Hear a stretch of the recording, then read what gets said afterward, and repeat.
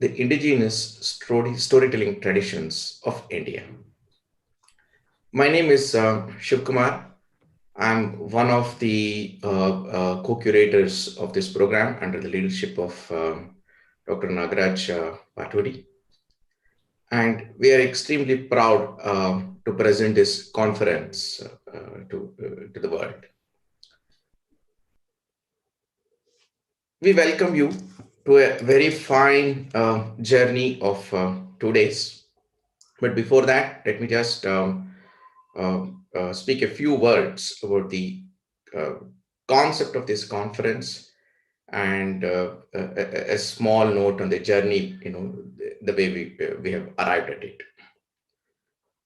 Many of you who are here have been part of the earlier INDICA conferences.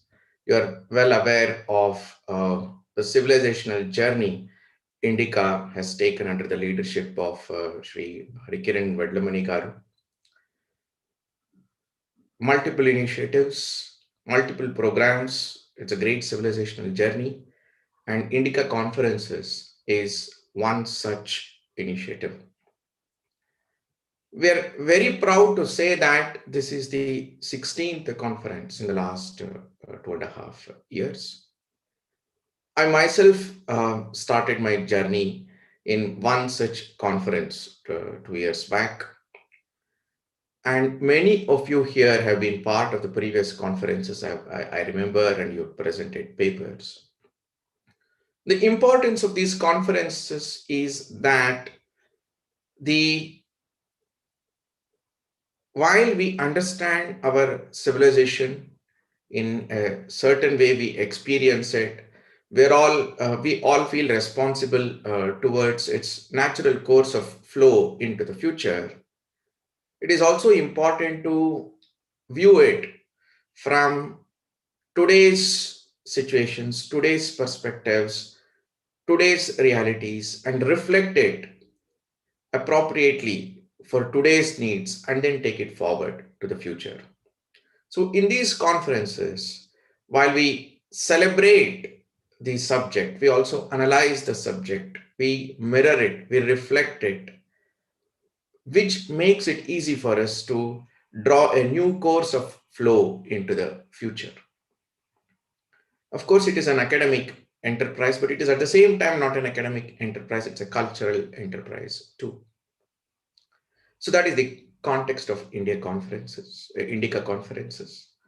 Of course, the storytelling conference is very, very special because on the one hand, this is about the storytelling tradition.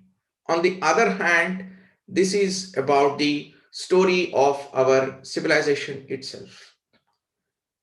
So in many ways, this conference is the story of the civilization of stories. Very few civilizations have laid the kind of emphasis on storytelling like the way Bharatiya Parampara has. And we will see that today and tomorrow in many of these sessions. We're extremely proud that we have a total of around 39 sessions, of which around 34 are substance presentations. We have as we always have, we have a great mix of academicians and practitioners and cultural personalities gracing us on this occasion. We have two distinguished authors presenting their perspectives. We even have students who are beginning this journey and who are researchers, advanced researchers presenting their perspectives. So in a sense, a fractal image of the civilization is right here. Let us enjoy this, these 30 plus sessions. Let us see ourselves. Let us see the diversity of Bharatavarsha. Personally, for me, being part of the curating team along with Deepa ji and under the guidance of Dr. Nagaraj Paturi ji, So, this has been a transformational journey, to just look at our own parampara and the thought process of various practitioners. And we think we know, but when we see and hear and read from others, we learn that there is so much more to these conferences, to this conference, and to the subject, very subject that we are dealing with.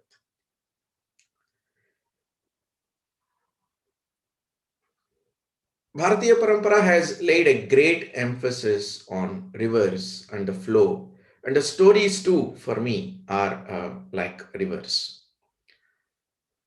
As a kid, my mother used to tell me many Ramayana stories hundreds of times, and each time when Hanuman came back to stop Bharata from entering from performing Agni Pravesha, the tension was always there. And I used to wonder, why is it that there is that tension every time?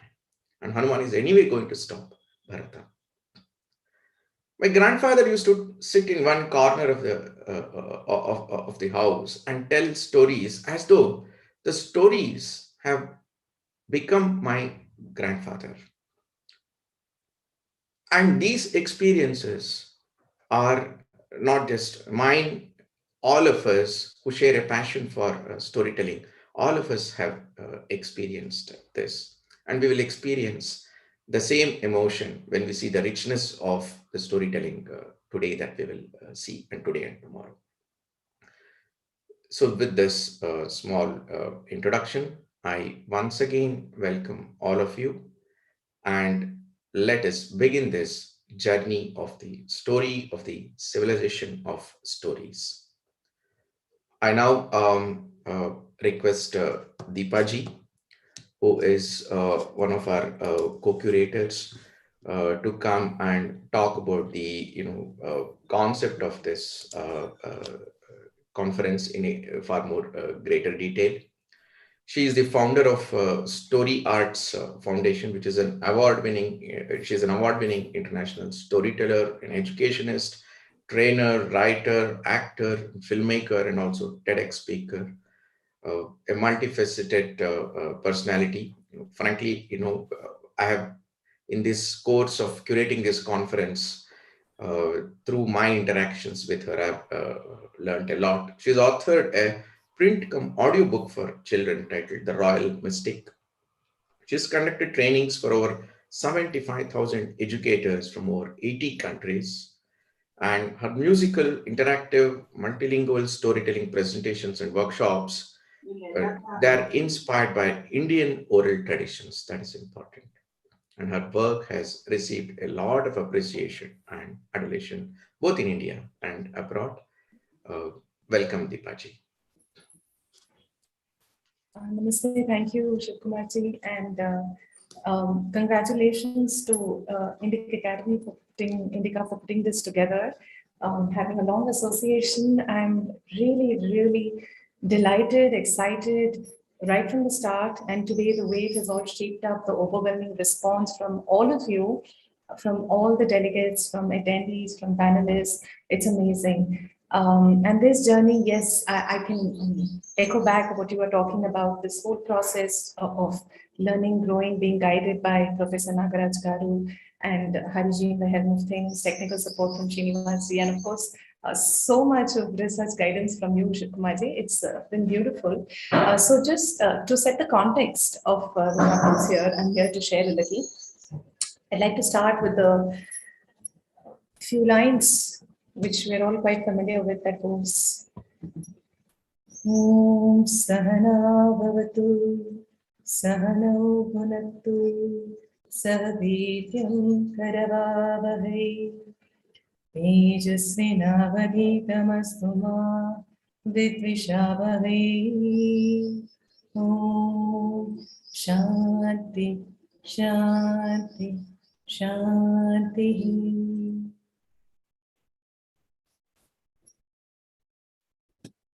A loose translation of the words literally means, may the teacher and the student be protected. May we all be nourished together. May we work together with great energy. May our studies be enlightening.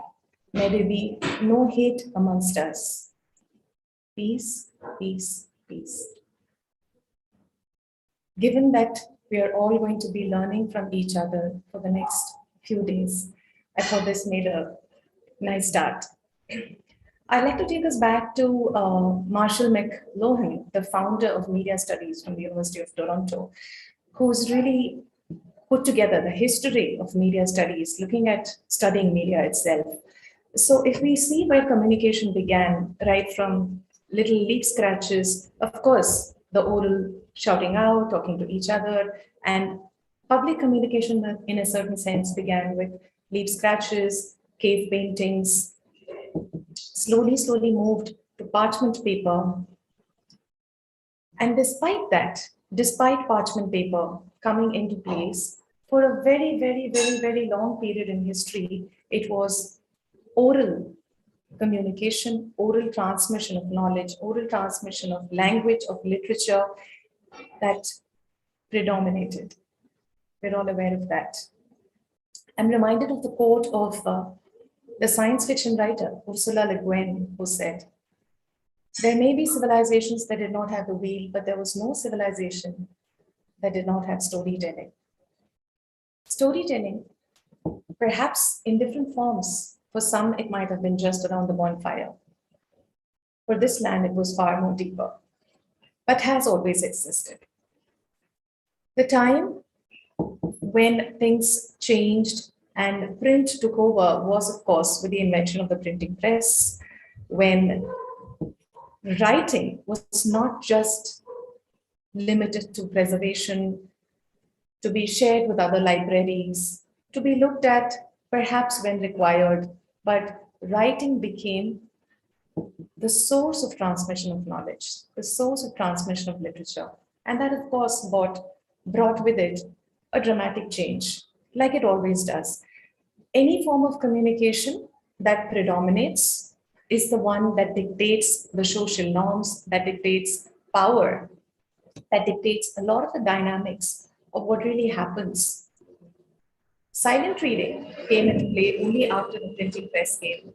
In fact, silent reading was considered a sort of a miraculous thing. So people would go and peek through the window if somebody was reading silently to themselves, because before that, it was only saying things aloud that existed. You narrated aloud, and even if you read aloud. The printing press brought the silent reading, which again brought a lot of changes in the dynamics. Yes, then we had the radio, television, mobile. Today we are in a very different space where social media predominates the forms of communication, and social media is, of course, the giant, the one that's holding power. But in the middle of all this, what really has happened with storytelling? We are in a space today where we started by talking about the teacher and the learner. Since I work with teachers, I would like to refer back to the space of teachers. We are in a space today where teachers are, of course, using multimedia in their classrooms. There is an inundation of information, inundation of audio, visual information today. There are teachers who are at times confused and wondering and saying, "Ma'am, should I play videos? Should I play music? Should I really tell stories to my children today? Will they listen?" And time and again, episodes have always proven that the best of the gadgets, the best of the technology, the best of the current social media, digital tools that we have, one side.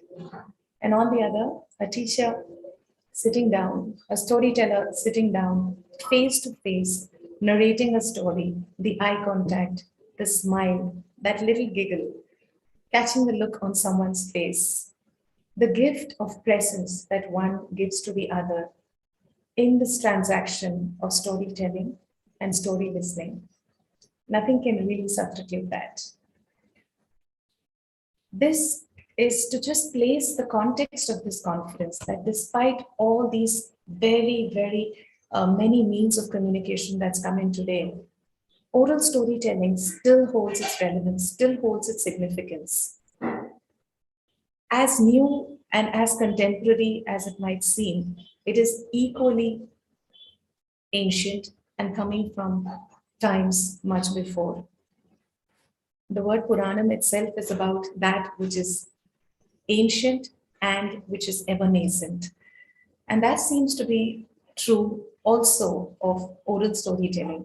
So it made perfect sense to want to explore this. And I believe that is where this deeper exploration, where people who are on ground practicing, the storytellers, and people who are theorizing about it, are all coming together in meaningful, fruitful exchange to enrich each other along the way. I'm delighted that we're all here together for this and looking forward to each of your presentations. Dhanyawad, Deepaji.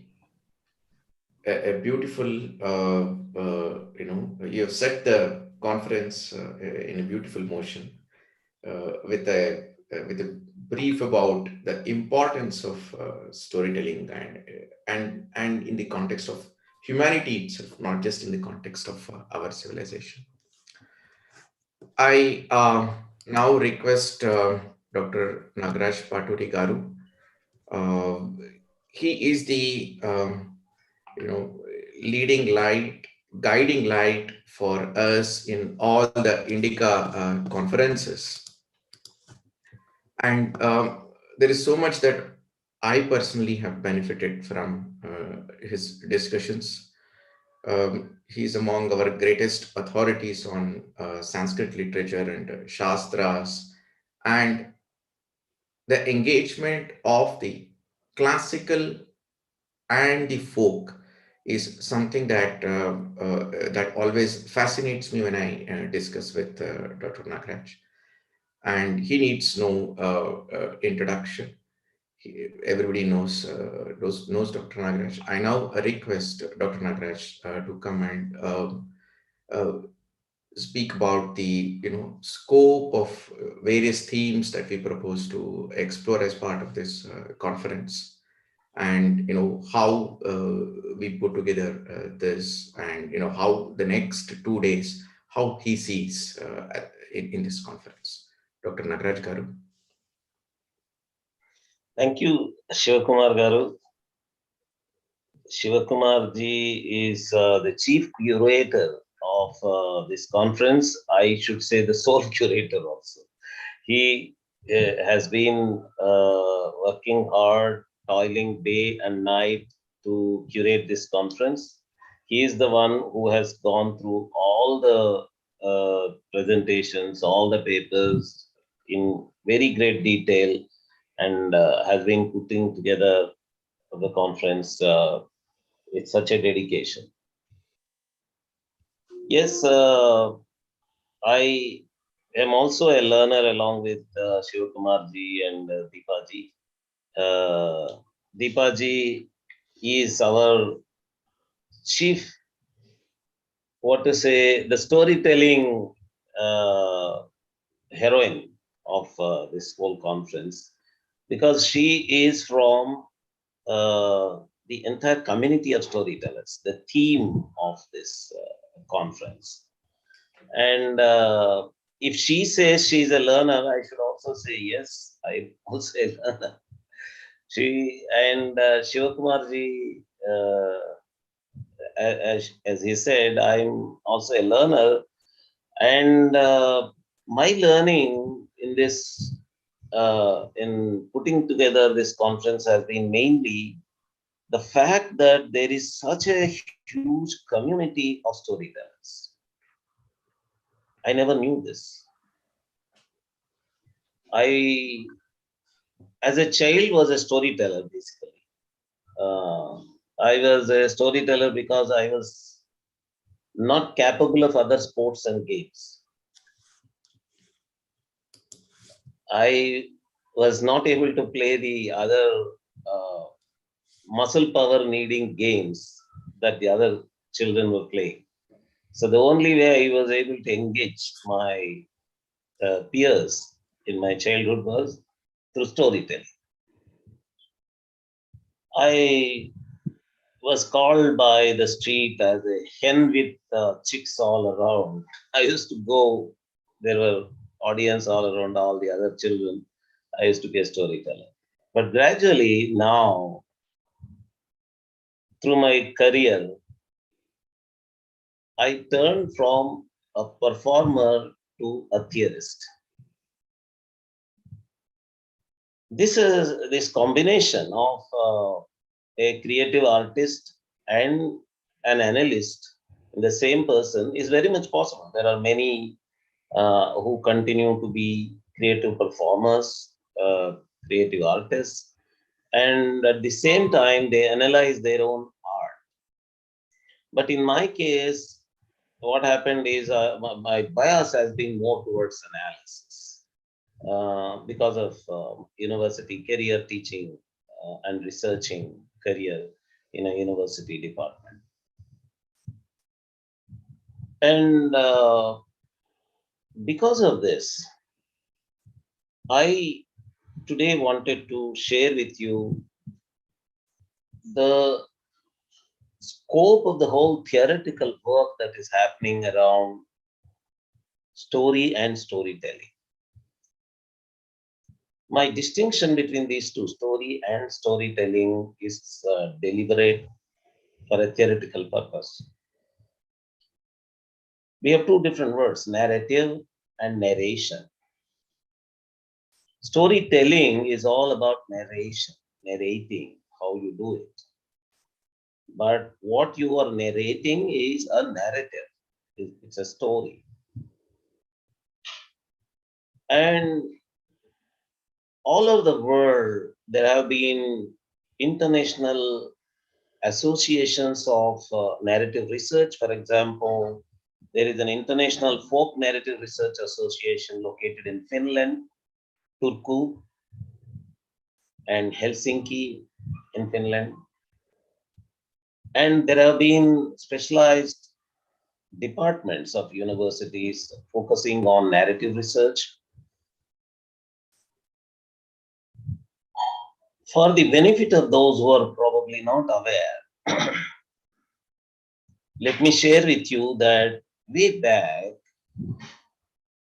a tail type index was prepared.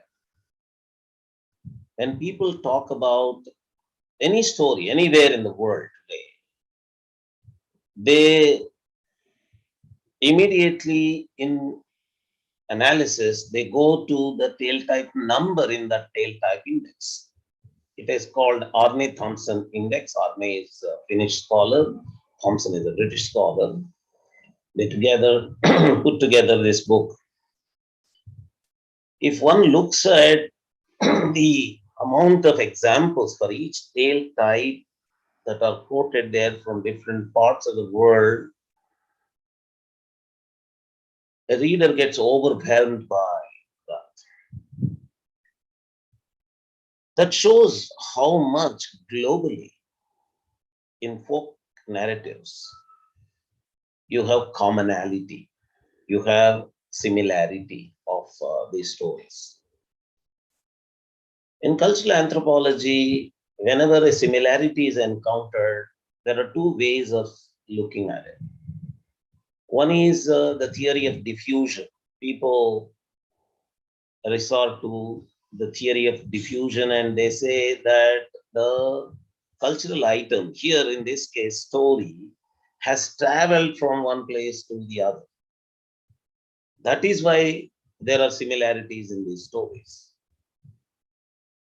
And there is another competing theory within cultural anthropology for accounting for similarities. It is called unity of mind theory. It argues that the similarities are because of coincidence, because of a common thinking, because of a universal human thinking that we have those similarities. Which is true, which is right among these two?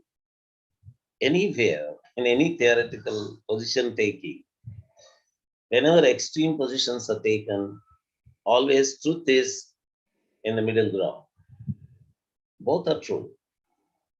Diffusion has happened from all parts of the world to all parts of the world.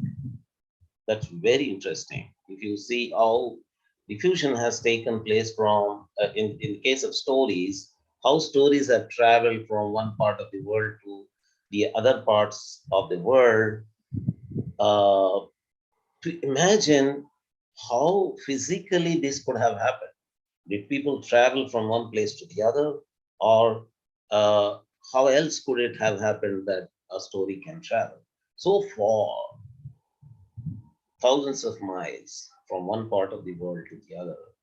Is amazing.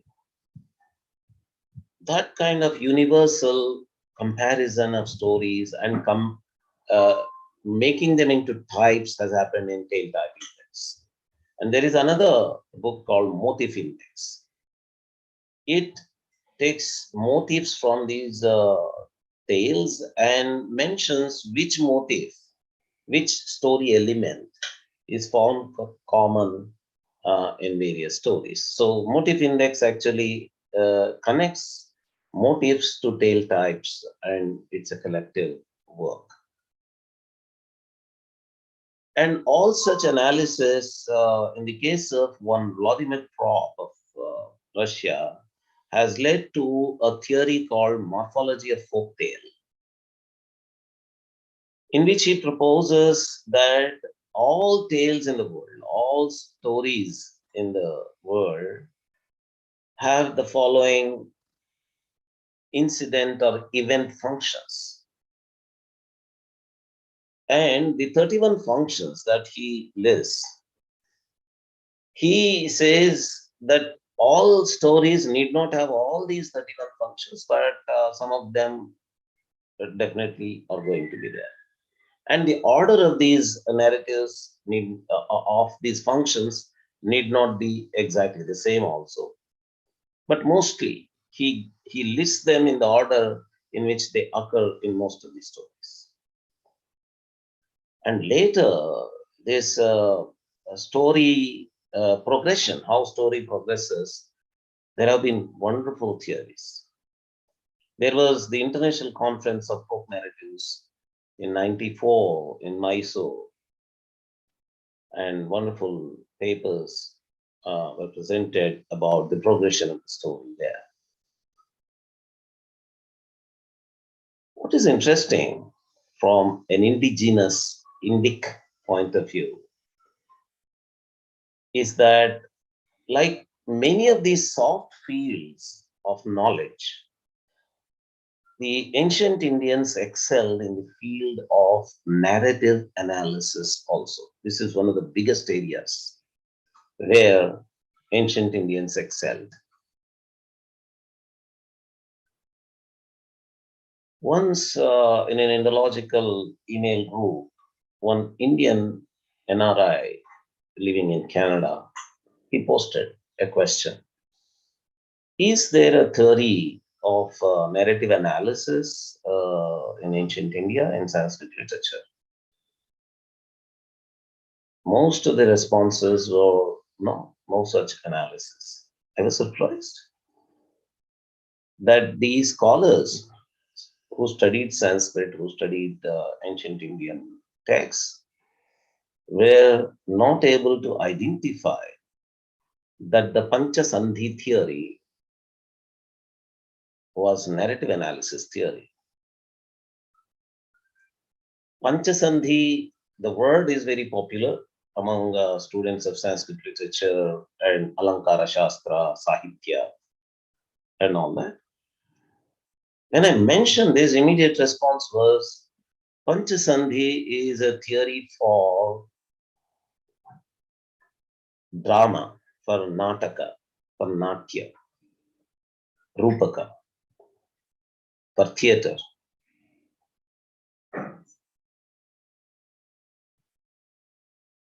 This word Pancha, five, is found in Aristotle's theory of story progression analysis also. It has got 5 stages. And these 5 stages of Aristotle, the way they are worded in English all over the world today, are exposition, development, climax, denouement, and conclusion. This is presented in a graphical form, exposition to development, then you have the climax, and now you come down towards denouement, unraveling of the story, and unwinding of the story, and then conclusion. As everyone is aware, his theory was also for drama, for theater. But all over the film studies courses today, all over the world, all over storytelling related courses all over the world, people use the same 5-stage analysis of story to teach the students about the progression of story. They don't hesitate to use it for any form of storytelling other than dramatic. But why, in the case of Indian story analysis, the Panchasandhi theory is getting limited only to Rupaka is intriguing. In fact, for many aspects of the Panchasandhi analysis of Indian story analysis, narrative analysis, examples are given from Ramayana. It's not Rupaka, it's a Shravya Kavya. Examples are given from that. So there is a lot that is not highlighted the way it needs to be highlighted from the narrative analysis stuff that is available in ancient Indian Shastras, like Alankara Shastra, Rupaka Shastra, Natya Shastra, Sangita Shastra, about the analysis of stories. Itivritta, as per Bharata, is the body of any of these art forms. Itivrittantu natyasya shariram parikirtyate is what he says. And because of the significance that is given to itivritta, the plot, the story of any narrative literary form or narrative performing art form, Itivritta has been given a great attention in analysis in Shastra. There is this basic of classification of Itivritta into 3 types: Prakhyata, Utpadya, and Mishra. Prakhyata is the already known story. Utpadya is the created story, concocted story, fictitious story. And Mishra is a combination of Prakhyata and Utpadana, the poet's own creation. In fact, Plato, in his Utopian Republic, he wants to boycott poets because he says poets bluff about gods. Actually, what Plato is talking about there is this Mishratva. The mythological story, the Greco-Roman mythological stories that Plato is attending to there, they're all stories of gods. This bluffing that Plato is talking about is this Mishrana. And in the Indic tradition, there was no resistance to this Mishrana because the original intention, the spirit of the original storyteller or the story creator is not disturbed by the poets like Kalidasa. In Abhijnana Shakuntala, the original story is taken from Mahabharata, Shakuntalopakyana, Dushyanta Charitra, whatever you call, Dushyanta Parva. That story is presented in a totally different way in Abhijnana Shakuntalam. But the original spirit of the story from Mahabharata is not disturbed by Kalidasa. So that is Mishra. The way it is presented in Abhijnana Shakuntala is Mishra. That liberty for Mishra is given. Shivakumarji was running a long Twitter thread about creative liberty for storytellers. This creative liberty was questioned by some people on Twitter when they said that the original story, like Plato was also doing the same. Plato was saying, oh, you should not bluff about gods. But if you go by that logic, all the folk forms of Ramayana, folk versions of Ramayana, folk versions of Mahabharata, folk versions of Mahabharata, or folk versions of any other Purana for that matter would not have come into existence at all. Folk storytellers took that liberty and created their own stories out of the characters of Ramayana. They created no characters also. In a version of Ramayana, there is Mahiravana. You have a son for Hanuman who is working for this Mahiravana, who is underground. And you have Yuddha between Rama and Anjaneya. You have a Yuddha between Krishna and Arjuna. All these are folk versions of stories from Mahabharata, Ramayana, and all that.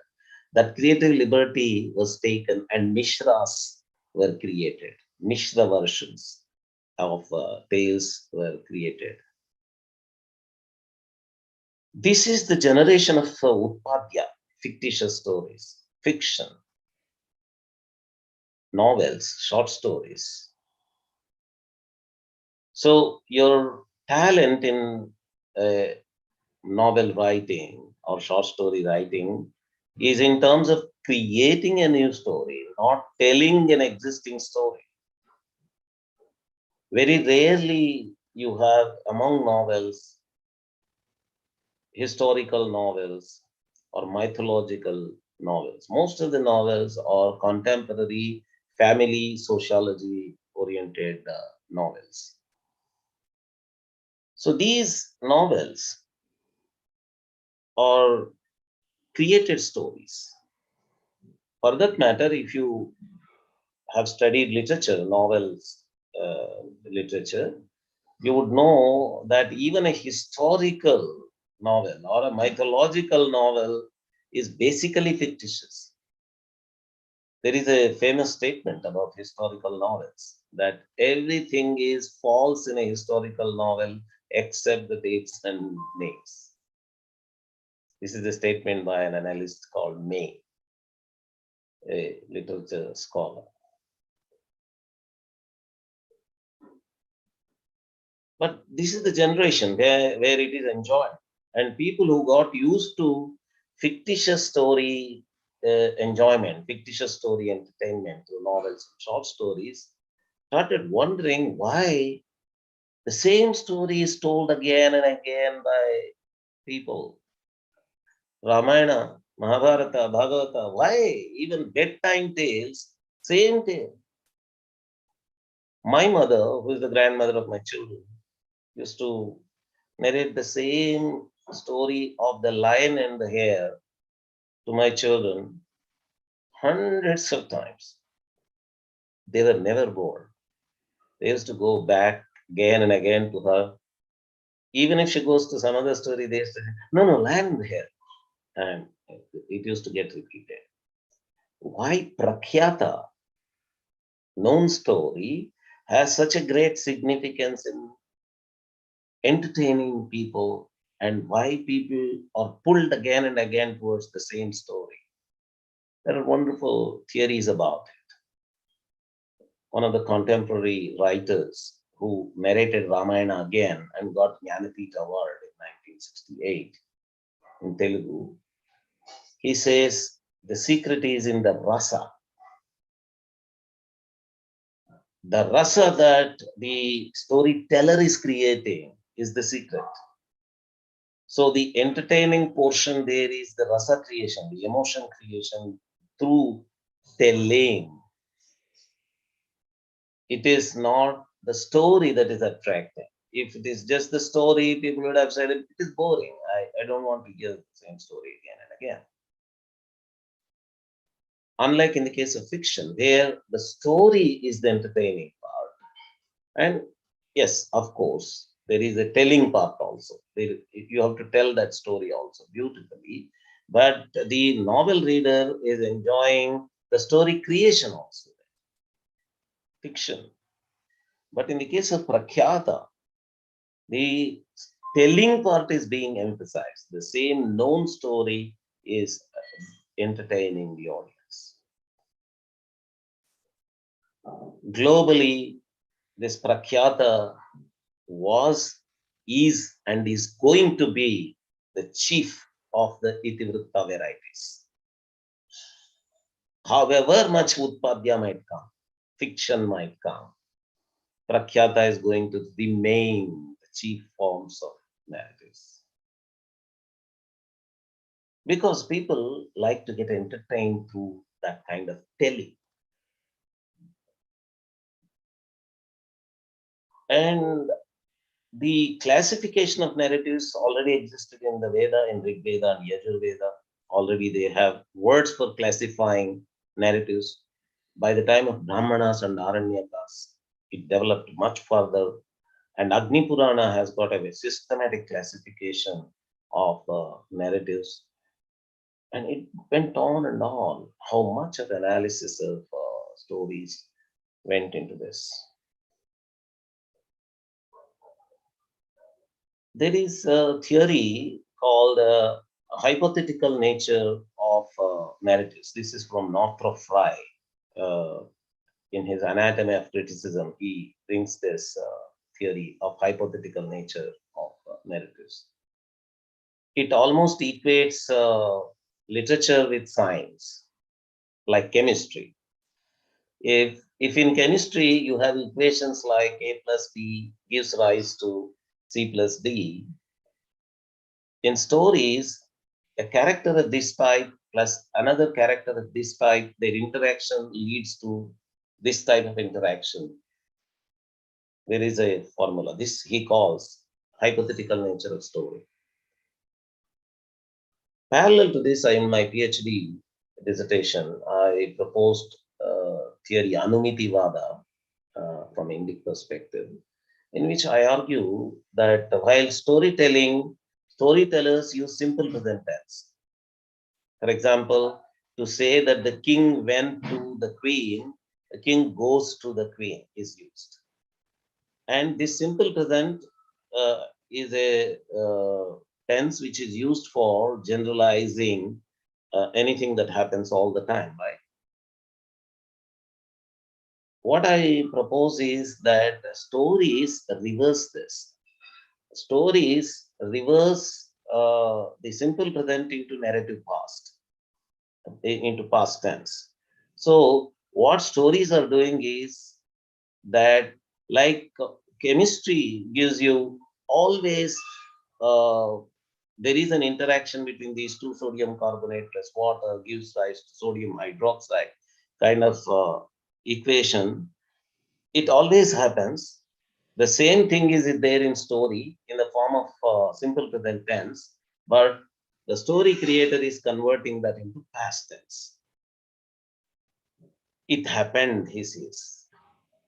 So stories are generalizing from people's lives. Stories are giving the typical of the characters. That is why the storytellers or story creators are great observers of human nature. That is why the stories in a psychology course that I created for Pune University, an undergrad course we are running there in MIT School of Vedic Sciences. We have a sixth semester course on how stories are psychology books. All stories are psychology books, basically, because they are storytellers or story creators' psychological observations. They theorize the human nature. Bhamaha says stories are read or heard vyavahara vide, to know about the world, to know the ways of the world. Why people come to stories is because they want to learn. They want to learn about the world. Vyavahara vide. In Richakatikam, Shudraka says, you by going through this play, you learn Kalacharita, how villains behave. And people come for that knowledge also. So stories are both knowledge giving and entertaining. Shive Tarakshataye Sadyah Paranirvritaye, all this. And there is a Kanta Sammitataya Upadesha Yuje also. Like a wife delicately instructs the husband, stories also delicately instruct, they give a message. So all these functions of stories are the ones which are pulling people again and again for stories. And this is a great treasure. And I'm so delighted to know that storytelling has become such a wonderful, lucrative profession into which many have entered. And so many of them are Indic oriented. Unless they are Indic oriented or Indigenous oriented, they would not have come for this conference. Our conference has got that restriction. So that is very satisfying to know.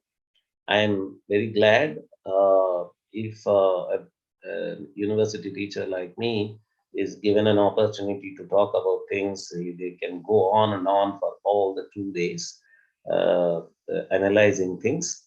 I was just trying to point as Dik Pradarshana, they say, Dik Darshana, that there is so much of analysis about stories in ancient India that we can take help of. And I'm very glad that Shivakumarji has put in this conference together so well. And I wish all the paper presenters all the best. And thank you for responding to us in such an overwhelming way. And thanks to all the audience who are participating in such a big number. I know that that is going to be a wonderful knowledge giving and entertaining experience for all the big number of audience that have come for this conference. Thank you very much. Thank you so much, Dr. Nagraj. It's always, the kind of pleasure listening to Dr. Nagraj is something else. I of course have the opportunity a lot more in my in various projects that we do together, and especially this part of the narratives, the Itivrata. Very few people will know the way Nagraj Garu knows, and repeatedly listening to him, I have really understood the depth of the complex conceptual clarity with which Bharatiya Parampara has shaped these things. There are so many dimensions to the storytelling, and today we will see some of them. And now we will begin the conference, the sessions, the papers, and we'll begin with Deepaji. Deepaji has put together a fantastic paper exclusively for this conference. And all of you have seen her contextual presentation, context presentation. So over to Deepaji. Deepaji, request you to take over the session. Her session is The Art of Listening in Oral Traditions of India, Purpose, Possibilities, and Patterns.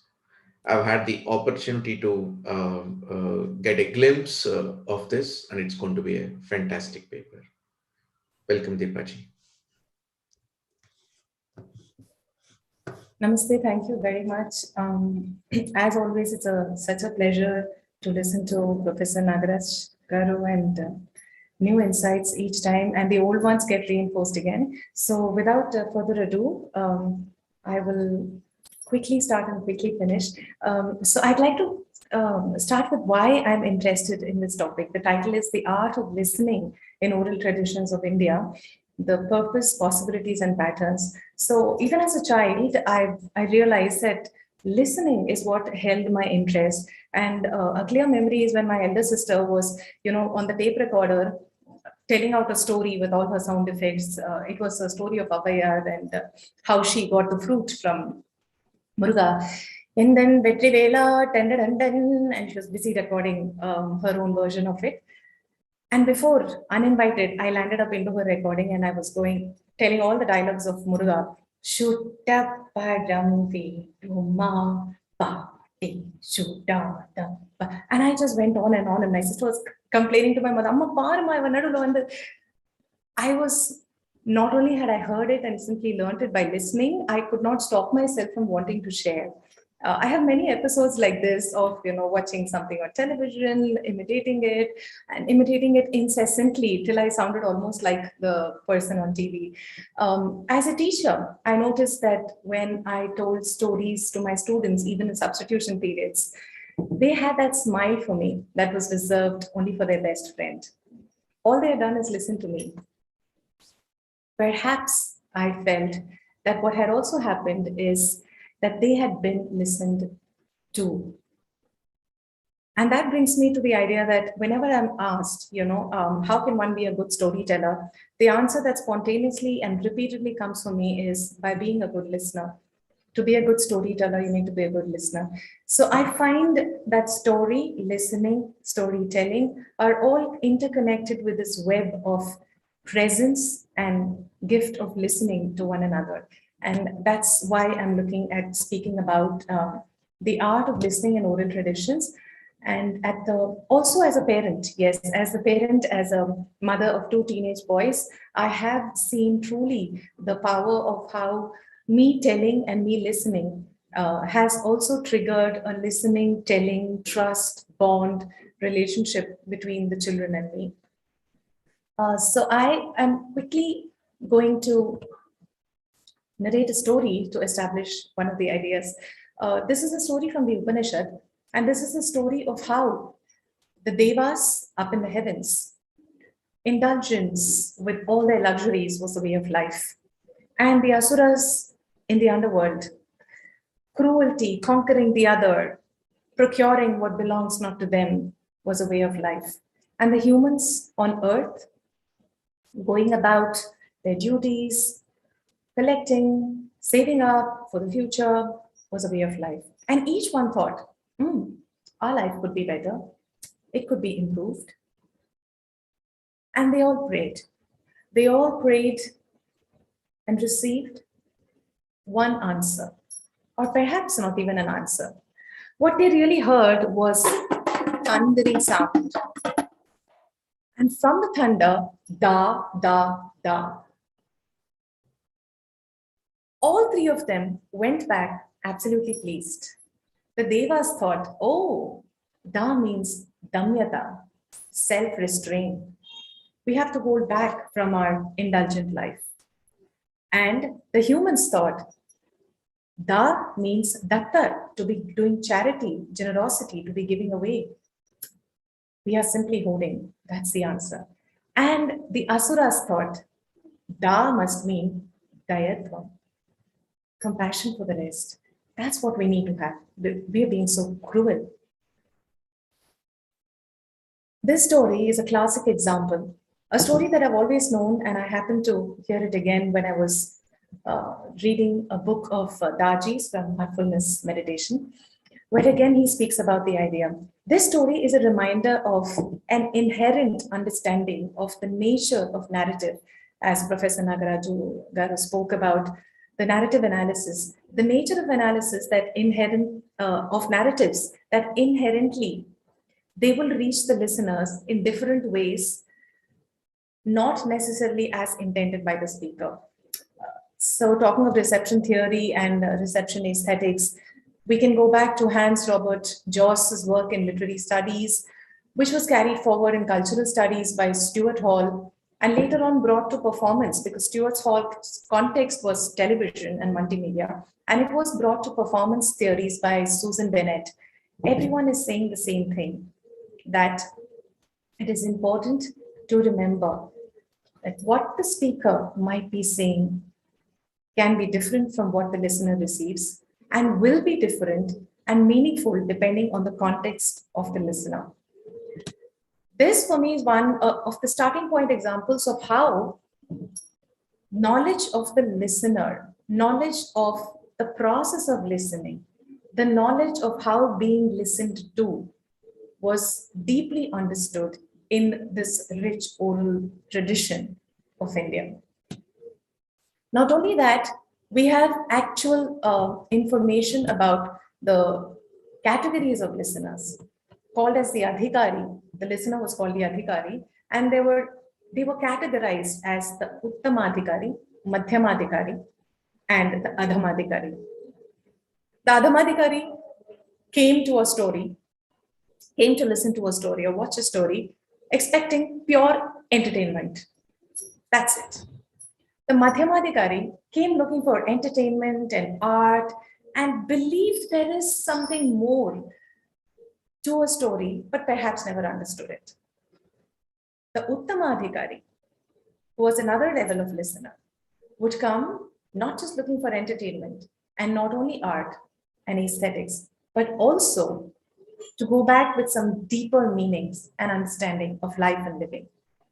Interestingly, this categorization of the adhikaris as uttamadhikari, madhyamadhikari, or adhamadhikari was not judgmental or not with a condescension at all that, oh, they only want entertainment, the adhamadhikaris, or oh, they want something. It was just information for the storyteller to know that wherever you go, dear storyteller, you will find different kinds of listeners. It is up to you to cater to each one of them. And that is what the best of the storytellers did, whether it was Nannaya in 11th century, who when he wrote the Mahabharata also kept in mind the Adhamadhikari. And therefore, the sounds, the poetry, the rhyme and the rhythm was so important because that in itself could be engaging for his listeners. I'm reminded of Ramcharitmanas Tulsidasa's, which Tulsidas also believed that it was important to make it accessible to all his listeners. I have a childhood memory and I haven't been able to trace down the actual lines and I could be misquoting, but that is a reminder of how even as a little child, it just stayed with me. A little poem about how Hanuman crossed across the ocean and it went like this. लपट कराल ज्वाल जाल माल दंड शिधूम अकुलाने पहिचाने पौन का हिरे पानी को ललाट ढललाट करे पात जात माई गात. Whether it was texts that were written earlier or even a Patachitra artist narrating their story today in Midnapur district, perhaps, Mamuni Chitrakar or anyone else, they would also use musicality in their telling. Dariya macher biye korate cholo go romila. Dariya macher biye korate cholo go romila. A same line about the river fishes, wedding and marriage, but a musicality to engage a different kind of audience as well. This, again, the significance of sound was what brought this. The belief that anything has to be composed primarily for being heard, primarily for being listened to, was always in the background, in the mind of the storyteller when it came to how it was articulated, which is why the rhyme and the rhythm and the meter and the poetry were all given the kind of significance they were given, is what I understand. Even a mathematician like Hemachandran, who worked on mathematics, but also looked to Sanskrit, looked to poetry, looked to long syllables and short syllables to be able to explain what today we call the Fibonacci Hemachandran series.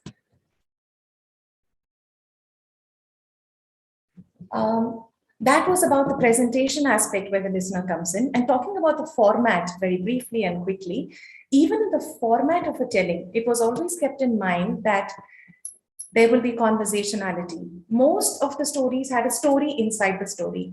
that someone is telling someone, and someone is listening to it and then telling someone telling someone, listening and telling someone else, which is really the nature of life itself. Not only that, it placed the listener centrally, planted the listener right into the narrative. It planted the questions of the listener right into the narrative. It planted the doubts, the concerns, the anxieties of the listener. Also, it served to guide the listener in certain directions, which can be seen in examples of presentation. For example, the Harikatha. You have the chorus that goes, oh, aha, which is sort of doing both things, mirroring what the listener might be feeling and also guiding the listener on what they ought to feel. Yevati, alaga, ayyo. All of these in the middle of the narrative would be guiding the listener as well. So the listener was placed so centrally in the narrative in ways of formatting, in ways of presentation, and it became integral to how a person composed, structured their story, how a person composed the presentation of their story. So these were a couple of examples. The purposes, as the title started, thus summarizing this, the purposes would really become somebody is looking for art, somebody is looking for entertainment, somebody is looking for a practical understanding of life, which might come from Panchatantra. Somebody is looking for a deeper reflection on its meaning. And nevertheless, the manner in which it was given was deeply, deeply significant and important. Let us take the festival of Pongal, wherein the Haridasu is invited to sing songs of Hari, just to remind everybody, just to remind all of us that there is so much that is beyond us. And this message, like a Falashruti, may or may not travel through the mind and may just osmotically be transferred. Hari Re Rangamma Ji, Hari Re Krishnamma, Hari Re Rangamma, Hari Re Krishnamma Ji Rangamma, Ji Rangamma. Narratives like this hoped to at times go beyond the story itself. And what really always became significant was the telling and the listening, the telling and the listening, and the telling and the listening. With that, I come to the end. And I have 10 minutes are up. There's another 3 minutes. Yes, I'd like to come to the conclusion of what I understand of this role, this pivotal role of the art of listening being so central, almost like listening becomes the purpose. The telling and the listening becomes the purpose. The story could be anything. I'm reminded of course, the Kathakuli, the ocean of stories, truly an ocean of stories, for which Somadeva is credited as being the modern author of it. If you go to book 1, you will remember that it begins with Shiva and Parvati, but Parvati wants to listen to a story that has never been heard, an absolutely original story. Shiva narrates it to her. However, the one who guards out, Pushpadanta, hears it and goes and tells his wife, Jaya, swearing her to secrecy. And of course, Jaya promptly comes back the next day to Parvati and says, oh, I know that original story, which only Shiva has told. I guess you. Parvati is, of course, angered. She goes back to Shiva and they find out Pushpadanta is the culprit who has overheard. And also, joining him in this task was Malyavan. And Parvati curses both of them, that you will go down to earth, you will be humans, and you will have to wait for that opportunity till you meet that creature. And when you do, you will recollect all the stories. You will re-narrate all the stories. Kathakuli in this framework goes on, filled in with many, many, many stories. Interestingly, we never get to know what is the story that Shiva told Parvati. It is a self-effacing system where what really matters is the story and the telling and the listening and the telling and the telling and the listening and the telling and the listening. And at some point, perhaps the story even does not matter. With that, I come to the end of my memories of listening with one song that I would often hear from my Atte, my maternal aunt, which went like this. A story song which had its recall, simply because it was a mnemonic for a story with 10 different elements, the Dashavatara. Matsya Kurma Varaha Nara Hari Vamana Rupa Om Raghupati Raghupati Kalahala Jira Kalki Sharira Om Narayana Kalki Sharira Om Narayana Narayana Om Hari Narayana Narayana Narayana Om Hari Narayana Narayana Narayana Om Hari Narayana. Thank you very much.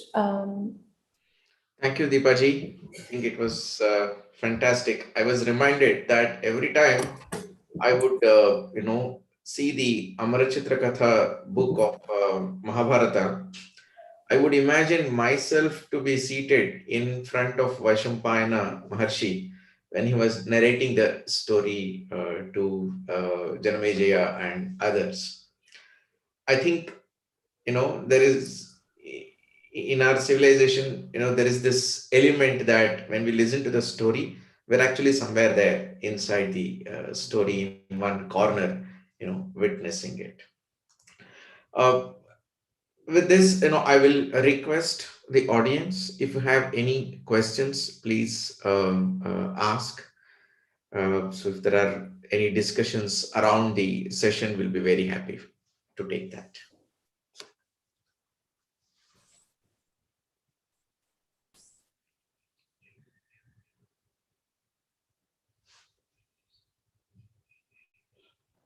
There are some questions I noticed in the question and answer Yeah, box. I will just, some of them are not about this Okay.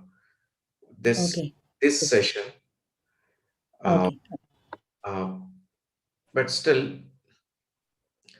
I will take one or two questions and see if Deepaji would like to engage with those questions. Uh,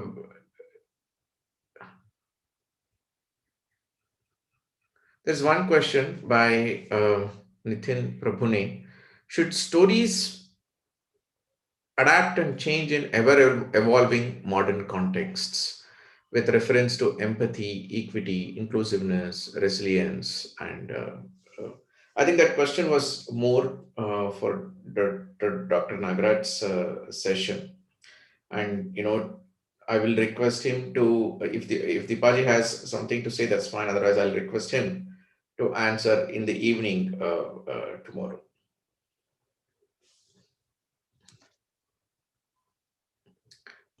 Otherwise, there is no.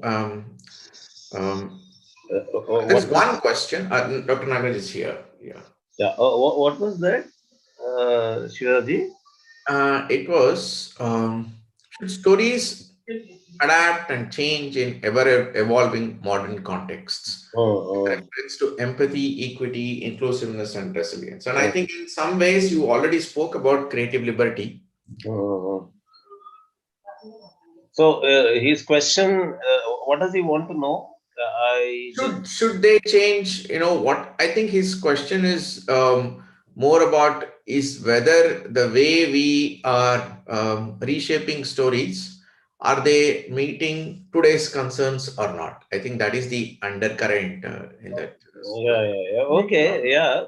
That's one of the points that the conference is going to discuss as one of the small focus points. But yes, stories keep changing. And also, my friend, the listener world, the society also has a way of controlling this creativity by rejecting or accepting the creative contributions into the story.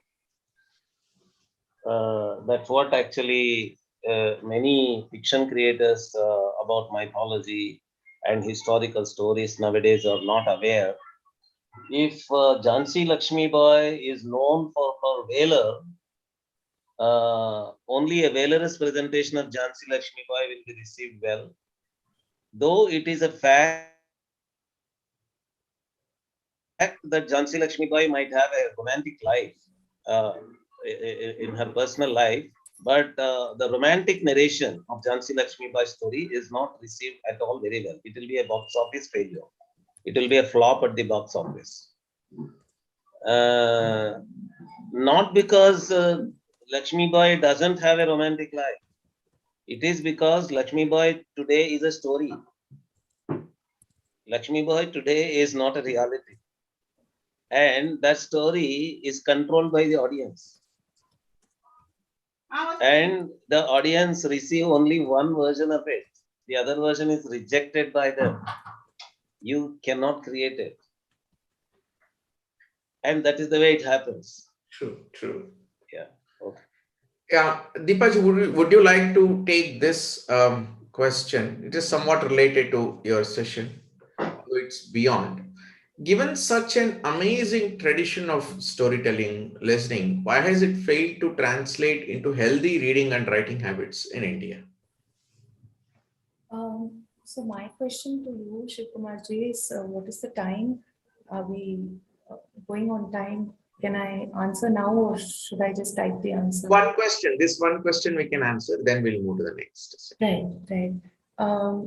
I think the question is also presupposing the significance of reading and writing habits, which is more connected with being literate, right?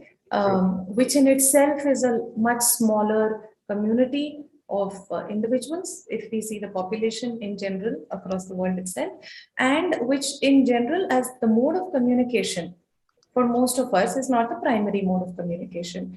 So I would say perhaps my response to that question would be that informally, maybe not in a formal sense, informally, there still is a rich culture of oral exchanges, of telling and receiving that is strong here. Perhaps that would be my answer. And otherwise, all I can say is thank you for the question. I will really think about it and I will get back further. But this is the primary thought that comes to me. Yeah. I think you're right about it. And hopefully we'll have some time to engage with this question subsequently. Right. Thank you so much, Deepaji. I think it was a beautiful session. It's important, telling, listening, the way in Bharatavarsha has evolved it. We'll now move to the first session of the speakers. We will have we have an exclusive set of papers over here, and this session focuses on the storytelling forms, that is, the elements within the storytelling. I now request Ipsita Sardarji to come for her session, which is on prevarication in Panchatantra as seen through a linguistic lens. Ipsita ji is a postgraduate, first-year student of Jadavpur University. Her previous research has been in social linguistics, which lies on folk literature, folk culture, and it's related to medieval Bengali literature, Mangalgan, which is associated with pan-Indian deity or local Bengali deity. Her current work is concerned about linguistic effects on people in social structure and linguistic aspects on the developments of neuroscience. She has a very strong academic background, and she has some very interesting things to say about Panchatantra. Over to Ipsita ji. So in this Thank you, sir. Yeah, go ahead. Good morning, everybody. I'm Ipshita from Kolkata. I'm a postgrad student of linguistics. So let me share my screen just for a second.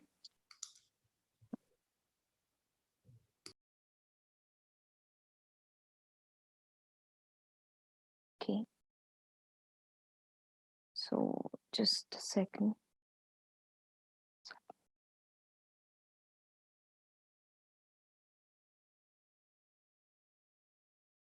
Here. So today we are going to discuss the traditional Indian folk literature Panchatantra via linguistic aspects. My paper is Prevarication in Panchatantra as seen through the linguistic lens. Here, these are the contents of today's discussion. Before we go into the topic, we have to know what is what. So, what is the folk culture and literature? All I can say, the word folk culture is a combination of two different words, folk and culture. People means people or people and culture in the excellence of civilization. Folk literature and stories are transmitted by words of mouth. So, folk literature contains prose and verse narratives, poems and songs, myths, dramas, rituals, proverbs, riddles, etc.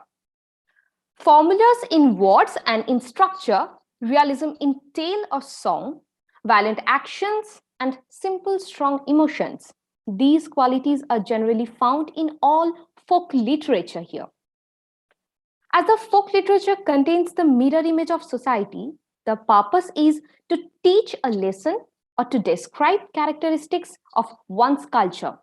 The folk culture reflects the civilized excellence of the society and reveals the way of life. We all know that literature is one of the main components of any society and culture. Literature is the medium that connects folk life. Folk literature and storytelling are the creation of the basis of individual consciousness. On the other hand, it is the overall life-sustaining creation of a society as a whole. Let's focus on the topic. We are picking one of the popular Indian folk literature, Panchatantra. As written in the book, Vishnu Sharma wrote Panchatantra for the purpose of teaching morals to three inexperienced sons of Amashakti, the king of the Mahilarupya Nagar of the Deccan. As it was written for moral learning, clearly the book has a deep impact on society. The book, being composed of 5 tantras of morals, was called Panchatantra. It is an ancient Indian collection of interrelated animal fables in Sanskrit verse and prose, arranged within a frame story. We can say that animals' fables that are as old as we are able to imagine. The 5 tantras are Mitra Veda, dissonance among friends or the loss of friends; Mitra Prapti, achievement of friends or the winning of friends; Kakolukyam, the story of war of crows and the owls; Labdha Pranasha, loss of what was attained; and the last one is Aparikshita Karakam, to do without pre-examination or considered action. Each tantra has a number of short stories attached to it. The first attached photo is a page from Kelile Odimne, from a Persian translation of the Panchatantra, derived from the actually it's an Arabic version, Kalila Vadimna. The second photo here, attached with the presentation, it is the first page of the oldest surviving Panchatantra text in Sanskrit. Here, 3 questions arise in this paper. Now, I only can say that the imaginary stories are diversely written in simple language and they fully contain poetic function. On the reflection of Panchatantra as folklore in Indian literature, it is necessary to refer to the study of linguistics where subjective terms keep recurring. We have to examine the meaning of the terms and their applications. In relation to the study of social linguistics, it appeared necessarily to consider literary theories like prevarication and poetic function. To me, Panchatantra is a perfect example of sociolinguistic prevarication. So, what are the main tools of storytelling here? The first one is plot. The plot is the most important part of any story. It defines the story is all about, what the audience will experience. The second one is here, the characters. Characters are the elements who are living in the story. These are the elements whose actions determine the flows of the plot. And the last one is here, the theme. Theme has a great influence on the way the plot is being perceived. Surrounding of a story gives direct support to the character traits and gives an opportunity for the audience to understand the underlying motivations and fear. Now, we'll see as a story how appropriate Panchatantra is. Storytelling is a vivid description of ideas, beliefs, personal experiences, and life lessons through stories or narratives that evoke powerful emotions and insights. The position of fiction covers a large part of Sanskrit literature. In fiction, the narrator incarnates a principal sentence by narrating the story. This helps the imagination to be a kind of truth in our society. Storytelling of Panchatantra describes the social and cultural activity of sharing stories, sometimes with improvisation, theatrics, and embellishment. So, what is prevarication? Charles F. Hockett proposed that linguistics can be seen as a game and as a science. In the paper, a note on structure. Every language is an open system. It allows us to express things we haven't seen before. Prevarication comes with the idea that it is not mandatory to tell the truth. Rather, this is our ability to lie. We can relate this feature with storytelling. The power to lie is the backbone of the narration of folklore. In this figure, we can see that morals are derived via stories with the help of imagination and lie. The process is called prevarication here. There's a linguistic connection between the narrator and the audience. The prevarication of the story is making differences in the thought of a listener. From ancient times, people have had a natural fascination with stories. This helps the imagination to be a kind of truth in our society. Basically, from the earlier time, imagination and the power to lie are specialties of human revolution. Everyone, young and old, loves to tell stories. Storytelling is one of the ways to relax. People talk to friends for the purpose of calming and the burdened mind. Above all, stories are needed to attract children. Even at a tender age, there is a natural appeal of storytelling to a child's mind. Storytellers are engaged in writing fictions about these aspects of human instinct. As a result, one of the reasons behind the creation of fiction is leisure, recreation, children's education, and the most important thing, moral education. With a universal appeal, the storyteller creates an enchanting atmosphere that appears at the doorstep of children's mind with a flurry of fairy tales. As a result, the storyteller enjoys an extreme freedom in character creation. The storyteller is in fact a real social educator, serving the twists and turns of life's useful principles and ideas. In this paper, I have shown the features of Panchatantra as a folklore. These features help us to prove prevarication and its aspects on society. The next point is, what is poetic function? An element of linguistics. Poetic function focuses on the message for its own sake, and it is the operative function in poetry or stories. According to Jacobson, the poetic function focuses the readers or listeners more than other linguistic functions to attend to the signifiers in linguistic science, away from the signifieds. Also, folklore and folktales are the cultural bridging element between the addresser and the addressee. Considering the storytelling process as a function of language, Panchatantra is potentially an example of Jacobson's poetic function. Here, Jacobson's poetic function is basically a message-oriented communication. In utterance, in literary texts, the poetic function is dominant.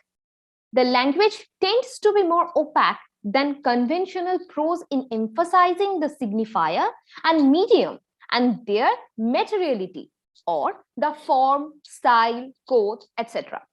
At least as much as any signified contained message or referential meaning. We can say that folklore is a special form of oral folk art, which gives a general idea of the structure of world and human community in oral images.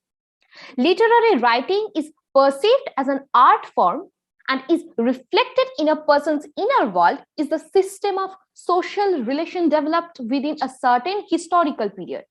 The whole thing is dependent on poetic function. Words of Panchatantra have their own special artistic abilities, facial expressions, gestures, voices, tendencies, and other ways that literature cannot or doesn't need to use. The folk literature oriented from the beginning of language creation. The spreading of Panchatantra became possible just because of its power to be perceptioned and poetic function. Here in the chart, I can show you the storyteller to the listener, the journey of storyteller to listener by the poetic function. Let's talk about a little bit of sociolinguistics here. There is no doubt that folklore contains several morals and cultures of society. Thus, it is a cornerstone of sociolinguistics. The collection of folk art is, first of all, a community of generations, which manifests itself at different levels. Literature is the mirror of human life. Everything in society, nature, or the human world is reflected in literature. From the auspiciousness of the creation of literature in ancient times, the interest to see his life in literature was born in man. We expect a healthy value from the various relationships bound up in human life, where there will be streams of heart, purity, support, sympathy, etc. All of them are carried by folk fictions. The Panchatantra is one of the most notable names in ancient Indian fiction. There are various social issues such as which path to take in life, which path to avoid, right, wrong, and true, false feelings, to have or not to have a relationship with man according to his characteristics, establishment of religion, destruction of iniquity, etc. Folklore is not the certain of any individual. It is a symbol of creativity of ordinary people in society. It's a whole creation. Folk literature, created from the world and life, gradually finds new forms in the creation of people. Panchatantra was relevant to that time, also relevant to this age. Gradually, the moral containing stories can be called classic literature as they are useful and relevant to all the ages. Here we can see in the chart the folk stories that are containing morals. In the change of time, they are becoming written stories, but the folk story was relevant in that time and relevant in this time also, and relevant to all ages. That's why it is becoming a classic literature. In the change of time, still they are containing morals. So in last, we can say Panchatantra is not only the most notable folk literature, it is also the greatest. Story is a feature of language creation of human imagination. The imagination gives us the power to create faithful lives. These lives become a part of our life. We all accept the feature of language prevarication as our daily important way to living. So, Panchatantra also contains the design feature. Poetic function helps us to believe the imagination as truth and also helps us to sense the main motive of folklore and folktales. Basically, the creation of folk stories is for teaching people the proper way of life. The language of Panchatantra is simple, straightforward, and clear. Vishnu Sharma didn't burden the language. That's why it can teach people in a simplified way. As an ancient folk literature, Panchatantra can be a perfect example of poetic function. Folk cultural stories are basically created upon myth and myth-related morals. these morals are relevant to society, and that every person is getting familiar to various different cultures of society via these folklore and folktales. So, Panchatantra is one of the ancient folklore collection of India, and it has notable aspects on human society and civilization. That's all. These are the references, and this is the acknowledgement of the paper. Thank you very much. Any questions? I'm stopping sharing. Okay. Thank you, Ipsitaji. In the interest of time, I would like to take the questions after a couple of papers. So we have already lost around 20 minutes. We are ahead into that time. So I will now request the next couple of speakers to come and speak, and then we can have a common set of questions towards the end. Okay. Is it will be good to type the answers in the questions? Which is also okay. So we can do that also. Okay. Because it's kind of time management. So I'm typing the answers, and here I am seeing the 3 questions. Sure. I will go to the next session, and you can of course type the answers over there. Okay. I now invite Snehaji Nagarkar to speak on her topic, which is Transcendental Narratives, Transcendental Waters, a study of the Krishna Katha and its association with the water kundas of Vraja. Snehaji is currently a visiting faculty at the Department of Archaeology, Center for Extramural Studies, University of Mumbai. She also runs her cultural education forum called Panchajanya Cultural Heritage Initiatives. She's done her master's in archaeology from Deccan College, Pune, and holds diplomas in Sanskrit, musicology, and Indian aesthetics from the University of Mumbai. She has presented many papers. In fact, she has published a lot of very interesting essays on INDICA today. Some of you have read about it in state, national, and international conferences. Her fields of specialization are ancient and medieval Vaishnavism, ancient Indian art history, ancient Indian political, economic, and religious histories. Her special area of studies is Mathura and Vrindavana, and you will see an essence of that in her beautiful paper today. She's a great cultural personality too. She's conducted many heritage walks, and I've been with her in one of the journeys. She tells a lot of very interesting stories, even as an academic. She has her own YouTube channel. Snehaji is a multifaceted personality, and we will see what she has to say about transcendental narratives and transcendental waters. Thank you. Thank you so much, Shiv Kumarji. Namaste to all. Without any further delay, I will share my screen. I would like to thank the authorities of INDICA Academy for this opportunity, and I now start with my paper.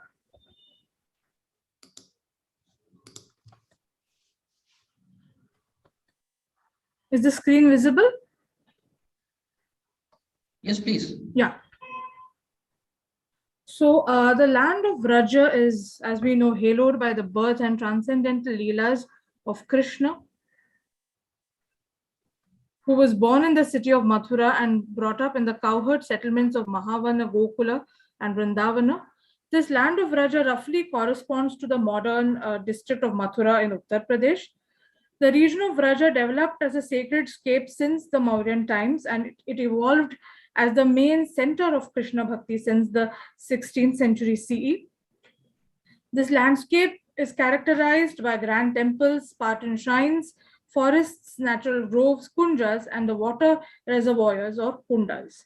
Of these, the focus of this paper is on the kundas in the region of Vraja and the stories of Krishna invariably associated with them.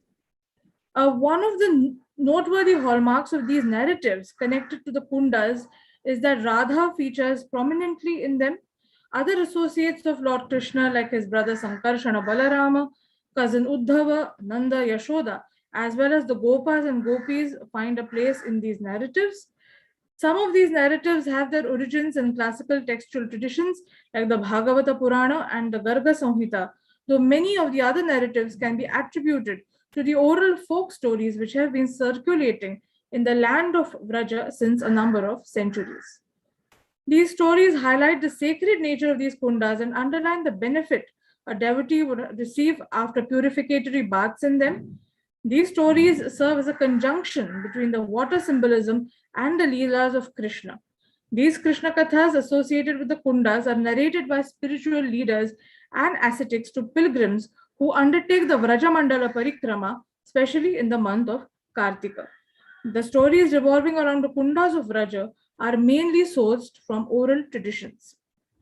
The region of Vraja abounds in the number of kundas and sarovaras, some of which are natural while some others are entirely man-made. These water bodies, along with the Yamuna river, constitute the waterscape of Vraja. Over time, these water bodies came to be associated with one or more life events of Krishna. As water bodies, they already possessed a kind of a sacredness, but their conjunction with the Krishna Katha made them even more pure. Narayana Bhatta's Vraja Bhakti Vilasa at different points provides an exhaustive inventory of a number of kundas and the deities consecrated near them. The Bhakti Ratnakara, a Gaudiya Vaishnava text composed by Narahari Chakravarti, also supplies fleeting details about the kundas in the Vraja region. The Vraja Vastu Varnana, another descriptive text about the sacred geography of Vraja, written by Jagatananda, mentions the number of kundas in Vraja as more than 159. He says, 59 ऊपर 100 सिगरे ब्रज में कुंड और ही कुंड अनेक हैं ते सब नूतन जान कुंड पुरातन 159 जान. This is in Braja Bhasha. So he's basically giving the number of kundas, the old kundas in Vraja, as 159. Narratives and folklore about water resources are a universal phenomenon.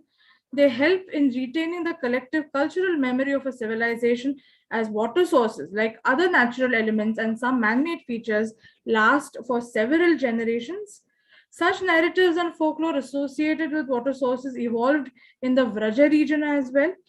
Preponderance of the Shungara Rasa is a principal hallmark of the Kunda narratives.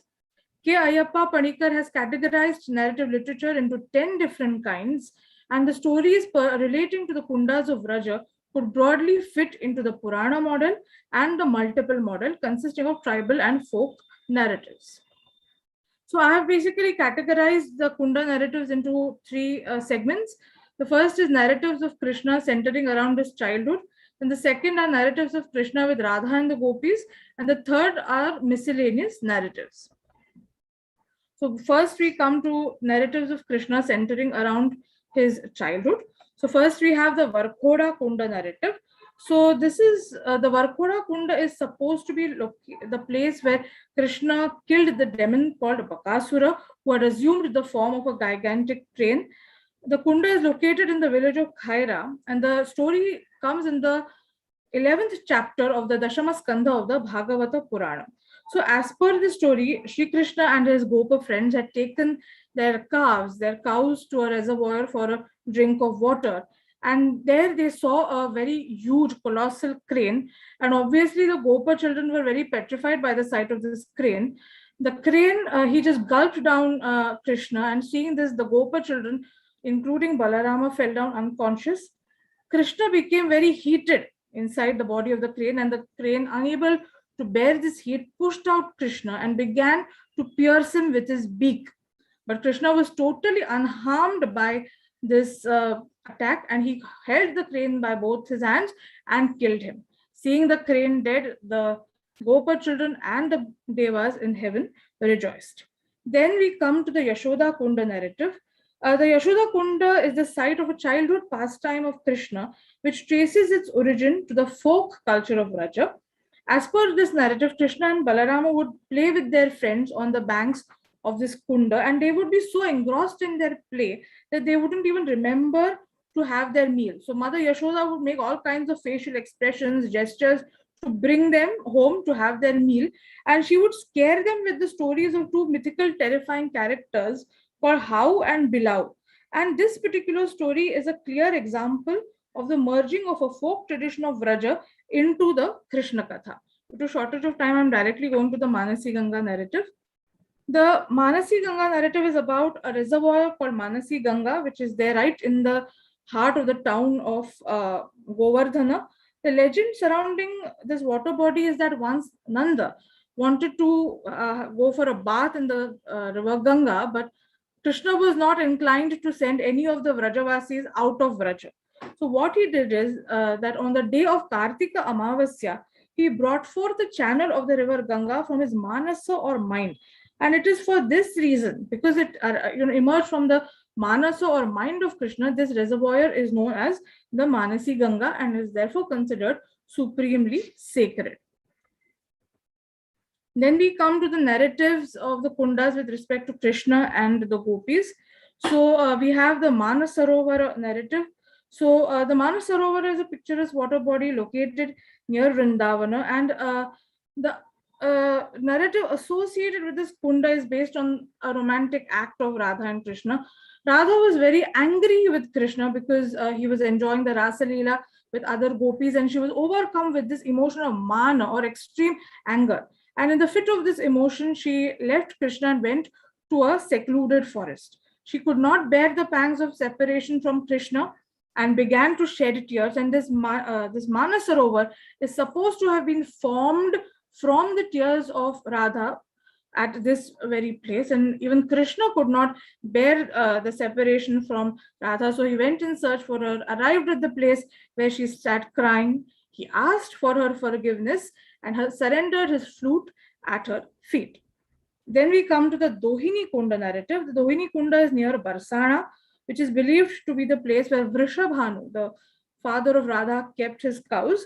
So one day Radha was observing the milking of cows on the banks of this kunda, and she too felt like doing the same. So she began to milk a cow, and Krishna arrives there and he tells Radha that you're not able to milk a cow, so I will teach you how to do so. So the two start milking a cow together, and Krishna feels like playing a prank on Radha, so he sprays her face with some milk. Now, this kunda is supposed to have been created by Vrishabhanu himself, and this kunda is known as Dohini Kunda because it is believed that the Vrajavasis milked their cows here.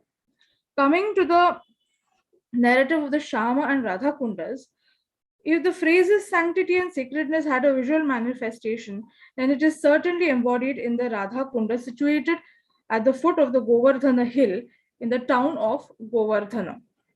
Now, Radha Kunda has been mentioned since the early medieval times in digests like the Kritya Kalpataru of Lakshmidhara Bhatta. And the story of the Radha and Shama Kundas is actually based on the story of the killing of Arishtasura, the bull demon by Krishna, which appears in texts starting right from the Harivamsha to the Vishnu Purana, Bhagavata Purana, and so on. So the story is that Krishna killed this bull demon called Arishtasura. And on the same night, he went to meet Radha and the gopis, and he tried to embrace Radha. But Radha rejects his advances and tells him that you have performed this deadly sin of Gohatya. Here it is a bull, but Gohatya, so you must repent for that. So Krishna says he is ready to atone for his sin, and the gopis tell him that you have to take a bath in each and every tirtha on the surface of this earth. So what Krishna does is that he digs a kunda with his foot, and he invokes all the tirthas of the world into this kunda, and the waters of all the tirthas are said to have flown into this kunda, and Krishna took a bath in this kunda. Now, seeing the Shama kunda, Radha felt that she must create a more glorious and picturesque kunda. So along with her sakhis, she starts digging a pond with her bangles, the sakhis want to fill this pond with the waters of the Shama kunda, but Radha implores them to bring water from the Manasi Ganga. Now, in spite of repeated attempts, somehow the Radha Kunda doesn't get filled. So what Krishna does is that again he summons all the tirthas of the world into the Radha Kunda, and that is how the Radha Kunda is filled. And Krishna says that the Radha Kunda will be even more sacred and even more glorious than his own Kunda. And this is supposed to be the site of the conjugal pastimes of Radha and Krishna. This is the Dohini Kunda. This is the Radha Kunda. Now coming to the miscellaneous narratives, we have the Yaksha Sarovara narrative, and the Yaksha Sarovara is situated in the village of Parkham, and this is supposed to be the site of the reservoir where Yudhishthira answered the questions of the Yaksha. We all know the story which comes in the Aranyaya Parva of the Vana Parva of the Mahabharata, and the local tradition of Vraja locates this story here at Parkham.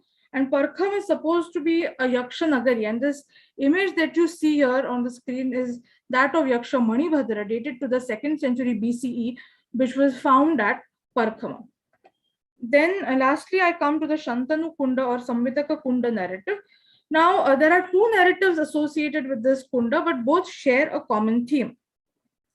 The first is that King Shantanu, the ancestor of the Kauravas and Pandavas, practiced austerities here facing the sun, and because of his austerities, he was blessed by the sun with a brave and able son like Devavrata, who was later known as Bhishma. Another narrative is that Krishna himself prayed to the sun god here at the Shantanu Kunda, and the sun god blessed him with a son who was named as Samba. And Krishna is supposed to have had the vision of the sun god here.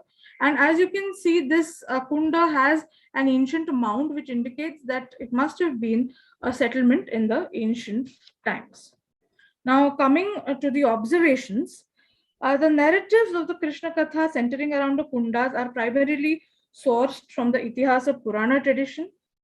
Just a minute. Over the course of centuries, a number of oral traditions prevalent in the region of Mathura merged with the more classical and better known narratives from the Itihasas and Puranas. As we have seen in the case of the Radha and Shamakundas, the Hari Vansha, which serves as a sequel to the Mahabharata, as well as the Puranic texts, contain the narrative of Arishtasura, but it is the Mathura Mahatmya incorporated into the Varaha Purana that links this episode with the creation of the two Kundas. There is a high possibility that the source of the Mathura Mahatmya itself was a local oral tradition which it inducted and preserved. Many of the stories pertaining to the Kundas are elaborations and variations of the Itihasa Purana literature. The Kunda narratives are not found in the Itihasas proper, but they assume the role of mediums to integrate the Itihasas within the sacred geography of Vraja. This phenomenon is not unique to the Kunda narratives, and this sort of inclusion of the Itihasa narratives into the local geography is found in almost all parts of India. The narratives of the Kundas are deeply entrenched in the pastoral lifeways of the people of the land of Vraja. As per these narratives, the Kundas, along with the riparian sites along the Yamuna, were sites where Krishna and Balarama brought their herds of cattle for grazing and a drink of water, which is the Gaucharana Leela. The story, as we have seen, related to the Dohini Kunda, pulsates with the concerns of the rustic pastoral communities.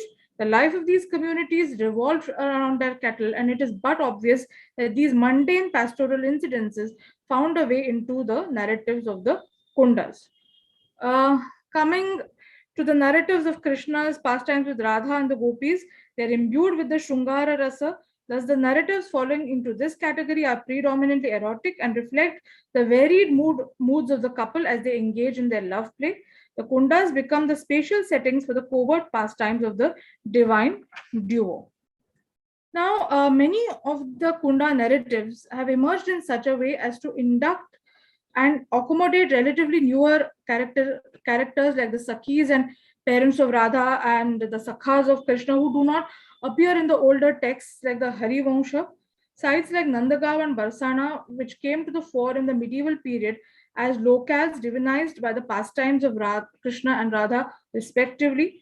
The narratives reflect the inclusion of the Kundas located at both these sites and the generation of a fresh group of narratives to facilitate the induction of newer characters and newer localities within the sacred scape of Vraja.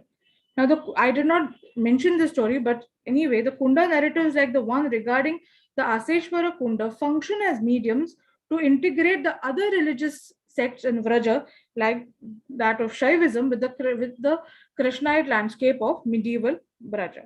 Now, another recurrent theme in the Kunda narratives is about their origin.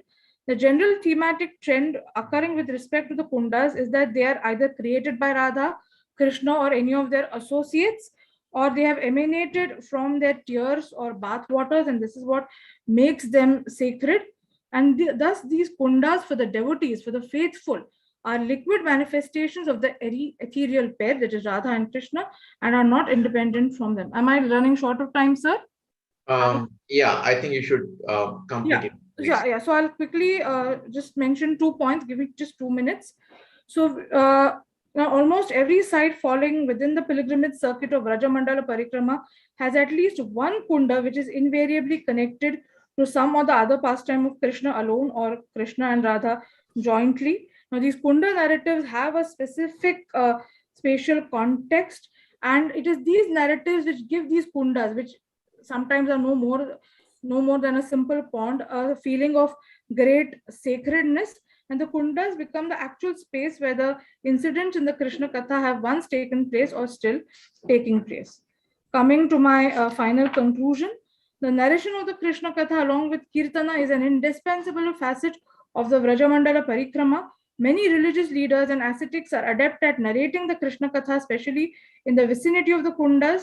The general practice is that they render the katha of a leela which is believed to have occurred at that particular kunda. Listening to the katha in the space where the incidents of the katha are believed to have taken place adds to the impact of the katha which it has on the minds of the devotees. The kunda narratives of the Krishna katha have to be perceived from the perspective of bhakti. Shravanam, or listening to the glories of Vishnu and his exploits, is the first stage of the process of Navavidha Bhakti, which is believed to have been preached by Prahlada to his father Hiranyakashipu. Listening attentively to the Krishna Katha is thus the preliminary step in the advancement of realizing Krishna Preman. For a non-believer, these kathas may seem like random stories, which are the outcome of the fantasy and imagination of the rustic villagers of Vraja. However, for the Vrajavasis and devotees, these kathas are nothing less than real. All the Kunda narratives for the devotees are rooted in great antiquity, when Lord Krishna, who is Swayam Bhagavan, walked on the sandy banks of the dark Yamuna, gleefully herded cows in the vast expanses of the Vraja forests, danced energetically with the cowherd girls, and left all the Vrajavasis, humans and beasts alike, enchanted and captivated by the melodies of his flute. The Kathas transport the devotees to the transcendental domain of Krishna, who is none other than Parabrahman.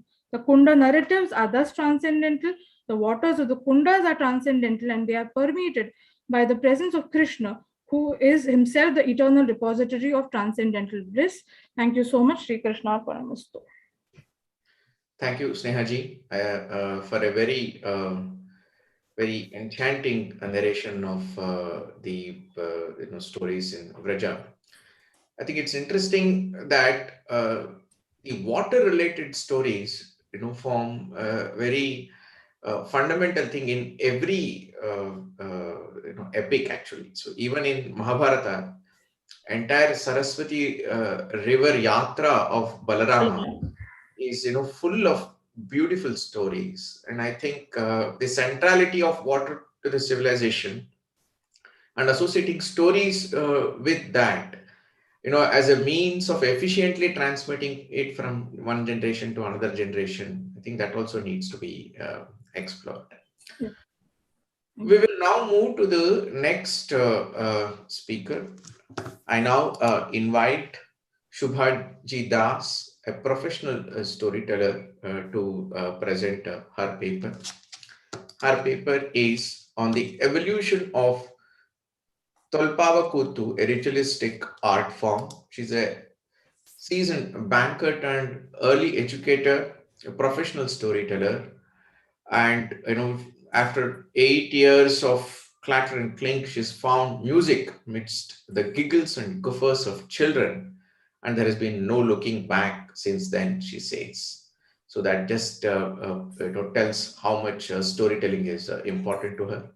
So storytelling happened to her as a professional hazard and has since shared myriad stories with children and elders who are children at heart, she says, across various festivals, schools, libraries of repute.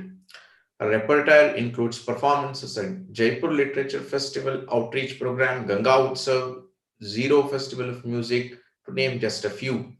She specializes in retelling folk tales, Malayalam classics, and stories based on the cultural heritage with a contemporary edge. And when she's not telling either of them, she prefers to write an original narrative. She's a writer herself. A multifaceted personality, Shubhaji Das. I now request her to present her paper. You have 15 minutes, madam. Thank you. Thank you, Shiv Kumarji. A very good morning to all of you. Firstly, I would like to thank the entire team of INDICA for giving me this opportunity to present my paper amidst all of you. It's my very first time and it's been a great learning experience. So without further ado, I move on to my paper. Let me just share my screen.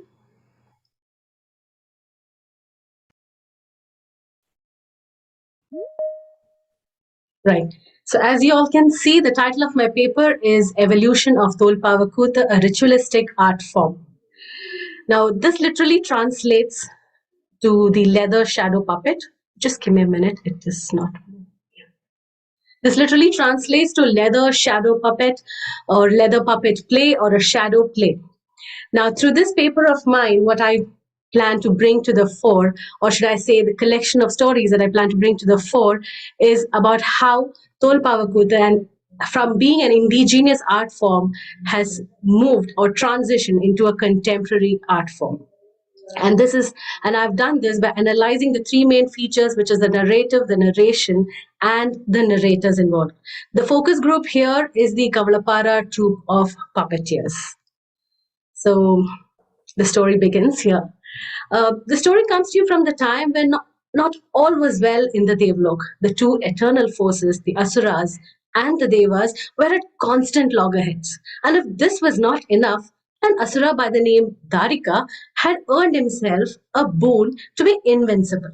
Now, with the confidence of being invincible, he started harassing the Rishis and the Devas with an intention to take over the Devlok. Now, when Shiva got to know about this, he was infuriated.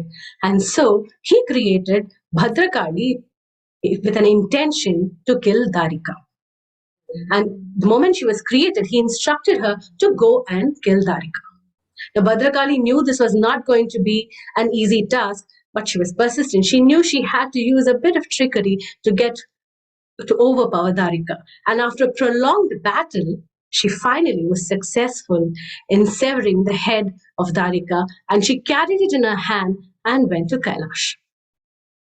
Now, when she went to Kailash, the grapevine in Devlok, she got to know that while she was away, Rama fought Ravana and finally killed him. Now, this really upset her because she had wanted to witness this epic battle.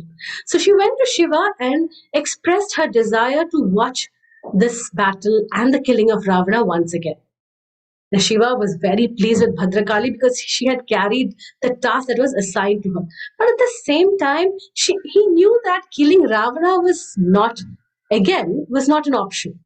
So he thought for a while, and he blessed her, saying that she would be worshipped as a goddess, especially in the area surrounding the river Nila. And in doing so, the people on earth will reenact the story of Rama and Ravana through the shadows. And that is how Tolpavakuta entered the ritualistic trope, with the epic story of Ramayana being its narrative. Now, this started getting carried forward from one generation to other until it reached the generation of late Guru Krishnangutti Pulavar. Like all the other art forms, this art form had started facing the wrath of time. It had begun to fade away.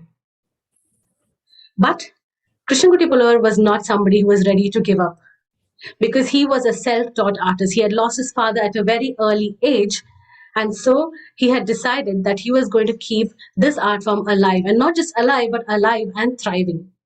Now, the version of Ramayana that was followed in Tolpavakuta is a is called Kamba Ramayana because it is written by the poet Kambar. Now, there's also a story, a very interesting story, that it was Shiva who himself took birth as Kamban and wrote this version of Ramayana. But that's a story for another time, and it will also be reflecting in my paper. Due to shortage of time, I move ahead on my paper. So when Krishnamurti Pullavar decided that he was going to keep this art form alive and thriving, he started questioning the norms. Now, it is understood that when a ritualistic practice that goes on in the premises of the temple, then it is not accessible to the common man. In fact, the sole audience of this art form was the goddess herself. So he felt that why was this so? And a beautiful art form as this was supposed to be available to the common man. And with an intention to do that, he began working on creating an abridged version of Ramayana. So the original version that was used to perform the formal practices was for about 210 hours. But when he created a shorter version, it came up to just about an hour, which showcased just the battle between Rama and Ravana and the few highlights of the story. Well, it's interesting to see that, in today's times, there's even a capsule version, a 3-minute version for the YouTube and Facebook like online platforms. Now, this changed the narrative of Tolpavakuta, because when he abridged the stories, the time reduced and he took it outside the temple premises for the common man to watch and view. And because of this, it opened up possibilities for Tolpavakuta to explore newer narratives and newer stories. And these are some of the stories that Tolpavakuta explored. That's the stories of Mahatma Gandhi, stories of Christ, stories for special days such as International Yoga Day or Children's Day. They even have an interesting collection of presentations for stories from the Panchatantra. And the most recent contemporary story that they have performed is the Pen Pavakuta, which is a story on gender equality. And then there's the story on river conservation, which is In Search of Nila. Now, this is a project that I was personally involved, and it was because of this project that developed the interest in me towards this art form, and I began delving deeper into this. So it is interesting to see that by slightly adapting the narrative, it has opened up the possibilities for growth for this art form. Now, moving on to the narration. What is narration? Is it just telling a story, or is it the mellifluous coming together or the seamless coming together of various elements? So it becomes imperative that when newer narratives are adapted, the elements that goes into the narration of a story also evolve. Now, in the following slides, you're going to see how the changes have taken place. Now, what you see here, the first picture is a Kootamadam, or the playhouse. Now, this was the actual stage where the Tolpavakuta formal practice was being staged. In fact, it is staged even today, and this is built right opposite the shrine, so that it is assumed that the goddess can see the play that is being staged here. And below that is a 12-meter long Aya Pudava. Now, this is a white cloth that assumes the role of a canvas where the puppeteers paint the story with the dexterous movement of their puppets, that are painstakingly made on leather, painted with natural dyes. And they come into life against the warm light exuded by the dehusked coconut shells, like you can see in the picture there. Now, behind this Aya Pudava, there is a wooden panel that you can see here. And this is where they keep the coconut shell lamps. Now, as the narratives changed, they had to make changes to the elements of the narration so that it could suit the places that it went to. And when they left out of the temple premises, all the world became their stage. And places like schools, colleges, auditoriums, in fact, even the gardens and the streets had the pleasure of hosting this most coveted art form. It is also interesting to note how the Aya Pudava graciously made way to the projector. As you can see in the picture here, the background has been projected onto the projector, and the puppets come to life against these projector screens.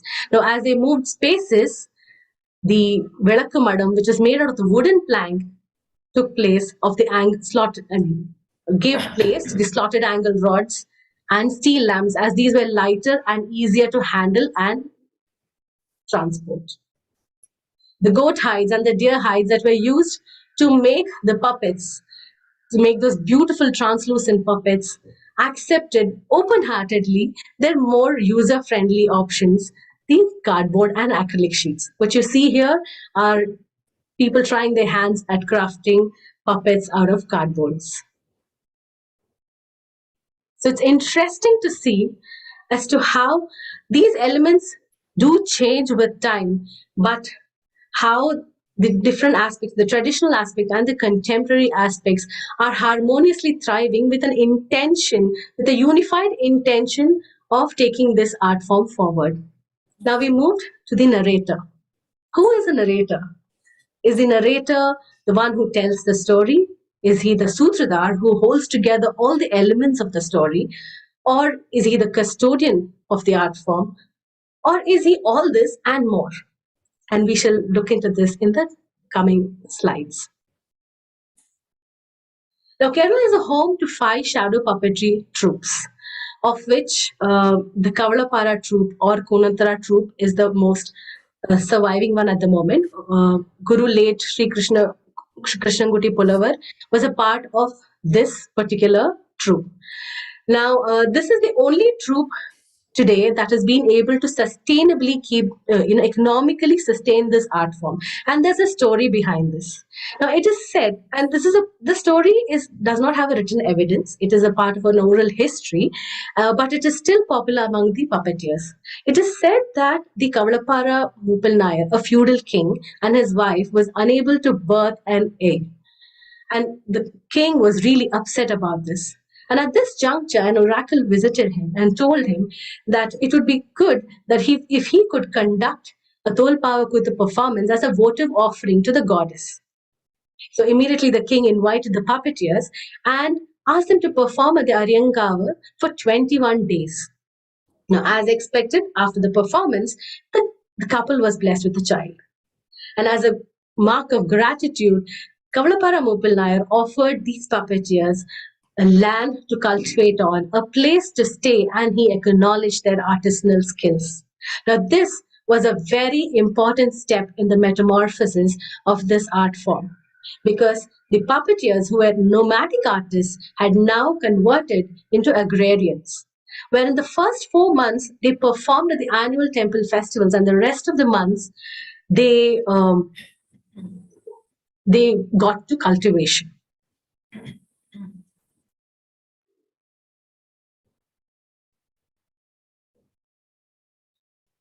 Now, the narrator in Tolpavakuta is known as a Pulavar. Pulavar means a Pandit or a scholar.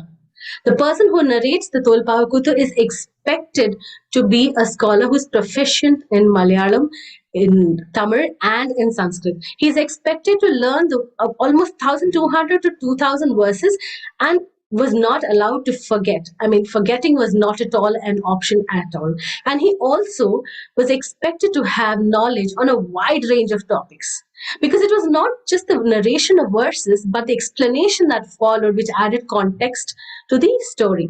Now, if I had to quote an example, when the Pulavar narrates the verses, chants the verses, his co-artist could pose any question. Now, if it was a scene wherein Sita was expecting, then the co-artist could ask him questions about the Ayurvedic medicines that an expectant mother should be having, or the health care that an expectant mother should be given, or the state of mind of an expectant mother. And the Pulavar was expected to know the answers to all these questions. So you see, the question could come from any area and he was expected to know. Now, all of these made it a very stringent sphere for younger generation to enter.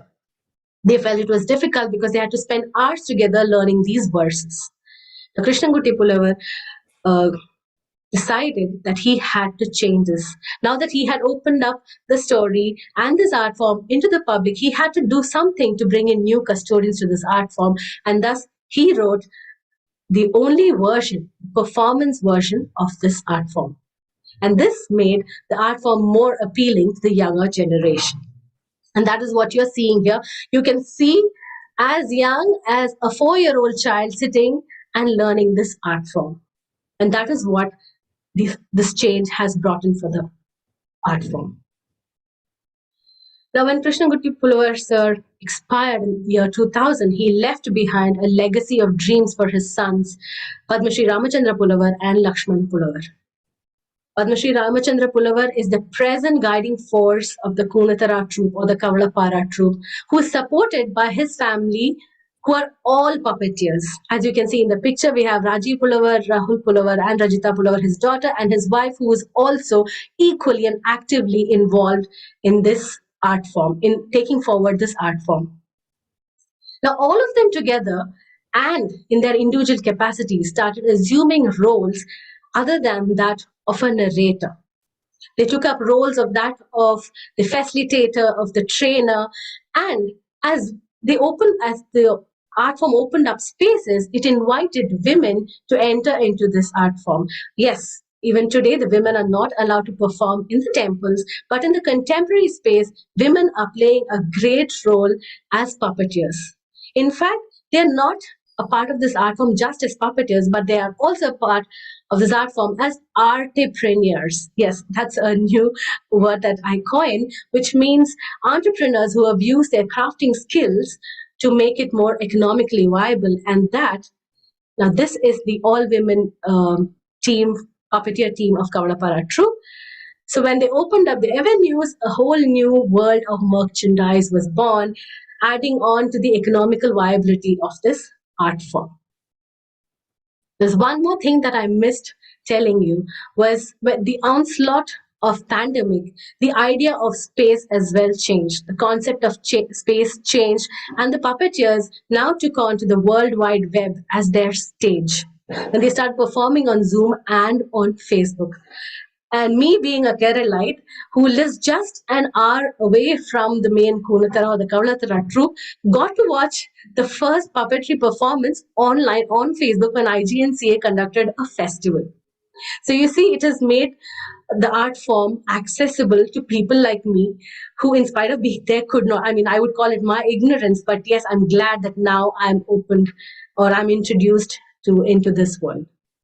So it is interesting to note as to how Tolpavakuta, with its strong ritualistic core, has the potential to be a modern art form with a wider appeal to young and old equally. And it is also remarkable that the puppeteers have assumed the roles of custodians of the art form and have strived to retain the traditional practices intact while making it economically sustainable by exploring newer mediums of expression and formats of performances. Hope you all had a good time listening to my paper. Thank you so much, Shubhaji. I think it was a fascinating presentation, to say the least. I think you've portrayed evolution of the storytelling art form and how, with the times, what kind of changes happen naturally, and the ability of the tradition to evolve with times without losing its essence, but continuously changing the external forms. I think that has been a mainstay with Bharatiya Parampara, and I think it was beautifully portrayed in this. Thank you so much. And with this, if there are any questions to the first three speakers, I would like to take them. One question for each, please. And after that, we will move to a very interesting session by an invited, distinguished speaker.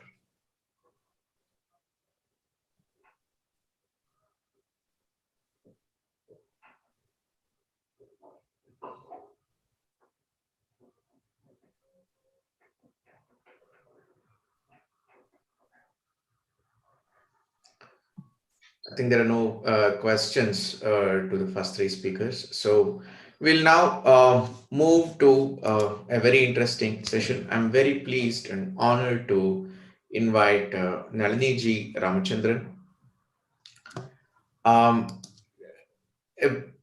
brief introduction about her. In the past 2 decades, Naliniji has worked as a writer and an editor across various media, film and television, newspapers and magazines, and children's books, graphic novels, She's taken a keen interest in Indian culture, especially the art and craft of storytelling.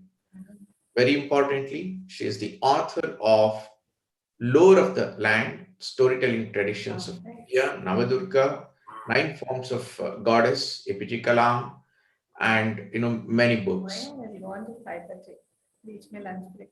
And today she's with us speaking about the book Lore of the Land. Once again, it is my honor and pleasure to invite Nalini ji Ramachandran for her session. Over to Nalini ji. Thank you so much, Shivkumarji, and the entire INDICA team. I'll quickly share my screen. One second.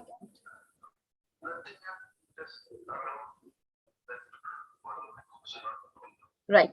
So, thank you for giving me this opportunity to talk about the book Lore of the Land.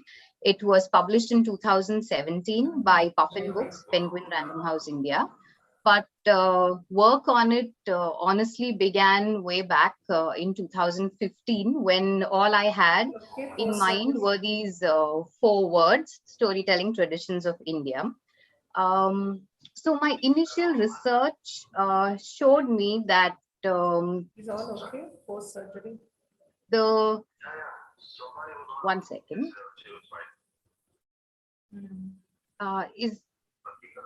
My initial research showed me that stories for children, especially traditional stories, were primarily divided into 4 genres or subgenres. First was folk tales and fairy tales. A lot of these were either retellings of what we've heard from the West, or in terms of Indian folk tales, they were divided into states. So you had folk tales from Bihar, folk tales from Tamil Nadu, and the like. And of course, there were, the animal stories, Panchatantra and Jataka tales, and all of those. The second category, of course, was mythology. In mythology, the focus was mostly on popular gods and goddesses. And then there were tales from the epics, Puranas, which of course focused on brave hearts and, epic heroes. Third were the heroes who used their wit and wisdom to overcome challenges or come up with, different kinds of solutions. So in those kind of stories, you had Nasruddin Hoja, you had Tenali Raman, and the like. And in recent times, what had happened was children's books were focusing on folk art, in the sense the stories were accompanied by illustrations that were taken from these art forms. So most of these, took inspiration from either Varli or Gond or West Bengal's Patachitra. And the books that focused on storytelling traditions for grown-ups were either written by academics or research scholars. Many of these happen to be non-Indians. So when I began thinking about writing a book for children on storytelling traditions, because there wasn't any as such at that time, I wanted to try and break a lot of these molds that had already been created, as far as traditional storytelling in publishing was concerned. So that brought me to a lot of questions, and I wanted the book to answer these questions in as capable a manner as possible. So first was, what is a story? When I began researching, I realized that there are a lot more types of stories that are lesser known and which really need to be told, because otherwise children tend to believe that these are the only kind of stories that exist. So I wanted to bring in some new vocabulary as such to children's storytelling understanding of storytelling traditions. And when it came to storytelling traditions per se, at that moment I came across around 300 traditions. I thought that was a huge number, but now when I'm thinking back, I think it's a very small number, because there are hundreds and hundreds more. Of course, I was able to put only 38 of those into the book, and a lot of thought went into what should be taken into the book and what should be left out, etc. So the kind of stories that the book focused on were primarily local legends. So what you see here is a bard who performs the Alha Khand, which is the story of two warrior brothers, Alha and Udal, from the Bundelkhand region. Now, something like this was important because it helped me tell readers about how stories are not just about being spoken or told, but they are also performance oriented. And here you can see that, the bard himself has dressed like a warrior, and he has the twirling mustache, and he has a sword in hand. And the whole epic poem is set to a meter called the Alha meter. And the community that actually narrates these stories is they belong to the Alhaite community. So, these nuances that communities in India actually get their names from storytelling traditions was important. So I thought we should include something like that. I wanted to focus on regional mythologies. Like I said, a lot of popular stories keep getting told and retold. Of course, they are popular for a reason, but somewhere there are these lesser known gods and goddesses who then tend to stay within a particular geography or boundary, and their stories don't really get outside those geographies. So here you see Manasa Devi, the snake goddess, and in the book you will find Sukanani Ojapali, which is a form of choral singing with hand mudras, and that particular tradition focuses only on the story of Manasa Devi. Lesser known characters, again from history, folklore, mythology, all of it. Here you see Vetakkaramagan. He is the son of Shiva and Parvati when they had come to earth in the form of a hunting couple, a hunter and huntress couple. And the story of Vetakkaramagan is quite popular again, in Kerala mural art form. And again, if I hadn't included it, again, the story of such a character would not have been told. And his story is interesting because, it talks about how he uses weapons initially for aggression and violence, and then there is again, that is the story. But so he then uses, and he understands that weapons can be used to protect as well, and then he becomes the protector of the forest. So these were the nuances that I wanted to touch upon. Most importantly, I wanted the art of the book to be as authentic as possible. So if we were talking about the tree of life or Kalpavriksha from the Madhubani art style, the whole illustration had to look exactly like that, or as close as possible to the original artworks. So we tried to keep the color palettes extremely similar. There are hatching techniques and a lot of other minute details that we have tried to include: the borders, the frame, where the fish are placed when it comes to a drawing like that in Madhubani. All of these details we have given importance to.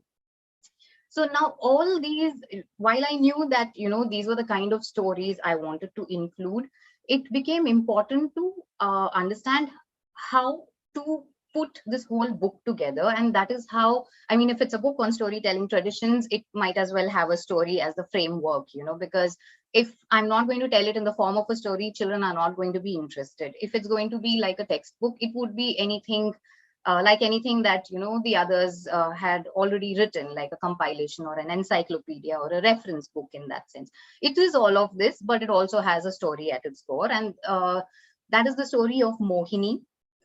She comes from a family of storytellers, but she does not like telling stories at all because she does not know how to tell stories. And she meets this spirit called Katha. So as you can see, there is this similarity between Aladdin and Genie kind of, equation happening between both of them. And a lot of thought went into the writing as well, because structurally they travel from Andaman and end their journey at West Bengal. So that was in alphabetical order to make things easy for me. But within each chapter, there are, so it focuses on one particular tradition from that particular state or union territory. And there is the story of how that storytelling tradition came to be. And a story that is told in that tradition is also included. So there are these layers, the whole story within story format. A lot of the tropes that you will find in traditional storytelling are actually there in the book. So structurally also, if actually the chapter headings are idioms. So that's a way of saying that idioms can tell stories too. So, a lot of these small details I had, given importance to. And structurally too, if whoever has read the book would know that there is a particular point where the structure seems very similar to Betal Pachisi. So a lot of these aspects have been kept in mind. And again, selection also depended on the purpose of storytelling. So the purpose of storytelling, again, storytelling has been the oldest form of communication, teaching, because that's how, things have been passed on from generation to generation. But is it just that, or is there something more that children had to understand? Because sometimes, we don't realize these things until and unless it is told to us in an interesting fashion. So I focused on how belief systems, what we believe in, our culture, the rituals, why we do certain things, why we pray in a particular fashion, or so all of those had to be, included in the book. So for belief systems, for example, I have taken Marathi Kirtan, and as you all know, it was a big part of the Bhakti movement in its time. Ways of living, so the cloth we wear or the jewelry we wear, where does it come from, what are the stories that the fabric or all these different things tell us, ways of living, why we eat something.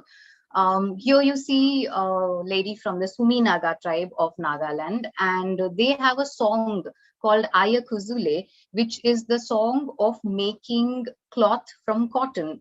And it's the story of their cloth, because it also talks about their head hunting past, the symbols that are woven into it, and all of those things. So it was important to tell children about these tribes and their ways of living, because India is such a diverse country and the cultural influences are way too many. So we might think of it geographically in terms of states or union territories, but again, like I said, the influences extend way beyond.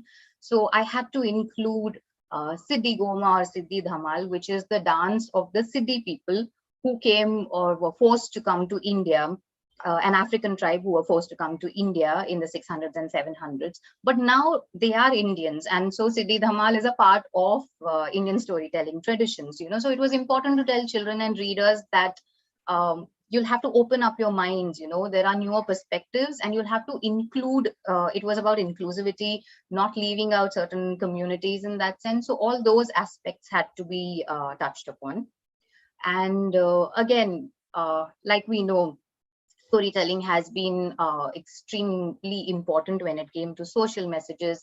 People have used stories as a form of protest, to talk about inequalities, injustices, and social messages in terms of gender roles. So here you see Dastan Goy.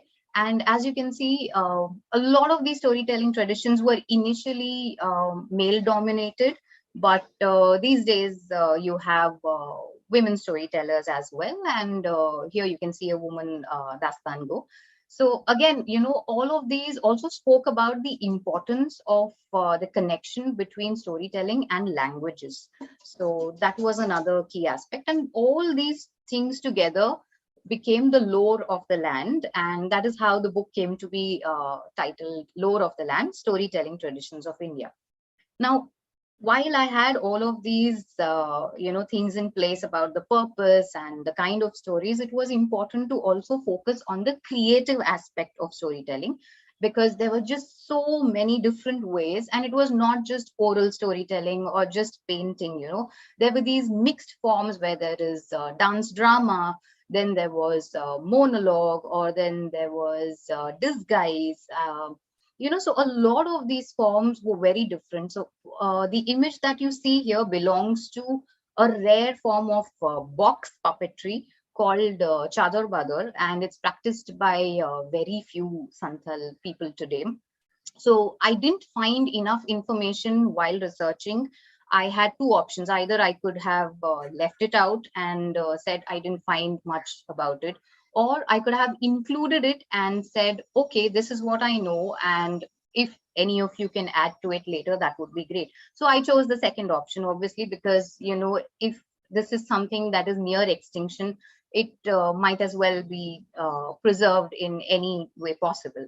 So it's a very interesting form because you know, the puppeteer tugs at a single string which is connected to a group of wooden puppets, and there are multiple things that happen at the same time. So the male puppets beat the drums, and the female puppets dance, and the circular stage rotates, and all of this happens at the tug of a single string by the puppeteer. So it's a very interesting form. Unfortunately, you know, if nobody's going to practice it anymore, it's going to be a part of history.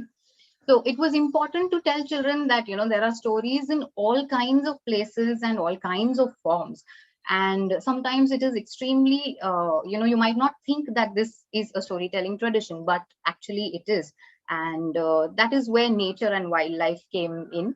So it spoke about, you know, this is the sacred grove from Meghalaya. India has a lot of sacred groves, and each grove has its own story and storytelling tradition.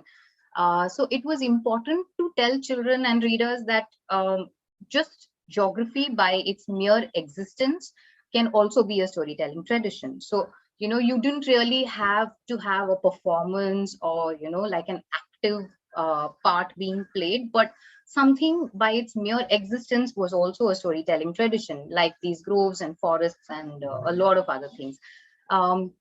Secondly, it was important again to tell readers that while there is a particular storytelling tradition, it is made up of mini storytelling traditions within it. So here you can see the charm dance of Tibetan Buddhist monks. So while charm by itself has its own, you know, backstory, the creation of the mask, the colors that are used, the motifs that you can see on the mask, or, you know, on their the silk brocade, the embroidery, all of it, you know, those symbolic parts, each and everything is a story by itself. And again, everyday objects, you know, so it was important for children to also think that playthings, something that a lot of us have spent our childhood with, you know, playthings are also storytelling traditions. So right from the time of Indus Valley civilization, we've had toys, you know, tell us about scientific theories, mathematical principles, and at the same time, dolls and toys in India, actually world over, have told us the story of you know, several communities, the attire they wear, and, you know, maybe the musical instruments they play. And it's just very interesting that something like this would have so much symbolism or meaning to it. Most importantly, again, it was the focus of the book was also to tell children that there are unlikely connections around us, and we should be able to see them. Now, for example, in Lakshadweep, in Kiltan Island, you know, there are women from a particular community who sing to the wind because the men folk of their community are fishermen. So they sing to the wind so that the boat in which the men are traveling is safe, and the wind is gentle and steady on the sails of these boats. So it goes into the sea once they're done fishing, and they come back home safely. So this itself is a storytelling tradition called Kathakuli, where they're singing a prayer to the wind. Unfortunately, because in recent times, the community has moved on to using mechanized boats, there is no need whatsoever now to sing to the wind because there are no sails on the boats. Now, who would have really thought that moving from a traditional boat to a mechanized boat would actually endanger or, you know, make an entire storytelling tradition extinct? So these were the connections that I wanted to focus on through the book. And in all this, of course, the role of the storyteller is extremely important. So what you see here is Varli, one of the most ancient forms of storytelling. Now, all of us know Varli as, mere art that we see on coasters or dupattas or saris, but no one really realized that, the tribe has its own Varli mythology, and they have their own stories. And that is what the paintings, even if they look just like stick figures, that is what they are, meant to signify. So the role of the storyteller became very important, and that made the journey of Mohini through the book extremely, significant. And so there are things that, she learns on the way, that stories have to be learned and told, because that's the only way they will be passed on, and that's the only way stories will live on. Documentation, the whole point of the book was to document and preserve as many traditions as possible. And what you see here is a very interesting image from Patachitra, West Bengal's Patachitra. Now, their biggest rivals, if you can call them that, are media persons and television and film, etc., because nobody really focuses that much on storytelling traditions anymore. So they've kind of been moved out of the tradition because of these new mediums. And here they have documented that. So they are documenting their own story, because the story of tsunami, it's this image is from that, and it talks about how the television crew was able to telecast the devastation of the tsunami live, but the Patuas themselves could do it much later through Patachitra, only once things went back to normal. The third aspect that I have touched upon in the book is the story school. So a lot of revivalists are doing this now. I've heard of, theater schools coming up where they teach everything from ideation to the whole production phase to presentation, expression of ideas. So, these are the things that Mohini finds throughout her journey, and through Mohini, the readers would find. So, the main point of the book is to say that you too can be a storyteller. And as you can see, right from the beginning in the illustrations, Mohini was outside of the storytelling tradition by itself. But as the story moves forward, she finds her place inside the tradition, and she has become a part of it. So, that's the message that she finds, that you too can be a storyteller. So there are a lot of other nuances in the book, and that focuses on, stories, storytellers, storytelling, because eventually it is the storytellers who made Lore of the Land, the storytelling traditions of India. So a lot of other nuances, but I could focus on just this brief snapshot of what went into the making of this book. Of course, if there are any questions and if we have the time, I'll be happy to answer. Otherwise, you can write to me. But thank you for listening. It has been a great experience. Thank you.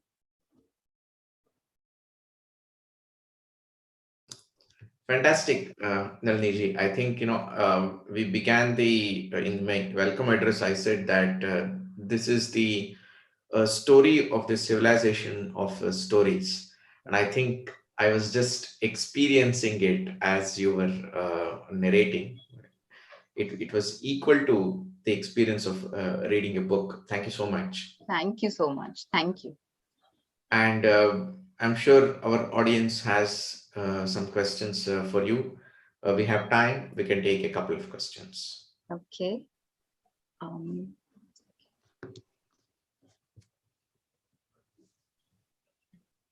Yes, so someone has asked me, Patachitra is from Odisha, right? Yeah, so there are two kinds of Patachitra. One is from Odisha. It is related to the story of Jagannath. And from the one from West Bengal is also called Patachitra. It basically comes from the medium, which is pat, the cloth is the canvas on which they create the stories. In West Bengal's Patachitra, it's actually a scroll storytelling tradition.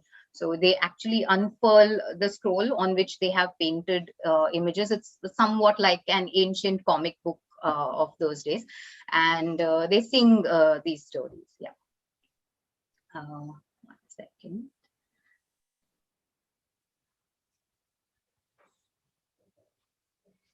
Inspiration to embark on this journey is basically, it's the same, everybody talks about storytelling and storytelling traditions, but not many people know what all it involves. So it was just an attempt to discover, and it's just that the journey of discovery translated into this book. Yeah. The book is available online, and or if you could tell me which city you're from, I could try and get the name of an indie bookstore near you that has stock. Okay, have I missed any questions? No. That's it. That's it, right? Okay, yeah. Thank you. Thank you so much, Nandini. Thank you so much, Shivakumarji. I'm sure our audience will read the book, and I'm personally I'm very eager to complete the book which I've started. Thank you. We now continue our speaker sessions in the same series, and I now invite Vishakhaji, Khetrapal, and Smritiji Rekha, who will be presenting on neurocognitive benefits of traditional Indian stories, a conceptual understanding. Vishakhaji, she's an independent consultant, social sciences researcher, writer, educationist, and a former manufacturing engineer. A multifaceted personality, has many interests, including sustainability, creative writing, and indigenous knowledge systems of India. She has run an experiential tourism project engaged with tribal artisans in Madhya Pradesh. She was a former UNESCO Sahapedia Research Fellow, as well a Kathak learner. She has a passion for teaching and continuously engages with various organizations working on holistic development of youth and children. She's also an active volunteer at Anadi Foundation, which is where Smriti Rekhaji comes from. She is a co-founder of Anadi Foundation, and also Dharma Gurukulam. She's co-founded Anadi for Lokasangraha and designs various programs and initiatives that blend ancient Indian wisdom and modern science and technology, which is very much the need of the hour. A practitioner of yoga, a modern day storyteller, she devotes her time in sadhana and organizational management and swadhyaya. 10 plus years of very rich academic and teaching experience. And if my memory serves right, she's in the past too presented, and I've read a lot of stuff that she has written. I now welcome Vishakhaji and Smritiji for your presentation, please. Thank you, Shivakumarji, for this introduction. And I'm extremely honored to be a part of this conference with in the company of such esteemed panelists, curators, and the audience. I'm grateful to also my co-author, Srimati Smriti Rekhaji, who has been a constant source of inspiration in this body of work that I'm going to present. I'll just share my screen now.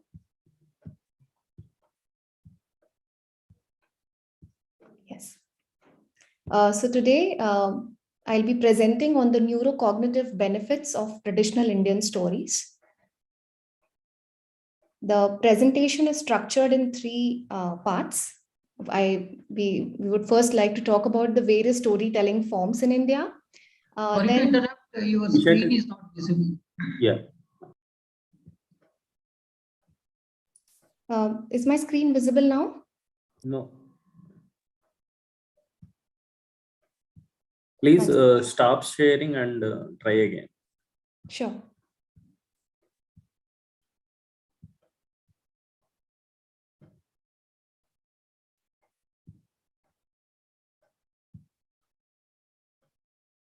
Is it visible now?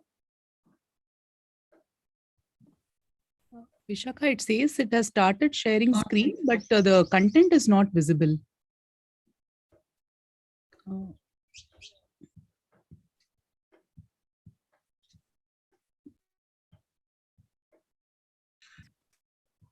I'm trying once again.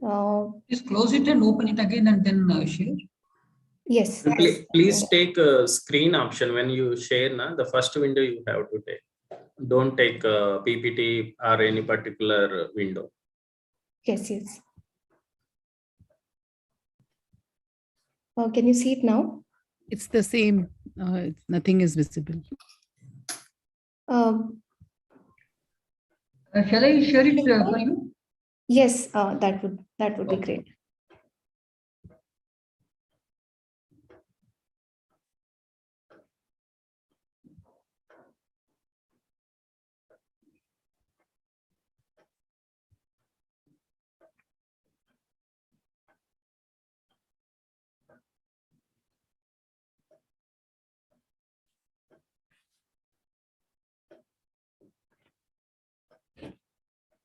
Thank you. Hope you can see this slides now. I will move into the presentation. Next slide, please. So this is the brief overview of the presentation. We will first discuss the various storytelling forms in India. And then I will move on to the crux of the presentation, which is the neurocognitive benefits of stories. And we would discuss the various benefits in detail.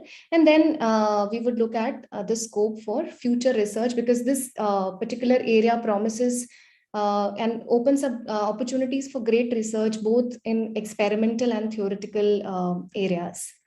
Next slide. So as we've already established through the various speaker sessions today, that India has various storytelling forms which are as diverse as our languages and cultures are. In fact, storytelling is something which cultures across the world share in common. We have various storytelling traditions. Next. So here we're trying to look at some of the storytelling forms which are popular in India. The first one being musical stories. So music is at the heart of our storytelling traditions. If we look at the Itihasa, which comprises of the Ramayana and Mahabharata, they are also composed in the form of a poetry. They've been written in a meter known as the Anushtup Chandas. Now, this lyrical style of these stories make them easy to comprehend and to be passed on to our future generations. And we've had, and there are traditions of kathas and kirtanas, which also represent this musical storytelling tradition of India. Of course, there are folk traditions like the picture you can see on screen is of Tijan Bai, who is a very popular Pandwani singer, where the stories of Pandavas from Mahabharata are narrated to the listeners with the help of singing and using a musical instrument called tambura. And similarly, other musical traditions as well. When we talk of music, it's incomplete without talking about dance. And Indian dance form again have been excellent instruments for storytelling. For instance, the Indian dance form of Kathak derives its name from the word Katha, which means story. And the dancers were known as Kathakars or the storytellers. And I am blessed to have got an opportunity to learn Kathak myself. The dancers in Kathak are depicting the stories in the form of through their hand movements, through the footwork and the facial gestures. And these are typically stories from our Itihasa Purana, which have been adopted into various dance pieces. And it's common across both classical dance forms like Kathak or Kathakali, or the Krishna Ras Leela from Manipur, or the folk dance traditions like Ghumar from Rajasthan, so on and so forth. Next slide. Now, while dance and music form more of a dynamic forms of storytelling, there are also static forms of storytelling through our sculptures and paintings. Now, stone architecture has been a very popular form of storytelling from time immemorial. And our temples have had a rich tradition of intricate carvings where the scenes from various epics or the entire stories were depicted. For instance, the picture that you see on the screen is from the Amruteshwara temple. It is in the Chikmagalur district of Karnataka. And this particular scene is the scene where Krishna is lifting the Govardhana Parvat. So such Similarly, there have been wall painting, cave paintings from the ancient times where stories were told through these graphical medium. Now, there are also modern day storytelling, which makes use of excellent technological tools blended with the stories from the past. For instance, at Anadi Foundation, with which we are associated, we make use of software tools like Stellarium or Astro UNL to demonstrate the astronomical principles discussed in the Mahabharata through a visual tool. Next. Next slide.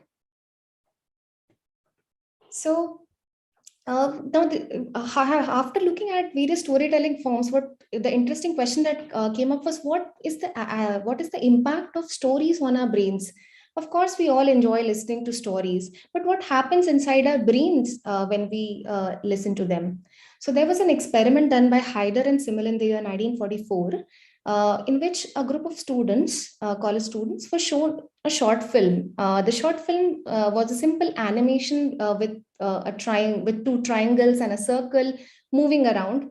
In the interest of time, I'm not able to show you that clipping, but the interesting revelation out of the study was that almost all of the students interpreted the movement of those geometrical figures on the screen in the form of a story or a narrative. For instance, one of the students imagined that the two triangles that were moving were men who were fighting for the woman who was the circle, and the circle was worried, so she was moving around. This is a very interesting concept, and it's known as pareidolia, which is the imagined perception of a pattern where it actually does not exist. So this kinds of establishes how our brains are tended or have a tendency to construct stories. Next. Now, what happens when we listen to stories? So when we listen to bullet points, like in this, probably in this presentation, two areas of our brain are activated, which is the Broca area and the Wernicke area. In simple terms, these are areas which help to translate the words into meaning. But a well-told story can activate many other centers of the brain, including the experiential centers.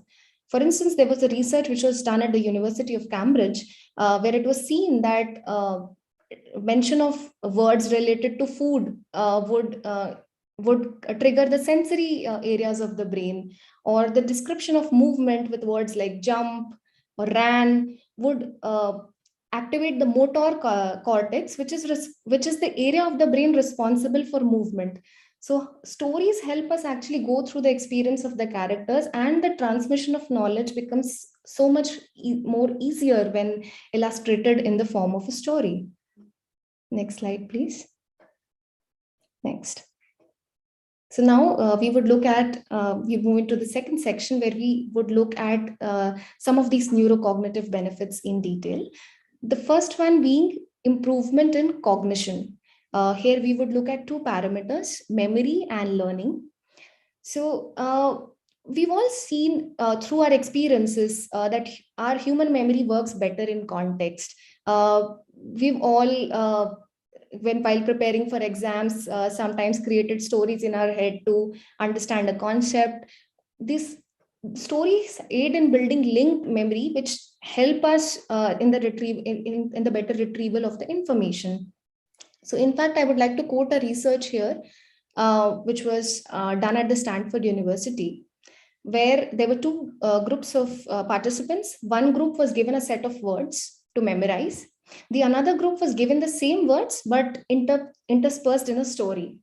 Now, because this is a storytelling conference, you would predict that the second group, which was given the words to memorize in the form of a story, performed better. But like all great stories, there's a twist here as well. So both the groups performed equally well in the short term, as in when they were tested immediately after giving them the set of words. But then when they were tested after some time, the storytelling group performed better. So they had a 93% recall versus the control group, which had only 13% recall. This shows that storytelling helps in building what is called as the episodic memory or the long-term memory. Now the Itihasa Purana, because it is our Itihasa and Purana is blended with rasa and with the emotions, it helps in building this episodic or the long-term memory. Story also helps in vicarious learning, which is our ability to learn from the experience of others. So when we listen to a story, we construct mental models based on that story, and it helps us learning. So if one wants, it becomes, so that's why kids are introduced to moral stories, where they are able to understand a complex concept in terms of that story, and hence are able to adopt that in their lives in a better way. Next slide. So this is just an illustration that storytelling activates both the sides of the brain, not just the language centers, but also the artistic side of the brain. Next slide. Now talking about the second aspect is the development of multiple skills. So when we listen to stories, when we read stories or listen to stories, there are several other areas of knowledge that we are exposed to, be it language or grammar, and also various other concepts which are otherwise difficult to understand. So I'll give you an example from Itihasa Purana. So to be able to read the original Purana text, one needs the support of Vedangas, which are phonetics, meter, or the knowledge of astronomy. So these knowledge systems come in automatically as part of learning of reading or listening to a story. So it helps us to learn in this context. And stories introduced in classrooms can aid in better retention and understanding of these concepts in students. Next. Now, when we talk of cognition, another aspect that comes in is of social emotional learning. So stories have been demonstrated to be a great tool for social emotional learning, be it the development of empathy. So it is said that when we listen to stories with great characters, the oxytocin hormone, which is also known as the moral hormone, is secreted.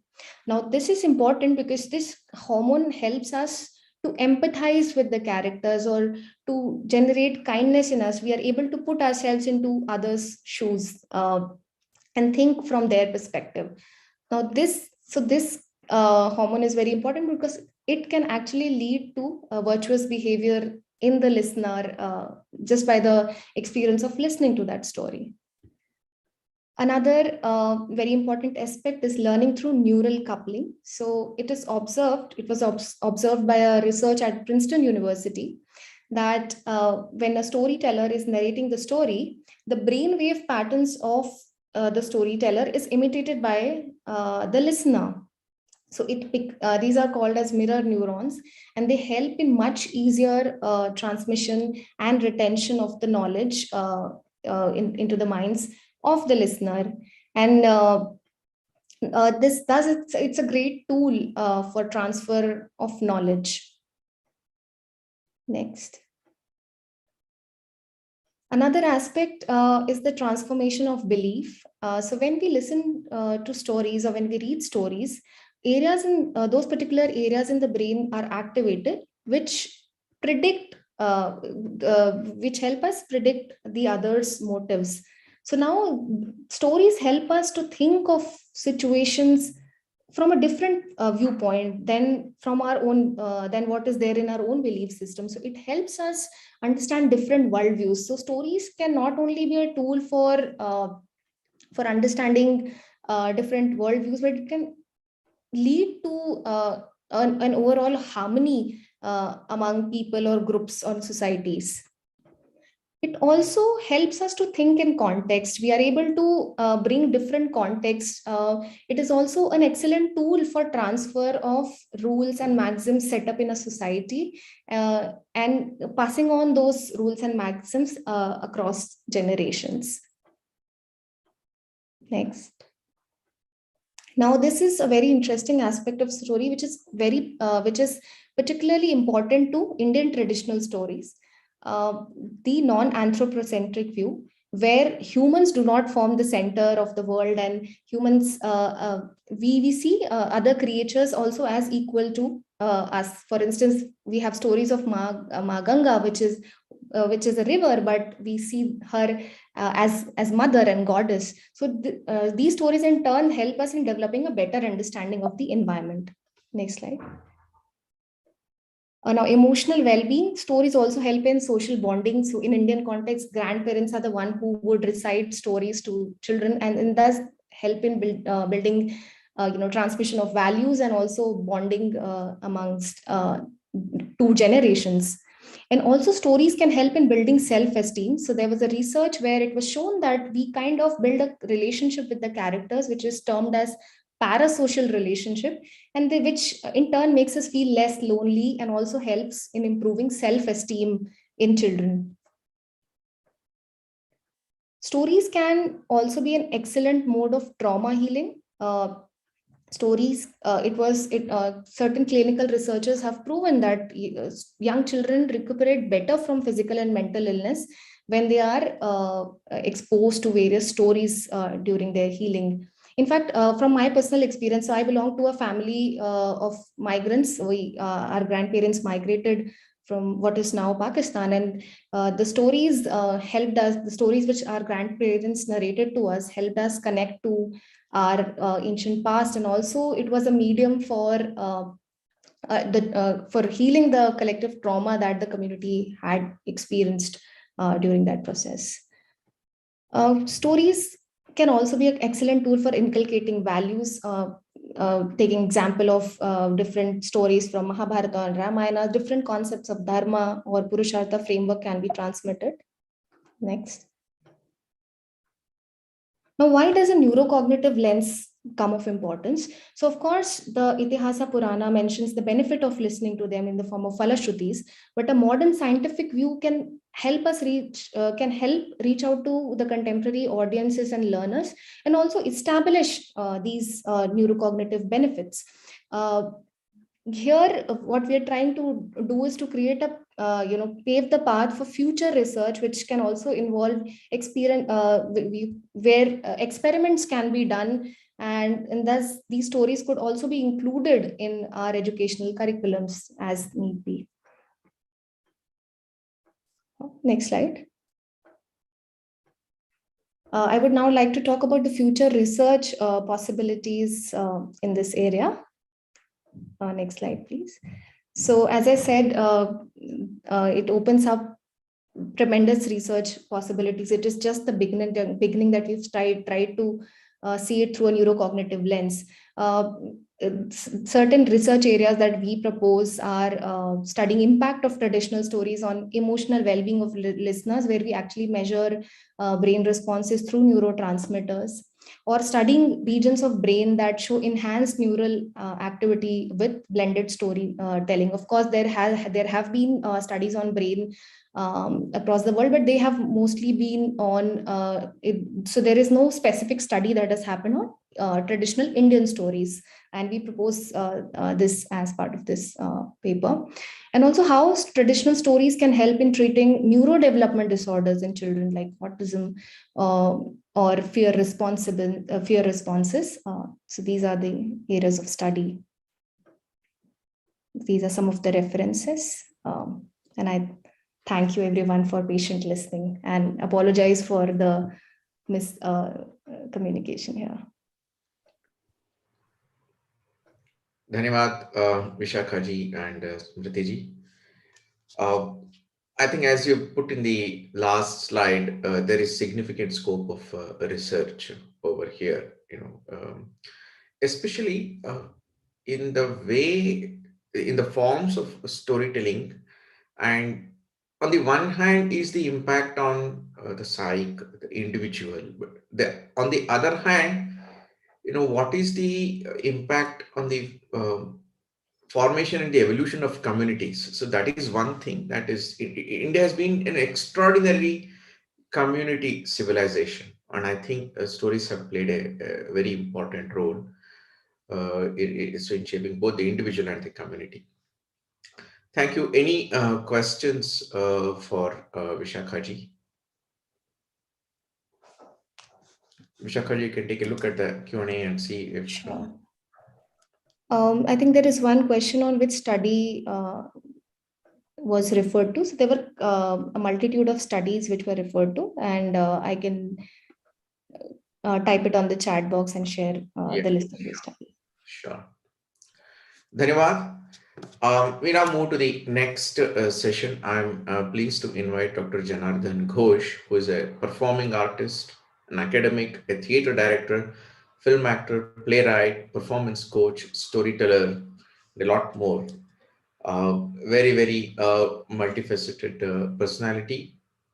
And his research work engages with indigenous practice methods in urban spaces, exploring perspectives of history, spiritual consciousness, intertextual dialogue, and so on.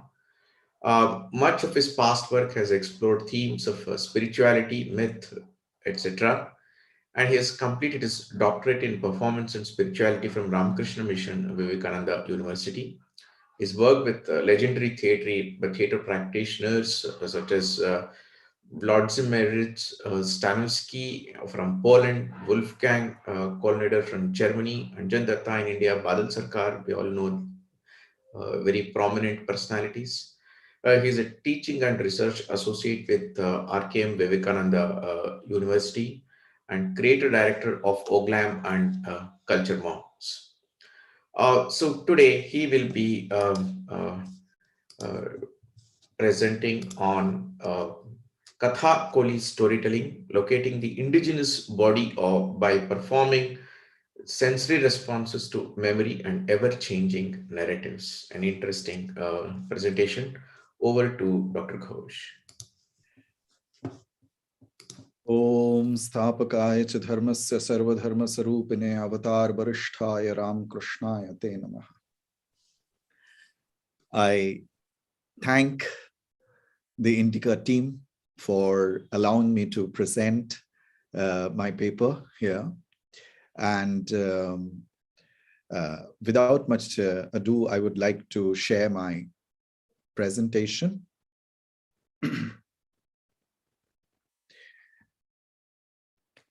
Well, the title of my presentation is Kathakuli Storytelling, Locating the Indigenous Body by Performing the Sensorial Responses to Memory and Ever-Changing Narratives.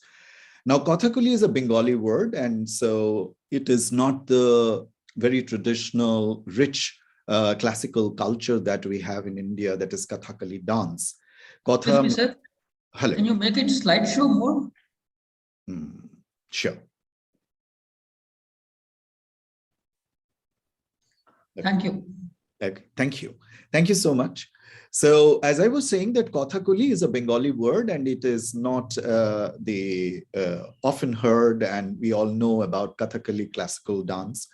It is formed of two words, Katha, which means word, and Koli, which means bud. So a word is in a form of a bud, and through storytelling, we help the bud to bloom. Now, in this perspective, we are going to find out that how we can locate this body inside a story, and what are the responses to our different senses, and how memory plays a role, and how this changing narratives, which Dr. Paturi had mentioned about Misra stories, where the narratives are being changing. So how do we kind of respond to that? Now, words are like bodies given to our thoughts, our feelings, and our emotions. So when this particular body meets this physical body, it generates a very magical experience. And that experience can very well be termed in a baul song. I'll just sing a line of that song. Chandere gaye chandle geche. Amra bhebe korbo ki chandere gaye chandle geche. The moon touches the moon. What are we going to do about it? So this body, when two bodies come together, the experience is so extraordinary that we are unable to express that. what kind of an experience we are having. Similarly, when this story body meets the storyteller's body or the listener's body, the experience is very extraordinary. So with this, I think the premise is constructed that story is basically performative. Like we have heard our different speakers, that how there have been different kinds of tellers, and they are all associated with stories. So the inherent quality of story is about this, about performance. Now, this term performative is, which has been coined by a British philosopher, J.L. Austin, who says that there are certain words which itself is an action. The language becomes action, and they are known as speech acts. He gives an example that when in a church, two people are getting married, and when they are asked different questions, like whether you accept this bond, do you love him? And the answers, I do. Now, this do, this word do is a performative word because it itself is an action. So I feel that, I think all of us, those who are into this storytelling profession, in the world of storytelling or story listening, we all accept that telling or stories are basically performative. And as scholar says that once Ruth Sawyer, a storyteller, a very renowned storyteller, British storyteller, she's saying that once the stories leave the speaker, they are almost dead. They might be imprinted on papers, they might be kind of engraved on stone plates, but still the story is almost in a dead form or in a dormant form. And it again kind of rises, and there is a resurrection when somebody tells the story. So once the uttered word leaves the storyteller, it becomes dead. So this utterance is what gives life to the story. If you look at our ancient Indian culture, it is a majorly oral culture. And we know that how this sonic theology or the sound phenomena plays a very important role in our culture, in our wisdom. And we know how that sounds have brought changes. And we look forward to changes through sound. How we can kind of elevate from being a human to divine through sound. And that is why even in our breathing, we can hear the sound so hum. As you inhale, you have this sound so, and as you exhale, you have hum. So this existent itself is very sonic. We also know that the entire creation comes out of the sound. The Shabda is Brahma. And that Shabda generates the multifarious creation that we see around ourselves. So if you look at learning, which Deepa ji had very well said that in her talk about listening, that how we learn through listening. Dr. Gauri Dharmapal, she's writing that we learn languages by hearing the nibhasha of mother tongue. The idiolect of the mother tongue that we hear continuously gives us the knowledge of the mother tongue. And that is how we learn the mother tongue. So this utterance, the speaking, the telling, and the listening, which both are very physical, is a part of our culture of learning and being what we are. If we look at the two greatest bodies of work that had provided us with wisdom and knowledge, they are divided into two groups. That is Shruti, and another is Smriti. Shruti that we have heard, and Smriti that we remember. So if you look into the stories, the storytelling art, you will see that it actually deals with hearing and remembering, and then telling, and again hearing, and then we again remember and we tell. So Shruti and Smriti, if you look at two different actions instead of the bodies of work, it goes like our Vedas are the Shrutis and our Itihas Puranas, they are our Smritis. Apart from that, this entire act of hearing and remembering and then again reproducing is something that we do in our stories. So this is almost a cycle which we have also kind of heard earlier. And if we look into this great example of Kathasarit Sagar, which has already been mentioned, that it was Shiva who tells the story to Parvati, which is heard by Pushpadanta, who then again tells it to Kanabhuti, and Kanabhuti tells it to Gunadhaya, and Gunadhaya tells it to Raja Satavahana, who then kind of propagates the story to the common people.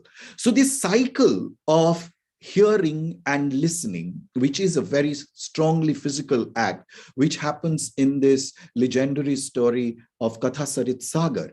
And if you look at the other details of Gunadhaya, when he reproduces the story, we find that he is not writing the story in any known language. He is writing the story in a language known as Paishacha.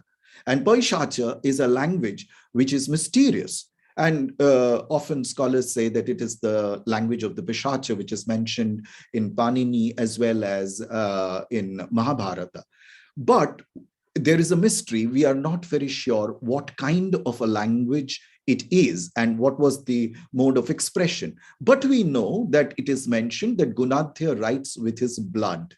Now, this is a metaphorical expression of using the body to carry the story and then kind of retell it through the flowing blood. So the blood which stores the story is then kind of carries the story to the next speaker. So he writes it with blood, might be a metaphorical representation of carrying the story in the body.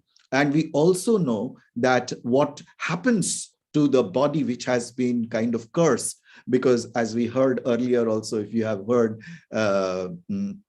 about Kathasarit Sagar, that when Parvati was angry to know that someone else has secretly heard the story, she curses them. Now, how do they get the body back? By listening to the story again.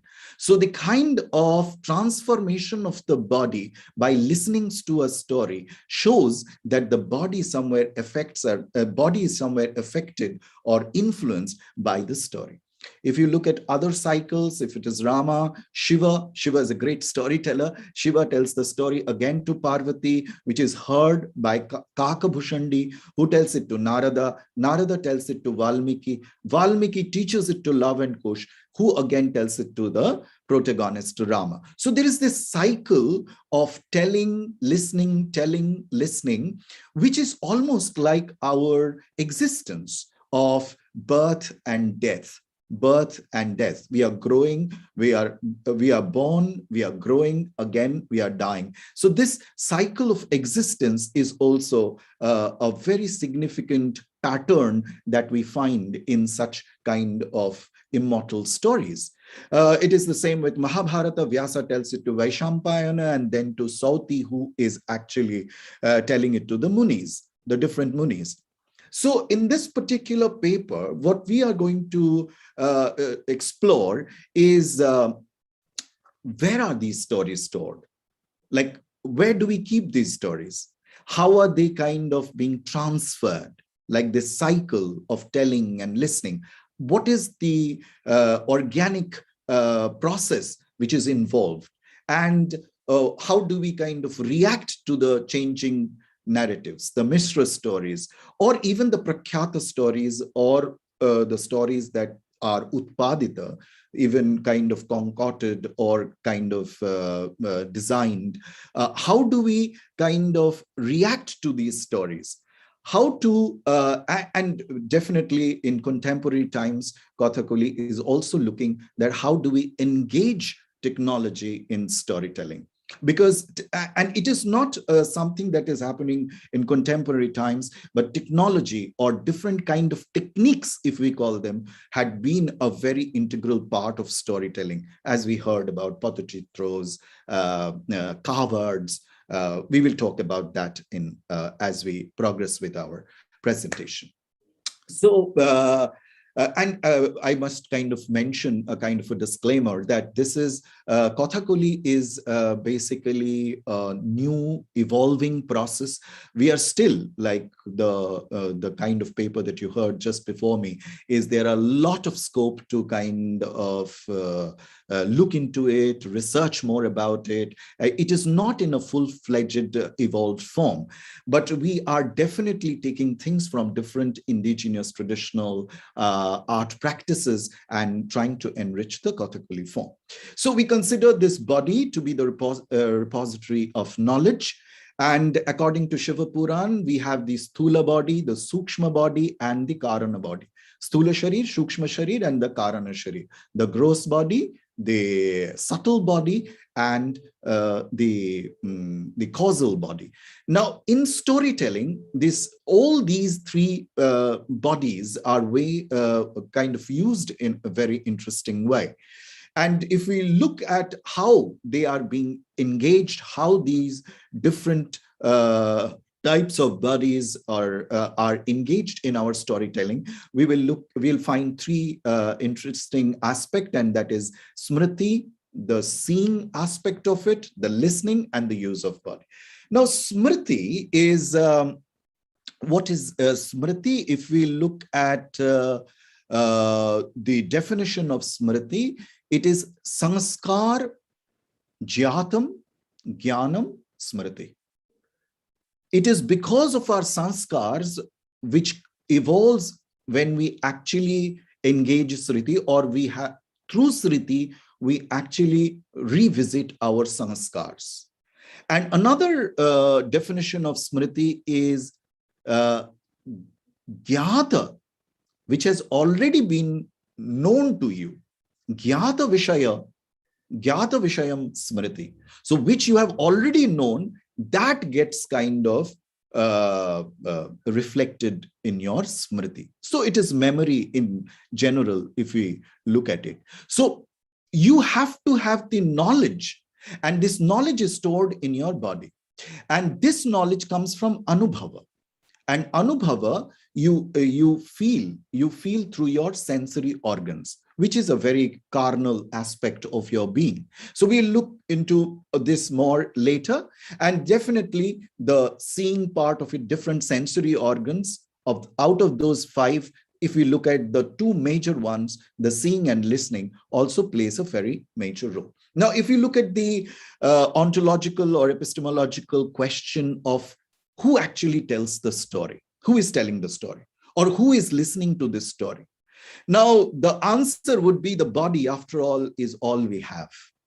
Because if we think, according to our Indian philosophy, we can divide ourselves into two beings. One is the Purusha, or there is no vikar in that, the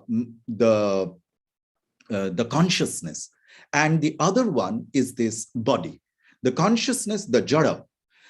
Now, who is basically the speaker? Is the Atman speaker, or the body is the speaker? Now, according to Sankhya, it is said that we have a Brahm. We have this kind of a false knowledge that it is our Atman which is speaking, but it is not the Atman because of its bhoktritva and bhokta sambandh. We think that the Atman is speaking, but basically it is the body which is speaking. And why this body is in action? Because of our jnana ichha. And through our jnana ichha, means basically you want to know the truth.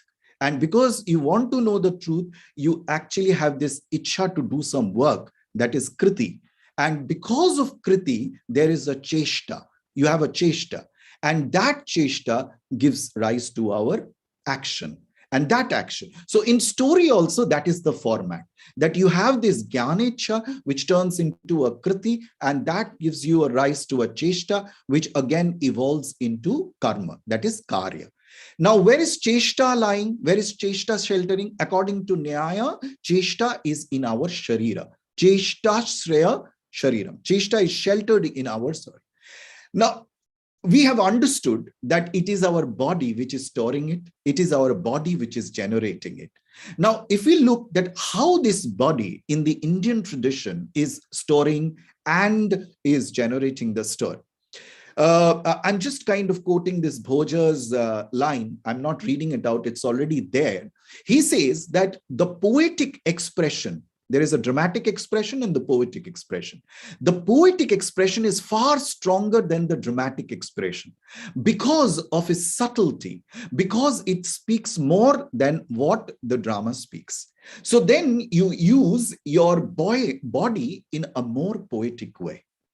So in the Indian traditional storytelling methods, we find that the use of body is in a poetic way. It is not in a general mundane way of using the body, but in a very codified language. Grotowski, a great theater director, has mentioned about communicating through images, not through words.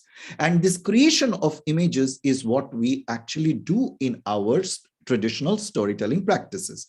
If in the classical practice, if you look at Bhana, as Dr.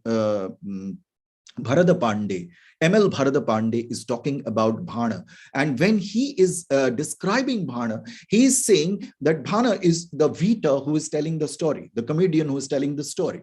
But in his storytelling, he is using the at least the three elements of the Natya Shastra, Abhinaya of the Natya Shastra, Vachika, Sharirika, and your Satvika. The properties and the setup, the Harya is not used much, but his Angika Abhinaya is also there. Even Dr. Bhatt is talking about Bhan, the Vita, using his gestures in Angika Abhinaya. In Kuttu, which is the storytelling aspect in Kudiyattam, also we find mudras being used by the performers. In Kathakali, we find that use of hands, use of legs, the toes, the position, the balance. Somebody I found that asked a question that how is rasa generated while telling stories? If you use your mudra, there also you can kind of generate rasa, as Nandikeshwara says, that when you move your hands, your eyes follow it. When your eyes are following, when your eyes are there, it is being followed by your thoughts. And where your thoughts are, that is being followed by your feelings. And where your feelings are, there is rasa. Nandikeshwara is talking about that. So through mudras, and as you have also heard about Pandevani, Tijanbai, which was again adopted by one of our greatest theater actors who started doing storytelling. Her name is Shauli Mitra, recently passed, wonderful performer. She uses a lot of gestures in her storytelling. So gesticulation is very important. Shiv Kumarji, how many minutes more? I know your presence gives me an indication. So can I just use another 2-3 minutes? Audio. Another 2 minutes, Dr. Okay. I will just go a little bit faster because I wanted to show a video of Kathakali performances. So what about body in the virtual space? Now, we heard about Patachitra, the cowards. We have seen our, those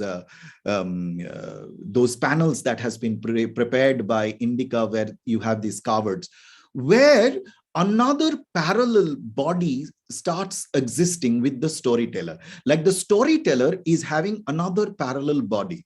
In Chitrakatha also, the scroll or the coward, they are different bodies which are being used by the storyteller. So this particular space, which was earlier in our tradition, is now being used in technology as a virtual space. We find it in our internet, in projections. We are using the virtual body, which itself has its own existence.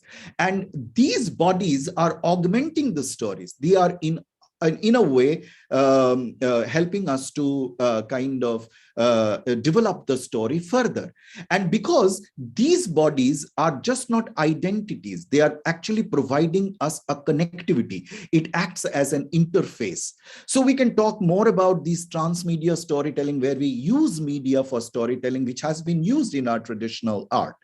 Finally, I would like to say, what is the purpose of using this body? Actually, if we consider it a cosmic structure, the story is the cosmic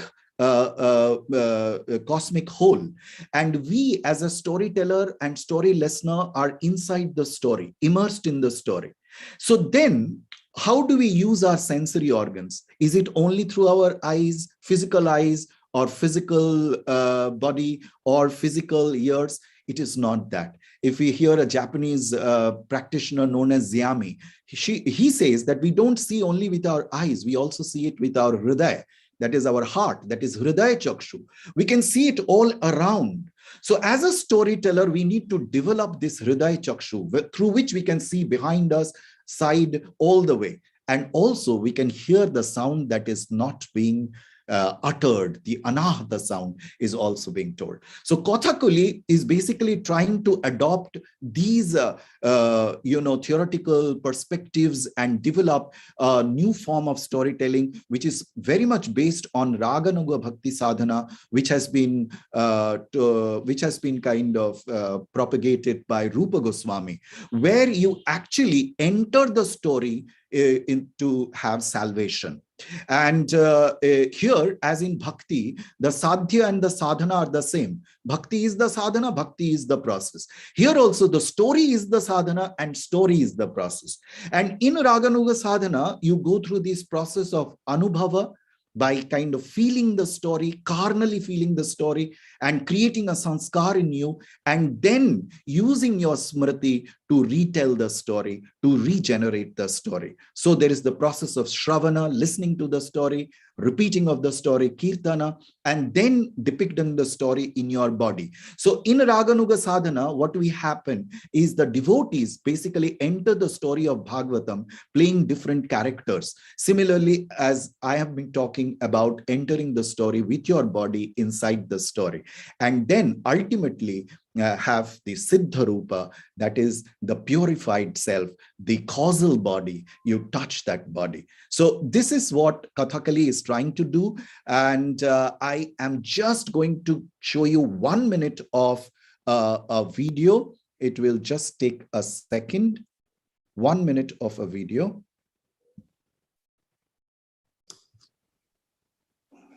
Just a minute.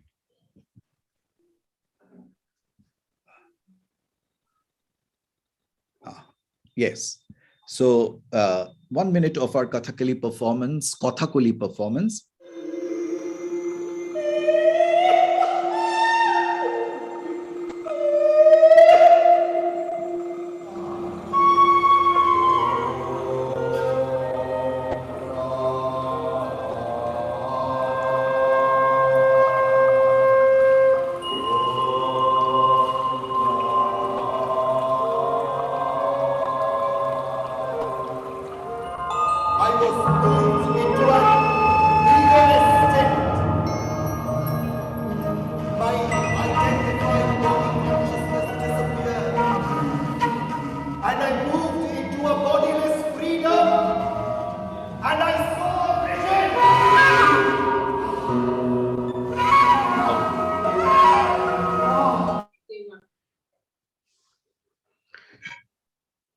Thank you so much, Dr. Ghosh. I think it was a mesmerizing and fascinating presentation. Just like you said that the bhakti is the sadhya and the bhakti is the sadhana, that experience one got in this very presentation itself. Many pranams to Dr. Janardhan Ghosh. Where were you all these treasures? Where did we miss all of you? Sir, I'm so happy to talk to you also. I was talking to our Pro Chancellor Maharaj, and he was talking so good about you, and he was telling. So I'm hoping to meet you, sir. There are a lot of things that I would like to learn from you, sir. Yes, every paper in this conference is such a gem, but the exuberance of happiness reached its zenith with your paper, Dr. Ghosh. Oh God, we need you. We need you very much. You have to be with us with INDICA Academy. This is the kind of work that we are looking for. And our founder Harikiranji has asked me to ask all of you people to be promised that whatever you need to take this work forward, INDICA Academy promises you to give that. Thank you so much. Please take it forward. Firstly, it will be published in our INDIC Today magazine, and then it will be published as a collected papers volume. But the level of your work, it should see the entire academic world should know how such a depth of Indic theory, completely immersed in Indic roots, is coming up about this area called storytelling. The world should know. Please, Dr. Ghosh, please don't remain in RKM Very alone. From RKM Very, it has to reach the entire globe. Thank you very much for coming. Thank you, sir, for your encouraging words. Thank you so much. I would definitely be a part of it, sir. It's my honor to be a part of it. Thank you so much. I think Dr. Nagraj Garu just summarized the intensity of what many of us would have felt in this presentation. Any questions from our audiences? Let's also look at the Q&A. Nothing is there, but there is one observation from Shri Rajneesh, that Pushpak movie and the old black and white movies were still able to tell stories successfully without sound or utterance. It's an observation, but I do not see any. One of the panelists, Lavanya Prasad ji, is saying, totally Dr. Janardhan Ghosh, the Natya Shastra says, Yata hastas tato drushtihi, yato drushtis tato manaha, yato manas tato bhavaha, yato bhavas tato rasaha. Lovely, enjoying your presentation. Yeah. This is from Abhinaya Darpana, Lavanya Prasad ji. This yato hastas tato drushtihi approach. Yes, sir. Yes, but in our dance school, we've been taught this as the the base. Whenever our teacher teaches dance, this is something that we'll have to say. Thank you so much. We can Darpana, Nityaratnavali, and other texts also as part of the broader Natya Shastra corpus. That definitely is a wonderful observation. And Vishaka Kshetrapal ji is also saying such an interesting and insightful account, Dr. Janardhan Ghosh. Many, many pranams. And Deepa Kiranji is also saying wonderful learning session, Dr. Ghosh. So now the entire audience is in its excitement and ecstasy, Dr. Ghosh. That was what we were all looking for. Such an amazing presentation. Is it published somewhere or? Not yet. Just I wrote it for this particular event, like for this conference. Oh, great. We are so lucky. We are so fortunate to get it, to be the first to bring it into light. You gave us that privilege, of course. It's my honor. It's my honor, sir. Yeah. Let's take it forward. It has to be made into a whole book. Please do it. We are with you. The entire INDICA Academy is with you. Let us take it forward. Yes, sir. We will definitely, sir. I'll get in touch with you, all of you, sir. Pranams. I now invite Geeta Ramanujam ji. Deepa ji, you would like to introduce her? Yeah, thank you for that. Namaste, Geeta Ramanujam. She's a master storyteller, academician, and trainer who wears many hats. She founded Kathalaya, a trust, in 1998, and later Kathalaya's International Academy of Storytelling that offers certified courses in storytelling recognized globally with affiliations to universities in the US, UK, and Sweden. She's personally trained 93,000 people plus people in the art of storytelling and has traveled to over 44 countries of the world with her storytelling presentations and performances and trainings. Won accolades like the Best Storytellers Award at Brazil, the Best Story Narrators Award from the Government of Tamil Nadu, and recently being mentioned by Prime Minister Modi ji in his Mann Ki Baat program. From the storytelling fraternity, as a storyteller, I'm really delighted to personally invite Deepa to please share her story of the storytelling journey. Over to you, Deepa. Thank you, Deepa ji. Thank you, Shivakumar ji, and all the people associated. I hope you all can hear me. Hello? Yeah, we can hear you, Geeta ji. Yeah, thank you so much. Am I visible? Okay. Yeah. Oh, okay. So I just want to go back to my screen. This is just that I want to show very little on the screen, but I want to talk more. So how do I go back? Do I just minimize this? Can you all see me? We can see you, but we do not see your presentation. No, the presentation is not. I just want. We can see you. You can see me. Okay, great.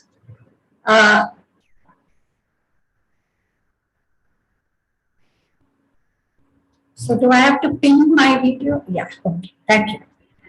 Thank you all for listening, and I would also appreciate, if you don't mind, that some people who want to open their videos and not the audio but just the video, it's great for a storyteller to actually see people, because just as Dr. Ghosh was saying, I think it's a lot of interaction and a storyteller requires to listen to listener. Thank you, Shweta.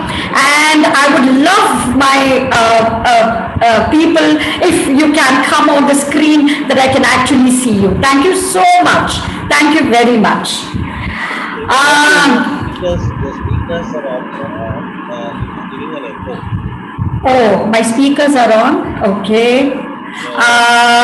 Your mic should be on and the speakers so that the echo is not. Okay, so the speaker should be off, you're saying? Yes. That some kind of sound. Oceanic sound is also coming. Oh, I see. Okay.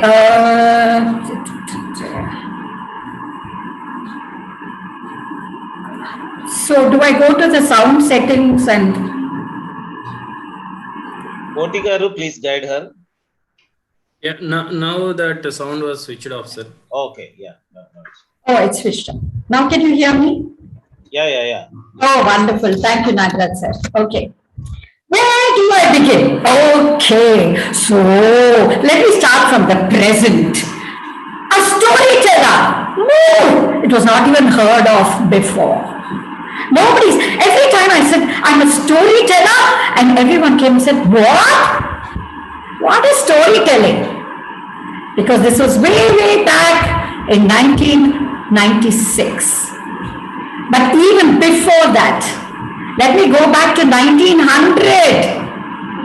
In 1900, there were a lot of stories being told in the houses, and I just want to go back, because where does the storytelling interest come? Where does the spiritual journey into storytelling come?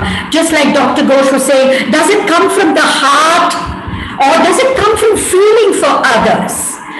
It comes from a lot of giving, let me tell you that. Not thinking about the ego and the self, but thinking about others. And where does that gene come from? Ma'am, sorry to disturb you again. Yeah. The sound is coming. Oh. Can you please talk without that headphones? Can you please plug out the headphones? Yeah. Can you hear me now? Is it better now? Yeah, we are. That sound is still coming. You can switch off the speakers. That is not required actually. There are no speakers. Let me see. Is it from the cell? Is it from the cell phone? No.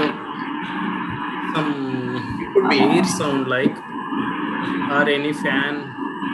Ah, fan. Okay.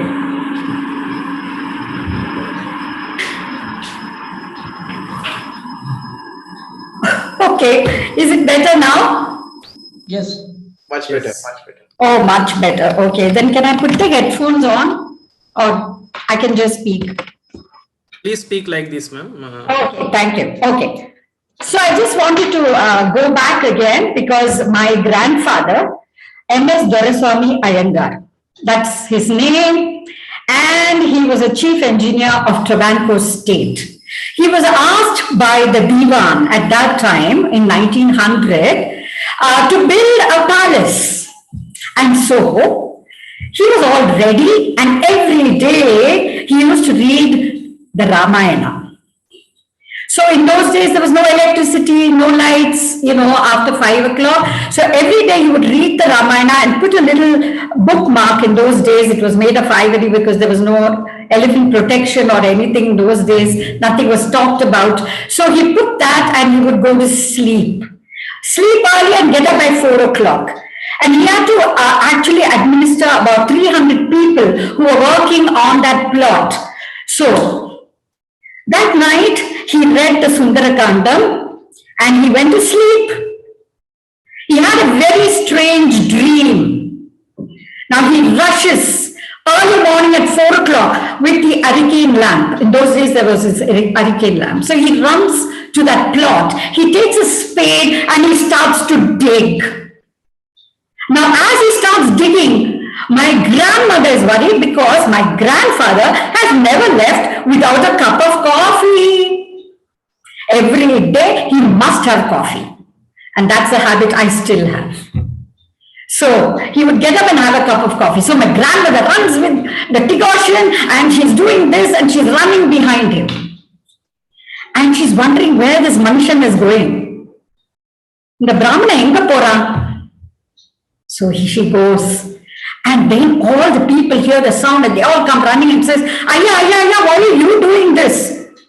And he says, I want you to dig in this place. And so they all get together. And then the digging starts. And around afternoon or noon, they find a crown. And he says, I know what it is. So he goes back to the king. In those days, the kings were so gracious. And he says, Raja, I think I don't want to build a palace with your permission. Can I build a temple? He says, why, sir? He says, because I know what it is. Sure, anything that you want. And so he took vrat for 40 days and they dug the whole thing. And what do they find below? A huge, big, you know what I'm talking about, with a crown, the Hanuman.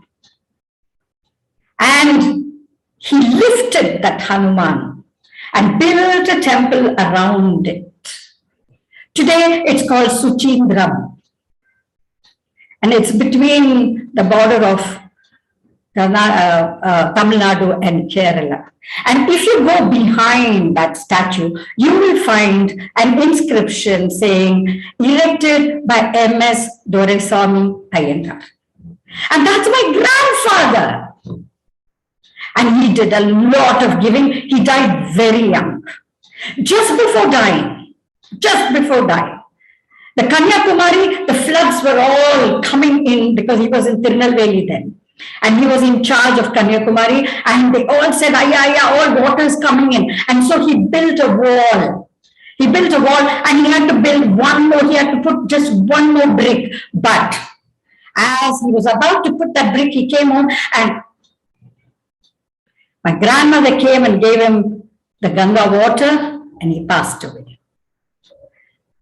Well, I can go on continuing my grandmother and my grandfather's story, but that's not the intention of this talk. The giving, the sharing, it comes from a lineage. isn't it? We see, we want to give. So here I was, wanted to give. And again, carried through by my mother.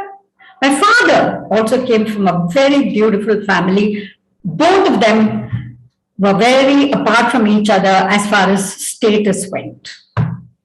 So my mother and my father had to move. My mother was from Tanjore and she came all the way to Bombay because my father found a job there.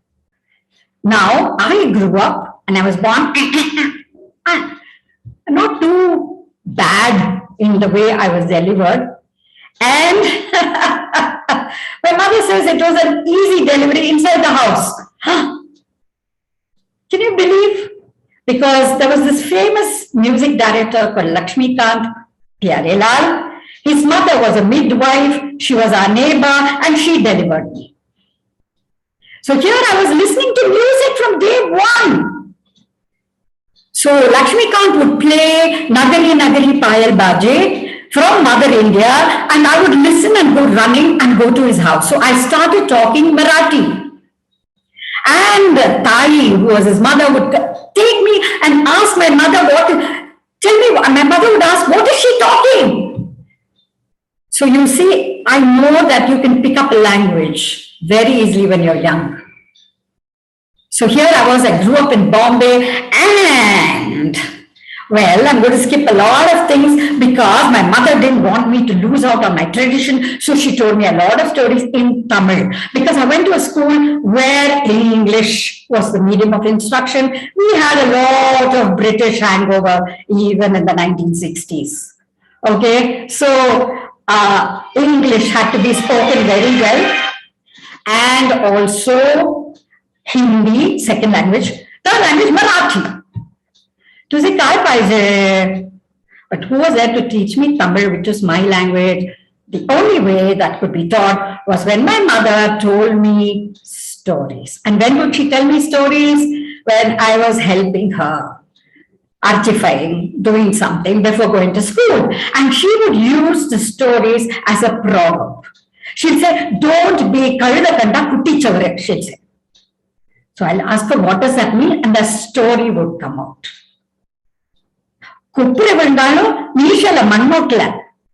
Another story. Don't be like that housefly, that forgot its name. Amma, what's that story?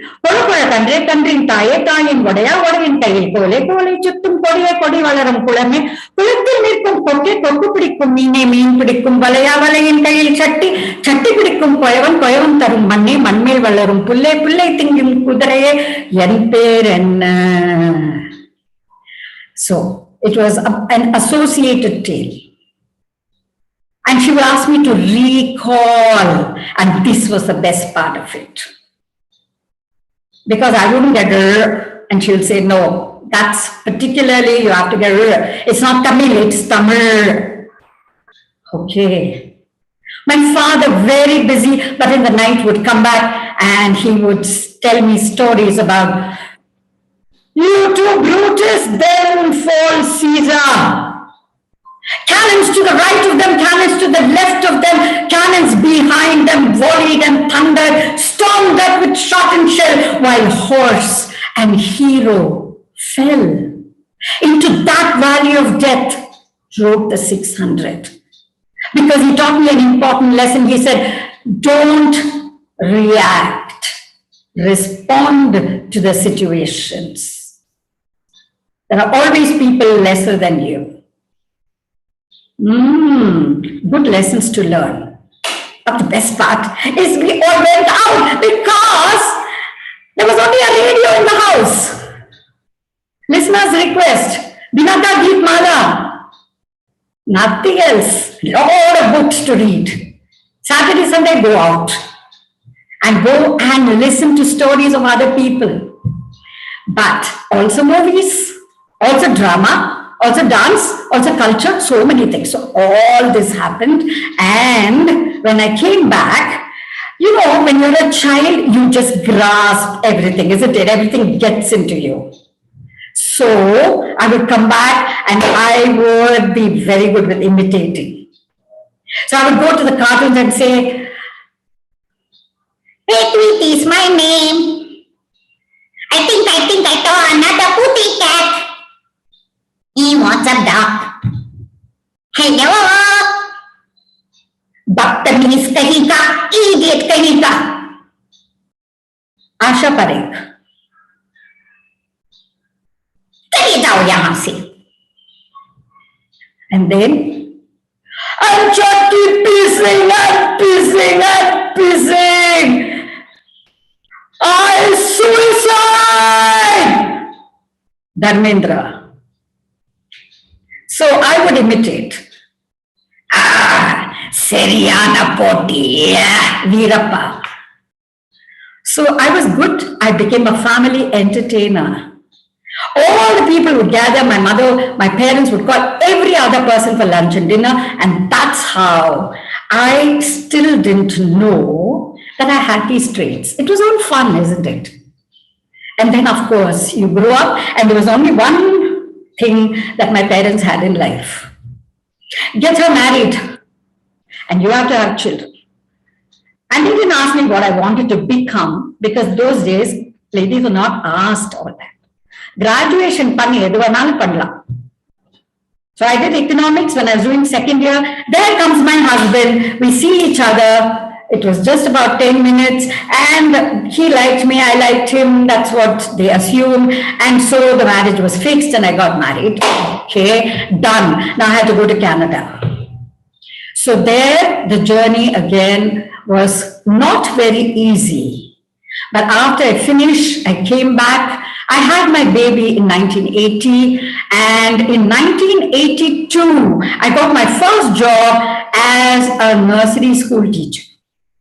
So when I went into that school, all the children, they'll be crying. Now, how do I get the attention of the children? You grew up on stories, so naturally, it's a story that comes to you.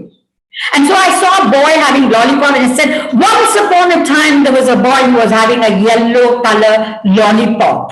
And then his sister wanted another lollipop, and he said, she wanted a red color lollipop.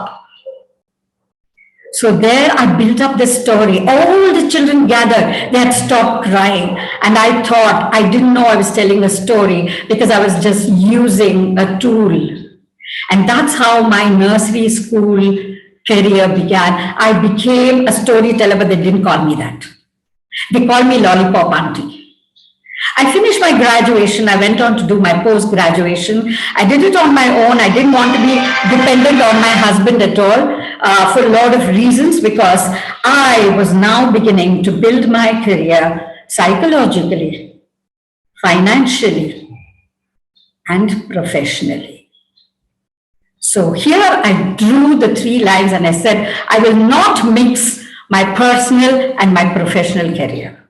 So there I went, joined school, and my schooling took me 14 long years. 1996, suddenly they found that I was telling a lot of stories for social studies and English, and talking about the ape man, and talking about a fish, frog, and turtle near the lake, talking about Hitopadesha, talking about our Shastras, the Vedas, everything about history, near the trees. Children were climbing on the trees and listening to me, and they said, what kind of a teacher is she? Can't she look into the eyes of the children and tell them a story, even if she wants to teach history? That's not the way to teach history. Because I always wanted to find something new, because I was a curious child. I wanted to know why we have to have this methodology of education. Why should we sit in one bench for so long, from period after period after period? So I took them out in spaces, told them stories. And then they put me into the library because I thought I'll keep my mouth shut. Well, it didn't happen. And so I started, because they were not reading the books, and I said, he walked and walked and walked into that deep jungle. And as he walked, there was just the moonlight in the sky, the rustling of leaves as he trampled over them, and he opened the door, and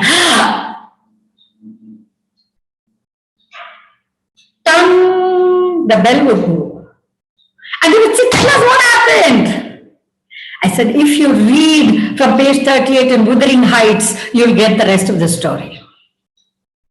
So that's how I got them interested in reading and in classics. And someone was listening to this and said, hey, that's a wonderful idea. You're telling stories.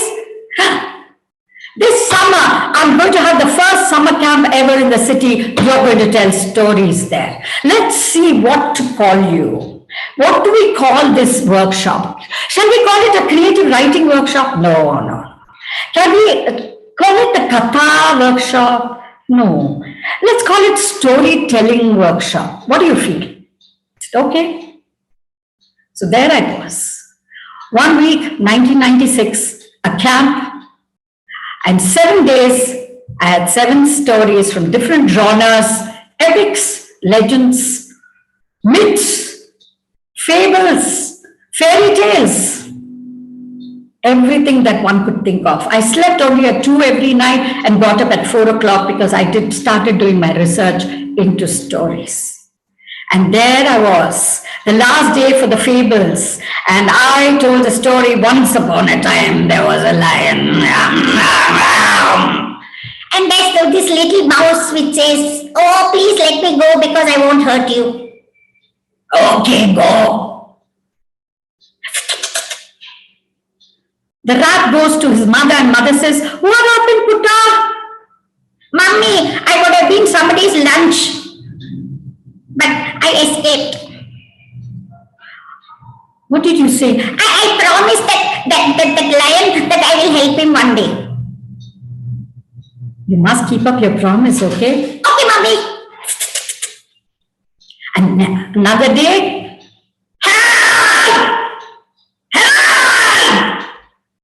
in the net. Hey, if you shout so much, I can't help you, yeah. I can't think at all. Just move back a little bit. Now the big lion had to listen to the little one. Moved back with the net. You told me you won't eat me. No, you're my friend. A friend in need is a friend indeed.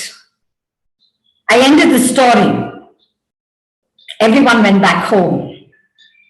The next day, in the Times of India, there was a column.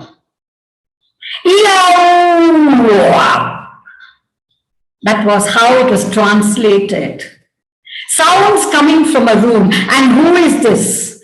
A storyteller in action. If you want to contact her, this is her number. Now, that was divinity. And that was exactly the moment it was a turning point in my life. And there was a lady, a principal from Madurai, who was passing by. She read this and she called me and she said, I want you to come and train 300 teachers in my school. I said, what? I'm not done training in my life. She said, you can. First of all, I had to find a story. I know I had a lot of books, it's a lot of stories, but what is the story that I'm going to get? And that's when I went to what today I'm grateful for, Arunachala. One of the friends called me and said, why don't you come to Tiruvannamalai? My father had talked a lot about it, but I hadn't visited. So I went to Tiruvannamalai, and there was this librarian who said, go round the mountain and go alone and take the forest path. The spirituality happened. And there I went around the mountain, and as I went around the mountain, I saw the shadow of a bird sit on the shoulder of this mountain. And the whole story came to me. And there was what people call the Brahmand, which is full of electrons, protons, and electricity. And there was an electricity, I was all wired up inside me. All the wires were ready, only the plug had to be switched on. So what happened at that time? That story from that mountain. So can the mountain speak? Somebody asked, is there a silent language? Yes, because the mountain spoke. I could hear, I could feel, it touched me on all sides. And when that story, when that connection hit my heart, there was one zzz, zzz. You know that spark, right? I was excited. I was thrilled, but only the first part of the story, mind you. And then I went to Madurai and I told this story. There was a huge, big mountain. And when they listened, I had got the message. And that became my story for training. And then, how do I continue with storytelling? Because my salary was 2,000 rupees. 3 of us joined and 6,000 rupees we invested. And we said, let's call it Kathalaya Trust. And that's how we began, just with 6,000 rupees. How do we sustain ourselves? I had resigned. I wanted to start this. I wanted to give. You know why? Not because I was in Valley School, because I saw when I was telling stories to the children there were the rural school children who would also come and listen. And I wanted to reach out to them. So I resigned. My personal life was at its peak. My professional life, 0. And I started. And then, you know, divinity is so great. There was a person from the India Foundation for the Arts and said, you know what? Come for an interview.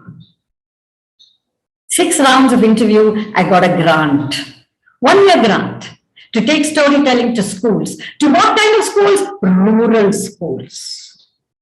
Yes, that was where my heart was. So from that day, 1998, when we formed the trust, we started reaching out, and we reached out to nearly 500 to 600 rural schools, not at the same time, but one by one. The deaf mute, the mentally challenged. So we devised, so my whole journey from 1998 to 2009 nearly was with rural schools and the rural millennia. And that's where my heart is still now.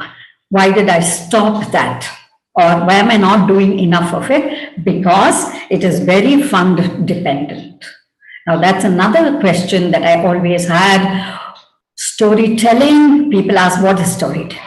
Can we see results? Because when you give paints for a school, you can see the class painted. But how do you measure storytelling? How do you tell people that children are trained, they are healed, they are better? You don't have to spend 7 periods in English. If you spend 2 periods, it's enough if you tell it through a story. I went to the BEOs, I went to the IAS officers, I went everywhere. I carried my bags, going all over Delhi, going to all the funding agencies saying, please give us a fund because we want to do this. Well, I am grateful because Rajiv Gandhi Foundation, the Ford Foundation, the Tata Trust, they all came forward on their own to say, we will fund you, please go ahead. So I did do a lot of work, and at the same time, the one question was, how will you sustain yourself, Geeta?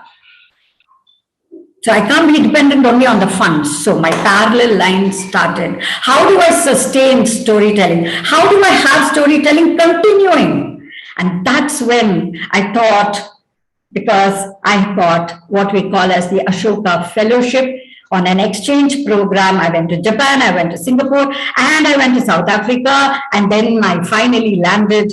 One day I went to US for a wedding. I knocked into a lady in the Library of Congress. She wrote to a person called Jimmy Neal Smith, and I had no money absolutely because I had worked for 3 months to gather just my plane fare to go to US, because my friend, who was also a storyteller, said she will put me up and she will take me to her nephew's wedding.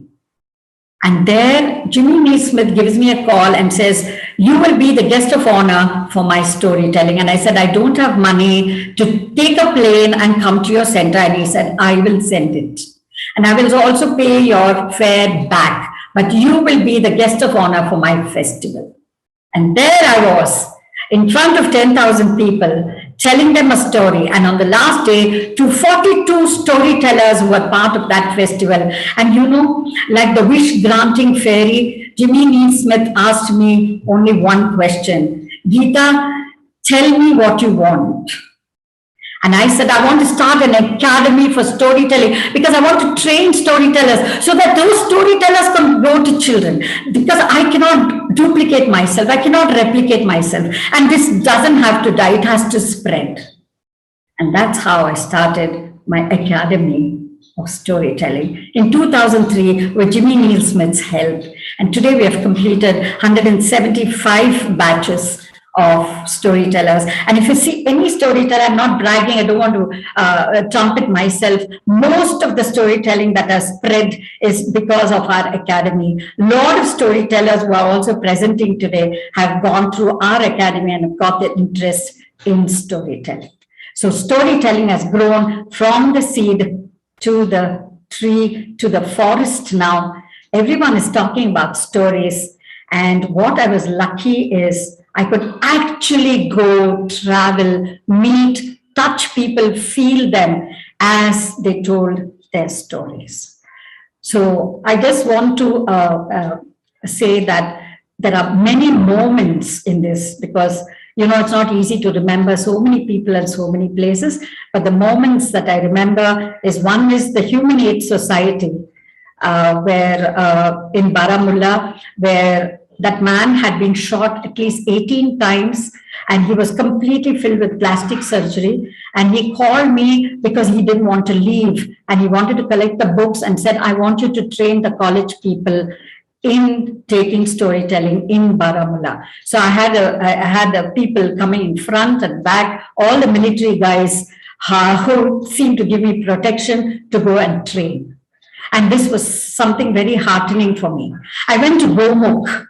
And when I reached the top, there were 5 rishis.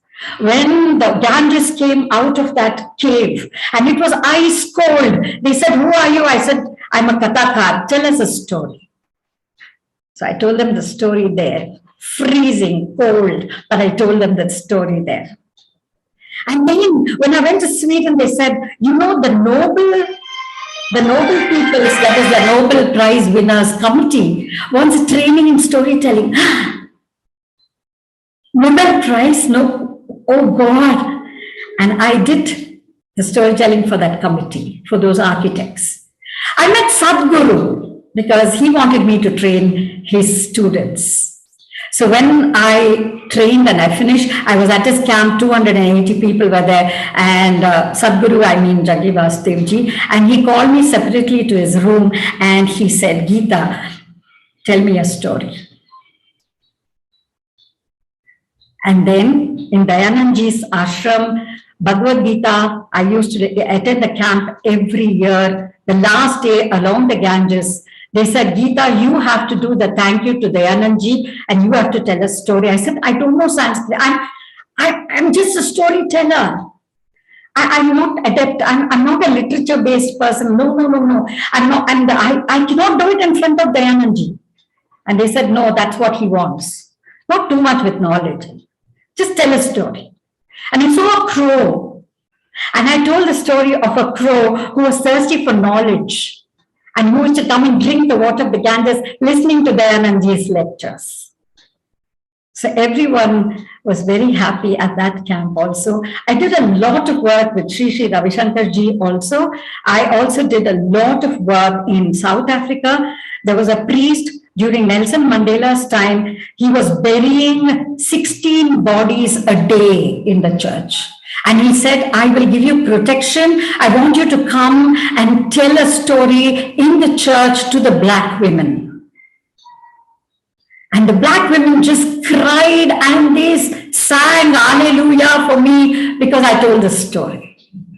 And they wanted one more story. So I kept telling them stories as they cried their heart out. So it was not only as festivals, though I had a lot of different kinds of experiences going to the Scottish Storytelling Festival and to Finland and to Iceland. I went once to train the pharmacy companies because they wanted to tell a story of their medicines. I went to the University of Central Florida to tell a story for the filmmakers. Well, I can go on and on and on, but that was not my intention. So storytelling, after all these years, I just felt that the last thing, yes, one more incident that I remembered is there's a place called Douglas, which is 80 miles from Edinburgh. And there was a person called Marion and Colin, and they called me. And it was a huge church, which was built in 1498. And they had a key. It was a huge key. They wanted me to unlock that church. They took me in, and there was a huge chest. And they asked me to put another key. There were 2 keys, and I opened that, and there were a lot of scrolls of stories. So these are moments that I think is so close to my heart. I can't tell you, and there are many other incidents. Though I wish I had continued the work, the last that I did was with the Santali tribals. I went and stayed with them for 2 whole months. I drank the kanji that they drank, and under the sky, under the night sky, I used to sleep on the rope cots, and they all used to tell me stories. And we set up, I'm very proud of this, 220 learning centers, and they were the first generation learners. So children from this age to the adults come to those centers every day, morning 7 to 10. And who are the trainers? The farmer women. And they go to work after 10 o'clock. And I'm so happy. This was such a gratifying moment for me. Yeah, so a lot of things that, and sometimes now when I recall, I don't know how I managed to travel to spread. Maybe it had to spread. Maybe Kathalaya, my organization's name, has a destiny of its own, and it had to reach out to so many places. Well, without any obstruction, it happened until the last 2 years. I had to convert everything online. Well, it's not the same. I can't feel you. I can't smell you. I can't feel the energy in that room where I train. I can't go to that hut and sleep with those women. So it's a lot of things that we are losing out when we do something online. So this is the way forward. Though I wish this COVID, I've been praying every day. I've been telling COVID, come and sit down and don't trouble anyone, okay? So I've been trying to offer him coffee and tea and a lot of things. I think he might listen, you never know. So I'm sending my meditative prayers to him every day, he or she. I'm sorry, I don't want to be very patriarchal about this. I mean, it can be a she also, I don't know. But I think I just want the COVID to go away, because I say there are storytellers, there are listeners, they all want to be free. And what is the final? To have peace, isn't it? Om Shanti, Shanti, Shanti, to have that peace within our hridaya. And Sahana Bhavatu, Sahano Punaptu, Sahaviryam Karavahavahai, Tejasvina Vidi Tamastuma Vidvishavahai. Om Shanti, Shanti, Shanti, Sarve Jana Sukhino Bhavatu. Right? So that is what we are praying for.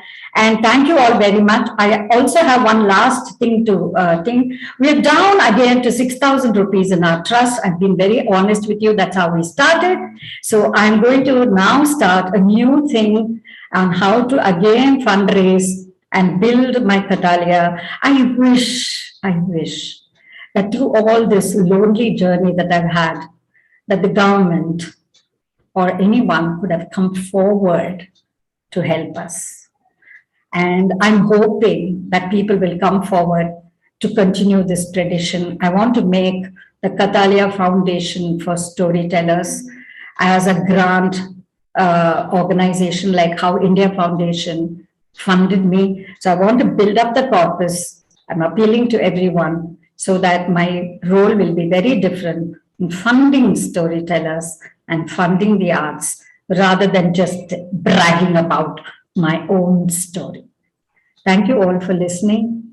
Thank you so much. Thank you, Deepa. Thank you, Shivkumar ji and Dr. Nagaraj, and all the team and all my listeners, and for just giving me this beautiful platform of half an hour.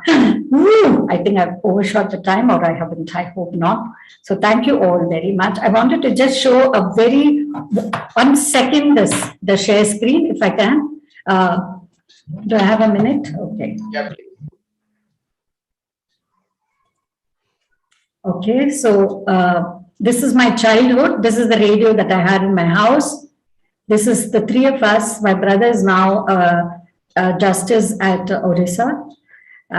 Well, this is my mother. This is when I was born. So just the stages of my life. We are not able to see it, Geetaji. Hello? We can't see. Oh, you can't see? Okay. So do I put share screen, right? Yes, yes. You have to put sorry. Yeah.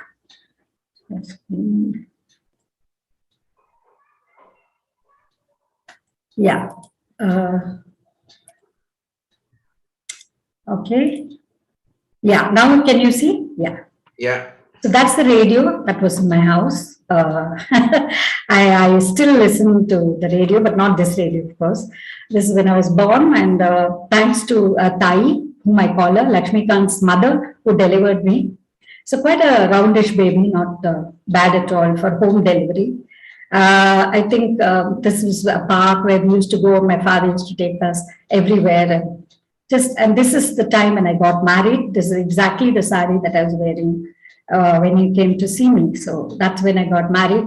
I was hardly about 20 when I got married. So that's thing. And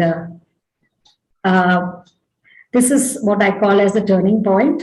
So just I put, this is, if you see this particular picture, this was the first one that in Times of India that appeared. This is the first workshop I had. And you can see there are about 8 kids. This was 1996 when he called the heading as the Cat of Nine Tails. It's still there in our center.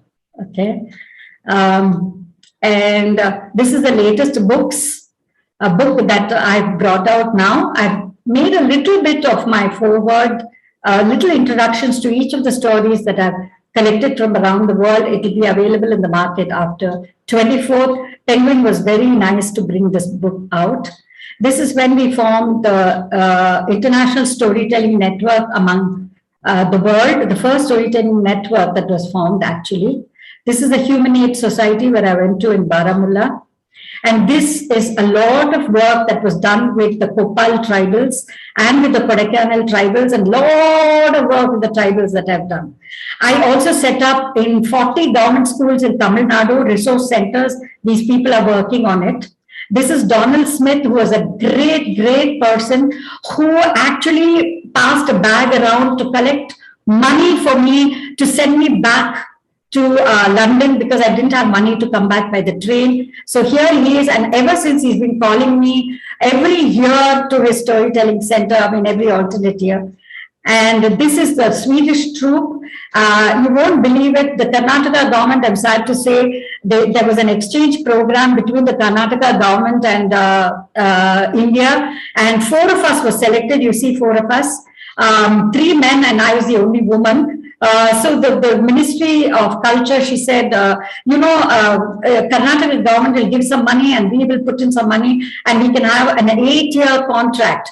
Now, not even 1 year, sorry to say that Karnataka government paid any money for me to go to Sweden, but this lady, Ulva, she was so wonderful. She said, we'll bear your charges. And all the 8 years, they were the one who funded us. So how can I not be grateful to them? Why is it that we don't look at it as the way they look at it? Yeah, so that is how I also established centers around the world. Sorry, thank you very much. So they say pictures worth 1,000 words, but not anymore. Thank you for listening and traveling with me. Thank you so much. It was such a it was a blessing to listen to your journey, Geetaji. All of us know you. This is the first time maybe some of us are meeting you in person, yes. But we know you because of your work, and I'm sure all of us have read about your work. It's an honor to have you on this platform and listen to you. And nothing that I summarize or paraphrase from what you said can be equal to what you actually narrated. The real rich experience is what it is. I think when you went to Gaumukh and when you told the story, a different Ganga started flowing, and I think continue to flow forever in the minds of and hearts of all of us. I'm sure ours is a civilization of stories, and that will not Absolutely. at all. And we will continue to have this tradition being upheld by luminaries like you. Thank you so much. Thank you. Thank you very much. And with this, we conclude the morning session. We will take a 20-minute break. We will, try to gain a little time in the afternoon. And we will begin with Shri Lokesh Ghai and Gauriji Rajiv, your session, the first. And then after that, we will have a session by Professor Vinita Dhondial Bhatnagarji and then Sri Hari Vittal. So I'm just setting it so that you exactly know what is the sequence, and then we will proceed. So it's a 20-minute break. Hopefully, we can quickly assemble and then begin the journey. The session will be on very much. Some of us we may be off from our screens, but we'll be very much there in the session. Please join back. This is a great journey, and it has just begun. Dhanyavad.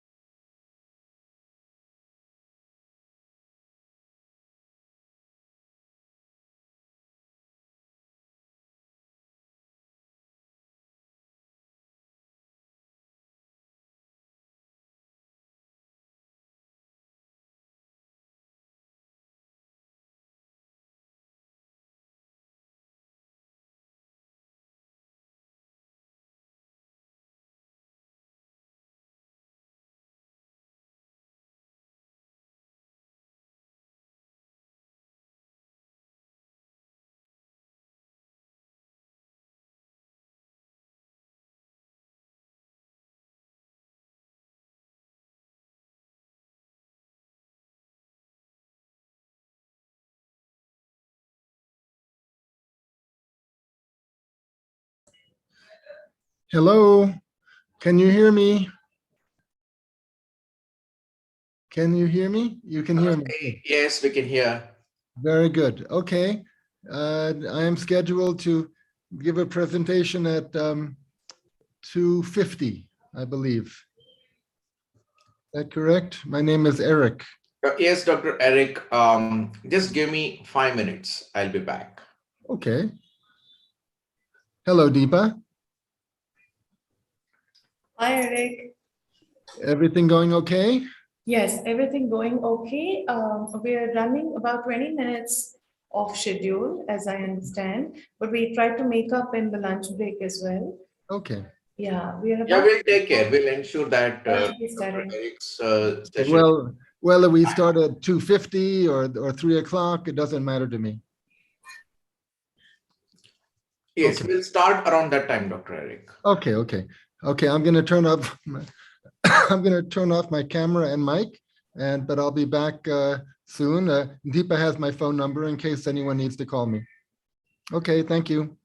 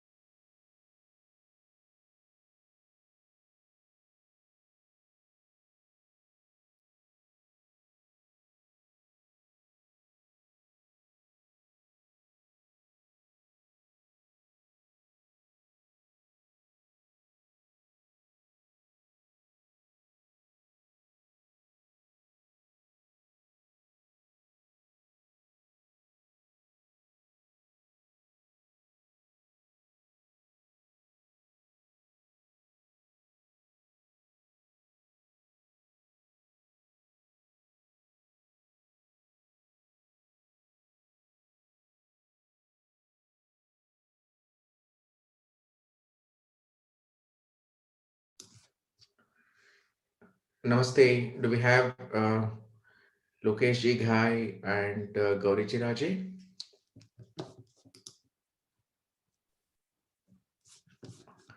Yes, I can see Gauri Ji. Okay. How much time before my session starts? Could you tell me? Vinita Bhatnagar, Dhondial Bhatnagar. Just a minute. So first we will have Lokesh Ji and Gauri Ji. Huh. Then we will have yours. Okay. So about how much time? About 20 minutes. 20 minutes from now? 20 minutes after the session starts, you can count. Okay. Thank you. I And noted. then after that, we'll have Dr. Eric's presentation and then we'll continue. Oh. Okay. Thank you.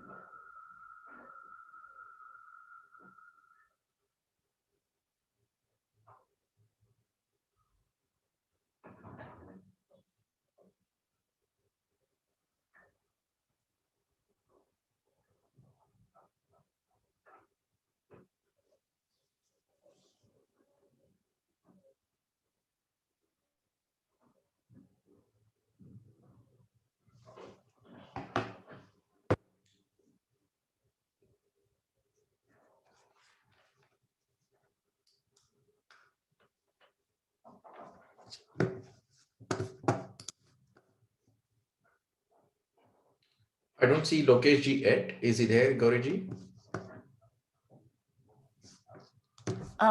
Yes, Shiv Kumarji, I can see him. So he's here as well. So we'll get started. I think people have begun to join. We'll give them 5 minutes and then we'll start.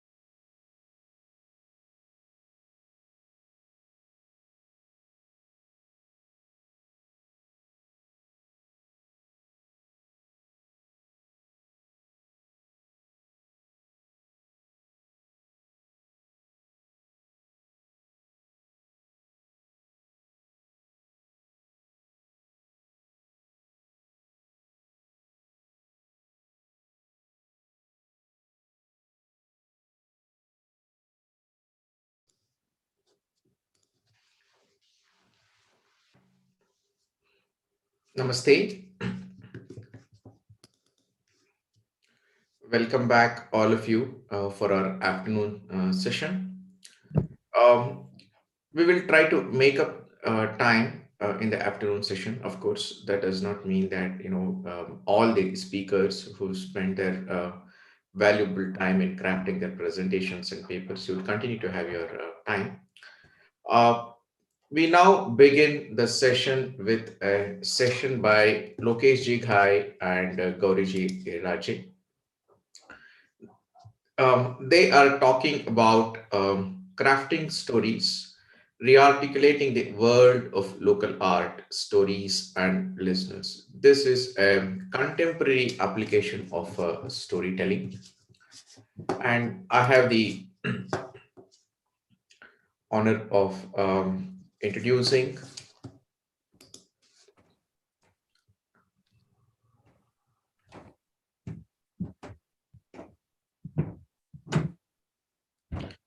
Lokesh Jighai is a textile artist and a researcher working with traditional Indian craft practice. He has showcased his textile art at V&A Museum of Childhood in London, based on folk narratives.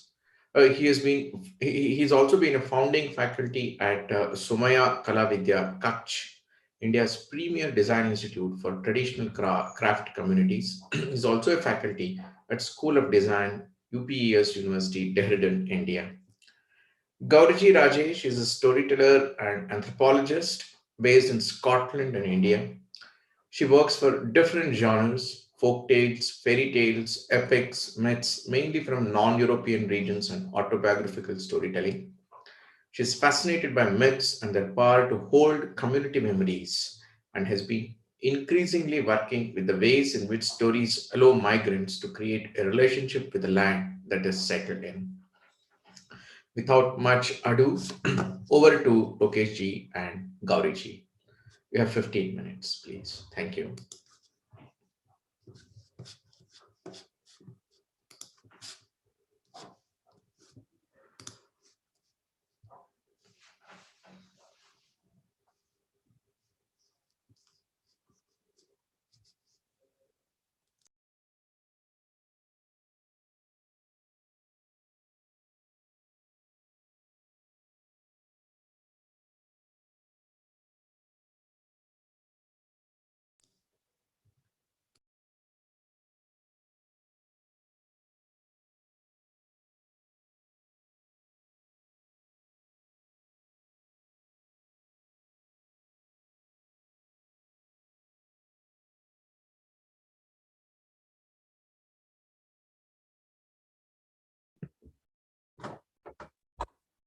You're muted, I think.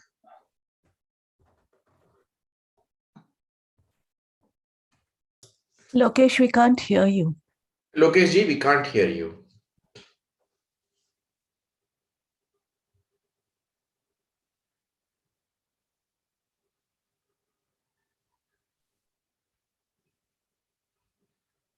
Not yet. Not able to hear you yet.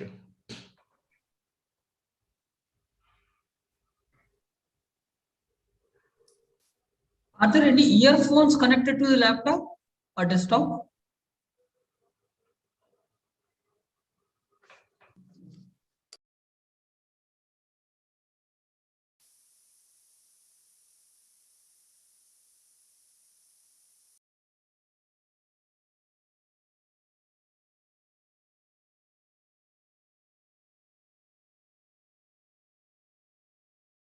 Hello, I hope you can hear me now. Yeah, we can hear you now, Lokesh ji. Great, thank you. Sorry about that.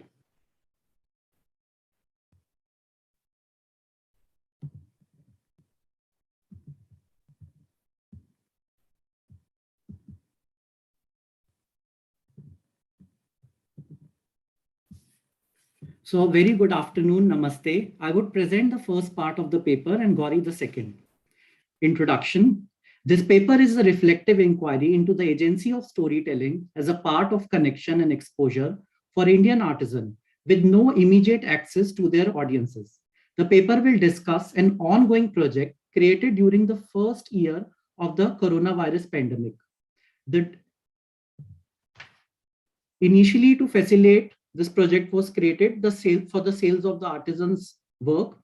Tapping into the deep synergy between art and stories, the project continues to explore stored art, the place of stories in lives of local Indian artisans, and re-articulating the stories and storytelling through digital media when live contact was not possible. The problem. The first lockdown of COVID pandemic hit the artisans in India community hard. Within the artisan, most affected were those who toil at the grassroots. These grassroots artisans practicing their craft as a heritage are not recognized as artists and treated as laborers. These marginalized artists are often exploited by master artisans, brands, or designers. They do not receive due credit or fair monetary compensation. Added to this, COVID pandemic meant rise of anxiety, uncertainty, and loss of wages for the artisans. Usually the artisans do not have a direct access to the end consumer. In some cases, they participate in exhibitions in metro cities or depend on tourists visiting their villages. All these channels were closed. During the first lockdown, I conducted a qualitative research through telephonic interviews with 40 artisans across 4 states. The interviews revealed that many artisans were hand to mouth, depending on charity, in addition feeling anxiety and hopelessness. Given these circumstances, a series of ongoing collaborative events to support and encourage the artisan were devised. For the collaborations, storyteller Gauri Raje was invited by me. Kevin Murray, editor of Garland, an Australia-based craft magazine, was enthusiastic to develop the ideas and promotion of the events through the Garland publication. Stories stored in craft objects. Indian crafts with its rich cultural heritage inherent stories. These stories are given tangible expression within craft objects, usually as elements of story. These elements could be in form of colors, abstract motifs, layout embedded in the process of making, a detailing in finishing, etc. For example, a weaver from Kutch, Gujarat may weave geometric abstract pattern according to their loom technique. These patterns hold sacred connotation understood by the maker and the original consumer community the craft objects were made for. What may seem simply two inverted triangles placed on each other actually denotes Lord Shiva's Damru. An embroider from Punjab may hand embroider a fulkari for her trousseau with auspicious red and yellow colors, but then add a black motif as a nazar booty to keep the evil eye away.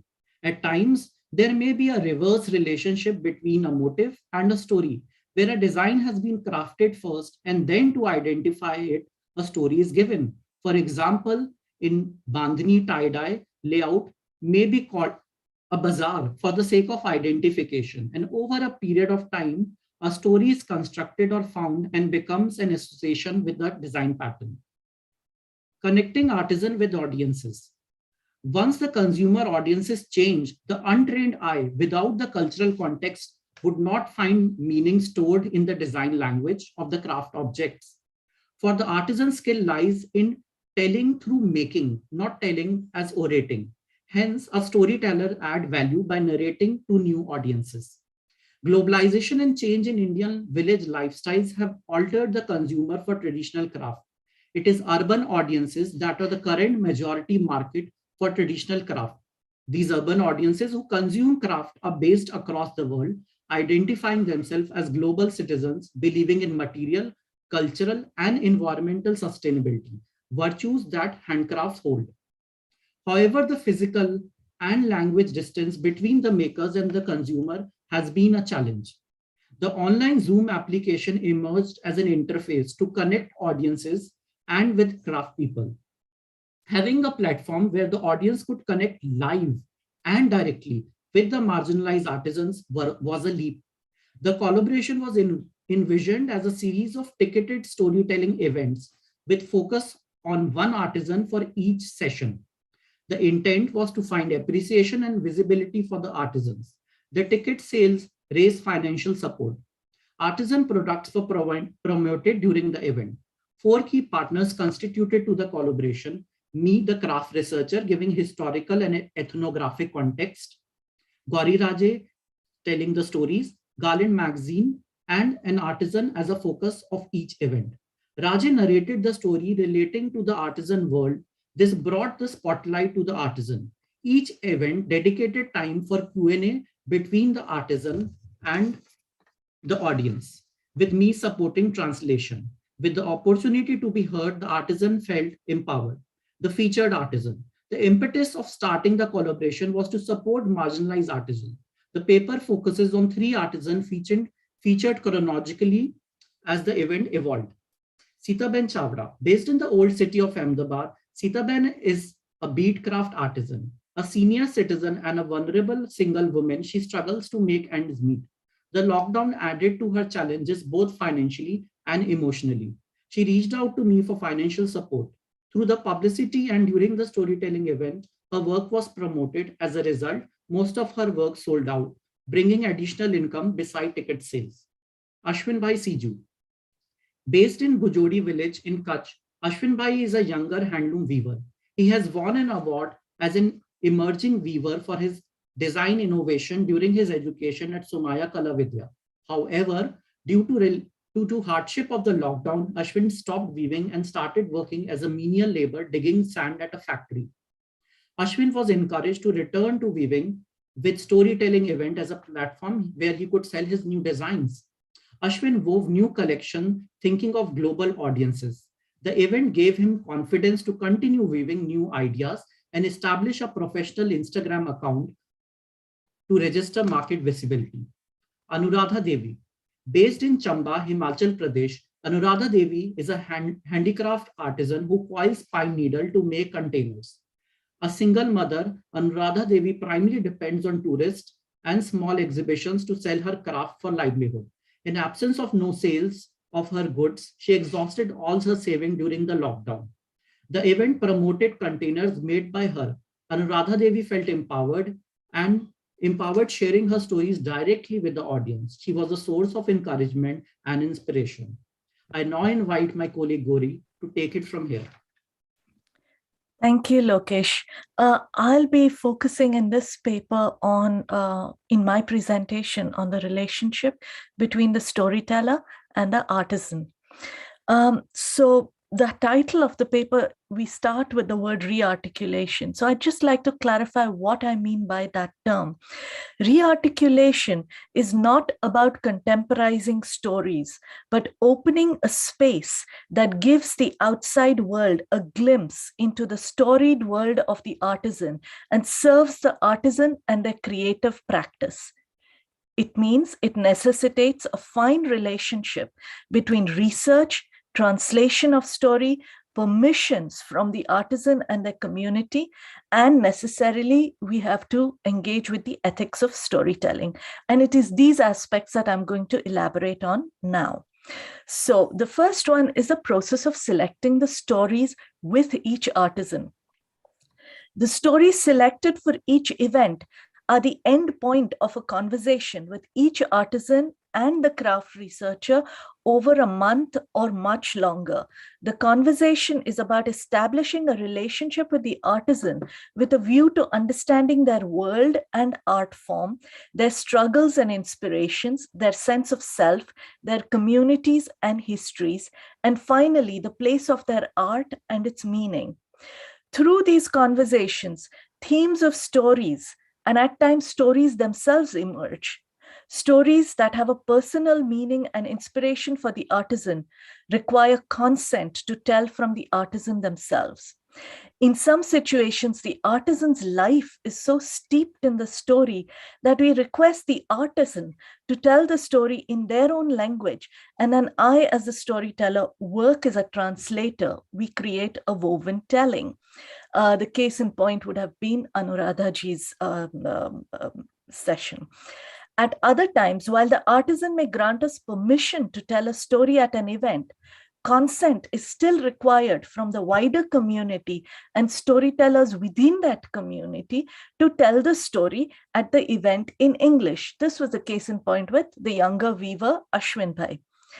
In the final situation, consent is also required from the artisan to highlight certain aspects of their story by telling a particular story which may not be from their traditional cultural background. And this was certainly the case with Sitaben. Story thus works as a window into the world of the artist, and the storyteller is literally serving the artist and their story. The stories chosen so far have been on the basis of motifs in the art, symbolism and heritage of the artistic tradition, the life and struggles of the artist, the sense of the artist, what is the sense that the artist is giving out, and the community context which holds the artist and their creative life. In terms of the presentation of stories for each event, the historical and the ethnographic context is narrated by Lokesh, and then I, as the storyteller, weave in two or three different stories with the historical and ethnographic presentation. So it's again a woven kind of presentation all through. The main language of telling is English, peppered with Hindi, Gujarati, Marathi, depending on the language of the artisan that we are working with. At times, it is a storytelling. I'm telling a story like you see in the picture here. Or at times, the storytelling is juxtaposed with a visual presentation of the artist's work, especially when it involves paintings or we're focusing on motifs, where there is something about listening to a story and deeply engaging with the visuality of that particular piece and not moving visual pieces. So in terms of then re-articulating the relationship between the worlds of stories and art, what is it that we're talking about? That's my last point for this presentation. The synergy between art and stories is not an unfamiliar relationship, either on the Indian subcontinent or in many other parts of the world in their storytelling traditions.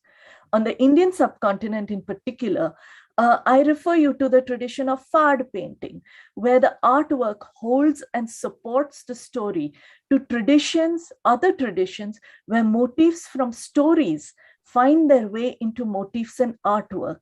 And this synergy is an ongoing and open to revision based on how each artisan over generations builds a relationship with their art. Therefore, each of our event is also mindful of the telling of the story of this fluctuating synergy between the artisan and their art. For some, like Anuradhaji, their life moves in and out of local folklore at times mirroring the local folklore, at times changing it, or at times being inspired by it. For younger artists like Ashwin, the stories are a reminder of the legacies of their community in continuing the art of weaving.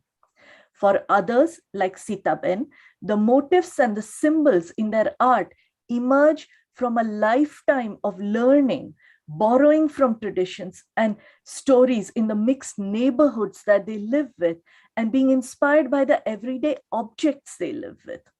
Like fragments coming together through their art.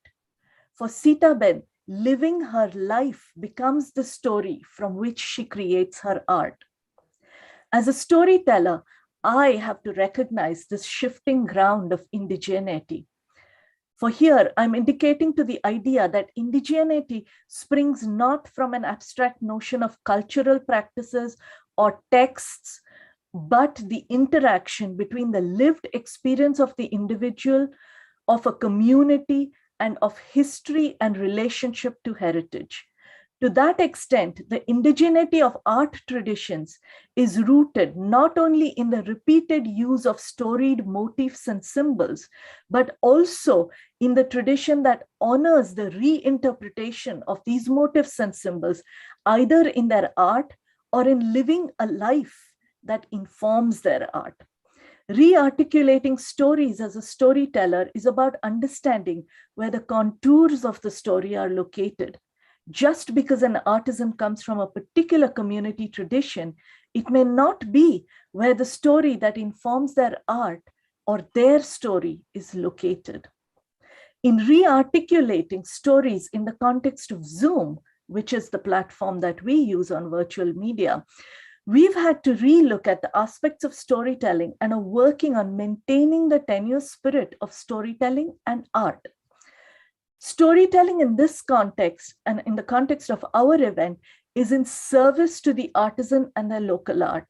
The telling, therefore, does not need to override the voice of art. Most tellings are without the use of the whole body. The use of voice and eyes predominates.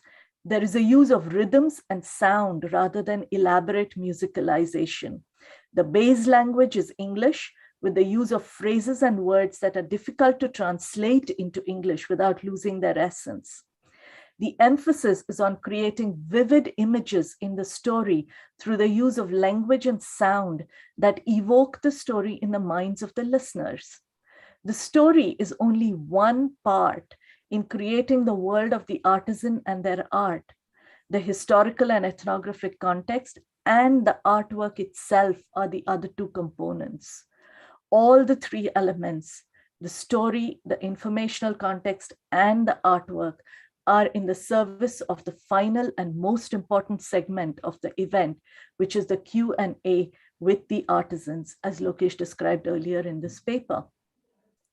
To this extent, we do not record any of the events, and the stories gathered from the artisan and their community are not retold in any other context by me. Telling a story given by the artisan and or their community does not make it part of my repertoire. It is to this extent that the globalized context that Zoom allows is only a space to glimpse the world of the artisan and nourish the artisan, rather than open up their creative world for consumption or appropriation.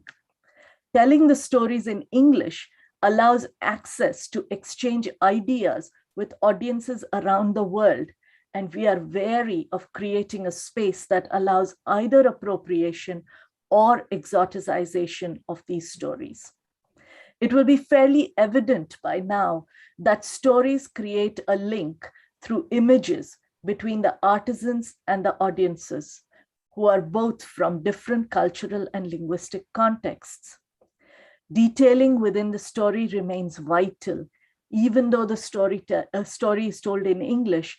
As a storyteller, I research the details of the story to the extent that I'm aware of the kinds of trees that are found in the area where the stories come from.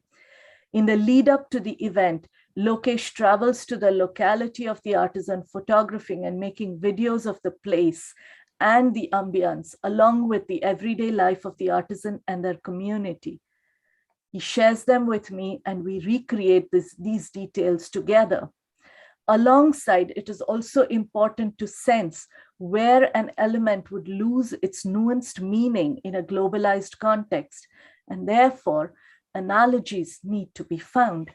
I then take the reworked story back to the artisan, and with Lokesh, we retranslate it with modifications to the artisan and at times to the kin group. This is then further discussed, modified, or approved by the artisan and their community. It is then ready to be told as a public event. Simultaneously, Lokesh and I also have discussions with the event organizers who are based in Australia to get a sense of what in the story might have a potential of losing its meaning or becoming exoticized. Based on these discussions and conversations, the choice of stories and the form in which the story is eventually told is arrived at. The re-articulation or the telling of the story at the event is just one moment in a series of ongoing conversations and discussions. The Q&A with the artisan then is a place where the artisan is not only an expert in their art form, but they can continue the conversation that the story introduces. I will conclude by speaking a little bit about the impact of the project on the individual artisans that we've hosted at the events. Firstly, as Lokesh outlined, the impact was definitely financial, but a more significant impact was felt in terms of their ability to express their ideas to an audience who were also curious about their artistic processes and inspirations. The artisans could sense the excitement around their art for themselves and contextualize their work in the global work of art. To be asked questions about the future of their work gave them an opening to articulate their desires for the heritage of their art and not just focus on the monetary value of what they produced. Old musings that I'm sure each one of us who are artists are aware of, musings that we carry with us as we work with our art, these old musings then began to become new stories that were then released into the world. And I'm going to end my presentation there. Thank you so much for listening. Thank you so much, Lokesh ji and Gauri ji. I think we just witnessed the formation of a new tradition, bringing the essence of storytelling of the civilization into a new context, and how an entire community creates a new set of practices around that in new context. That was beautiful. And any questions? I saw in the Q&A there was nothing, but if the audience would like to ask a couple of questions, we can take 1 or 2 questions. As a person coming from Gauriji's field, cultural anthropology, I would like to congratulate her for creating this study cum activism genre. This is actually, there are activist anthropologists and there are non-activist anthropologists, pure academic anthropologists. And taking your ethnography back to the cultural group has been a cultural relativist practice from decades for the validity of ethnographic research. And ethnography as narrative ethnography as poetry, have been slogans, have been phrases, pet phrases of ethnographers. And Gauriji is doing all this. It is narrative ethnography, it is ethnography as poetry, but ultimately it is activism at a crisis time, at a world crisis time. So putting all these ethnographic schools into a contemporary activist philanthropic practice, altruist practice, is an amazing mixing of approaches of anthropology, cultural anthropology. Congratulations to you, Gauriji, for this. Thank you so much. I would just like to say actually that this project has been founded and initiated by Lokesh, who is the craft artist researcher ongoing with his work in India, whereas, you know, I kind of act as the link. But it would not have been possible without Lokesh. So yeah, definitely. And Lokeshji, with whom I would like to share that Professor Vinod Vidvans, my best friend from National Institute of Design, introduced me to the design field, and I have been teaching in various design colleges, including DJ Academy of Design, and I've been associated with craft design researchers like Padmini Balramji and others, Professor Balram ji and others. So with all that, actually I'm getting all these connections when you're talking, and my research into storytelling traditions from my own region, where scroll narratives, which are called Patam Kathas. Patams are scrolls that are used for narration. And there is a Mandachu narration tradition in Telugu where dolls are used. Dolls are used for illustration. Scrolls are used for illustration. And there are toy and doll making communities like Etikopaka and Nirmal, toy and doll making communities, how they are very closely associated with this caste mythology. They are called Kula Puranam, Jati Puranas. And these are patronized. There is a subcaste, performing subcaste that performs the caste origin mythology to the patron caste. Patron caste patronizes that because it is its own caste origin mythology. And these subcastes, performing subcastes, they are helped by this craft community called Cherial painting community, Cherial doll making community, Cherial toy making community. And the Etikopaka, Nirmal and others, they circulate this into their toys and dolls and the other crafts that they make. So immersed in this whole work for the last 3.5 decades, it was all bells ringing all the time. Oh God, somebody else is also doing this. But particularly exciting was the activist aspect of it. Basically, at a crisis time, when the artist is facing such a huge crisis. Okay, so Lokesh, that was a craft part, craft design part, in which actually we now are very happy that the Cherial group is now popular all over India, and they are eking out their livelihood comfortably now. By the time we were approaching them, they were struggling. Their own family members were not taking up their profession because they were that was losing patronage. But now the situation has changed. Our activism from some other groups has helped them come out of the doom. Now they are very happy. We are also happy about our activist anthropology, if I would like to call it. So this mixing of activism and study is very good, excellent, and excited. Thank you very much. Congratulations. Thank you.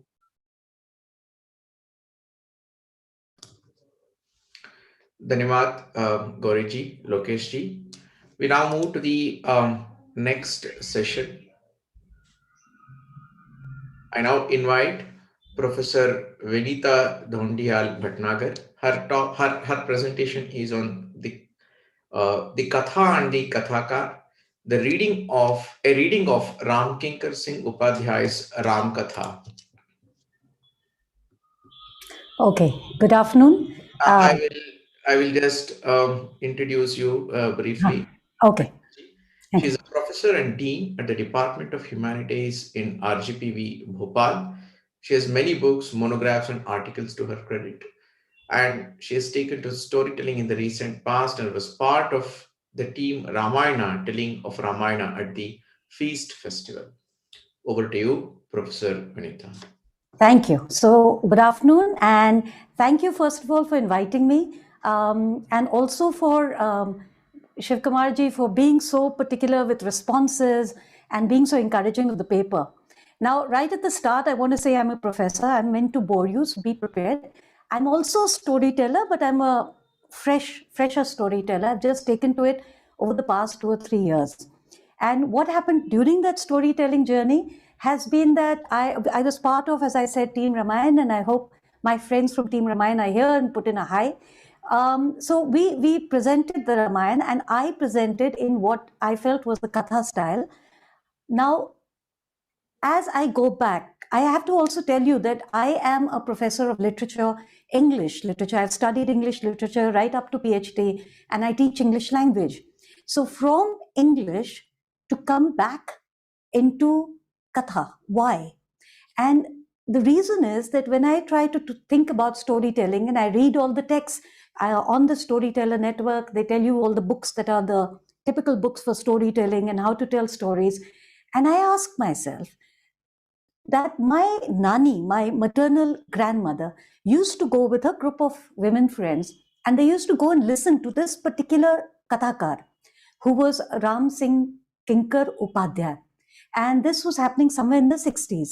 And he would come and he would talk in this hall, which was full of people, and they would listen for hours on end. And this is what fascinated me. I said, well, there was obviously some sort of storytelling happening, which precedes this revival in the West in 1970s. And this was a part of people's lives. And my grandmother, I hope Adwaita is here, so Adwaita will know, our shared grandmother, she used to go and listen to him.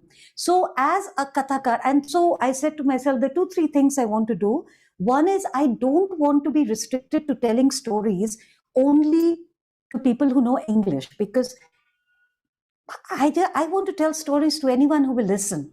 And I also said to myself, there is a tradition, it's in my genes. So I, in a way, came back to where my maternal grandfather's family had been deeply, deeply immersed in Tulsidas's Ramcharitmanas. Now, for me, it's very, very unfamiliar, except that my mom has been quoting it all the time. And I think she's the most happiest to see that after having read Milton and this metaphysical poetry, I've come back, finally come back home. And I think my life work is going to be telling the Ram Katha. So with that introduction and Buddhihin Tanu Janke, please understand that, all these people are coming from such great experience and knowledge. I'm starting out on this journey, but I thought I should start out here and co-create that knowledge with you so that you can give me inputs also on Katha. Katha Kirtan is known through different names all over the country. It is Hari Katha and Shiv Katha in Karnataka, Katha Kalakshepam in Tamil Nadu, Kirtan in Maharashtra, Katha in Andhra Pradesh, Katha Prasangam in Kerala, Sankirtan in Bengal, Katha Path, Pravachan, Katha, etc. in other parts of India. It is widely believed that Kirtan, the chanting of God's name, was the forerunner of Katha. It arose out of the Bhakti movement and is said to have originated with Sant Namdev. Over the years, Kirtan evolved into Katha. The stories are typically taken from the ancient epics. The performer incorporated songs, sayings, and side stories into the telling. The word Katha comes from the Sanskrit word Kath, which means to tell, narrate, relate, speak about, explain. A Katha is in the form of a dialogue between the Kathakar and the listener. No other traditional performing art has the same level of audience involvement. Shiv Kumarji, if you could put on my presentation, or should I try? Srinivas, can you kindly put it up?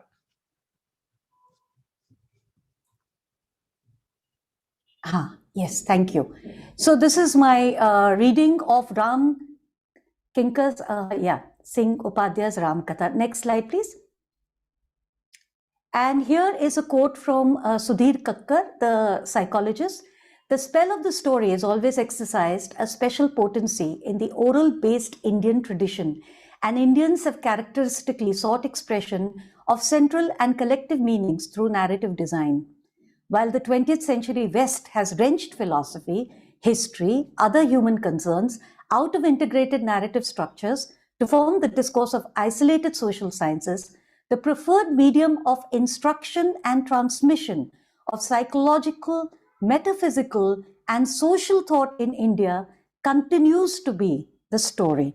So, where did this, one second, yeah, just keep it there. So, the Katha tradition grew more in the 15th and 16th century. And why did it grow then? Well, the Muslim hegemony, and in response and reaction to that, Katha is not located in temples always or in shrines. It could be anywhere. It could be in our houses. It could be in the courtyards. It could be in the gardens. So it is less difficult to attack by the iconoclast, and the Katha tradition begins to grow. They clearly circulated across and wove together the layered and multilingual literary culture of North India, much like songs. Then comes the rapid dissolution of the Mughal Empire. And as the Mughal Empire starts to fall apart, what happens is the independent Hindu kingdoms, they start to give royal patronage to Kathakars. And beginning in the latter half of the 18th century, there was a great surge in the royal and aristocratic patronage of the Hindi epic, reflected in the collection and copying of manuscripts at courts such as Rewa, Dumrao, Tikamgarh, and especially Banaras, and in the encouragement of oral expounders and the commissioning of written commentaries by the most influential among them. Next slide, please. And some of you will read this much better than me, so I will just translate it. The scriptures are the ocean, wisdom is Mount Mandar, and saintly people are the gods. Katha is the nectar distilled from their churning, and devotion is its sweetness. Now, what exactly, in what kind of storytelling is Katha? And I don't know if Jiva ma'am will also be here. I did ask her, she was helping me, and I'm going to turn to her in order to develop myself as a Kathakar. But I asked her, why do people listen? I can't understand this.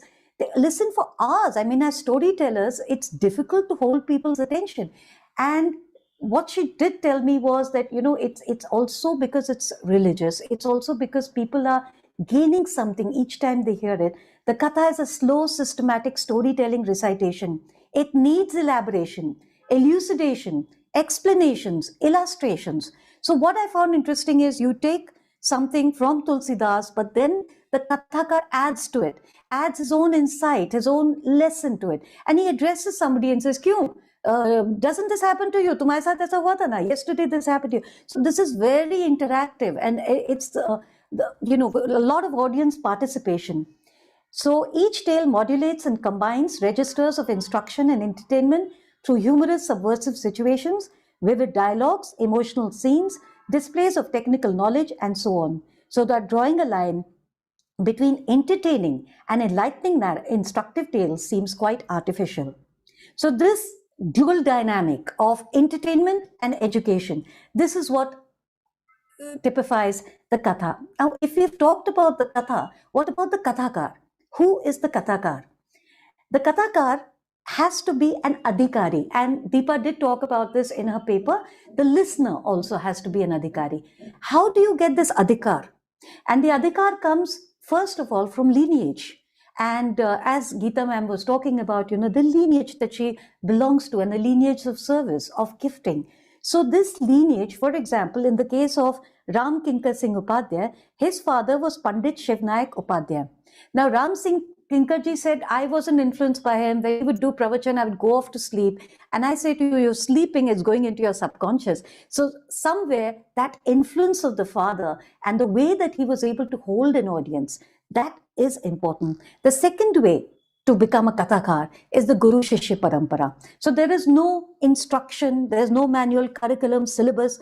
One way of doing it is to be with a Kathakar and learn from him, watch him, observe him, and people would take notes. Many times Kathakars themselves would have little notes, and people would keep this. In the case of Ram Singh Kinkarji, I'm extremely fortunate that his notes have been published and those are available. So I'm actually reading them and learning how he told a katha. This guru doesn't have to be a human being. So Ram Singh Kinkarji or people have said Hanuman is our guru. Ram Kinkar Upadhyay stated that he never prepared in advance for a performance. His method, he said, was to enter into that inner state in which Hanumanji, by means of my voice, may express what he wants to express. And the greater my absorption in that state, the greater the flavor, ras in the katha. All right. And of course, he was named, Kinkar itself, named after Hanuman. Ultimately, the authority comes from the absolute mastery of the text.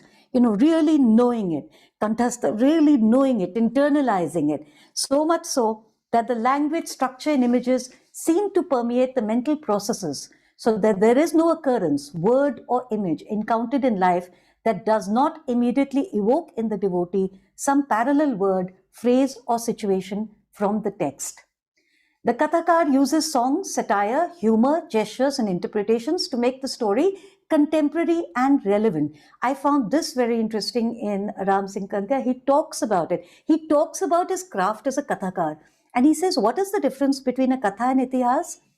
Itihas, you go to Treta Yuga and you tell us what happened there, and that's fine. So he says, if there's a river in between, you cross that river, you go to where the events are taking place. That is Itihas.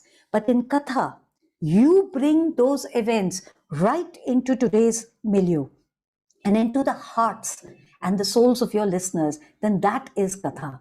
So the difference between Katha and Itihas. Can I have the next slide, please? The Kathakar is both performer and, next one please, and performance. He's an ancient scholar and interpreter. He's often a gifted speaker, singer, dancer, actor rolled into one. The Rajmandalosa of King Someshwara III of the Chalukya dynasty prescribes that he should be aware of 64 ancient Indian arts, should know 4 languages, should be knower of others' mind, improviser, patient, devoid of emotions, noble and traditional and eloquent. Now, a very, very large list of things, and that's what I'm saying. This is going to be my life's work to try to become a Kathakar. He should be well versed in music, endowed with an attractive voice, expertise in Sabha Shastra, scholarly in Puran Shastra and Gitatva. The Kathakar would work to evoke the different ras through his performance and create wonder and awe in the hearts of the listeners. So we look at Katha Samrat Ram Kinkar Singh Upadhyay. And of course, I've told you he was named after Hanumanji, and a series of dreams came to him where he was urged to take up this work. And this has been seen to be common to the work of, or to the lives of Kathakars who've been given this kind of dream, through the dream, a vision, a vocation of where they want to take their lives.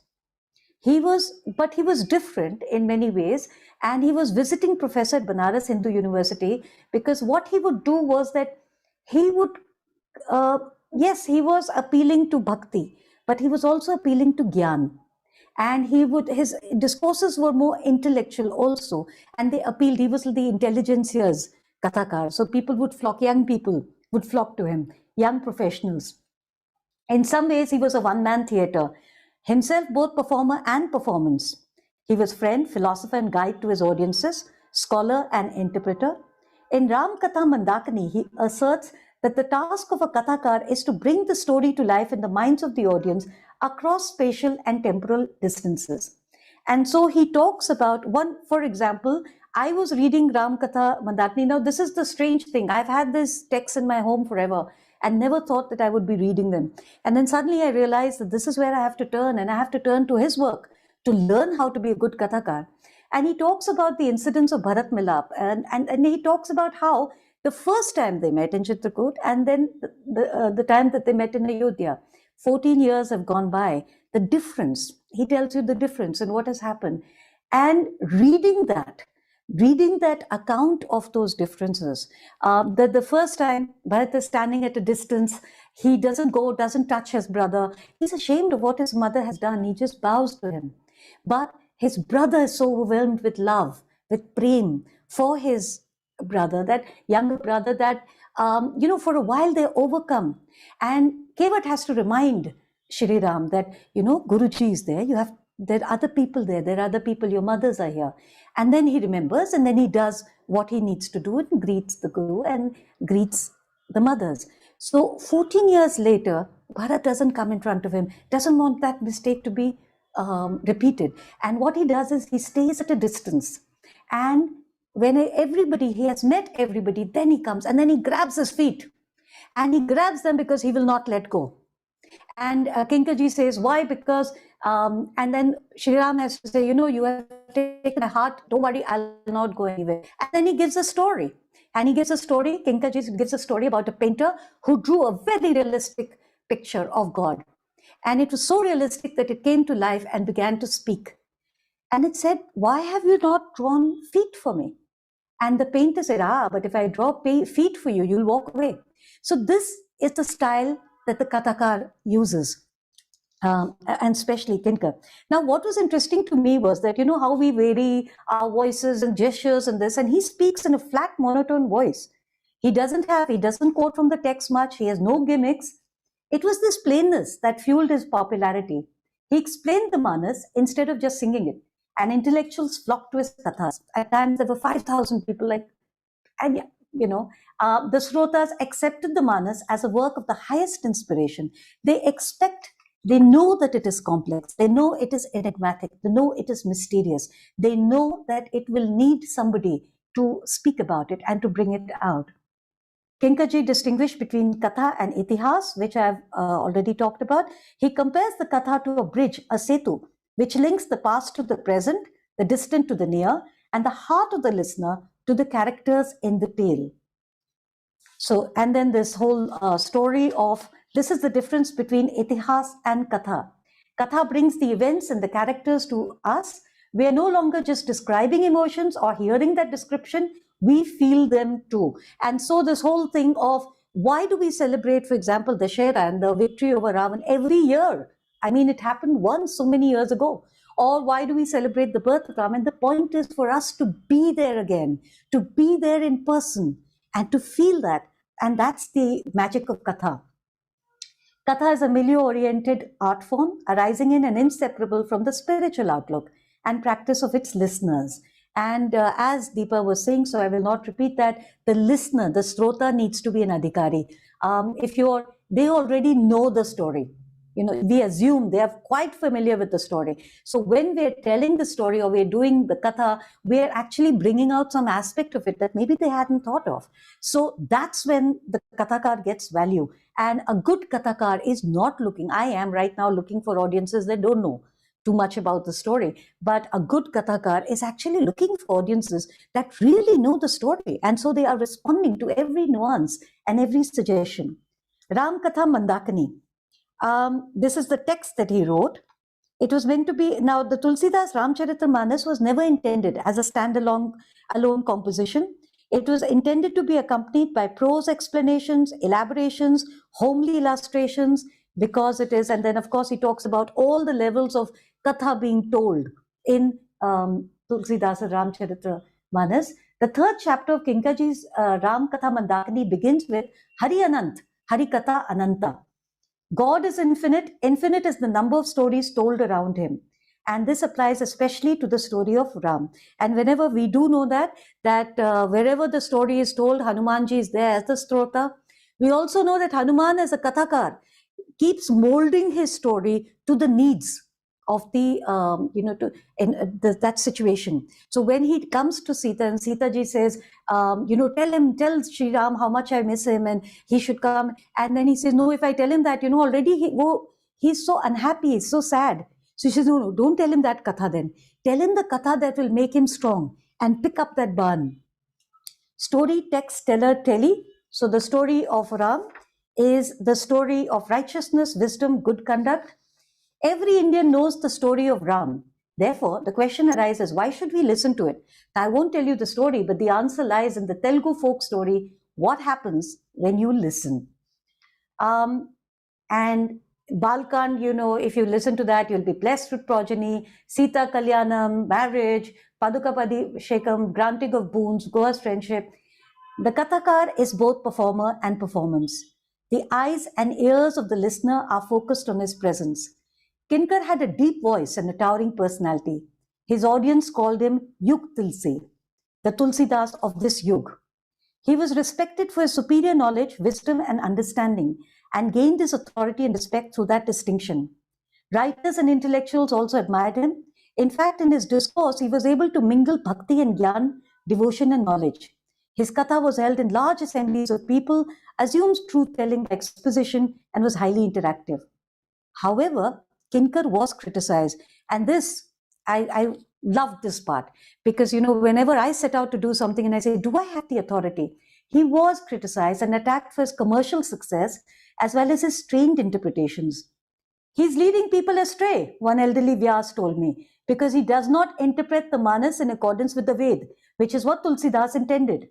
A prominent Mahant of Banaras concurred. His interpretations are fabricated out of his own mind.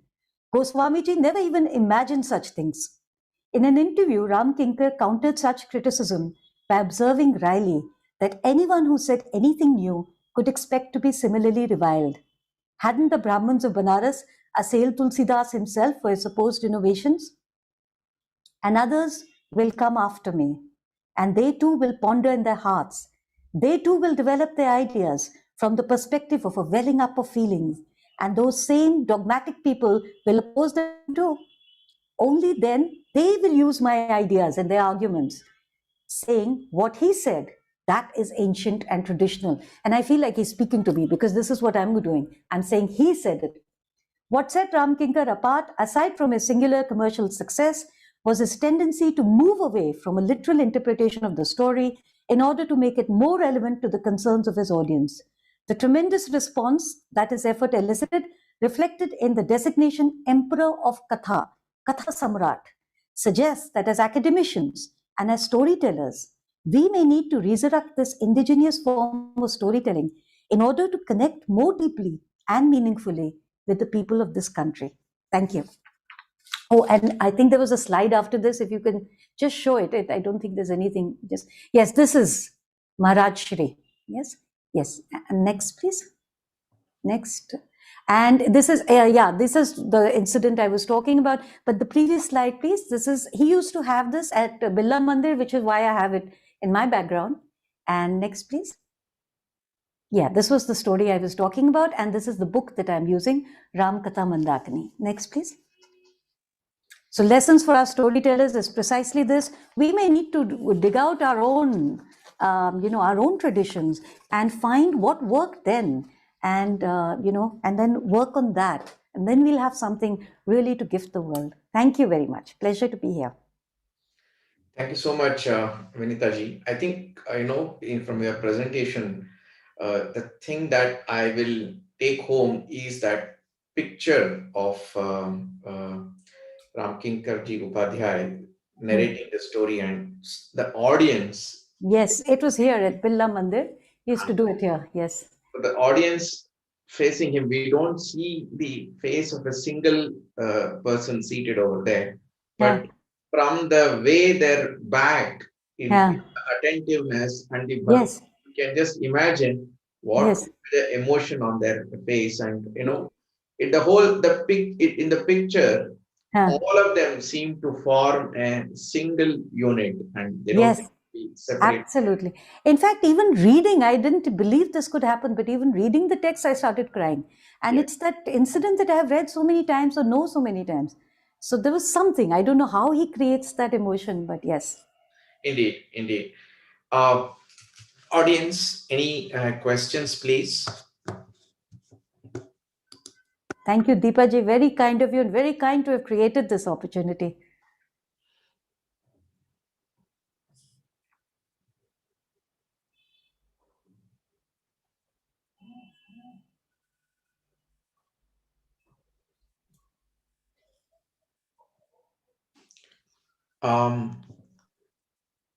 There is a question by Shikhaji. I'm not able to clearly understand it. If you would like to directly ask, that would be good.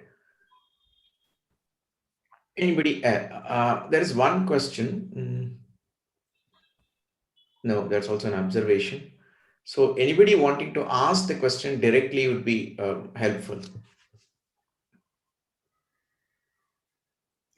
Yeah, Shikhaji has asked that, is the Brahman who tells, who recites that, is he a Kathakar? If he also elaborates and elucidates and puts in his own personality, if he's just reciting, then no, then he's not a Kathakar. Very good. Yeah. I think the rasa is extremely important. Yes, yes, that's very important. Thank you so much. So there is a question. Anybody else? Yeah, I just wanted to add on. It was, of course, a wonderful presentation.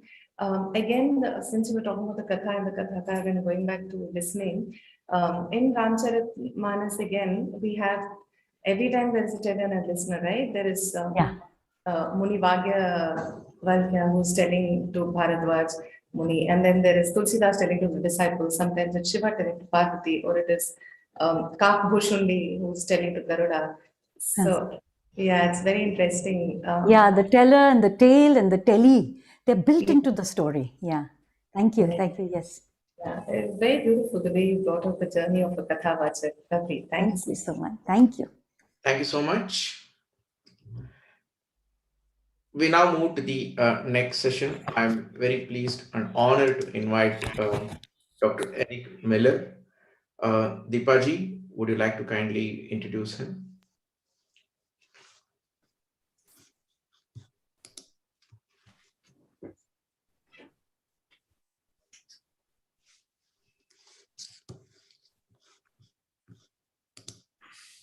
Good afternoon, namaste and welcome, Dr. Eric Miller. Am I audible? Right, yeah. So I'm once again, very glad to have another stalwart who's doing amazing work in the field of storytelling and growing it in different ways. We have Dr. Eric Miller, who's a PhD in folklore, MSc in psychology, Director, World Storytelling Institute, and Director, Chennai Storytelling Festival, co-facilitator, Indian Storytelling Network. Dr. Eric Miller is a native New Yorker, transplanted to Chennai. He gives training in story composition, storytelling, and storytelling for coaching and counseling. He is going to be sharing with us some stories related to the environment from Tamil Nadu and also a little bit about his journey on storytelling. Over to you, Dr. Eric Miller.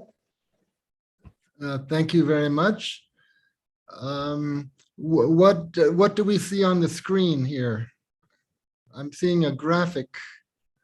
Can we just see the people who are here? Deepa, can you hear me? Or anybody? Yeah.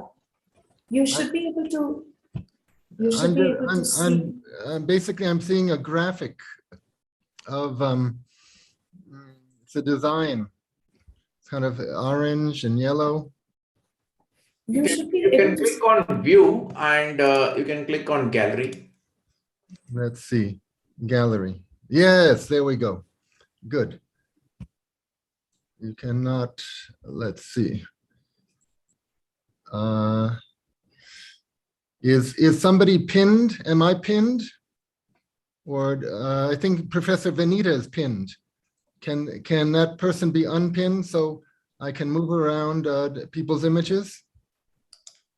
You see Professor Vanita's image is pinned. Can that be undone? I could move the images. Is it possible to unpin Professor Vanita's image? Just a minute. Thank you. Oh, actually, I was able to. Yes, it's with you. You can do it because it's yours. Okay, good. I did it because Zoom has this great feature where you can move around the windows, and I put myself at the bottom, so I'm not tempted to look at myself so much. Sometimes I, hide self-view altogether, but I'll put my image at the bottom, and then I encourage storytellers and speakers in general to place the image of a person you really feel comfortable talking to place their image top center. So you can look at that person. Sometimes, of course, really you need to look in the camera, because that's what gives everybody a sense of pleasure and satisfaction, eye contact. But if you have somebody directly under the camera, it's some satisfying satisfaction for the teller also. Okay, it's 3:08, and I've used 3 or 4 minutes just for this technical material. So do I have I have about half an hour, right? Yes, Dr. Eric. Okay, so that'll go to about 3:33. Okay, so 2 stories relating to nature in Tamil Nadu. I'm going to tell the 2 stories, but I feel it's important to give context also, to give context to the whole event and discussion. Believe it or not, 20 years ago, when I did my field work, and after my field work, I organized some video conferences between India and my university in Pennsylvania. I was told by some senior professors I would be ruining the culture of the local people who happened to be tribal people who were visiting Chennai. They told me I would be ruining the culture of the local people if I got them involved in video conferencing. Can you imagine? That was the thinking 20 years ago, that we would be ruining them if we exposed them to high technology. Now, of course, people everywhere, as long as they have a signal, they are doing Zoom or the equivalent. But I apologize. I'm going to tell a story from the Kani community, Kani Karan community, but I don't have a Kani person here as a partner for him or her to tell it, or for him or her to critique my telling of it. In a conference like this, the more we can have participation by the actual indigenous people, the better. But there are logistical challenges even now. Even though people might have cell phones, they might not have a signal, they might not have electricity that day.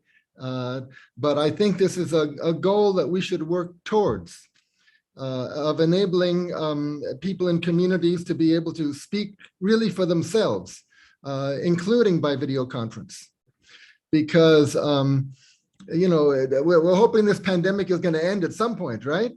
But it may be some time, and even after the pandemic ends, there may be something, a form of green tourism, where you'll be able to visit with people in communities by video conference.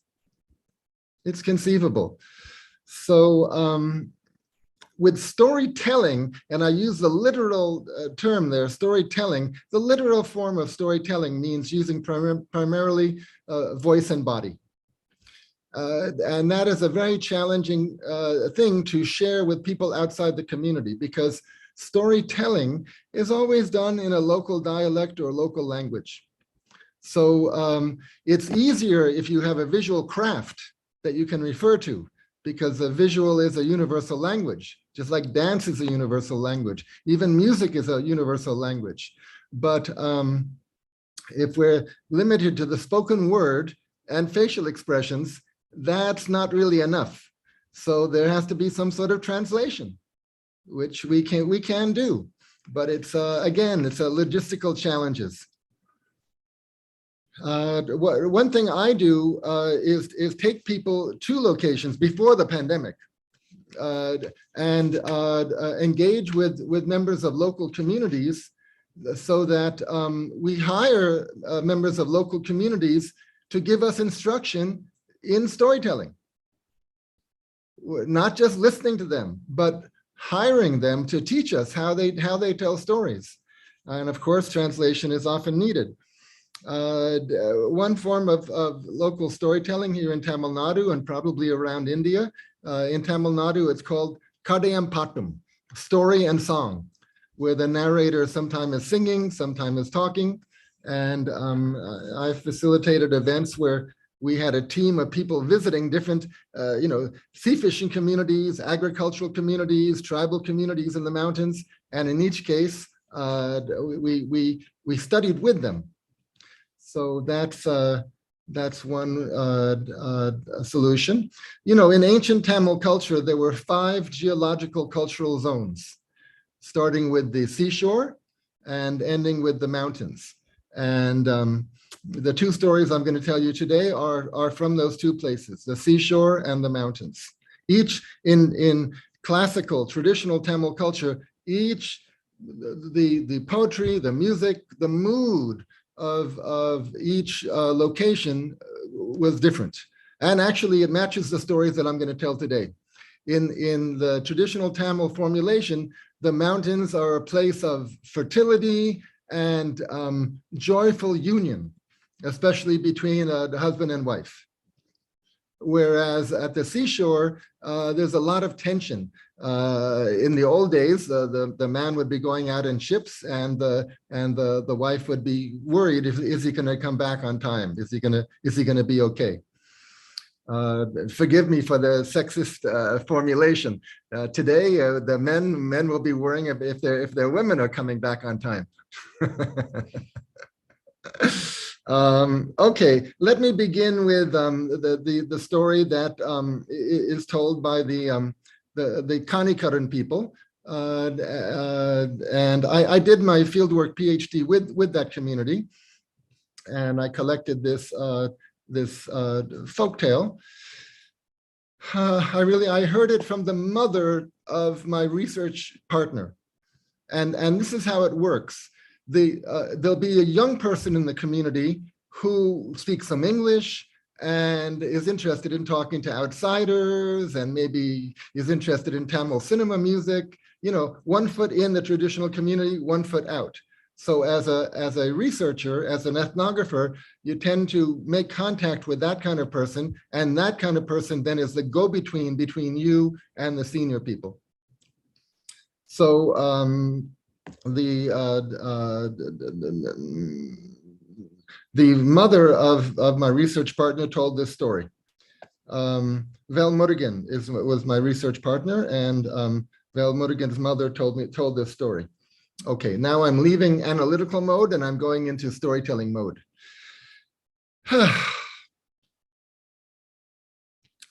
There were 7 brothers, and the 6 older brothers said to their younger brother, come on, let's go into the forest and let's hunt for wild pigs.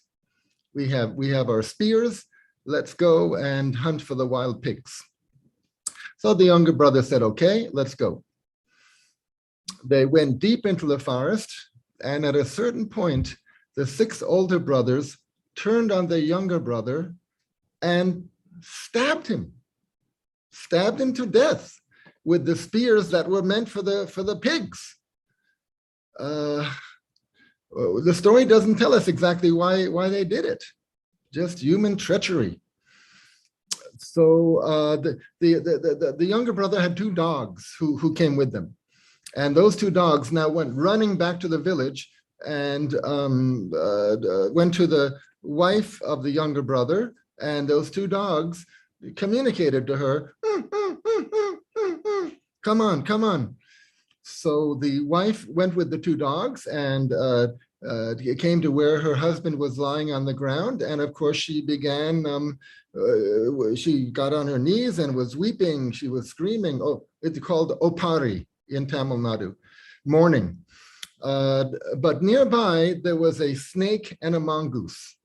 Now, usually snakes and mongoose are fighting. They're natural enemies. The mongoose is attacking the snake.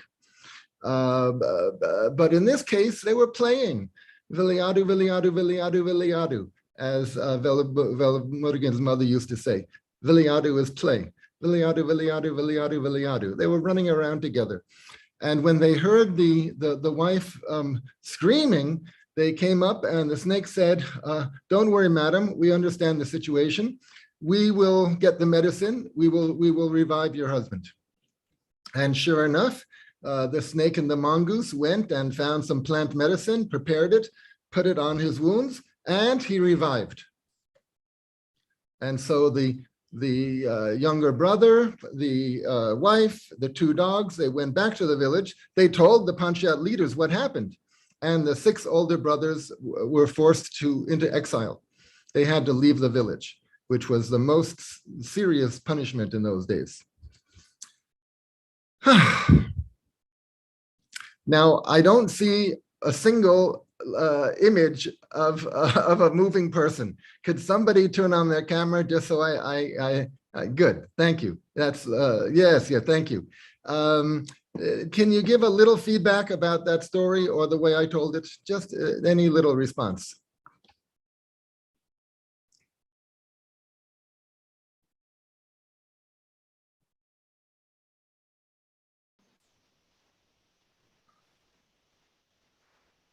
I think what I liked about the story was when you mentioned that they used the spears intended for the wild boar for the younger son, and then you talked about the treachery and you said it was human nature. So it moved from the concrete to the abstract. So that was really interesting.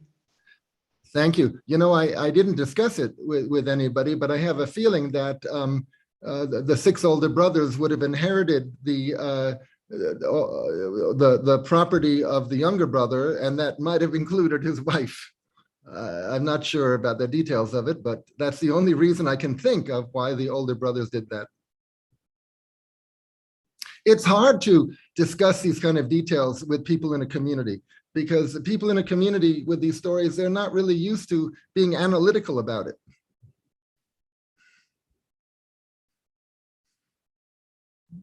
All right, so I include that story as an example of joyful union because the recovery is made and husband and wife are reunited, but of course the 6 older brothers are not included in that union.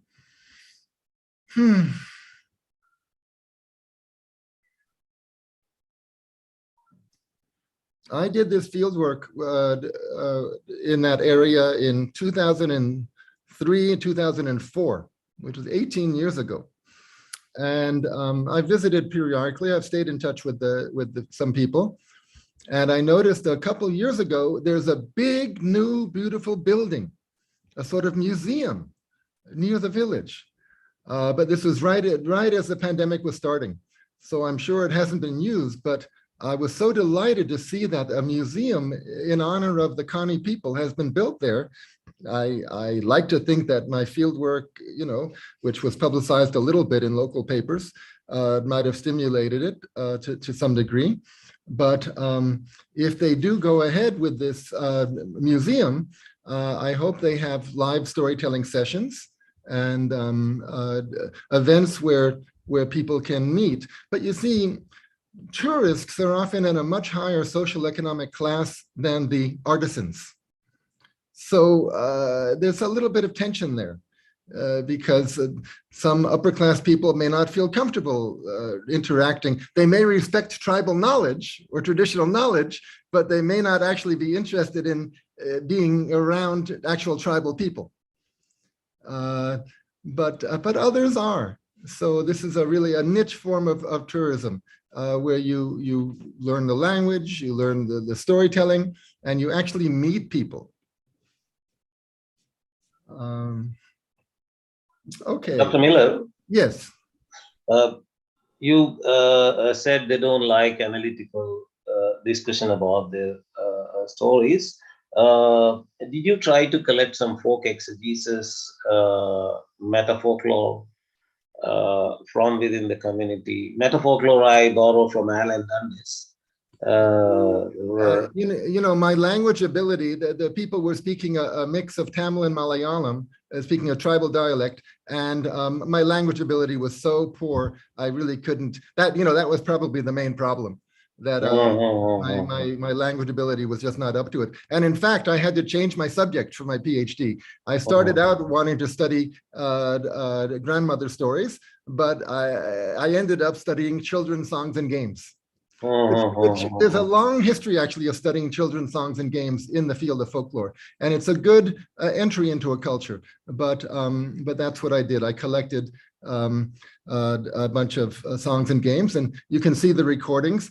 To follow up on any of this, please send me an email. You can Google World Storytelling Institute, and you'll find my email ID and a website. I just did that. I just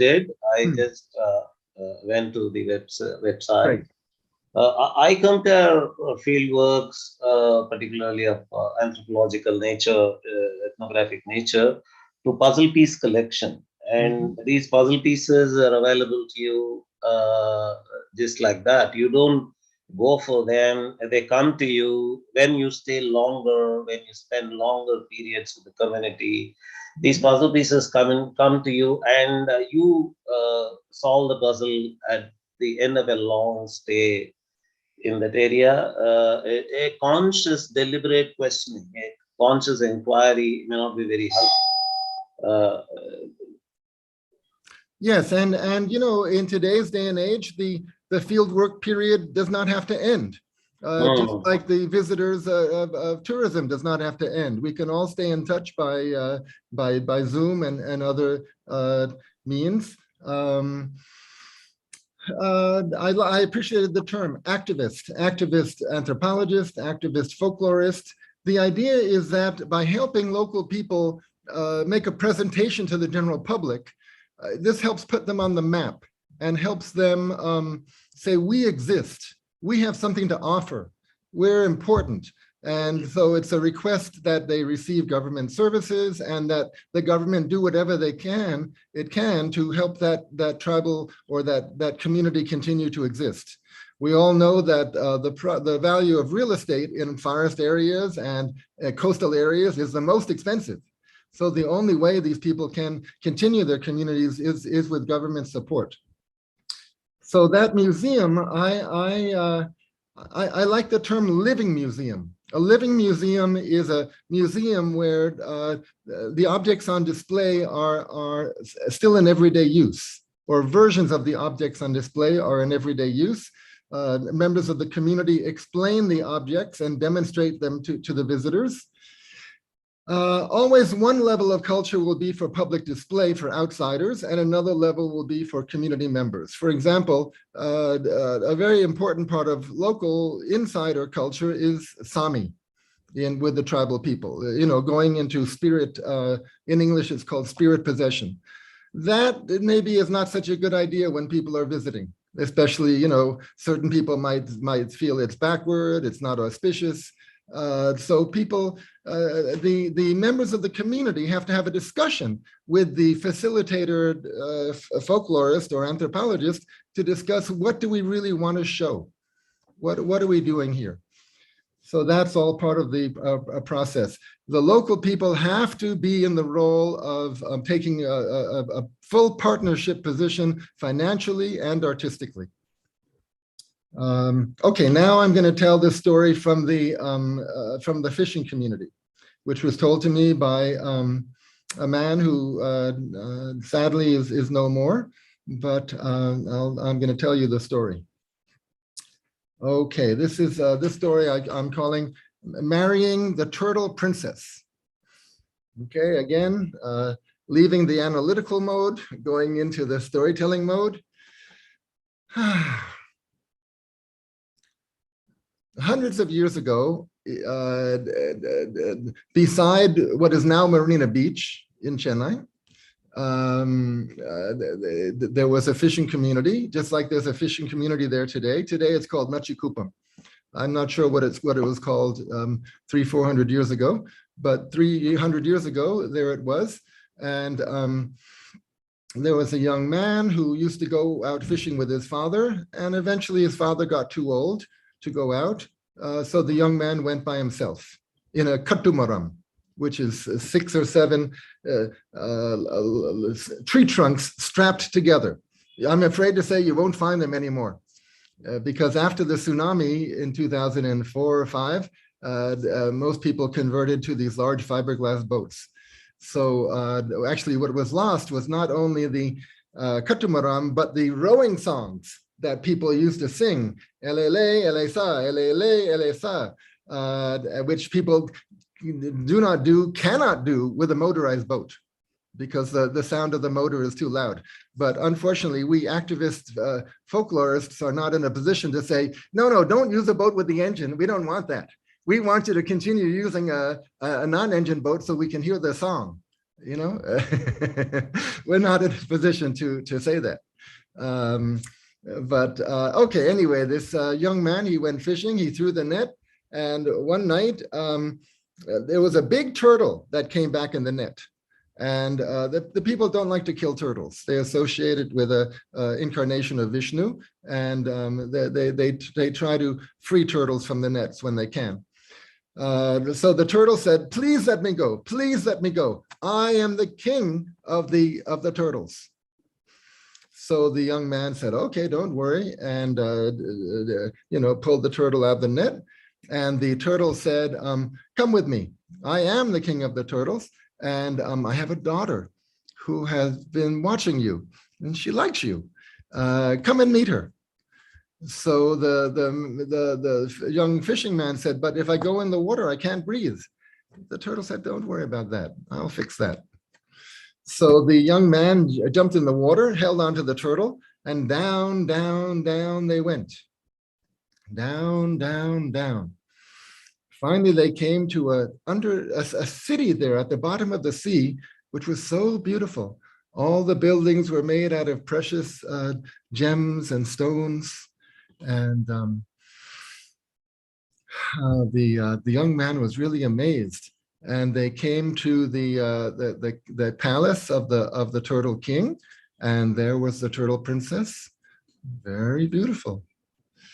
So long green hair, I was told. So after some time, they decided to get married. And the years passed. They had 2 little children.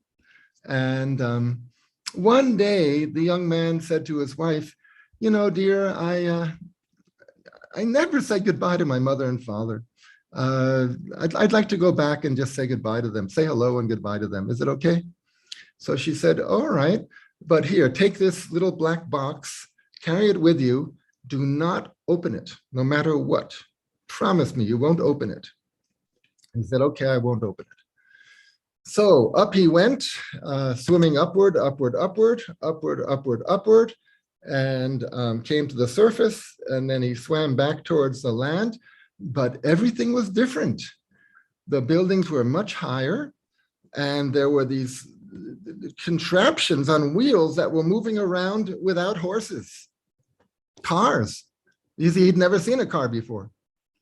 So he went to where his family house used to be, and it was all different. It was all a different type of house. He knocked on the door.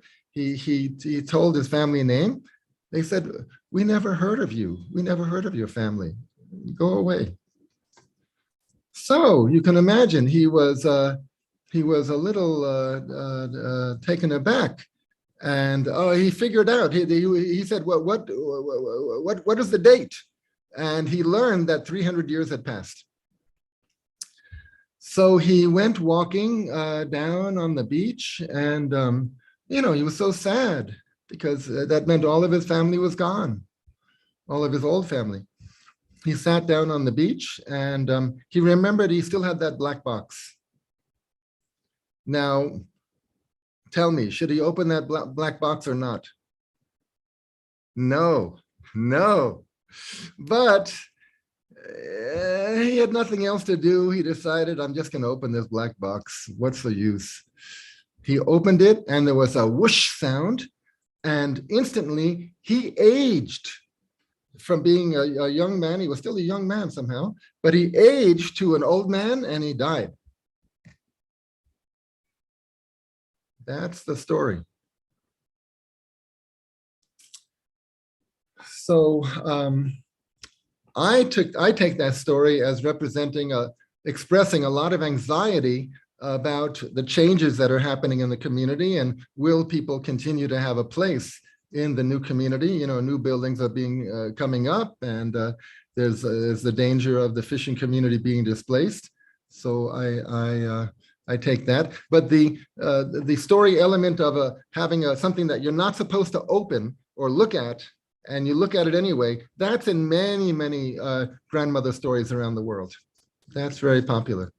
And now I have to admit to you that I did something that as a folklorist we're not supposed to do.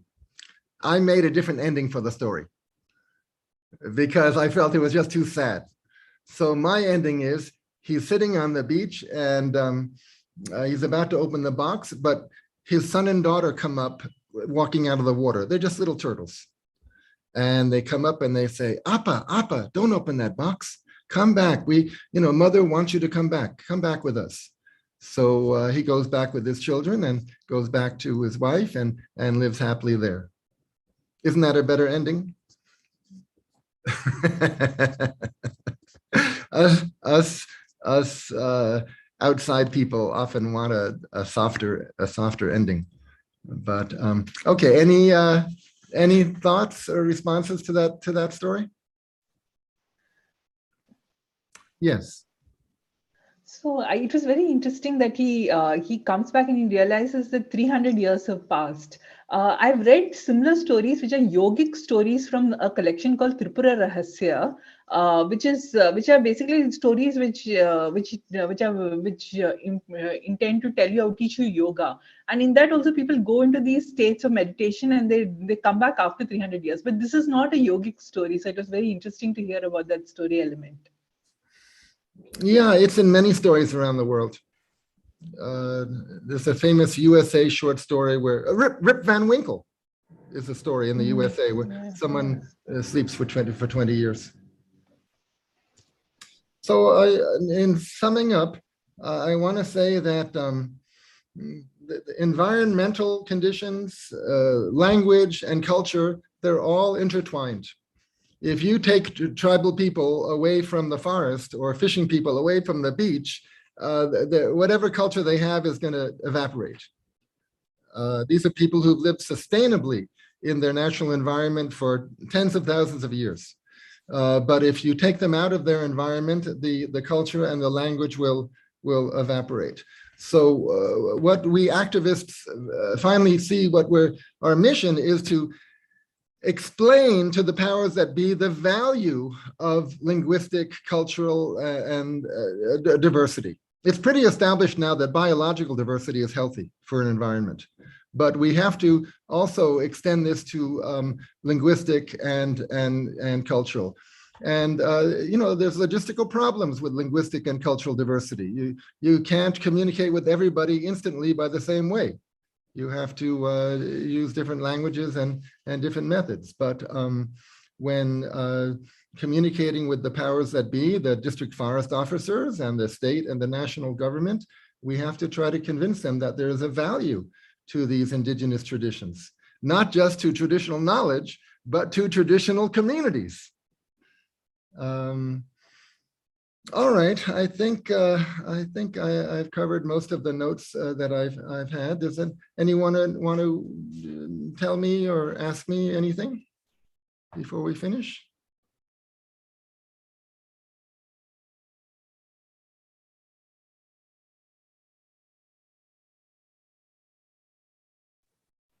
So, Dr. Eric Miller, is this are all these stories also going to be a part of the living museum that you were talking about? Well, the museum that is near Pechiparai with the Kani people, I should certainly hope that these stories will be told, that story would be told there. And also the 16 children's songs and games would be demonstrated there. I and team, actually, we organized a storytelling festival in Pechiparai 7 years ago. So hopefully that tradition can develop. Again, if the pandemic ever ends, and if the pandemic, to the degree that the pandemic does not end, let's start building to develop video conference communication. At the beach at Nachikupam, there's not a museum at the moment, but across the Adja River, people are developing a music festival, which includes both traditional and Carnatic music. So that could be extended into a living museum. That's the beach just before Elliott's Beach in Besant Nagar. Thank you. People need to, for people to respect and develop their culture, they need to, in part, make a living from it. So, we cannot just give lip service that it's beautiful and it's important. We have to help them make some money from it in a positive way. And, there are many questions that come up. What does it mean to commodify something, to put a price tag on something? But it can be done. It can be done in a tasteful way. Okay, I pass the microphone on to somebody. Deepa, I'm passing the microphone on to you, Deepa. Yeah, thank you very much, Dr. Eric Miller. Would you also like to mention about your upcoming festival before you? Oh, yes. We have 39 free workshops on 39 different aspects of storytelling, 39 90-minute workshops, totally free.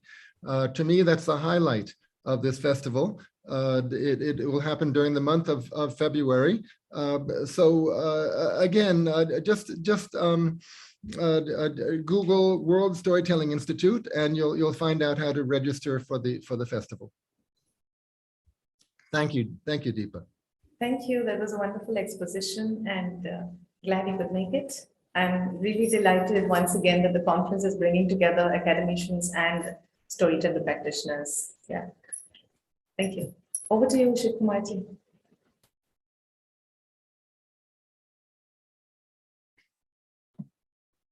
You're muted, Shivkumarji.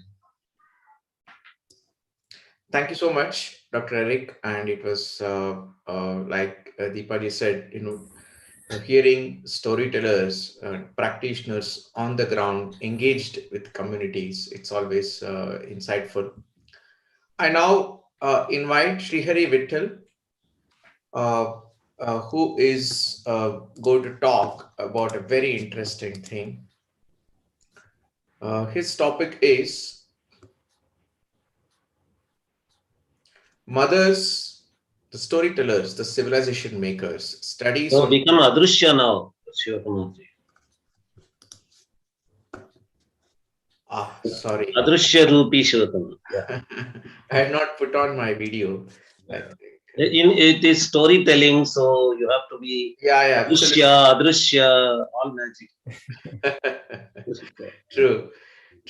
So Srihari's topic is Mothers, Storytellers, the Civilization Makers, Studies on Informal Storytelling Event Genres. Srihari is a student currently pursuing data analytics with IIT Madras, and his inclination in Indian cultural knowledge has led him to a public leadership course with Rashtam School of Public Leadership. Over to you, Srihari. Namaskaram to all of you. Thank you so much for the humble introduction, Shivkumarji. I would like to start by invoking the Anugraha of the Divine, and I would like to also extend an invitation to all of you to join me in this invocation. Oh.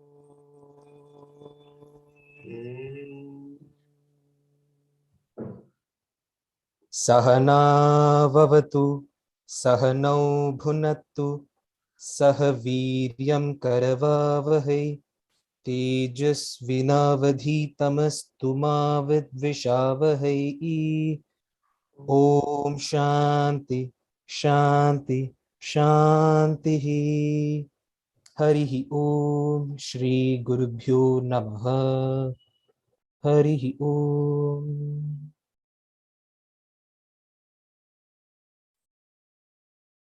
It was warm. I was feeling protected, loved, and cared. But somewhere I felt I wanted to grab my mother's attention. So I gently punched my mother's womb. She didn't pay attention. She thought it's just another hunger pang or some gas issue. So I noticed she's not paying the attention I'm seeking. So this time I punched a little hard. This time she shrieked in pain. Amma, she said. And then she asked me, Enna kanna, ennachu? Which translates to, what happened, my dear? What happened? What's wrong? And with a beaming smile on her face, she reached out to the radio next to her and switched on the radio. And the music that played on the radio is the same music which still, is something that I love to this day and helps me go into a state of calmness and peace, even to this day. It is this exact song.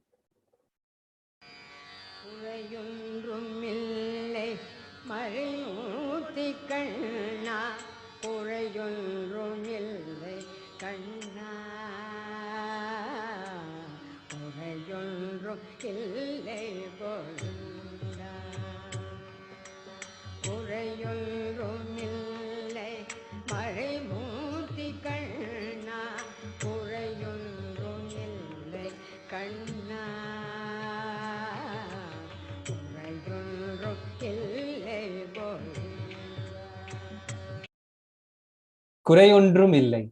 Every time I listen to this song, all my worries, anxieties just vanish.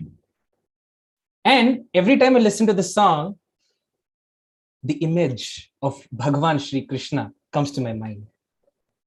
And as I grew up, recently I got the opportunity to understand the meaning behind the song. And my association to this song just grew. And my identification with the Lord, with Bhagavan Shri Krishna, increased manifold. So I would like to begin my presentation by, dedicating this presentation to my Amma. Thank you, Amma, for instilling Deva Bhakti in me. And I would also like to dedicate this to all the mothers over here and the women who are going to become mothers in the future. And having said that, I should really, mention that I feel very privileged and blessed to be here amidst all of you. I've been listening to all the work that has been done and the sharing of wisdom since morning.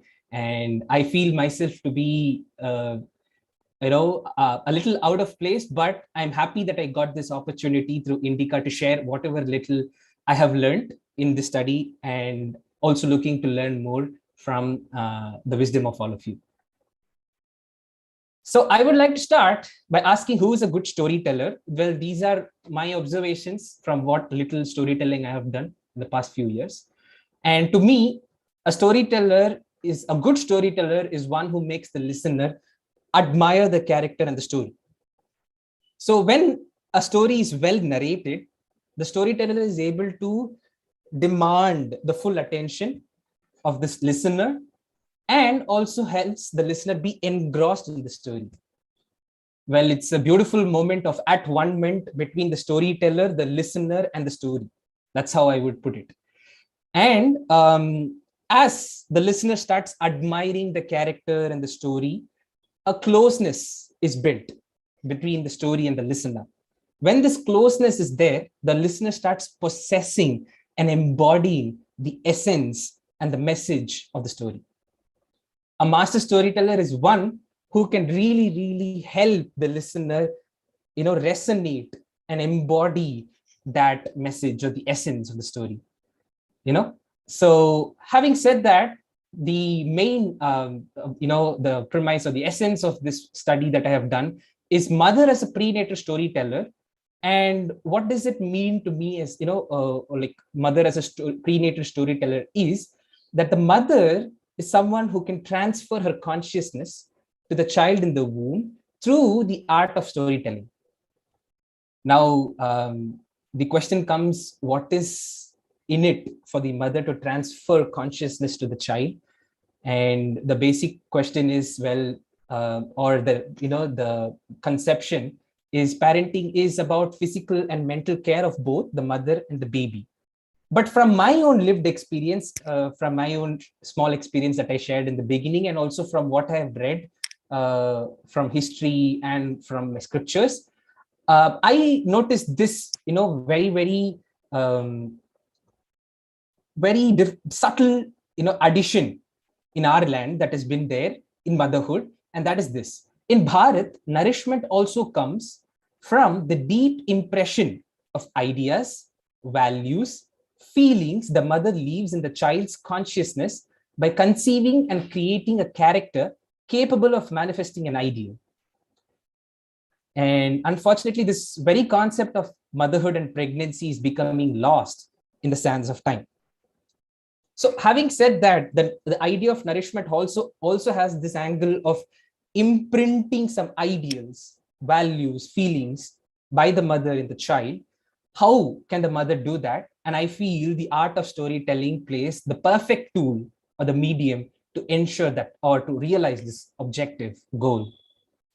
Now, why should we use storytelling to actually transfer the transference of consciousness between the mother and the child? This is the next question which we land in. So the rishis such as Ved Vyas ji, Valmiki ji, they have given us through their, because of their eternal compassion, thanks to them, they have codified the truths, magnified them, simplified them, and given to us in a very presentable and an absorbable way through stories from Itihasas and Puranas. And these stories from the Itihasa, Purana, and other scriptures, they have the important aspects of life to live a beautiful life. And when these stories are narrated to the mother and to the child who's in the mother's womb, it forms a deep imprint in the personality, and the personality gets molded. This is my proposition over here. And this imprint that is formed in the baby, in the fetus, will help the baby later in his or her decisions, the behavior, and the emotions. Now, to back this proposition which I just made, I would like to share, let us look at some examples from our own civilization, some examples of civilizational heroes who have been molded through the prenatal storytelling. So we can start with the example of Bhakta Prahlad. Bhakta Prahlad, as we all know, was born in an Asuric lineage. His father is Hiranyakashipu, who was an Asura, and my mother Kayadhu. But he was inspired by Naradji when he was in his womb, in his mother Kayadhu's womb, by telling the stories of Lord Narayana and singing the glories of his names. So this created a demand for Vishnu and Dharma in Bhakta Prahlad. And this is a very big example of prenatal storytelling, where it not just molded Prahlad, but also through Prahlad, even today, Prahlad is celebrated as an epitome of bhakti, devotion. Another example we could say is Abhimanyu. And the story, as we all know, is when Abhimanyu was in his mother's womb, Mother Subhadra, he was taught a very, very grand secret. A grand secret, of course, obviously means only a few people have access to, a rahasya. And this was taught to him, which was basically how to enter a very difficult military formation, the Chakra Vyuha, it's called. And so when the story was narrated, Subhadraji, Mother Subhadra, was listening, but towards the end, when the important information of how to come out of the Vyuha was being narrated, she fell asleep, and so did the baby, so did Abhimanyu. So Abhimanyu had the knowledge of how to go in, but did not know how to come out. And this is another example of prenatal storytelling, where higher knowledge, something of higher intelligence, can be passed on when the baby is already, is still there. It's unborn. It's in the fetus. It's a fetus. And then we have the example of Rishi Ashtavakra. And Ashtavakra, when he was in his mother's womb, Mother Sujata, she was in the atmosphere of a Gurukula. So she used to sit down and listen to the others who were reciting Vedic mantras and hymns. And so was the baby. So was Ashtavakra. And it seems at one moment, Ashtavakra corrected his father, who had made a mistake while chanting Vedas. And he had earned a curse for that, for which he had 8 deformities, it's also told. And not just that, he is the one who inspired Raja Janaka. It's also said he is the one who helped him illuminate to the highest knowledge. And Rishi Ashtavakra is, of course, one of the most renowned rishis of yoga. And of course, Shivaji Maharaj. Shivaji Maharaj was narrated stories by his mother Jijabai when he was in her womb. And Mother Jijabai used to narrate stories of Raja Ram and about his Rama Rajya, the decisions he made, his life history, Ramayana, also from Mahabharata. And this was what helped him shape his personality. She gave a sense of dharma to Shivaji Maharaj. And that was what molded him into one of the finest Rajas that Bharat saw. He was a Dharma Rakshaka, an embodiment of willpower, clarity, and emotional balance. And this is another example of prenatal storytelling. And the important aspect of all this is these were not just inspirational for the baby in the womb, but the baby went on to do something for the larger society. And then we also have the example of Rishi Upamanyu. So Upamanyu learned a mantra from his mother when he was still in his mother's womb. And later on, when he wanted to please Lord Shiva, he recited this mantra and had the darshan of Lord Shiva, of Ishvara. This is another example of prenatal storytelling. Even mantras, the music, the sounds, chants, all of that, Vedic mantras, not just stories, all these form a deep imprint, just like how for me, a music, a song, that plays an imprint. It stays with the personality, the character of the baby, of the fetus. So with that, I would like to, backing my preposition, which I earlier made with these examples, I would like to now say, what are the powers of prenatal storytelling? So with these examples, it's pretty evident, and we could say that the child's mental and behavioral development starts right from conception. Usually, the conception is after birth is when some of the behavioral development happens. But here, these examples are testimony to the fact that these start right from conception. And so the mother can shape the character of the child by investing her energies through a resolute will and a conscious thought process. And this is what all the mothers which we have just seen have done, starting from Mother Kayadhu, Mother Subhadra, Mother Jijabai, and so on.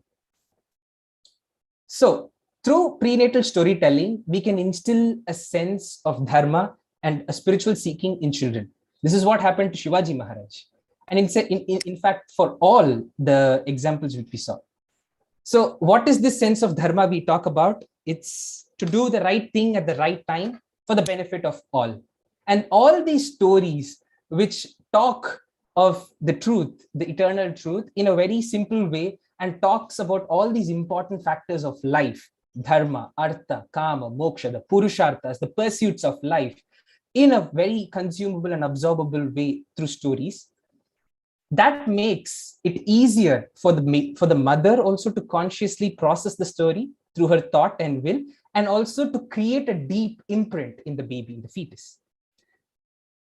And according to me, there is no other gift. This is priceless. If we could give this to the fetus, the baby, it's simply priceless. And this fulfills the child's life and harmonizes the society at large. Not just the individual's purushartha, but through the individual, a greater goal can be achieved if we could do this, if we could wield the power of prenatal storytelling. And so I would like to declare with all my conviction, and I would like to also pursue more study along these lines, is that through prenatal storytelling, we can mold an entire generation. And this is what we say by civilizational makers. If mothers can, learn the art of prenatal storytelling, or if we can do more study and action in the field of prenatal storytelling and help mothers have a conscious birthing, and then we could definitely realize of think of molding an entire generation and reawakening a civilization. And with that, I would like to just mention here the three Shaktis: Icha Shakti, Jnana Shakti, and Kriya Shakti. So I would like to refer to the Yoga Darshana here. And in that, we have the Shiva and Shakti. Both these are, eternal principles. Shiva is absolute consciousness and Shakti is conscious energy. So these principles pervade the whole of creation. They are inseparable, just as how the sun's rays is inseparable from the sun. And so, as I mentioned, Shakti has three forms: Icha, Jnana, and Kriya. That is, Icha refers to will, the power of will, and Jnana refers to the power of knowledge, and Kriya refers to the power of action. So without these, no action is possible. Without these three Shaktis, no action is possible. And hence, in every action, these three Shaktis are inherent. Having said that, knowing this and bringing this awareness to each and every action of ours will help us harness it and not just be a product of it. With that being said, I would like to mention that the true domain of women is spiritual.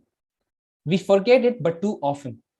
To bear a child and construct his body almost subconsciously is not enough.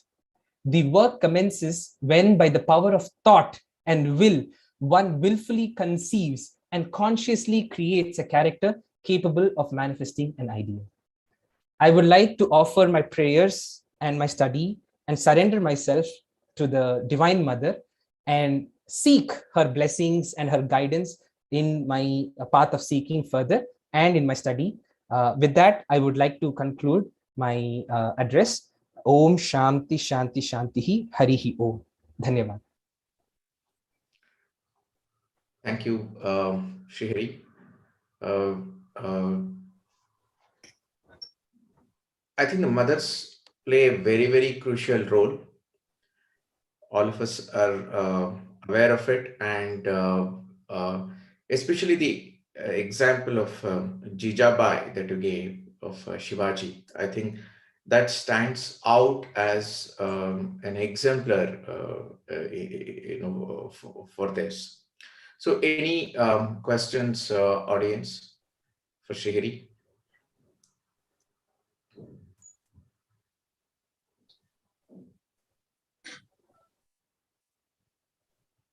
Lavanya Prasadji is calling it a cute presentation.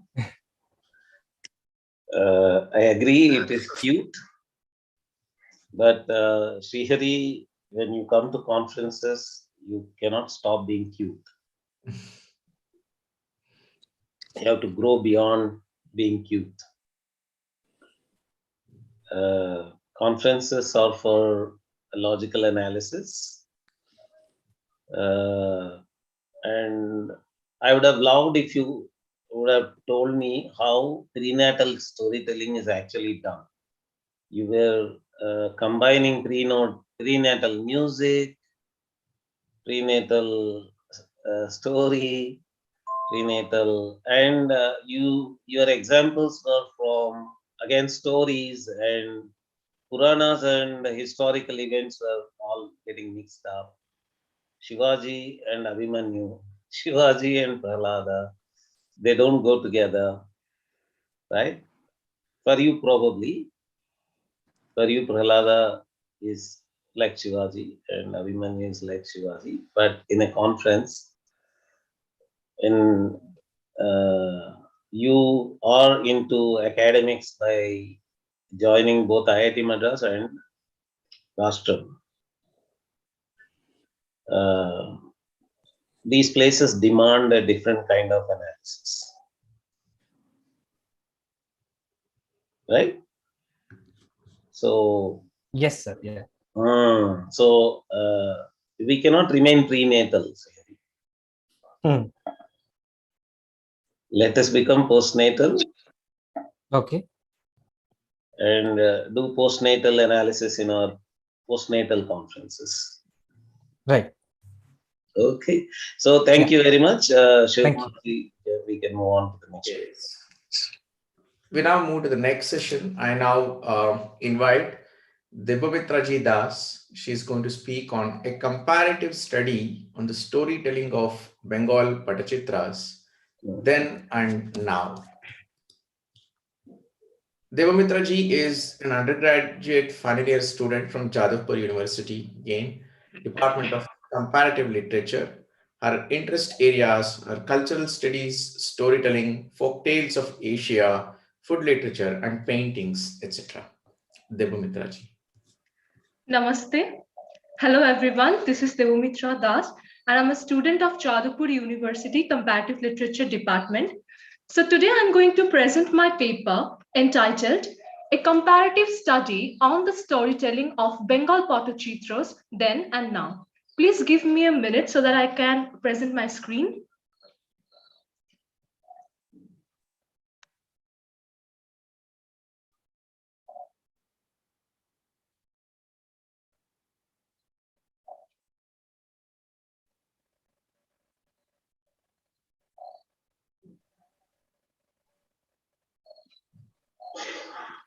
Is the screen visible? Hello? Yes, please. Yeah. Yes, yes. Okay. So Bengal is the repository of many different indigenous storytelling traditions, and it has an enriched history of oral narratives. There are slight mentions about Patachitras or scroll paintings in the Puranas of ancient ages. The Kathas of Lord Buddha, and in the medieval ages, the saying of Sri Chaitanya Dev were being spread through the help of these scroll paintings. In the medieval ages, the Mangal Kavyas like Chandi Mangal, Annada Mangal, different panegyric songs, adaptations of Ramayana, Mahabharata, and also the love stories of Radha Krishna became the center of attraction for the people, regardless of their class, caste, and gender identity. People from the lower classes, including the indigenous communities, didn't have any formal education or direct access to the resources. To entertain and also to educate people, the Patachitras, accompanied with the Patasangits, became famous than ever. The artists and storytellers are known as Potuas, originated from the Sanskrit word patta, which means a piece of silk cloth. There are two kinds of Patachitras. Like first one is Chauko pot, which is actually a kind of a square-shaped pot, and it basically focuses one or two mythological gods and goddesses. And the another one is Joranu pot, which is usually 3 feet wide and 10 to 20 feet long. It basically describes the legends, the mythological stories, the Mangal Kavyas, etc. In the modern times, the content of these paintings are changing according to the socio-political changes. And I would like to try to discuss the transformation of these Patachitras through a comparative study ahead. So this is a painting by the Potua Shorno Chitrakar, as you can see here. And Shorno Chitrakar is an illustrious Potua and a woman activist from Noyak village in Midnapur. And she inherited the storytelling art from her father. There are many Patachitras made by her on the brown colored paper. This is a specialty of her Patachitras, and the detailings of her paintings are very attractive, and the sides of the Patachitras are filled with different floral designs as well as different colors, which makes it more enriched from the artistic viewpoint. As you all can see, there is no space left blank here. Everything is like, you can see everywhere there is color. And even the backgrounds are also very colorful. Okay, so here we, as you can see here in the first Patachitra, it's the incident of Sita Haran from the Mahakavya Ramayana. The series of incidents are described accordingly. Also, notice the margin areas. As you can see, the margin areas, there are floral designs. In the Krishna Lila part, there are many different incidents painted to tell the love story of Radha Krishna, along with all other gopis. And also look at the background. It's very artistic, and also the paintings are very detailed and fine lines are used. Look at the strokes, everything is very fine. Almost everyone of us are familiar with the Western movie Titanic, directed by the James Cameron. is the love story of Jack and Rose. They meet for the first time in the huge ship called Titanic, which at the end sank into the North Atlantic. Jack dies, but Rose survives somehow. This tragic story was inspired from the real incident that took place in 1912 AD. Swarna Chitrakar made a scrawled Patachitra on Titanic where she painted some of the memorable scenes. As you can see here, the scenes from the deck of Titanic. The West has been portrayed from the very artistic viewpoint of the East here. As you can see, how can we understand that there is a Western influence? You can see the iconization, the dress style here. So this can actually helps us to understand that there is a Western influence. Okay, so next slide. She tried her best to protest against child marriage, women oppression, and many more. Her Patachitras and Patasongits have helped to grow consciousness, spread the awareness among the villagers regarding women education, protection from the HIV, etc. I would like to draw your attention towards the colors used here. Every color is like organic colors have been used here, and their colors are extracted from different vegetables, flowers, and color stones. For instance, yellow color is from the turmeric, deep blue from the blue pea flower, etc. Besides the organic colors, nowadays these potuas are using also artificial colors because papers are replacing these cloth Patachitras. And also to maintain the ecosystem, instead of squirrel's tail for brushes, they are using the modern paintbrush. Okay, so here I want to draw your attention towards this picture. This is our Chief Minister, Mamata Banerjee. As you can see, the iconization, the style of she is wearing the sari, and also the way she is hearing her, the hairstyle is, and also you can see the margins here, which are like cycles. There are because of, she gave cycles to girls for their growth and education. So towards the next slide. Here is a video that I want to share with you all. Let me.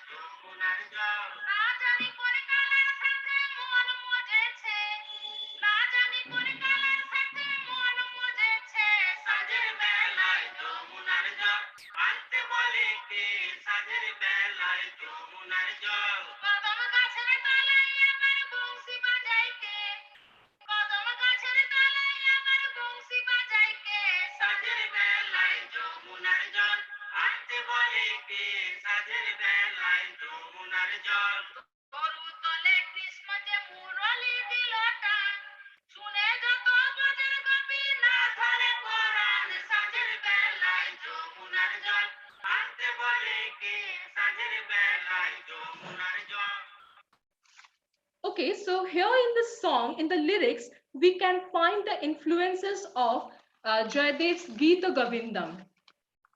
And also, yes, here's another video that I want to share with you all.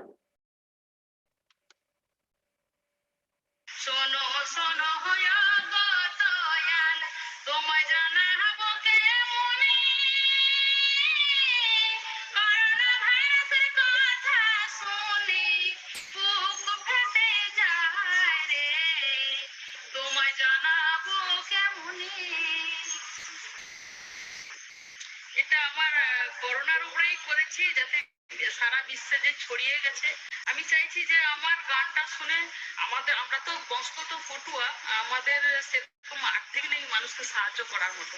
তো আমার গানটা শুনে যদি কেউ একটু এইগুলো ব্যবহার করে, তাতে যদি কিছুটা হয়, সেই জন্য আমি গানটা। কি কি কাজ করেছেন এই করোনা নিয়ে?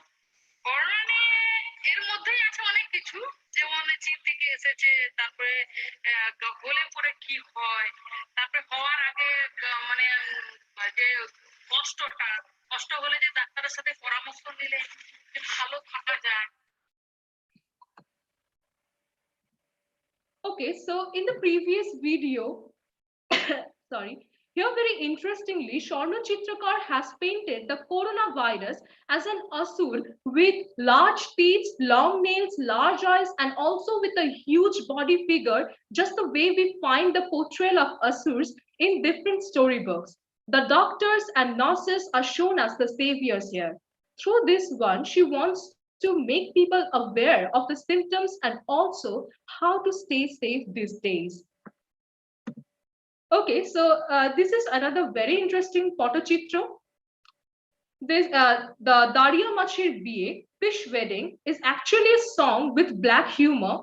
I would like to sing few lines from this.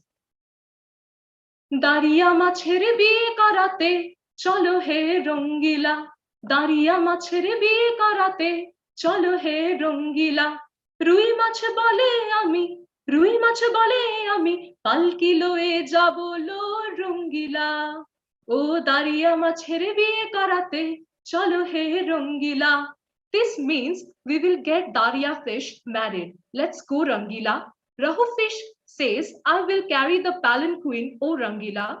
Here we can see that all other fishes are invited except the boal fish, which is actually the metaphor for the oppressors. And at the end, suddenly the boal fish comes and tries to devour all other fishes. The language of these songs are not very ornamented. Rather, it is written in a very simple, everyday language to make it understandable and enjoyable for all kinds of listeners. So next is the Dukushyam Chitrakar. And Dukushyam Chitrakar is also a resident of Noya village in Pingla. He got introduced to the world of audiovisual storytelling through his maternal uncle. And as his father died at a very early age, and in the end of every song, there are two lines in which Dukushyam Chitrakar mentions his own name and his village. And this is known as Bhanita. Also, there are repetitions of words and lines to create an enchantment that actually helps in audience's participation. Because of this cultural contact, many different art forms of storytelling got exposed to the outside world. And Dukushyam Chitrakar has worked in collaboration with other European visitors as well. The story of Helen, daughter of Zeus and Leda, was told to him, and after listening to that, he composed a song on that. In this song, the East and the West are getting connected through the cultural and other artistic discourses.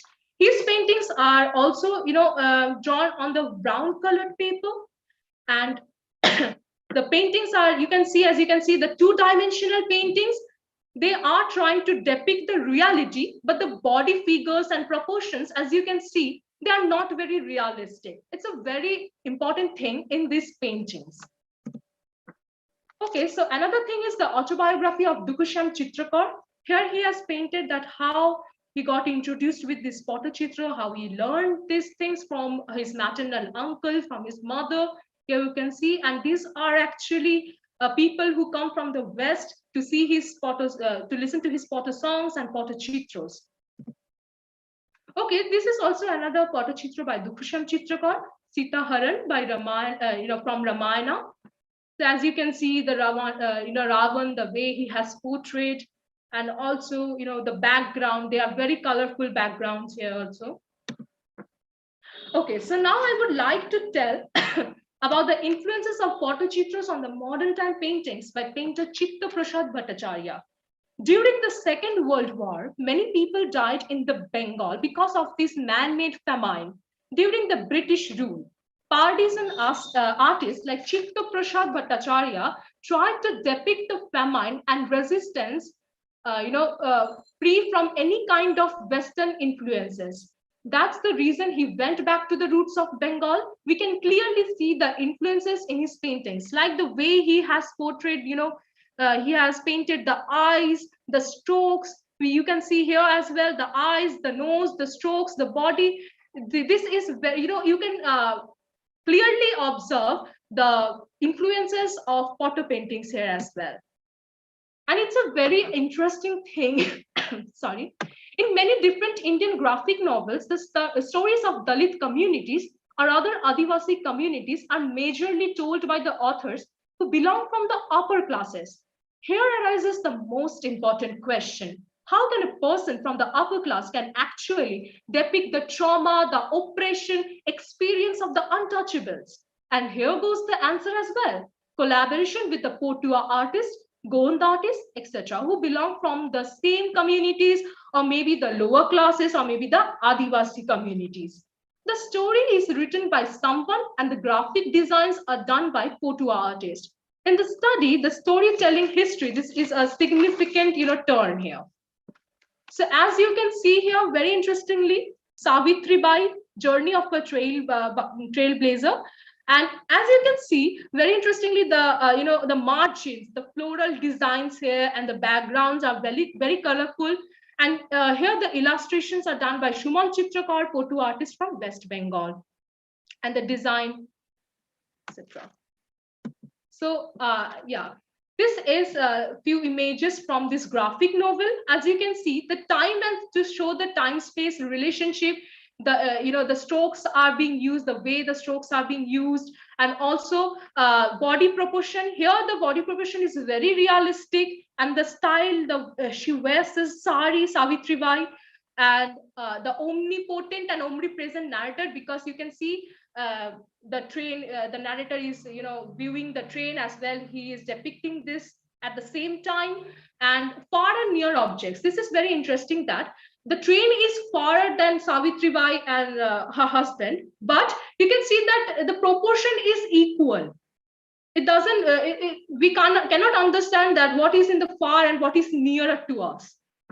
And here the color of the body, the Brahmin's body's color is differently portrayed, and also the the Dalit communities, the lower classes people are portrayed in a different light. They are like the colors are darker than the Brahmins. Okay, so these are the sources and credits for the social media handles and whatever pictures I have used here. And I want to conclude saying this.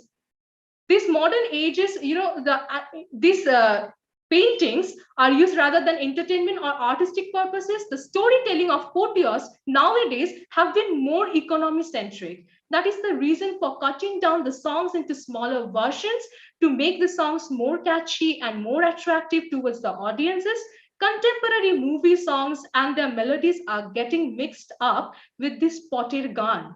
The language is becoming more refined, and slang words like Theyyam, which is used in Bengali, are getting omitted from these songs. Hence, the authenticity of these old songs are getting diminished day by day. As we speak of Patachitras of Bengal, this is very unfortunate to note that many Potter songs and Patachitras have been lost or destroyed only because of the lack of the interest of collecting them or the lack of the interest to preserve them. Ojas Art is a platform which is trying to explore through these contemporary art forms and storytelling. Thank you very much. Thank you very much, Debumitra ji. Audiences, any questions?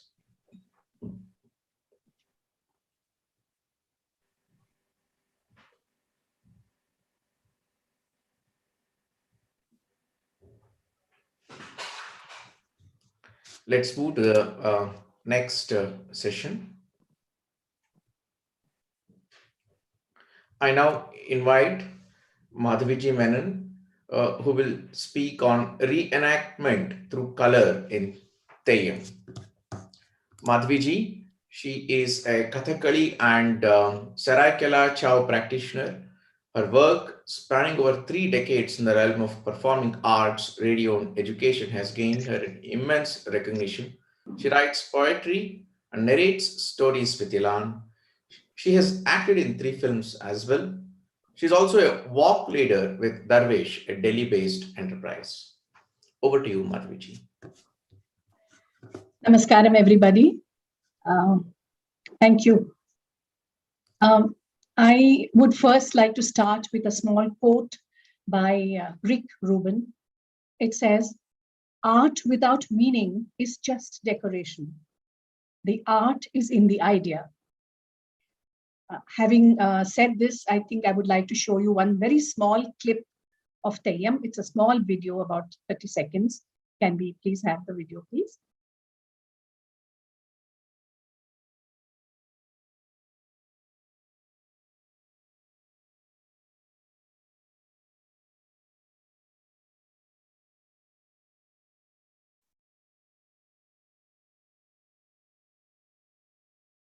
The first slide.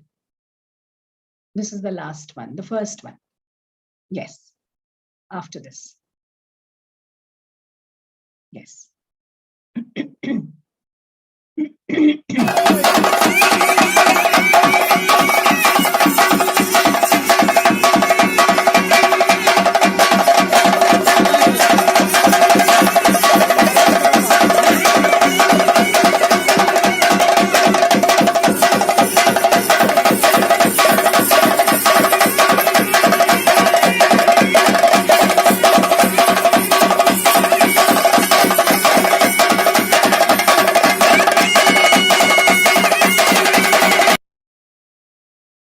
Thank you. So this particular artist, his name is Kochuni, and I have had the pleasure of meeting him.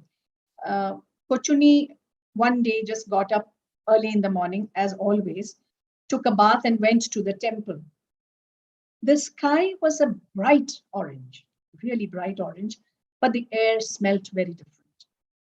The smell of camphor permeated through the atmosphere. A shiver ran through his body. It was time to get ready for the act of Theyyam. Kannur in North Kerala wears a festive look during the months of December through March. Theyyam is a ritualistic dance form, which is the highlight of the North Malabar area in Kerala. And when I was studying Theyyam, being a Kathakali practitioner, I also wanted to study the other art forms. What fascinated most for me was not just the movement, but also the color. Color has been symbolically associated with emotion, movement, and costume. So I'm just wondering, what does one feel when one sees the color red? How striking does the costume look if it is colored red? Are there certain movements that denote red? These were some of the questions that were kind of moving in my head. And also the question that, does color really matter at all? It really does. It is as simple as that. Color has many faces. A red that seems fiery to me may seem warm and comforting to you. A yellow might seem sunny and joyous to you, but it may seem bleak to another person. Now, during the course of my research, I came across a couple of findings, which is that codifying colors in Theyyam is a gigantic task. The arrangement of colors in this particular art form is done in extremely harmonious and contrasting ways. I'm going to give you a very small example here, that of Bhagavati. Bhagavati is is loved, is cherished, is kind of, people are devoted to her through the communities in Kerala. Now, the character of Bhagavati, or the goddess, she uses colors such as red, white, and black, primarily. I'm speaking of Theyyam. This is because there is a very deep-rooted symbiotic relationship between color and emotion. Now, mythologically, Bhagavati has played very pivotal roles in restructuring the canvas, in defying norms.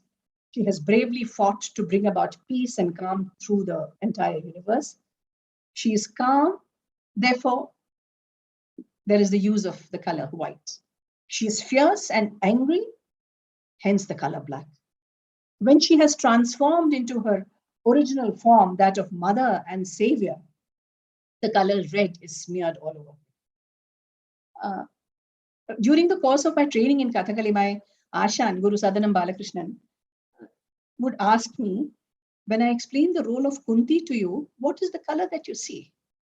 Now, I was 16 at that time, and I did not find an answer to that. And the question kind of plagued me. But as my awareness and knowledge of the art form grew, I understood the significance of the question. I realized that colors and emotions are synonymous with each other. Kunti was a mother and was sending her sons to war. White and black were her colors. White represented peace and purity, whereas black represented negativity and a lot of fear. Now, Theyyam artists go to great lengths deciphering and codifying colors. And as I said earlier, that Theyyam, the colors in Theyyam are associated with emotion, movement, and costume. Can we take a look at the second slide, please? Yes.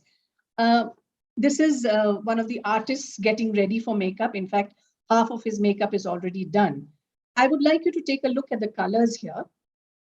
These colors that are now being used are chemical colors. So there is a dimness in the color. If earlier times the colors were bright and they were deep, but here, you know, the colors are kind of muted. It is a laborious process. The fact that one and the same color can perform innumerable roles is very consciously applied in Theyyam. So I also comprehended that color differences are caused by two very major factors, hue and light. Let me take you back in time when we did not have electricity. It was only the light of the Nilavalaka or traditional lamp, which was the only light present.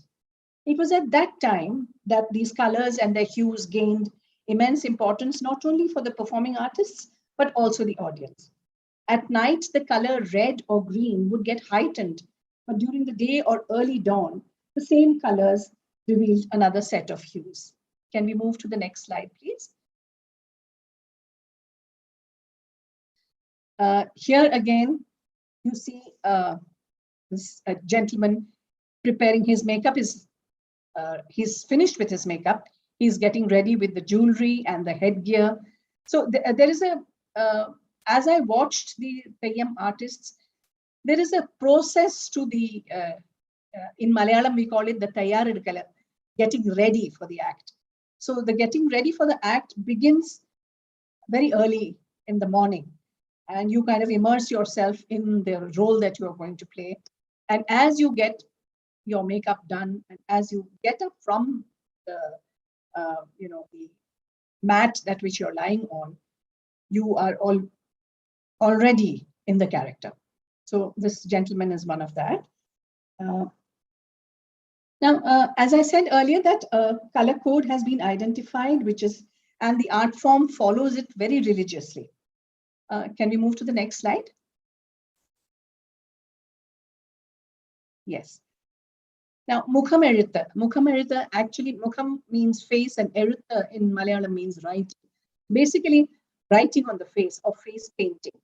Here, this gentleman is getting ready for Bali Theyyam. There are variations of Theyyam, over 300 and odd Theyyams in Kerala. So he is getting ready particularly for the Bali Theyyam.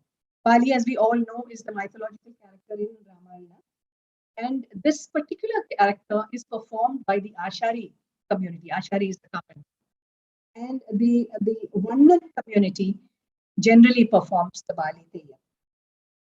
So, and as I said, the art of face painting is also very intricate.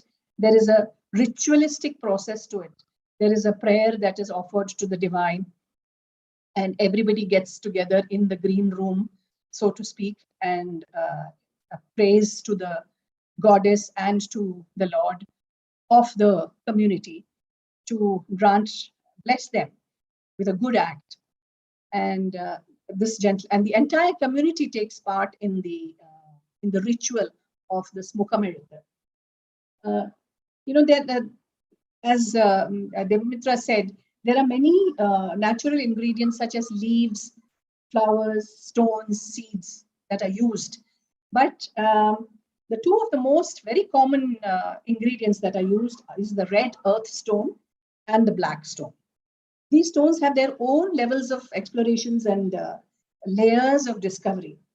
Since these stones were found extensively in and around the villages, they were used to paint red and black.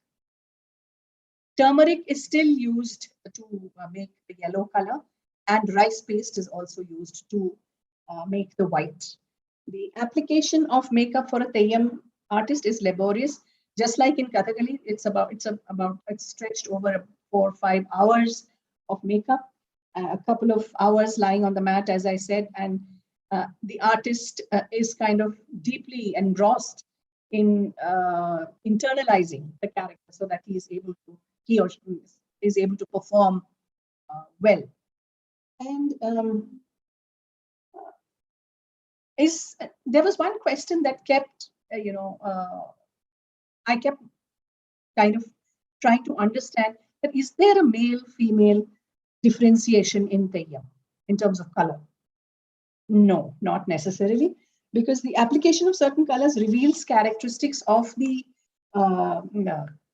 character portrayed. It is neither male nor female. Can we move to the next slide? Thank you. Now, this particular character is a Nagacheri Bhagavati. Now, in most families in Kerala, they have their own resident temples, and Bhagavati is a very huge part of their psyche and their socio-religious context. So this is Nagacheri Bhagavati, and the Bhagavati, this particular Bhagavati has a very, very well-known temple in North Malabar. I would like you to just take a look at the colors here. It is not really red, it's a kind of bright orange. And the one of the Bhagavati is a little more feminine in nature, but the one on your the other Bhagavati that you see is more more male. So, and the costume itself is extremely intricate. The headgears are very heavy. So this is the Nagacheri Bhagavati. Can we move to the next slide, please? Thank you. This particular Theyyam is called the Vairajatan Theyyam. And this Theyyam is a very ferocious Theyyam. And in fact, it is said that when this Theyyam comes out into the village corridor or the kaava, as they say, Theyyam kaavas, as they say, the green sacred spaces, they come out with swords and shields. And it is said that, they kind of allow the people to come closer. But as the people come closer, they take out their swords and shields and kind of attack the people. And when I was watching one of these Vairajatan Theyyams, I realized that, this process of getting into the act begins very, very early morning, say sometime around 2:30 p.m. And they kind of almost psych themselves up to be this Vairajatan Theyyam. And it is said that any person in the audience who's attacked is likely to be killed the next day. Of course, it generally doesn't happen, but that's the legend. Colors are symbolic in diverse socio-cultural contexts. This ritualistic art form has used this aspect intensely. We can further understand this by observing the landscape of Theyyam, which is often embedded in the contributions and influences of the cultural imagery of the people and state. From here, the color coding of Theyyam emerges. Now, as I said earlier, the Theyyam is performed in kaavas.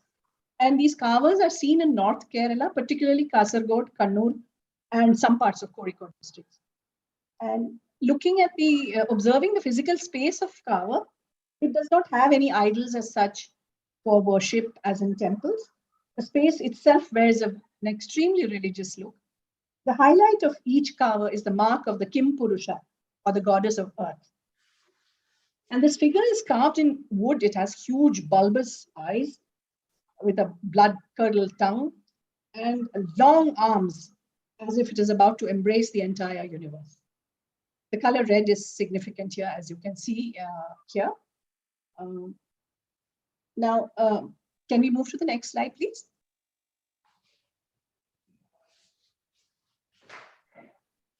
So this particular Theyyam is called the Vattakorumagan Theyyam.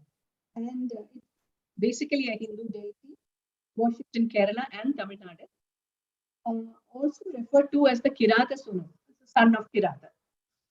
I'm just showing you these various Theyyams because it's important to understand the significance of the colors that are used here. And I met this young girl called Bhadra, almost 20, and she had this very deep attraction towards Theyyam. She moved to the Kaava to meet the artists, but unfortunately, being a female, she was not allowed entry into the green room where the artists were. And of course, she was so in awe of them that she just decided to stay where she was and kind of pay her obeisance to the artists, to the Theyyam artists.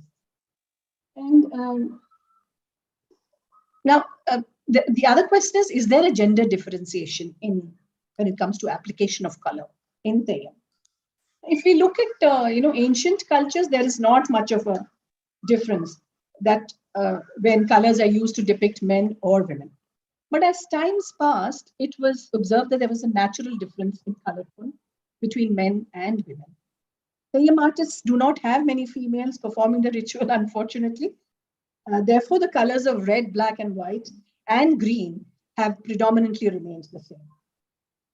Can we move to the next slide, please? Now, this is a very interesting Theyyam. It is called the Niliyar Bhagavati Theyyam. Now, just before this, I would like you to take a look at the headgear. It's very, very elaborate.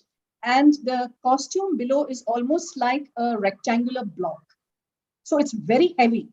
And the Niliyar Bhagavati ritual is performed particularly at the time of sunset. And this long crown, and it is said that these the families who do not have offsprings kind of pray to a Niliyar Bhagavati to grant them an offspring. And I also wanted to talk about vibrations when we talk of color. This is an interesting phenomenon. Green signifies nobility and fertility, and a certain sense of calm. White projects peace, as I said earlier, but in this art form, it eventually highlights the features of a character. Theyyam has very intense palettes also, but with the current non-availability of material, is there a color dislocation? That was my question to Kochuni. Kochuni says that times have changed and people run to paint stores to collect dabbas of paint, but it also burns their skin. So they try very hard to not use it as much as possible. And the groups, Theyyam groups in Kasaragod maintain a very high level of efficacy when it comes to usage and application of color. Sustainable tourism is now the buzzword. Tindis is an initiative to support and encourage rural art forms in Kerala, Theyyam being a very major part of it. This organization encourages students, writers, photographers, filmmakers to document and study the process, subsequently providing additional income to the artists. Santosh is an avid Theyyam patron, and all my slides and video has been provided to me by him. His websites, travelkannur.com and theyyamritual.com, are comprehensive websites and informative portals for anyone who wants to study Theyyam in depth.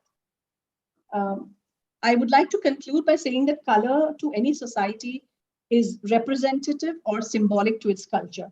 It denotes communication. It means ideas, which means we also process what we see. Color gives us the tool to absorb cultural influences. Color composition is a non-verbal language communicating ideas without a single word.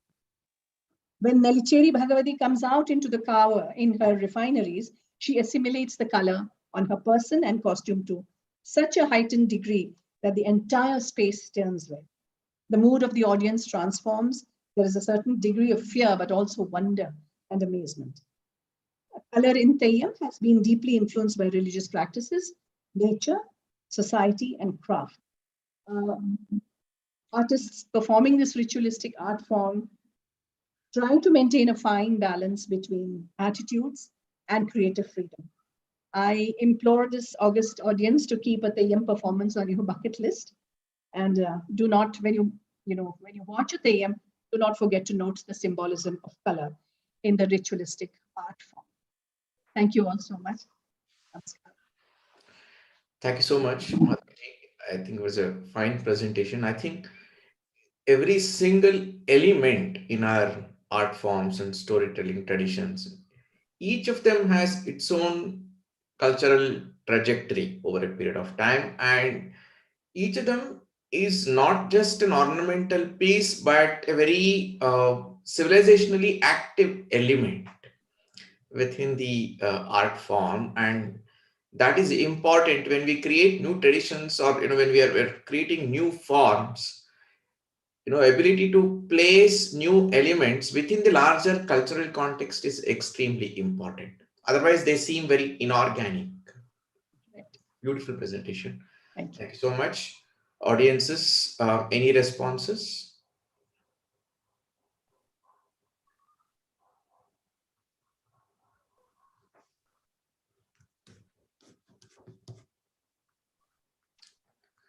Thank you so much, Madhviji. Look forward to many more such insights from you in the future. We now move to the next session. That is, we are moving to a different genre now. This is storytelling in epics and the classical literature. We have 3 papers in this. So I invite Shwetaji Prakash, who will speak about storytelling in Yoga Vasishtha, a study, an interesting subject.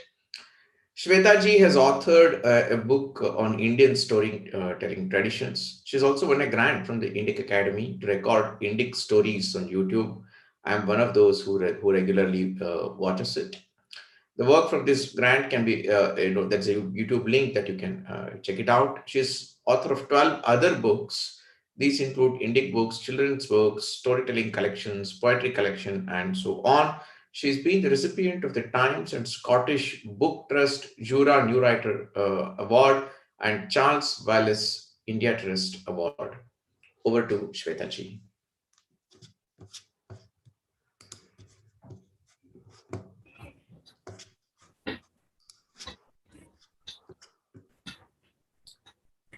You're not audible, Shwetaji.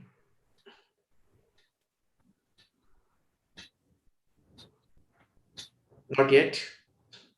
While the video is clear.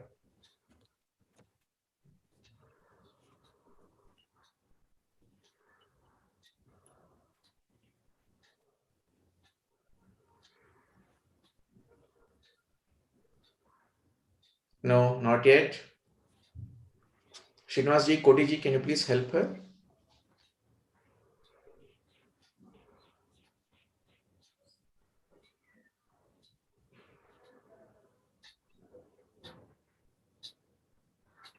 There's nothing wrong from our side, Shiva. Can you please check if any mic is there or something like that? Or maybe worst case, you can leave and rejoin and it may work. Yes.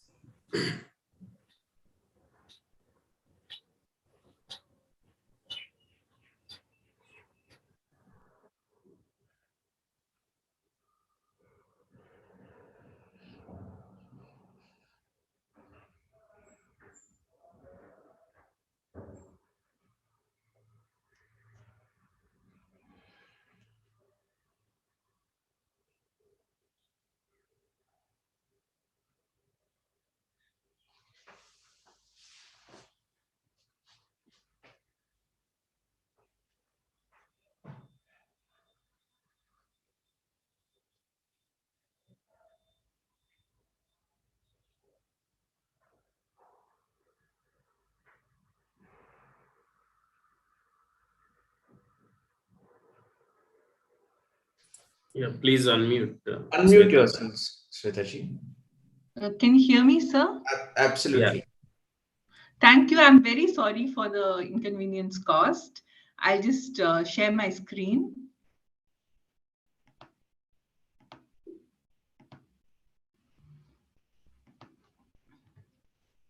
Can everybody see the screen? Yes, yes, please. Very much. So this is a photograph of Karkati the Rakshasi. She has the face of a crab and hence the name Karkati. Now, Please put in slides. Please make it on slide mode. Slideshow mode. Yes. Karkati is a dreadful Rakshasi and she loves devouring people, but she would not devour anyone who has enlightening knowledge because she is a seeker of enlightenment herself. And this, from her story, what we learn is that if you have enlightening knowledge, even a Rakshasi would not devour you and the Rakshasi would try to learn from you. This is a story of enlightenment. It's a story known as the Maharamayana. It is from the Ramayana of Vashishta, Rama's guru. Rama, the prince of Ayodhya, asked questions of his preceptor Vasishta. What is the point of this useless existence? And the answers are recorded in this book, the Maharamayana.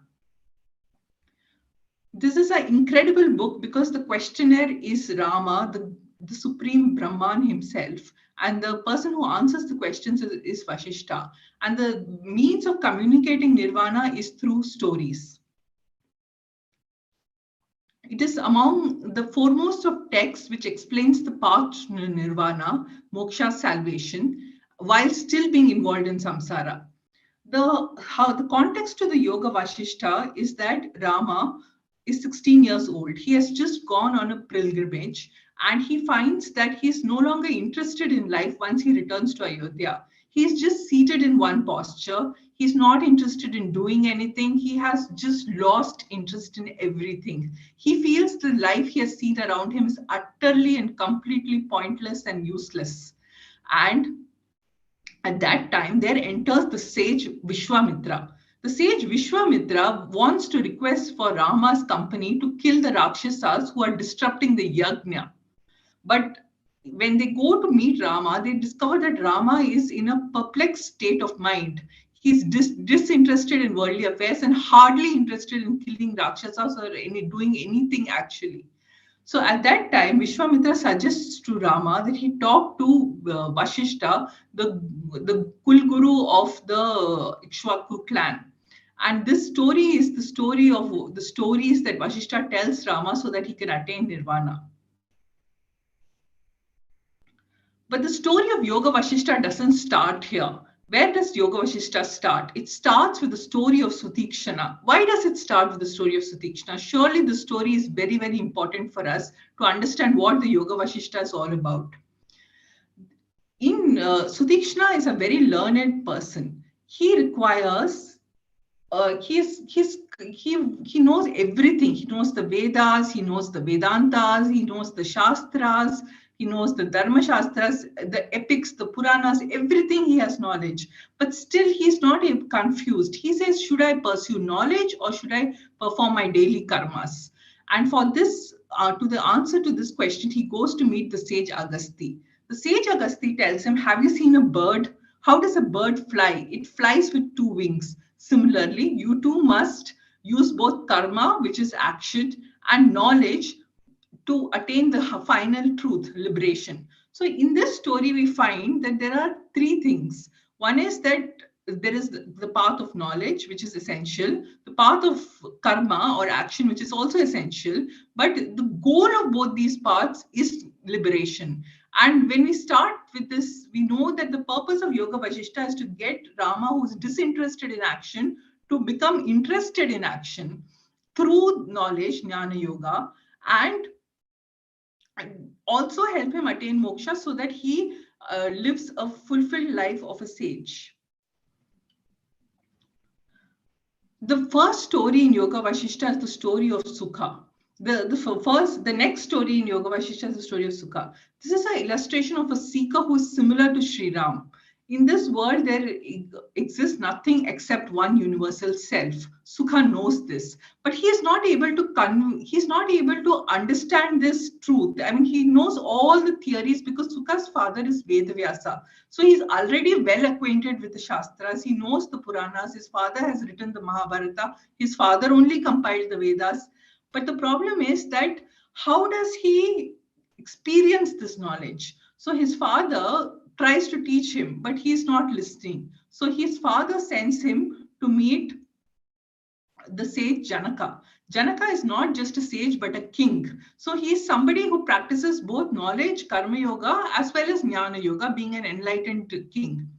So Janaka asks Sukha to wait outside the gate. He doesn't even allow Sukha into the gate. But Sukha is unperturbed. He has no interest, even though Janaka doesn't allow him inside.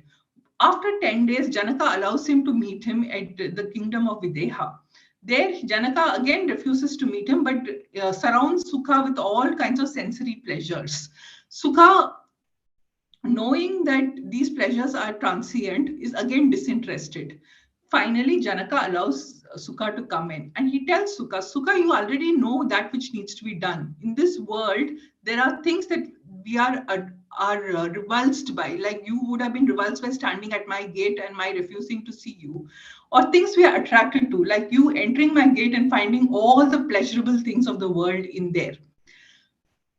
Now, Sukha, since you are already aware of raga and dvesha and are indifferent to both of them, I would suggest that you just stay established yourself like I myself am. And since you already know the supreme truth, you just have to ensure that you are not creating more desires for yourself or more aversions for yourself. But it is a fact you are already enlightened.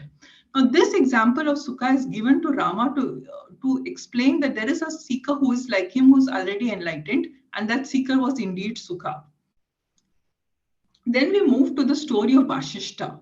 Vashishta is the mind-bound son of Brahma. Brahma creates Vashishta because the world is full of misery and human beings are in a state of suffering. Now, Vashishta, when he's born, he is filled with realization. He's filled with bliss. He is a self-realized sage from the time of birth itself. But because Brahma wants Vashishta to teach the art of self-realization to the world, he dilutes Vashishta, and Vashishta is filled with Maya and he becomes sad. He experiences emotions like grief and sorrow and suffering, and he understands the life of other human beings. Soon he tries to find a way out of this, and he goes into meditation. And then he comes up with the answers about why he was miserable and how he can overcome that misery. Brahma blesses him and tells him that he will be able to tell his story to the entire world through the form of Yoga Vashishta.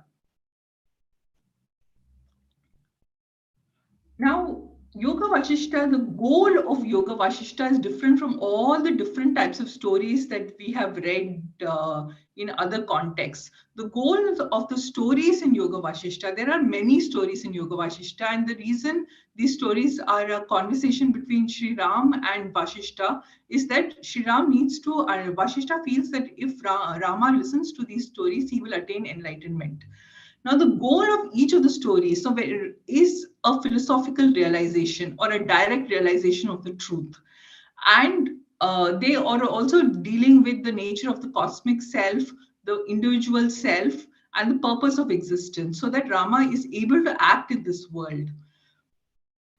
These stories have a moral, but the moral of these stories is not the same as the morals we find in other stories. So if you pick up a Jataka, you will find a story which will say greed is terrible or wastefulness is a bad characteristic. But the moral of the stories in Yoga Vashishta is very different and distinct. So I'll just go through some of the morals of the stories in the different stories in Yoga Vashishta. The first is the story of Leela. This is a story of a queen who is a devotee of the goddess Saraswati and who is married to a king called Padma, who is engaged in warfare. Now, Leela in her past life was Arundhati, and her husband was in fact Vashishta. And Vashishta sees a king go by. So because he sees the king, he decides that he himself wants to be a king, and he turns into a king from being a sage. So this story examines the questions of how wishes can create the existence. So what we are is a result or a consequence of what we wish for. Then the story of Karkati the Rakshasi. Karkati is a dreadful Rakshasi. She wants to devour everybody. But for the purpose of devouring people, she performs a lot of tapasya. And as a consequence of all this tapasya that she does, she starts getting attracted towards this knowledge of enlightenment. And whenever she would see people, she would first ask them questions before she would devour them. And if they were enlightened and if they were able to answer her questions, she would not devour them.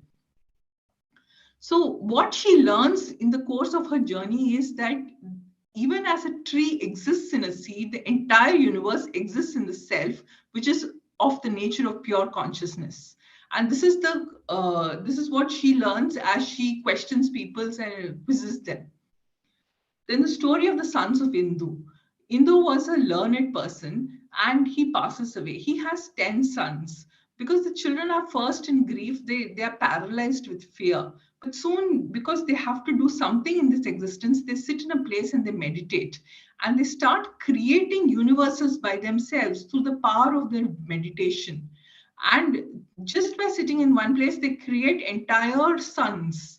And these are not children, but suns as in the solar system suns.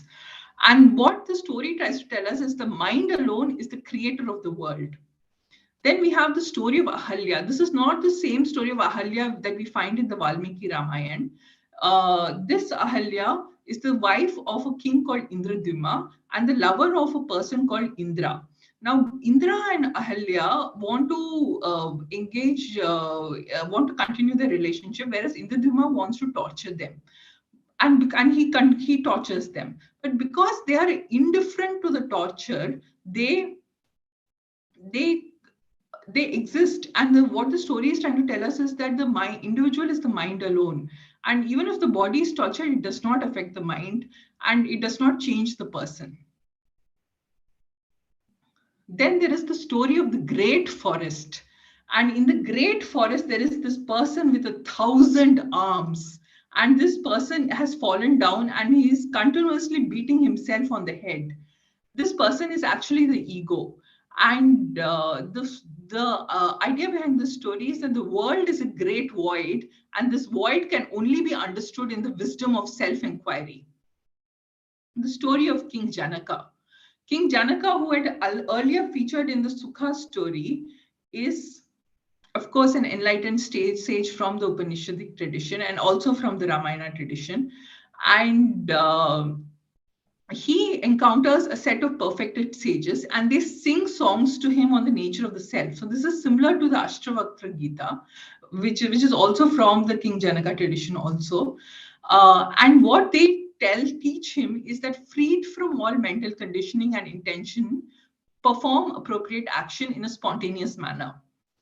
Then there is the story of Punya. So the objective here is to see how these morals of the story are so different from the stories we otherwise see. So in stories, we have stories like in Panchatantra, for example, the morals of stories are beware of a certain kind of character or protect yourself. But here the morals of the stories itself are leading towards a sort of a higher state of being, a meditative consciousness. Then there's the story of Punya and Pavana. Punya and Pavana are brothers and they lose their father. Punya is enlightened, so he's not disturbed by this, but Pavana is extremely disturbed. So Punya helps Pavana see the truth of the universal existence so that his mental sorrow ceases. So this is a very important point in Yoga Vasishta, which is that people are grieving. And if they start meditating on the higher self, the grief can come to an end. And the moral of the story here is craving is what causes mental disturbance. And once the craving is removed, mental peace is attained. Then we have the story of Bali. The mind, Bali is of course the same king that we've encountered many times in the story of Trivikrama. But here, he is in a state of enlightenment and he's having a conversation with his father, Viprachitti. Now, the thing is that the difference between the Puranic stories is that Asuras there are not expected to have too much intelligence, or they do not spend time thinking about enlightening subjects. But in Yoga Vashishta, we find Rakshasas, Asuras, vampires, all engaged in the question of the existence. And he concludes that the mind is not subdued without persistent practice. Then the story of Prahlada. The Prahlada is, of course, the same Prahlad who features in the Hiranyakashipu story and the Lord Narasimha story. And he attains liberation by thinking of himself as Vishnu. So this is the story of how Prahlad attains liberation. Now, as the stories progress, it's all about, the first part was about what is the nature of existence. And then we go on to the story of how these different characters in the different stories attain liberation. So Prahlad attains liberation by thinking of Lord Vishnu. Gadi attains liberation by asking Vishnu to show him his Maya. And then in a state of out of body consciousness, he witnesses things that are happening to him as not happening to him. And the story of Udalaka is that he realizes that sense pleasures are like poison plants, while supreme pleasure rests in one's own heart. And similarly, the story of Suragu, who has a conversation with another sage, is that wisdom arises in one who is rooted in self-knowledge. Then there is a story of Bhasha and Vilasa, who are the children of two sages. And they talk about sorrow, and they say sorrow will remain as long as notions of I and mine remain. Then there's a story of Hitahavya. And Hitahavya says that one must rest in consciousness, which is the nature of pure intelligence. And he goes into a deep state of meditation. Then there is the very famous story of Kakbhushundi, who's an immortal crow. And his advice, apart from pranayama advice, is to stay established in the self and renounce attraction and aversion. Then there's the story of the wood apple, and the world, the cosmic consciousness, is compared to being a wood apple.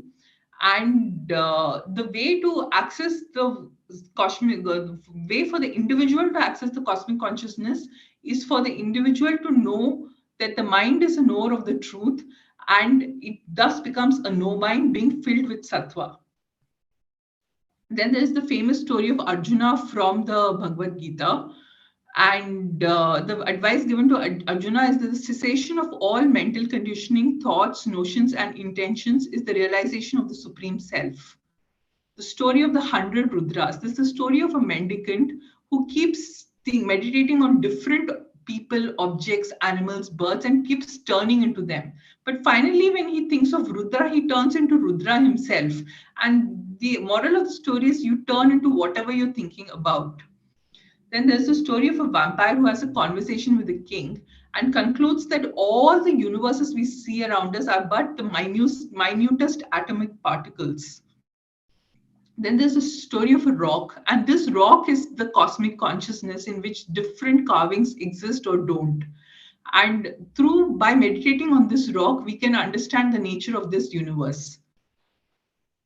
There's a story of Bhagiratha, which is also there in the Ramayana. But in here, Bhagiratha has finished his meditation. He has brought Ganga back to the earth, and he's thinking about how he can attain nirvana. And he realizes that when the ego sense is removed, self-knowledge shines forth. Then there is the story of Shikadwaja and Chudala. Shikadwaja is married to Queen Chudala, who is an enlightened sage, and he himself is not enlightened. So he wants to seek enlightenment, so he goes to the forest.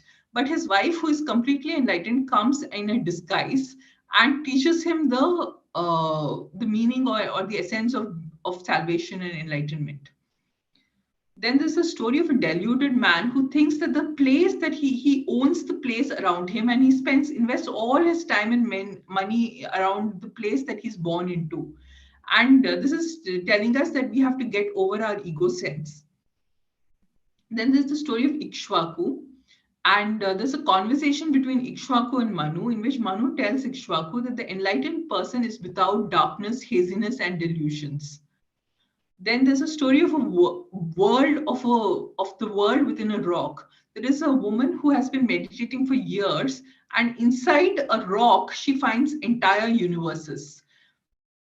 And the idea being that reflected in the infinite consciousness are images of countless universes. There are thousands of universes that exist around us, and these are all resting in the same infinite consciousness. Then there's a sage from outer space whom Vashishta meets. And this sage says that he has gone to outer space and he's done a lot of activities which have resulted in siddhis through pranayama itself. So this again brings us back to yoga. So it's not just about nirvana, but it's also about yoga itself. Then there's a story of Vipaschit who has to fight a battle with the enemy. He enters the fire and comes out in 4 forms. Now this story is very interesting because it's telling us that apart from gaining nirvana, the enlightening knowledge can also help us act in the material world, and it will help us in our karmas, not just with jnana. Shwetaji? Yes. You can, you may want to conclude the earliest. Okay. So I'll just conclude.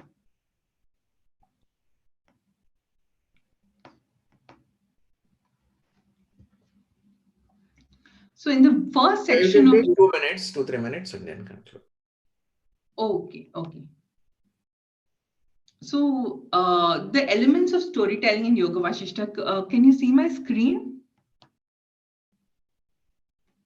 Yes.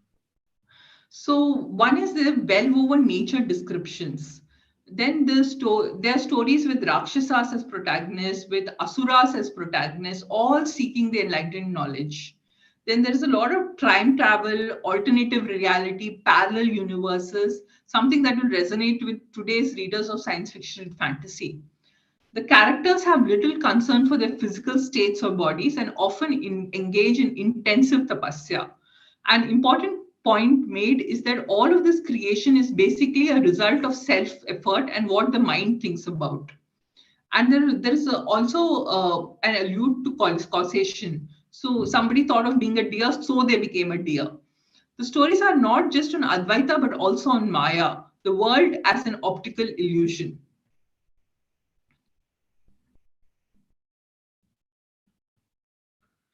So I'll just conclude. The first section of Yoga Vashishta, Sri Ram asks, who are those heroes who have freed themselves from Maya and darkness, and how did they free themselves? The narratives in Yoga Vashishta are a means to nirvana. The context of storytelling is that the supreme person Rama is himself asking the questions. And the reason Yoga Vashishta is so important as a scripture is that it's easy to comprehend because it is embellished with stories. The objective of storytelling in Yoga Vashishta is the direct realization of the truth.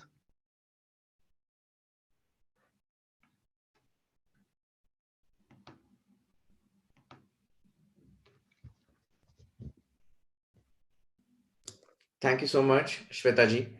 I think, all of us know Yoga Vasishtha as a philosophical text, but the,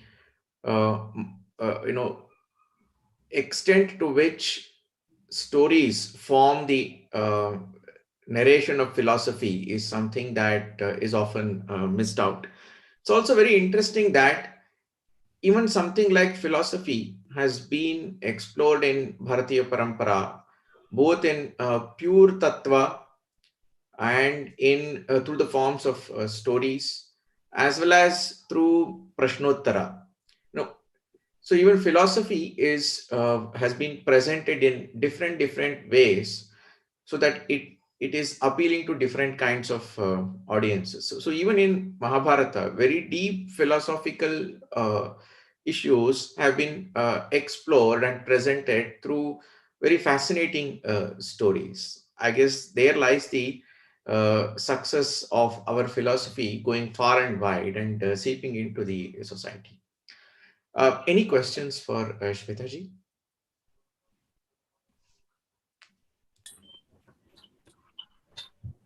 Shweta, I have lots of questions because I think you are like the universe of knowledge, and there cannot be a beginning or end, I think, for what you are and what you contain. It's always fascinating to just, tray your thoughts. So I know I can spend at least the next 10 years trying to get all this from you. So much learning, so much learning. I think I will connect with you personally because this is not I've been tuning into the time for everyone, but it was a lot to take. But I'm not saying informatically, but I was trying to decipher every part of what you were saying because it has to get into 3-4 layers of consciousness to understand what you were saying, right from morals to everything. And unfortunately, that we don't have today. But thank you so much for this absolutely fascinating, wonderful presentation. Thank you, Geeta. Thank you so much. Yes. And thank you so much. I now invite Sarah Babur and Dr. Rachna Bhangaonkar. They will speak on Mitra Bheda and Mitra Prapti from Panchatantra, a fascinating paper, Being and Becoming Friends. Thank you. For introduction, Saraji is a certified storyteller from Kathalaya's International Academy of Storytelling. Geetaji will be happy. She has an academic background of human development and family studies and strives to bring these two fields together as a research scholar. Saraji is also an author inspired by nature, and she's a poet inspired by the flow of life, and a meditator and a trainer of meditation at Heartfulness Institute. She understands the value of Indic knowledge body and tries to convey them through storytelling. Dr. Rachna, she is an assistant professor at Department of Human Development and Family Studies, the Maharaja Sayajirao University of Baroda. Her research includes cultural psychology, Indian perspectives on moral development, including concepts of dharma, karma, yoga, shraddha, and youth civic engagement and Gandhian philosophy. I welcome Saraji and Rachnaji. Over to you. Thank you so much. I acknowledge Deepa Kiranji. I've stepped into the field of storytelling through her. Geeta Ramanuja madam, I've trained with her, and Vikram Sridhar, who introduced me to this deeper meaning of Panchatantra, and of course my guide and co-presenter, Dr. Rachna Bhangaonkar. I'll share my screen.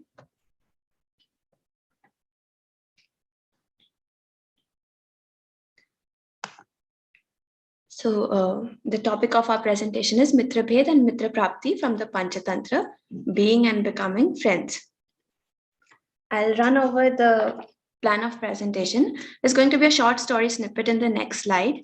The introduction, developmental value of friends, contemporary friendships, method, framework, friendships in the Panchatantra, and parallel stories from the Jatakas and the Hitopadeshas, and finally, the implications and conclusions. So here I'll be playing the story. But Brother Jackal, what should we do? The snake is so powerful. Don't worry, Crow. With a mighty brain, you can achieve the impossible. Now do as I say. And the crow did exactly what the jackal had told him to, and overcame the enemy, the snake. So I hope the snippet shows invaluable. We are not born with friends, and therefore it is a voluntary relationship with no stipulated end time. It is only based, the foundation is only love and commitment. So there are texts like the Panchatantra, Jatak Tales, Hitopadesh, which really focus on outlining role of friends in life, because we'll see how it is very ingrained in the Indian system. In this paper, we are focusing on the lessons provided on friendship by Mitra Bhed and Mitra Prapti, which are the first two tantras of the Panchatantra. So here are some of the friendships which are very known. Here are within kin friendships, Manav, Rakshas, Rakshas, outside kin friendships, Gandharv, Manav, Vanar, Manav, Rakshas, Manav. Friendships provide a very good opportunity to move outside our kin, outside our family relationships, and explore interactions outside kin. So I'll be going to the developmental value of friends. As I said that friends are an outside family interaction. They become an important part of the child's microsystem. Children choose their own friends, they make their own norms, they make their own decisions. They move from an egocentric perspective to a sharing and collaborative perspective. And these play an important role in the social development of the child. Research also shows that stable friendships in childhood leads to lesser risk of depression in adulthood. When we learn qualities of friends, of friendships, we begin to treat everyone in a friendly way, and this can promote harmony and make us see a friend in everybody. That is the philosophy of Eko Hum Bahuswami. I'll go over the development of friendship very soon. We see play as the first observable characteristic in friendship. It moves from solitary play to parallel play to collaborative play. And because of this transition, we understand that children learn pro-social behavior of sharing and caring. By 6 years of age, we'll see that children show preferences of certain peer groups. And in adolescence, it takes a completely new dimension of a growing intimacy. We'll talk a little bit about contemporary friendships and why we need to revisit foundations of these classical texts. So conventional friends were very invested in the lives of their friends. We can see examples of Arjun Krishna. We can see examples in the Panchatantra itself of Hiranyak, the mouse, and his friends. We'll see it in the Mitra Prapti section. Nowadays, in an online world, the opportunities to interact with others is growing. We have growing access to many people and their varied interests. We can get a lot of insight into their lives, but how many of those friends would actually come and help us in our times of distress is questionable. Research has also showed that online friendships can prove to be short and unstable. The method that we have followed is content analysis of Mitra Bhed and Mitra Prapti from Panchatantram by Jha and Anjana, published in 2021. It's a transliteration. And we've drawn parallels between Panchatantra and Jatak and Hitopadesh stories. A lot of them are common, a lot of them overlap and similar morals. The framework we have used is the Dharma framework. Panchatantra draws heavily from texts like Vedas, Shastras, Puranas, the epics, which talk a lot about Dharma. And so invariably, the theme also floats around in the Panchatantra throughout. One example is that Hiranyak the mouse wants to do his Dharma by helping his friend Chitragriv, the king of pigeons, by untying his net first, but Chitragriv, the king of pigeons, does his dharma by asking him to cut out the net of his followers first. So this is one cycle I wanted to point out. Moving on to why friendship is a part of the Panchatantra is because kings, the book is about kingship and how to be good kings, the dharma of a king. So a king needs to learn about friendships because they need to discern who are trustworthy advisors. They are very valuable to the success of a kingdom, and put them away from selfish people. One of the example is that of Sanjivak, Pingalak and Damanak in the first in Mitra Bheda. Sanjivak and Pingalak get together because of Damanak, and then they are separated by Damanak, the jackal. Here is a summary of the lessons on friendship in the Panchatantra, which I'll be explaining in detail in the next slide. So we'll come to lessons from the Mitra Bhed. The framework story is that of Sanjivak and Pingalak. Sanjivak is a bull, Pingalak is the lion. So the lessons that come out of this tantra is that friendship is a private relationship. It is between two people. Even if you're a friend circle, you'll have an individual relationship with everyone. There is trust in this relationship.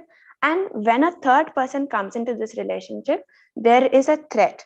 Now, in this story, the friendship breaks when a third person comes in. But we have a question that should friendship actually be so weak that it should break when a third person would come in or not? This is a question to ponder. Until exchanges continue, that is when Pingalak and Sanjivak both believed that they loved each other, they respected each other, the friendship lasted. When the seeds of doubt were sown, both of them went apart and Sanjivak was killed at the end of it. An interesting thing that comes out of Mitra Bhed is that a friendship between a herbivore and a carnivore is possible. It is not conventional, but when it ends, it could have been something which could have led to a better alliance between herbivores and carnivores, but ended up finishing in this tantra. There is a story within this tantra, which is the story of Papa Buddhi and Dharma Buddhi.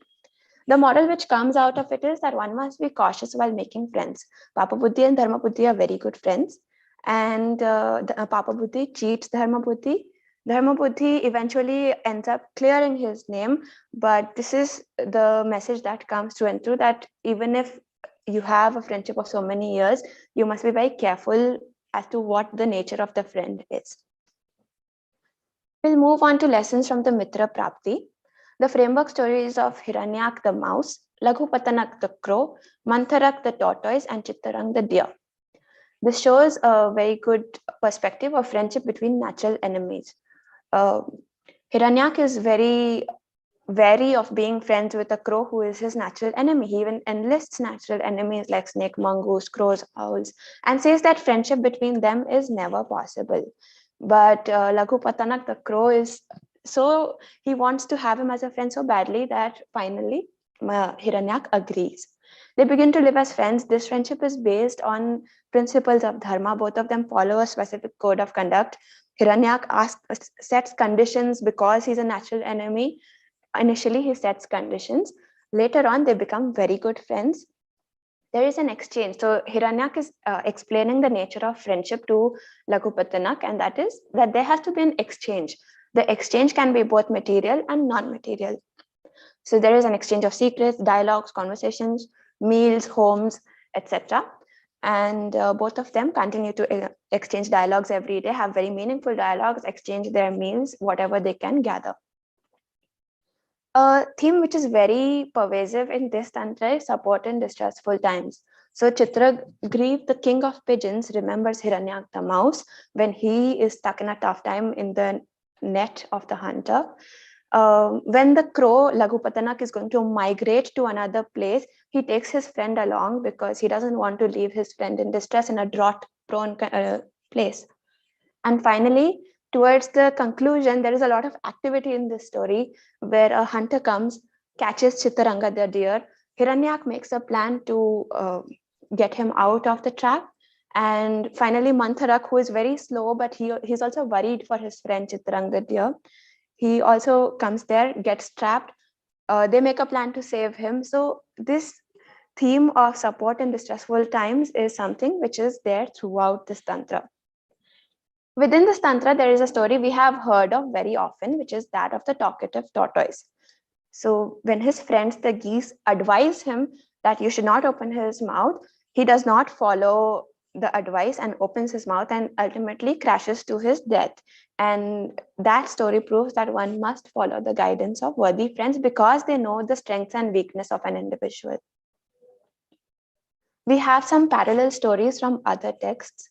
So in the Jatakas, there is a story of two friends. There is Nigrod Kumar, Shakha Kumar, and Pautrik. And Shakha Kumar pretends to be Pautrik's friend, which earns the displeasure of Nigrod Kumar, who is a king, and finally leads Shakha Kumar to be out of service employment. So the moral coming out of it is one should be true to their friends and not pretend. The story of Kanni the unlucky. Kalakanni is believed to be a really inauspicious man because of his poverty, because of his tattered clothes and his inauspicious name. But at the end of the story, it is he who saves his friend Seth Anathapindak from sure doom of being robbed by thieves, and he gains the respect of everybody else. There is the story of the elephant and the dog, which shows just loyalty, the sense of being present with each other. It is just exchanging company, and both of them, when they are torn apart, they cannot live without each other. And finally, they come in once again, they come together and begin to lead their life together. There is stories from the Hitopadesh. Hitopadesh draws from the Panchatantra, and so a lot of stories overlap as well. The story of the crow, mouse, deer, and tortoise is there, as is in the Hitopadesh. It's just a shortened version. There are two other stories which I found which give the same message, that is, be cautious of bad company. One is that of the jackal, crow, and the deer. The jackal approaches the deer to be his friend, and the crow cautions him against being the jackal's friend. The jackal, however, wins the deer over, leads him to a trap, and doesn't save him. At the end, it is the crow who comes and saves the deer. Finally, there is the story of the vulture, the cat, and the birds, which the vulture trusts the cat, ends up trusting the cat, and the cat eats up all the fledglings of all the birds. And the birds believe that it's the vulture who killed the fledglings, and finally they kill him. And thereby these messages come out from these two stories. I'll move on to the last slide, the implication and the conclusion. So inclusion of stories in the curriculum. Earlier in the oral tradition, children would learn stories from their families, from their grandparents. In modern times, it might not be possible due to nuclearization of families, and therefore it is very important to have these stories in the curriculum. So there are certain stories, like I have mentioned in the slides above, the talkative tortoise, crow, and the serpent. These stories are very much there. We always tell them to children, but we can bring out the novel perspectives. We've often heard the moral to be, don't open your mouth when it's not needed for the talkative tortoise, or for the crow and the serpent. It does not matter if you're small or big. It is your brain that matters, brain over brawn. We can give newer morals and ask children to ponder upon these topics. We can introduce picture books like Amar Chitra Katha to children, which have all these stories for easier understanding. So interestingly, I was told in my childhood that Amar Chitra Katha is something that I should not be reading. This was by my teacher. I should be focusing on heavier literary books, which would lead me to be better in language. But I think today it is those books which have helped me ground in this Indic base. We have story circles. So when we have a human storyteller who tells stories, we can have human storytellers telling stories on friendship rather than watching the stories on YouTube in an animated way. We can interact with human beings like this. Not only stories on friendship, we can have human storytellers tell any stories. So one is stories on friendship would help them get the moral. Post-activity sessions with any stories would help children from various backgrounds come together, do activities together, learn these group dynamics and interpersonal relationships among themselves, multi-age, same age, different schools, etc. There is a third very important and the last point, which is in the modern age, we have a lot of friends with artificial intelligence, like Alexa and Siri are some which are very commonly heard. There are some things that we should take with a pinch of salt when we hand over our children in their care. That is, in recent news, we heard that Alexa guided a child to put the hand into an electrical socket. So we should really be discerning as to how much of these interactions we have to allow. So about friendships, this is all that I had to present, and these are the references that I have used.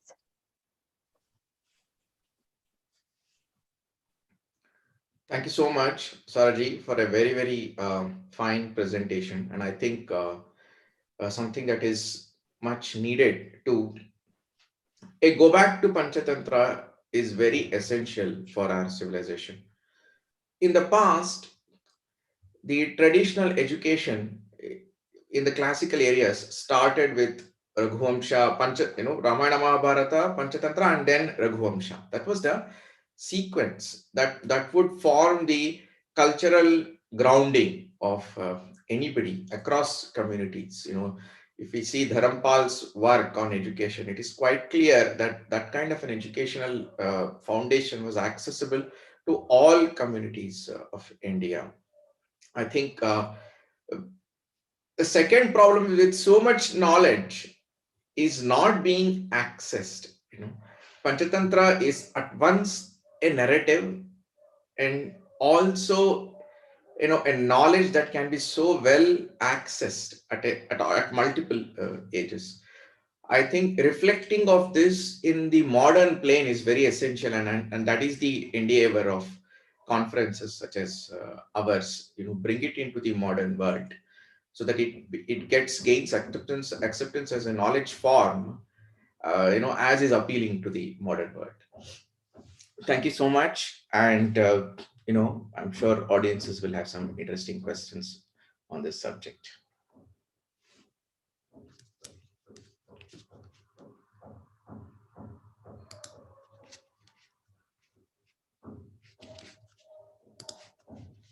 Any thoughts? Anything to discuss, audience?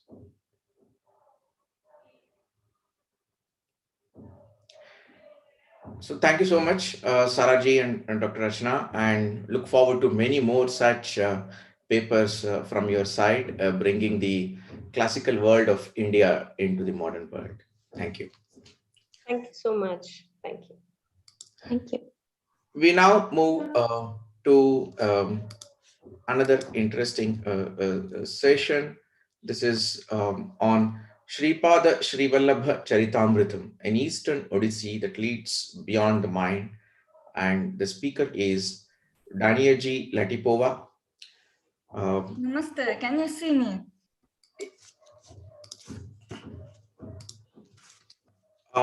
Just a minute. Oh, we can't. We cannot yet. Okay. Daniyaji is, a social projects manager and fundraiser. She's managing multiple projects such as rehabilitation process and search and so on, grants for writing and so on. One of her responsibilities is also to find resources needed to treat children who can avoid disability in the first year of their life. And she has raised she's done a lot of fundraising events. She's also in the sphere of her work. There was also an organization of inclusive children holidays. A lot of work in the realm of the children. Daniyaji, over to you. Yes, I think that's something wrong with the video. I have to go out and then. Yeah, that may be the easier option. Otherwise, of course, you should also try sharing the presentation. Otherwise, Srinivasji, she may have already shared the presentation, so we may be able to. Where should I share it? In the chat or somewhere? No, there is a share screen. You get it at the bottom. Can you see? Yes, I can see. Yeah. So okay, one moment. I'm sorry, something. By the time Dania takes that moment, I just want to say Dania is joining us from Russia, and she's come repeatedly to India many times and traveled to the smaller towns and actually visited places where scriptures are stored, original texts are stored, and that's the background of interest and curiosity and research is coming from. So welcome, Dania.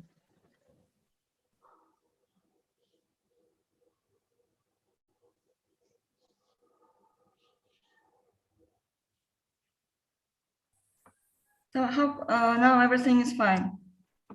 Yeah, absolutely. Yeah, I'm very, very happy for this. All right, so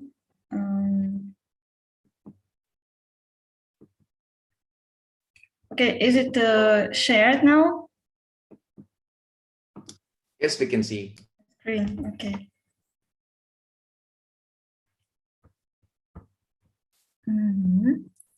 First of all, I want to say big thanks for Deepa Kiran, who invited me for this conference, to Shivakumar and all the team who organized this event. It is really very important to share such stories nowadays. And thank you, Shivakumar, for presentation. Should I?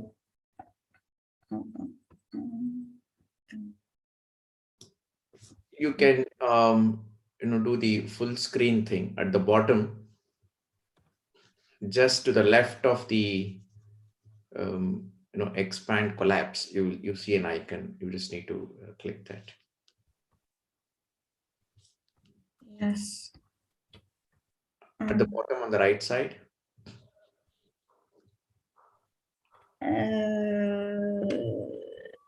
the bottom on the right side. Right side here, not that next one. Next, left, right, right. Yeah, that. Yeah, I see. Thank you.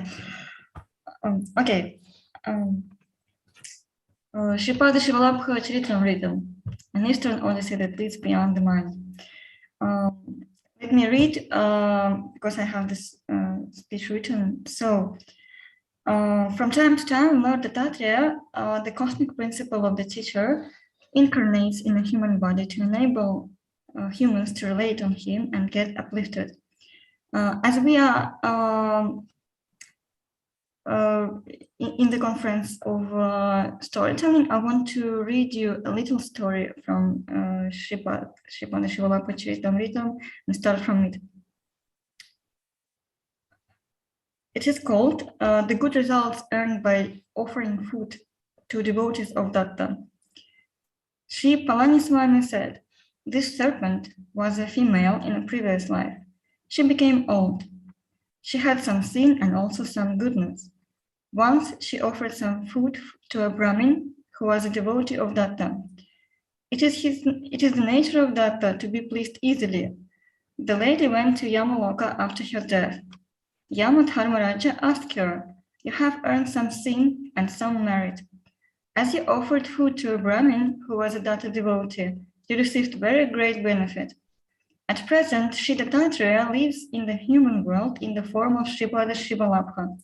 He ordered us to make changes in your account of your merit and sin, so that you gain great merit and take less sin.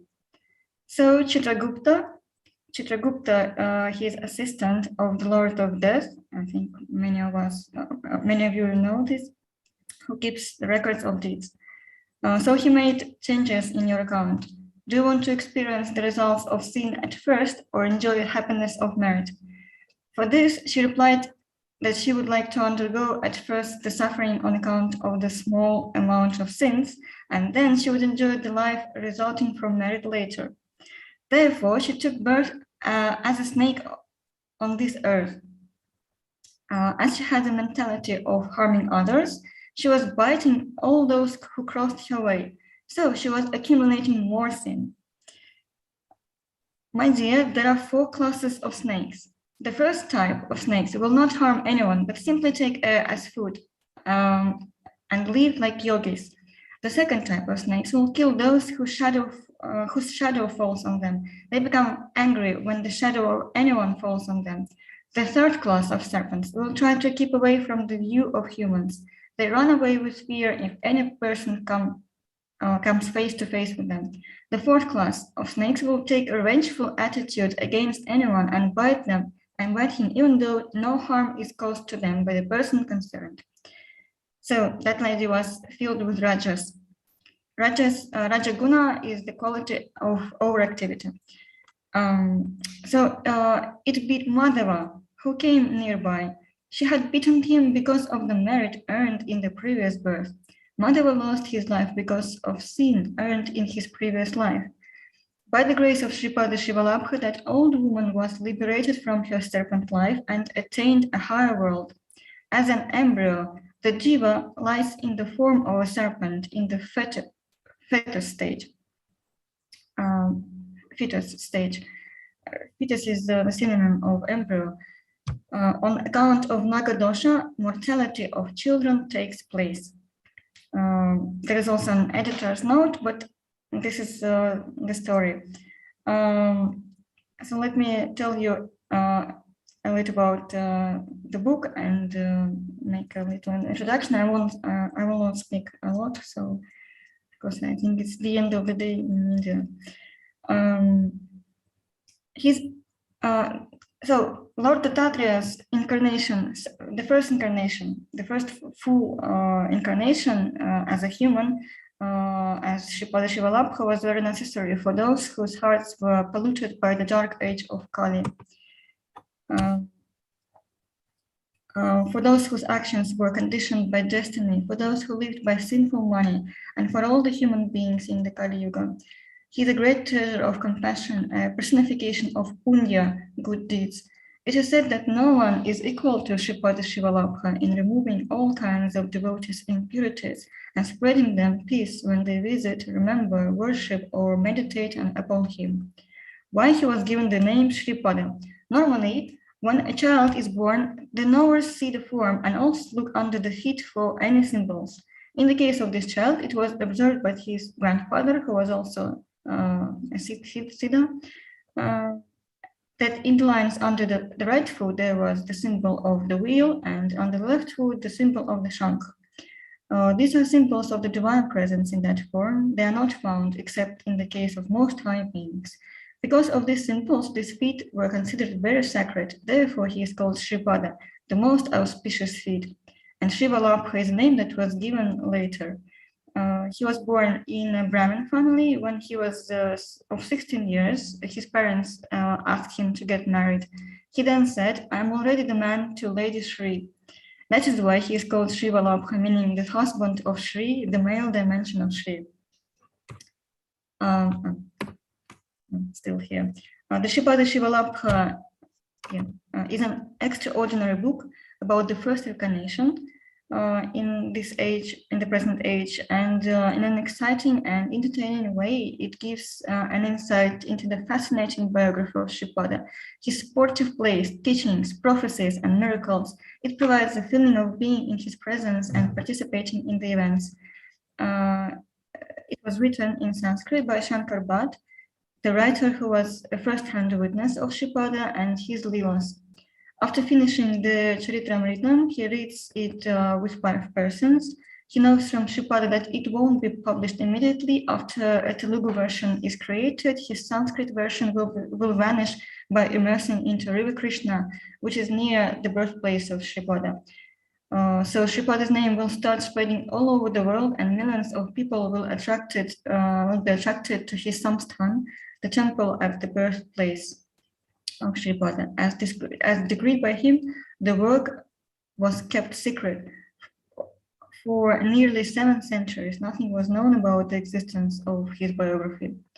So the appearance of the book was a mystic process.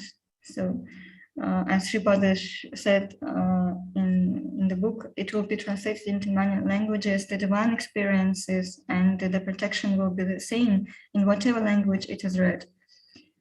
Am I not speaking fast? It's fine, Daniel. Okay. In 2001, one man came to Mahasamsthan and brought a Telugu version of Sripada Shivalabha Charitamr. He declared that his name is Srimalaji Govinda Dikshitulu, and he is from the family line of Sripada's maternal grandfather. An old copy of the book was preserved in their family for 32 generations, and in the book it was stated that it will come to light in the 33rd generation. And it was not explained when and how, but certain signs were described which happened to this man in 1991, just 2 years ago, before he came to the temple. He realized that the time has arrived to reveal the book to the world. As foretold in the book, he copied the old and brittle book, then went to Krishna River, which we can see in the picture, and in Vijayawada, and immersed the old copy. Afterwards, he went to Sripada Shivalabha Mahasamsthan, performed the Parayana, dedicated reading for 7 days, and handed over the book to the temple. So then it was published in Telugu and other languages, Indian languages, and in 2007 in English.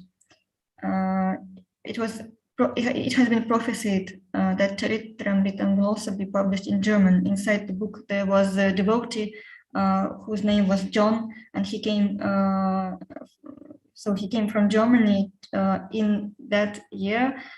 It was 1320th year, as I remember. So Sripada just only lived 30 years on Earth, and it was really so hard to come to this place, but that man managed, and it was really a miracle, and Sripada blessed him that he will because of his presence, the book will be published in German, first European language that was translated, in which it was translated, and also Spanish and French translations on the way. Don't think that Sri Charitamr book is a mere book. It is a live stream of a glorious consciousness. When you make a devoted reading, in the strength of those letters flow into my mental consciousness. As you have a connection with me, without being aware of it, all your rightful desires will be fulfilled by my mercy. Even when this great book is preserved in your room of worship, it causes auspicious vibrations. Forces of misfortune and spirits of darkness are driven away. Shankar Bhatt, write about all the sportive plays taking place today in this Panchadeva Pahad. Write about them faithfully in Charitamritam, exactly as they are and exactly as you see them. It will be a source of inspiration for future generations. It will wipe out many serious doubts. It imparts new strength, devotion, and enthusiasm for the believers of God. Little about the author. Shankar Bhatt calls himself an ignorant and illiterate person, and humbly submits the entire work as an expression of Sripada's divine will and blessing. Throughout the book, he keeps the position of a reporter who tries to objectively describe what he witnesses and hears.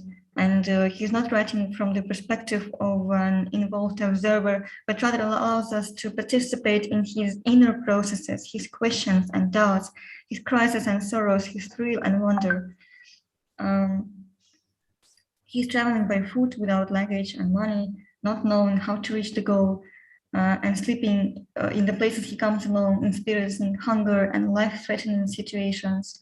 He's walking alone or with co-travelers, meet saints, robbers, farmers and merchants, kings, housewives and prostitutes. He faces orthodox arrogance, sectarianism, lies, disputes, and even conspiracies against Sripada, which in the end dissolve in surprising ways. And the most important, and one of the most important things that we can witness here, that he himself was a Brahmin, but his experiences teach him to overcome the barriers of caste and doctrine and to feel the unity of all who are striving towards the divine. So his prejudice was dissolved also. There are many hints for future events, some of which already belong to the past.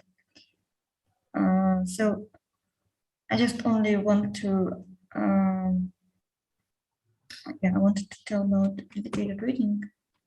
Yeah. Yeah, so the book is partly not easy to read, especially for a Westerner. You'll encounter numerous names of persons and deities, unfamiliar concepts and expressions. To help the reader, the edition has, even the English edition after the German edition, enriched the book with many explanations and comments. However, the book is not appealing to the mind, but to the consciousness of the reader. Its purpose is to awaken the consciousness and the intuition. It is very nourishing, charming, and joyful, and it causes an unfoldment. It is best to read the book with an open mind and heart, not trying to understand everything. So I wish that this little introduction to this holy book maybe will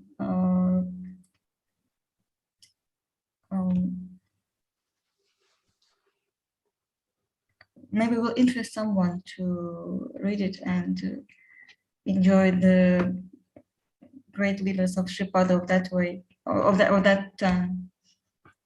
Thank you. Dhanyavad. Dhanyavad. Thank you so much, Daniaji. Audiences, any engagement, discussions?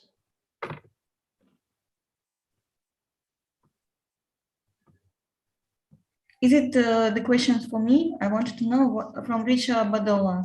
The difference. No, I'm just opening it to the audiences to ask any question.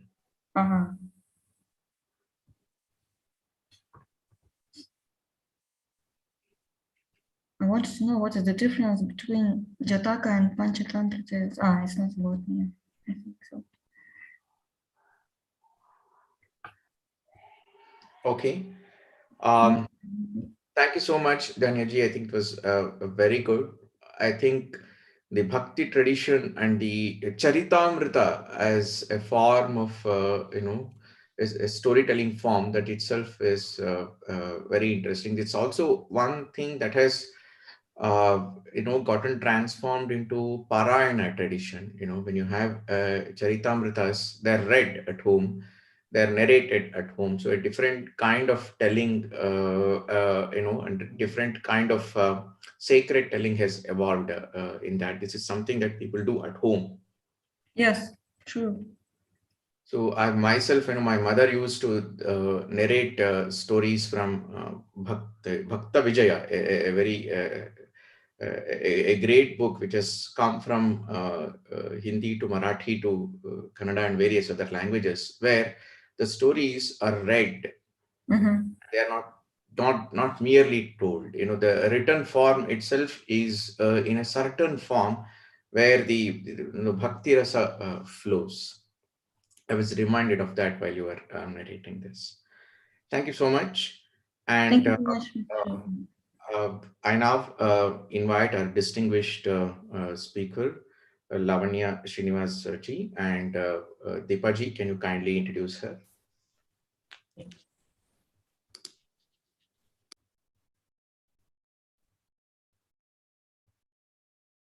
So I'm really delighted to welcome another colleague, friend of mine, a storyteller who is joining us to be sharing her journey of storytelling. Lavanya Srinivas. Lavanya Srinivas is an expert faculty for narratives and storytelling at National Institute of Fashion Technology, Chennai campus. She is the founder and director of Kathakuli, a professional development center for creative educators, story coaches, teachers, and trainers. She's well known as a communications coach, soft skills trainer, story coach, creative educator, and professional storyteller. While wearing these hats over the 3 decades, Lavanya has found that there is a common thread that runs through all her roles till date, and that is the power of stories.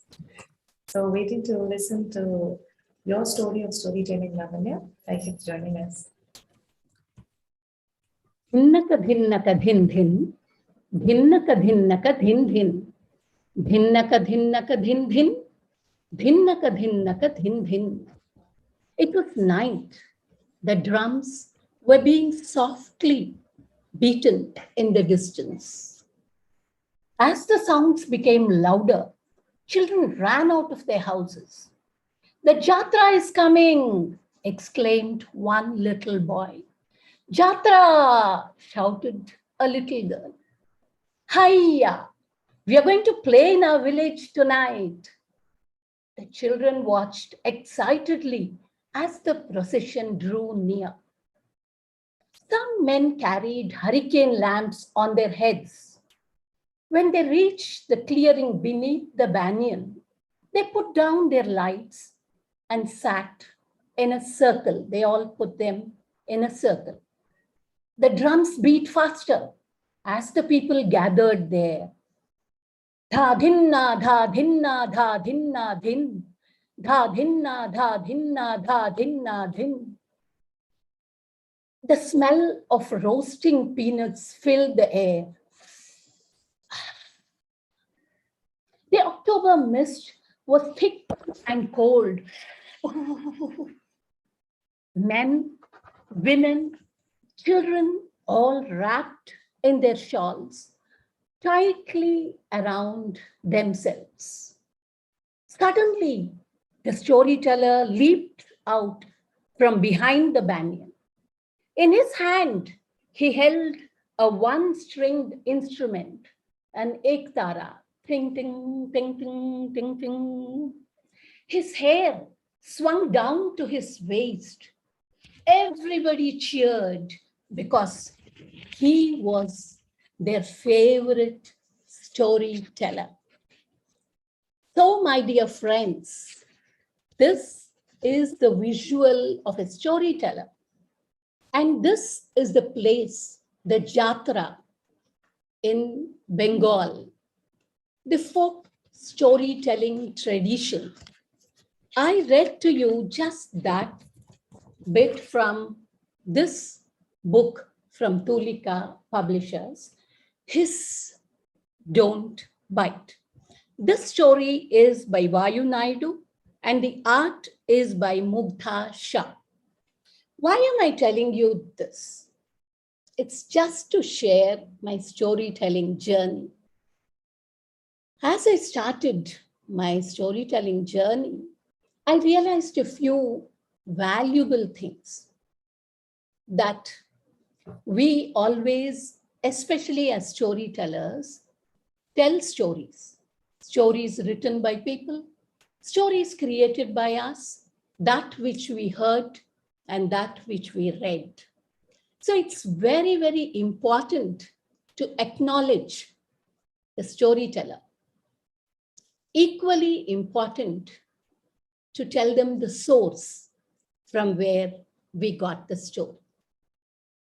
This is because of the ethics that are involved. Because the very many questions that were asked when the paper presentations were invited, these questions always ran in my head. Whose story are we telling? Who is telling the story? And are we appropriating? What about the cultural appropriation? These questions come up as storytellers and as academicians. Kadalina ponore, kana vanila ponore, kadalina ponore, kana vanila ponore, poi varum polenda kondu varum. Poi varum polenda kondu varum. Kai niraya, poi varum polenda kondu varum. Padinaram ravile, paladai tirayile, mansa kanika manike, manikam kondu taramo.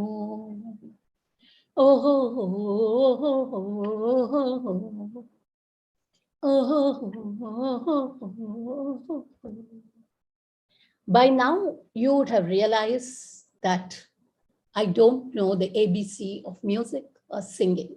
But why do I do that? This was the little girl who danced to this Malayalam song. I didn't know one word of Malayalam, but this song is still there fresh in my mind, where I danced with many people, and there were these gestures that were taught to me. Today we call them choreographers, but in our school, there was a dance teacher who gave us, and these were just mudras for me, the symbols for expressing. And that meaning has stayed with me till today. Sandamamarave, Jabil irave, Kondekirave, Gogupuluteve, Sandamamarave, Jabil irave. So this is the song that I listened to when I was a small kid. This is my mother tongue.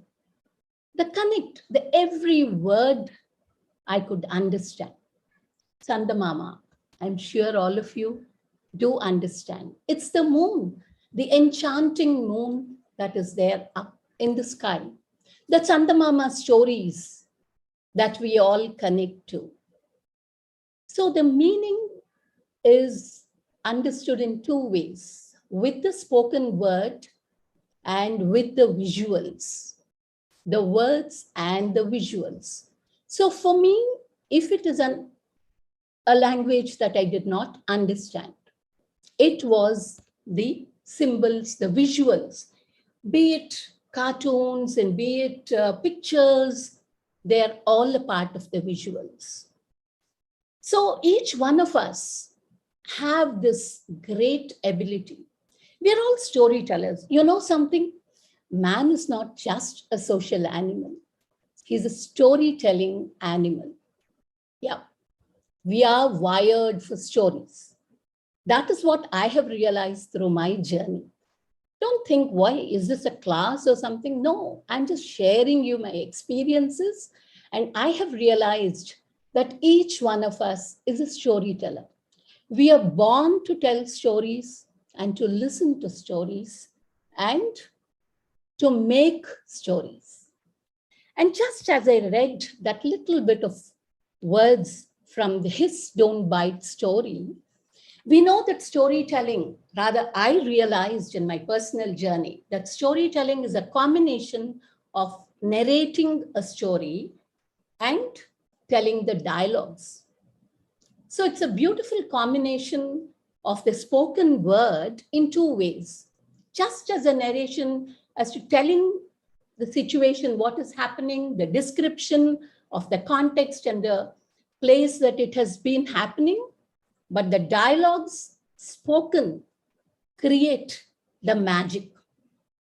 They make you feel that the story is happening here and right now. Yes?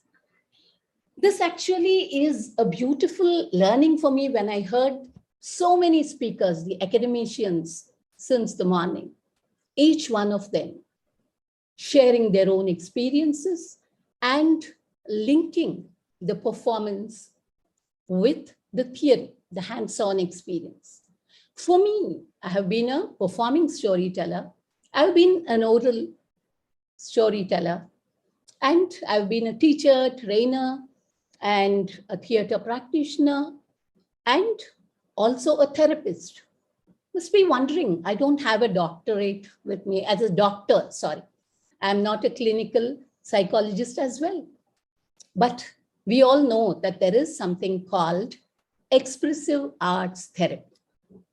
Just like music, just like dance, storytelling is also a therapeutic tool. When we tell the words, the spoken words, remembering the instances, our own memories, our own experiences, let them be sad, let them be joyful, whatever it is. When we retell those experiences help us to restructure our lives, to redesign our future. I heard somebody also mentioning that once the story is told, the story is dead. I do understand, but in the morning paper, they also said that the story would rise again, just like a phoenix. Yes, rising again from the ashes. This is what I realized in my storytelling journey, that storytelling, the difference between an essay, they have the three parts. I mean, pardon me because I keep transitioning between the theory and the experience, because I also happen to teach narratives and storytelling as a guest faculty in the National Institute of Fashion Technology, Chennai. So I feel sometimes I become a student, sometimes I become the teacher, sometimes I'm the storyteller, sometimes I'm the listener. So storytelling merges these parallel worlds so beautifully. When the storyteller, the listener, and the characters in the story all come together, they merge, and that is when the rasanubhava is created. The beautiful feeling that fills your heart. Okay, now this brings us to Bharata Muni, the great person who has mentioned. Of course, we have Bharatanatyam dancers and Kathak dancers and so many others who all have their experiences and their theories that they have learned from Bharata Muni. And those are the emotions, the Navarasas. So I will be going back and forth, because that is how our stories are. They're multi-layered. So when a narrative artist or a storyteller tells the story and suddenly slips into the flashback or suddenly goes into the future. So these are all beautiful journeys that each one of us have gone through. I would like to share with you one small thing, how these visuals impact us, because what exactly is storytelling? We'll have to go back to the first question. So is it just telling a story? Maybe, but no, not just that. I realized that storytelling is much more than telling a story. Then what exactly is that? I wondered, and then I realized that telling a story is just telling, and the story becomes important. As I told my students, when they asked me what is the difference, then I realized that telling becomes important in storytelling. That is the style, that is the presentation, that's how we communicate. When the concept and communication are important, the story, the content is important in the story. It's the way we communicate that makes us the storyteller, that creates the magic, that creates the impact. Yes. So I must here first thank Deepa Kiran, who has been a wonderful storyteller and a great human being. Our paths kept, crossing since a long time as a teacher, as a trainer, or in the academic paper presentation sessions, or as performing storytellers. So I would fail in my duty if I do not thank her for this wonderful opportunity. And of course, INDICA, Team INDICA, you are my dream come true. Because as an academician and as a storyteller, this beautiful thoughts keep crossing my mind all the time. I'm always preoccupied with so many thoughts that keep coming into my head. What exactly is a story? And how do we tell stories?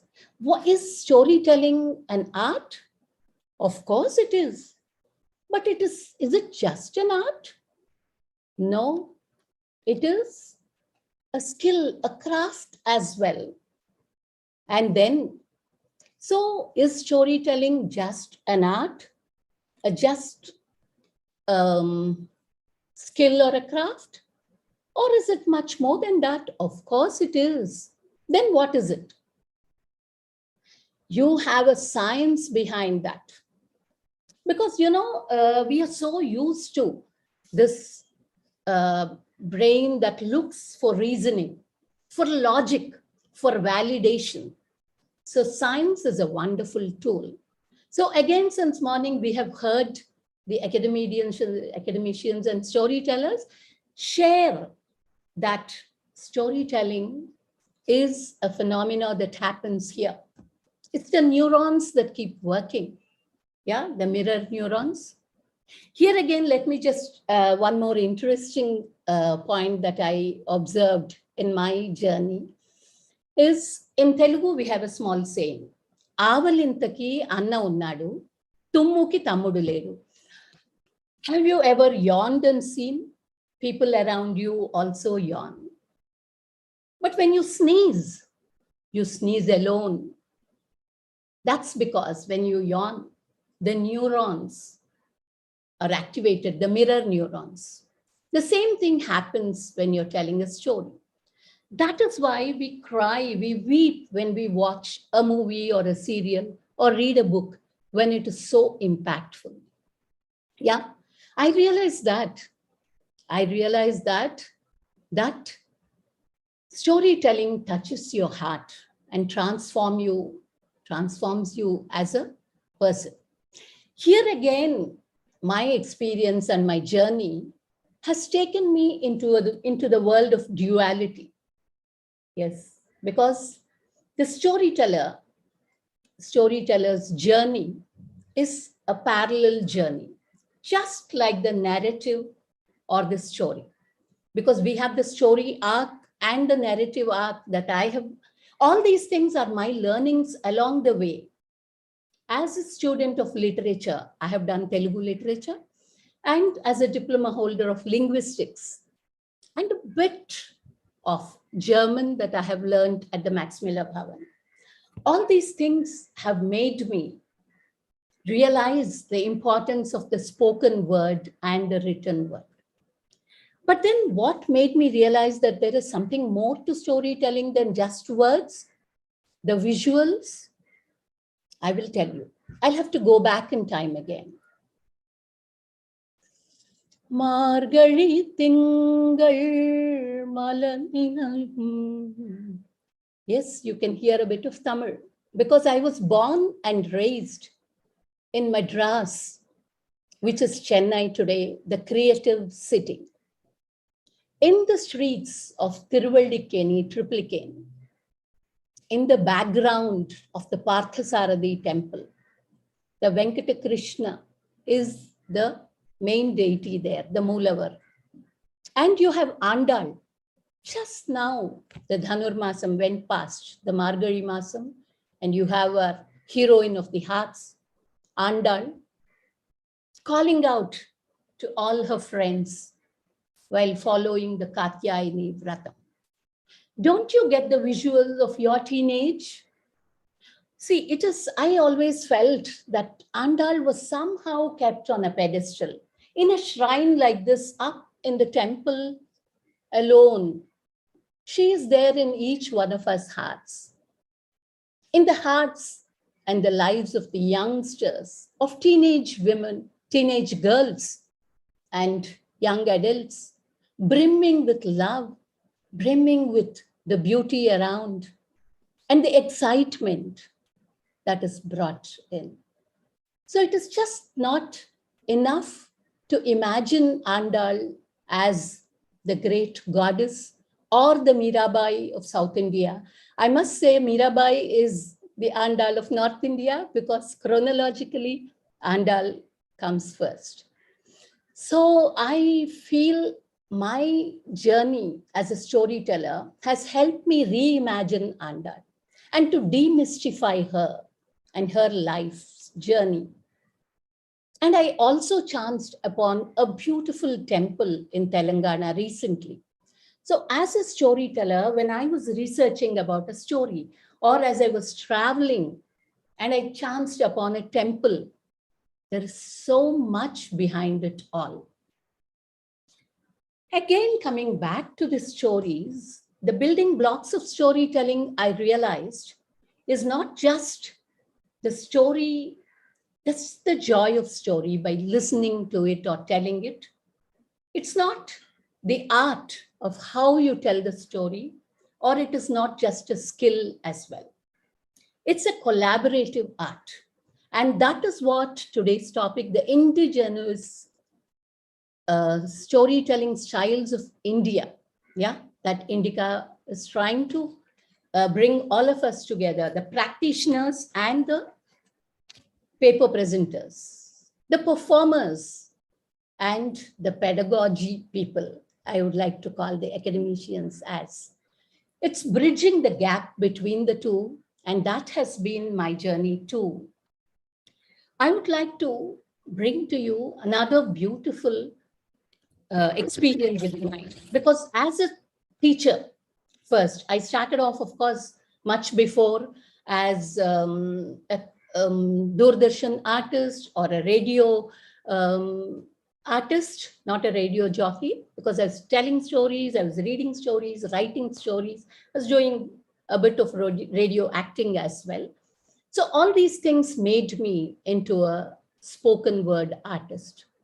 But Madras or Chennai, the creative city, and the place that I grew up, and my own family, I belong to a literary family, the Baladharapu family, and my neighbors were none other than the great Vidwan, Dwaram Venkataswamy Naidu. We grew up in their house.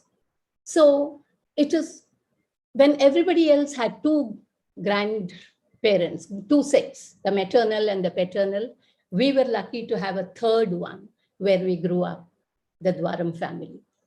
So these are the things that make the storyteller in me. The arts, the music.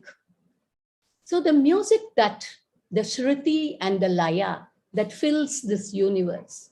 My storytelling journey has taught me one small thing. Just like just a couple of hours ago, there was a paper presentation about the parent as a storyteller.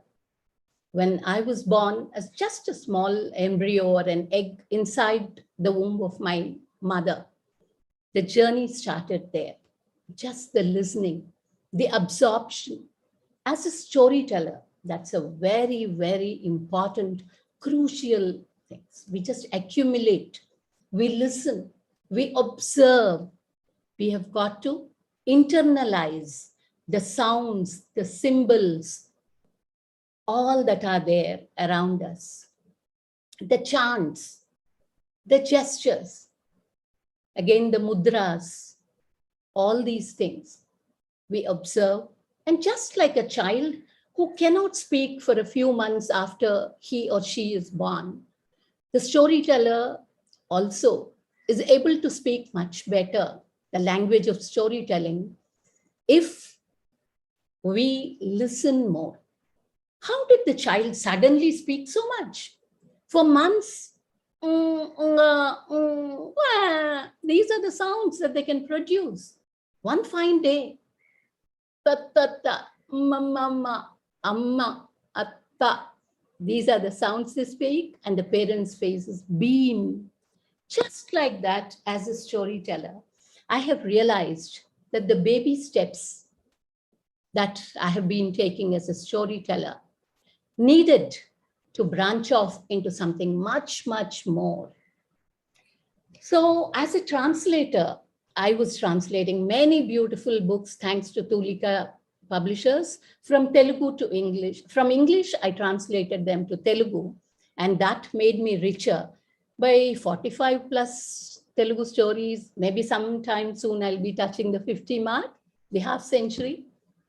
And again, let me tell you, the cricket matches, the Chepauk Stadium, the beautiful Marina Beach, the lighthouse, all of them were a background for me as a storyteller. That helped me to form.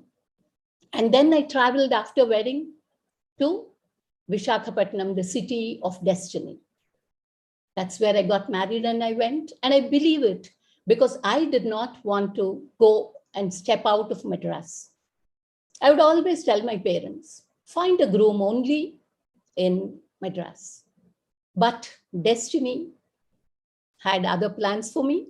And I went to the city, which is so beautiful, so picturesque. And I grew richer and richer by enriching my heart. And when I came back after traveling to Rajahmundry, the Godavari, so many places, Hyderabad, the Hussain Sagar, the beautiful Charminar, and the lovely bangles, all of them added the aesthetics to my journey as a storyteller. The art, the appreciation, and the aesthetics, all put together, the melting pot has become the Kathakshetra. First, my journey as a storyteller, somewhere along the way, I wanted a logo for my Katha Kamamishu. In Telugu, Katha Kamamishu means story and its story. And then it had this international and cross-cultural feel of a Japanese term. Don't you agree with me? Kamamishu. I said, my God, this has Katha Kamamishu, the Telugu, my mother tongue word, but which has a universal and a global appeal. So I named Katha Kamamishu. And I made it the platform. And that journey took me back to Chennai with these beautiful storytellers. And let me tell you, my journey has never been in isolation. If you just remove the names and the places and contexts, it can be anybody else's journey. The journey is always a collaborative one. Just like our narrative arts, Ayo re, ayo re, ayo re, ayo re. Ayo re, ayo re, ayo re, ayo suno na.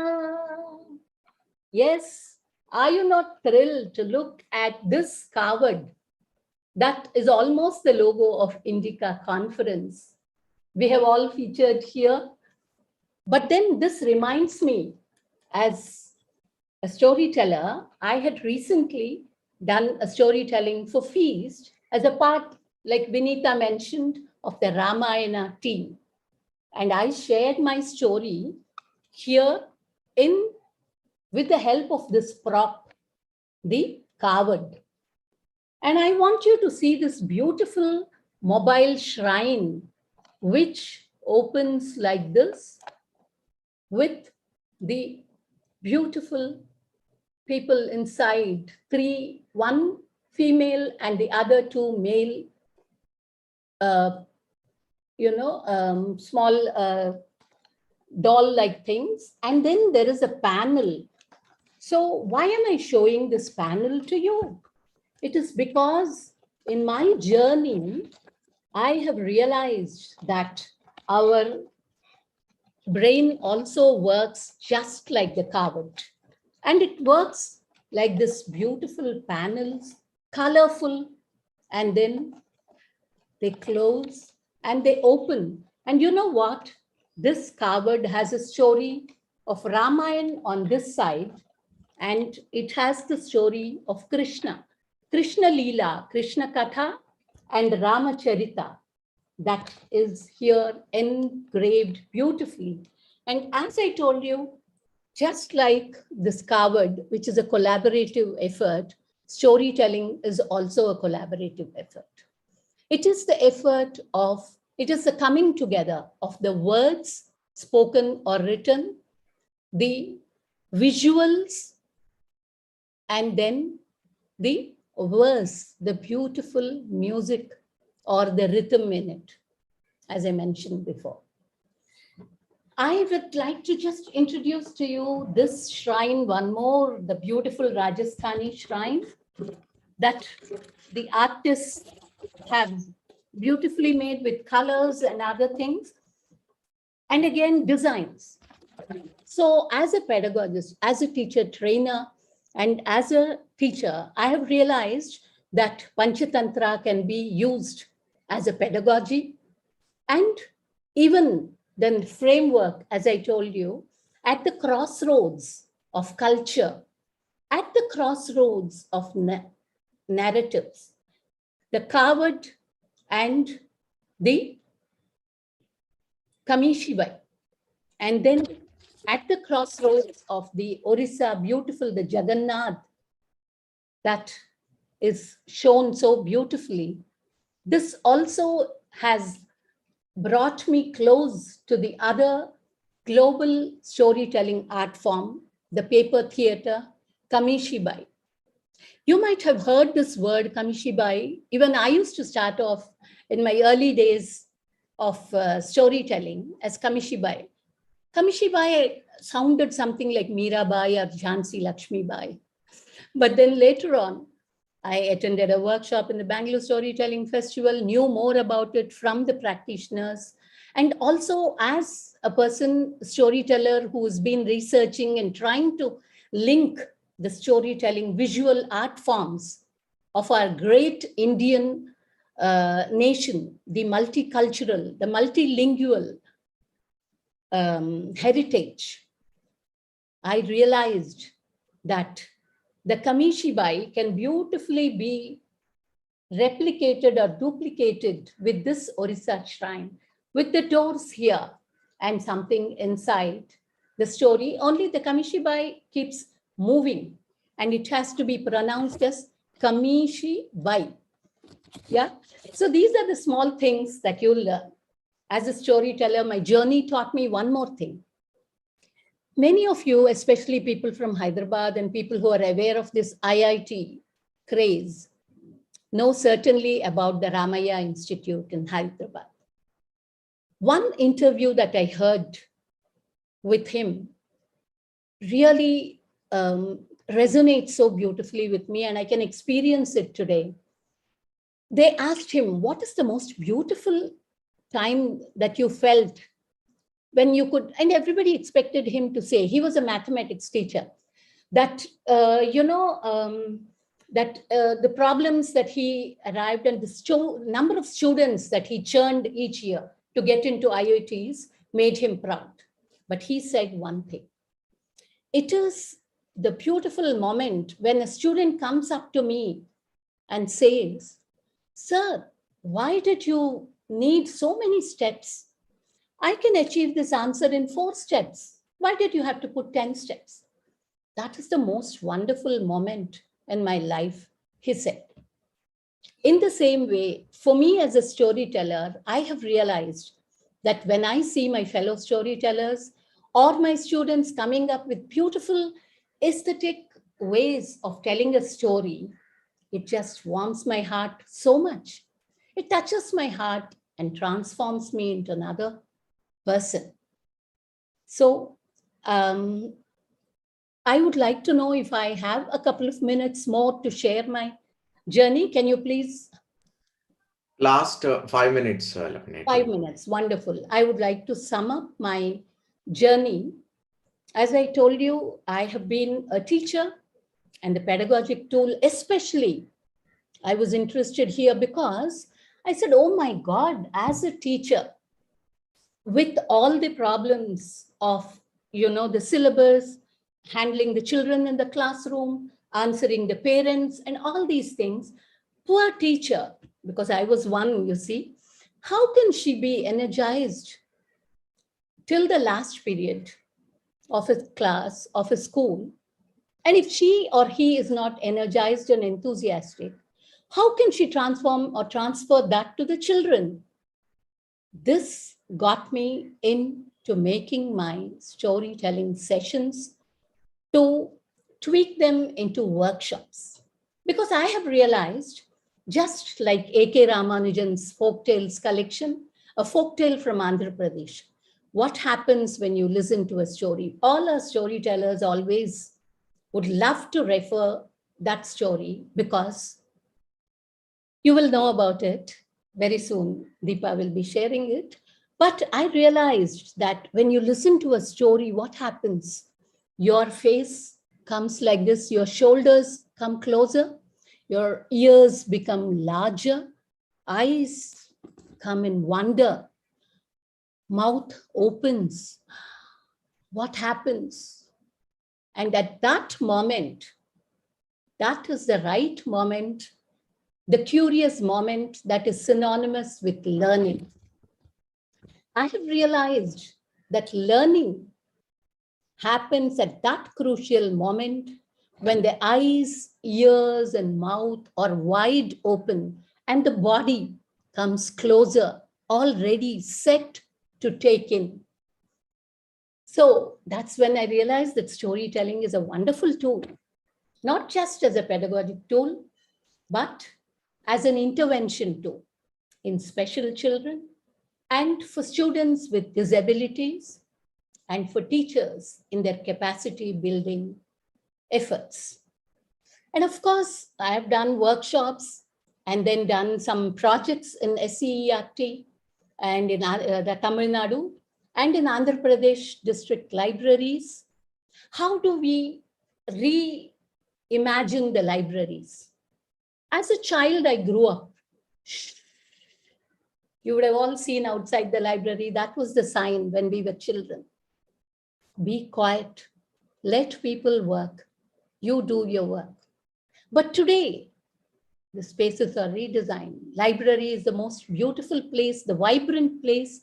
So we were trying in Andhra Pradesh with grade 1, 2, 3, 4 librarians, how to make the library more vibrant with storytelling sessions, with art forms, and with human libraries. Are you wondering what a human library is? I know many of you know it as well. People with rich experience and expertise, when they come to a library, all the others come sit and listen to them. the human experience and the expertise definitely is passed on to others. And that experience is what gives hope to the children, especially in the rural areas. I have realized that. And then as a trainer, and just one more minute, I would like to remind you about what I associated with learning and the narratives when I spoke about what is storytelling. Not just an art, not just a craft, but a science. Because I picked up somewhere along the way that the brain learns in a different way. It doesn't require any language. Though we oral storytellers depend a lot on the spoken word and the written word. Just like in communication, it's just 7% that is verbal, everything else is non-verbal. As a trainer, I have realized that, and we all know that. In the same way as a storyteller, it's the 7% that is there, but the rest of it is all the body language, the tone, and then the voice culture. The way we speak, the way, hey, what are you doing here? That power is used to symbolize or to show power, to show huge animals, to show strong men or women. Hey, what do you want?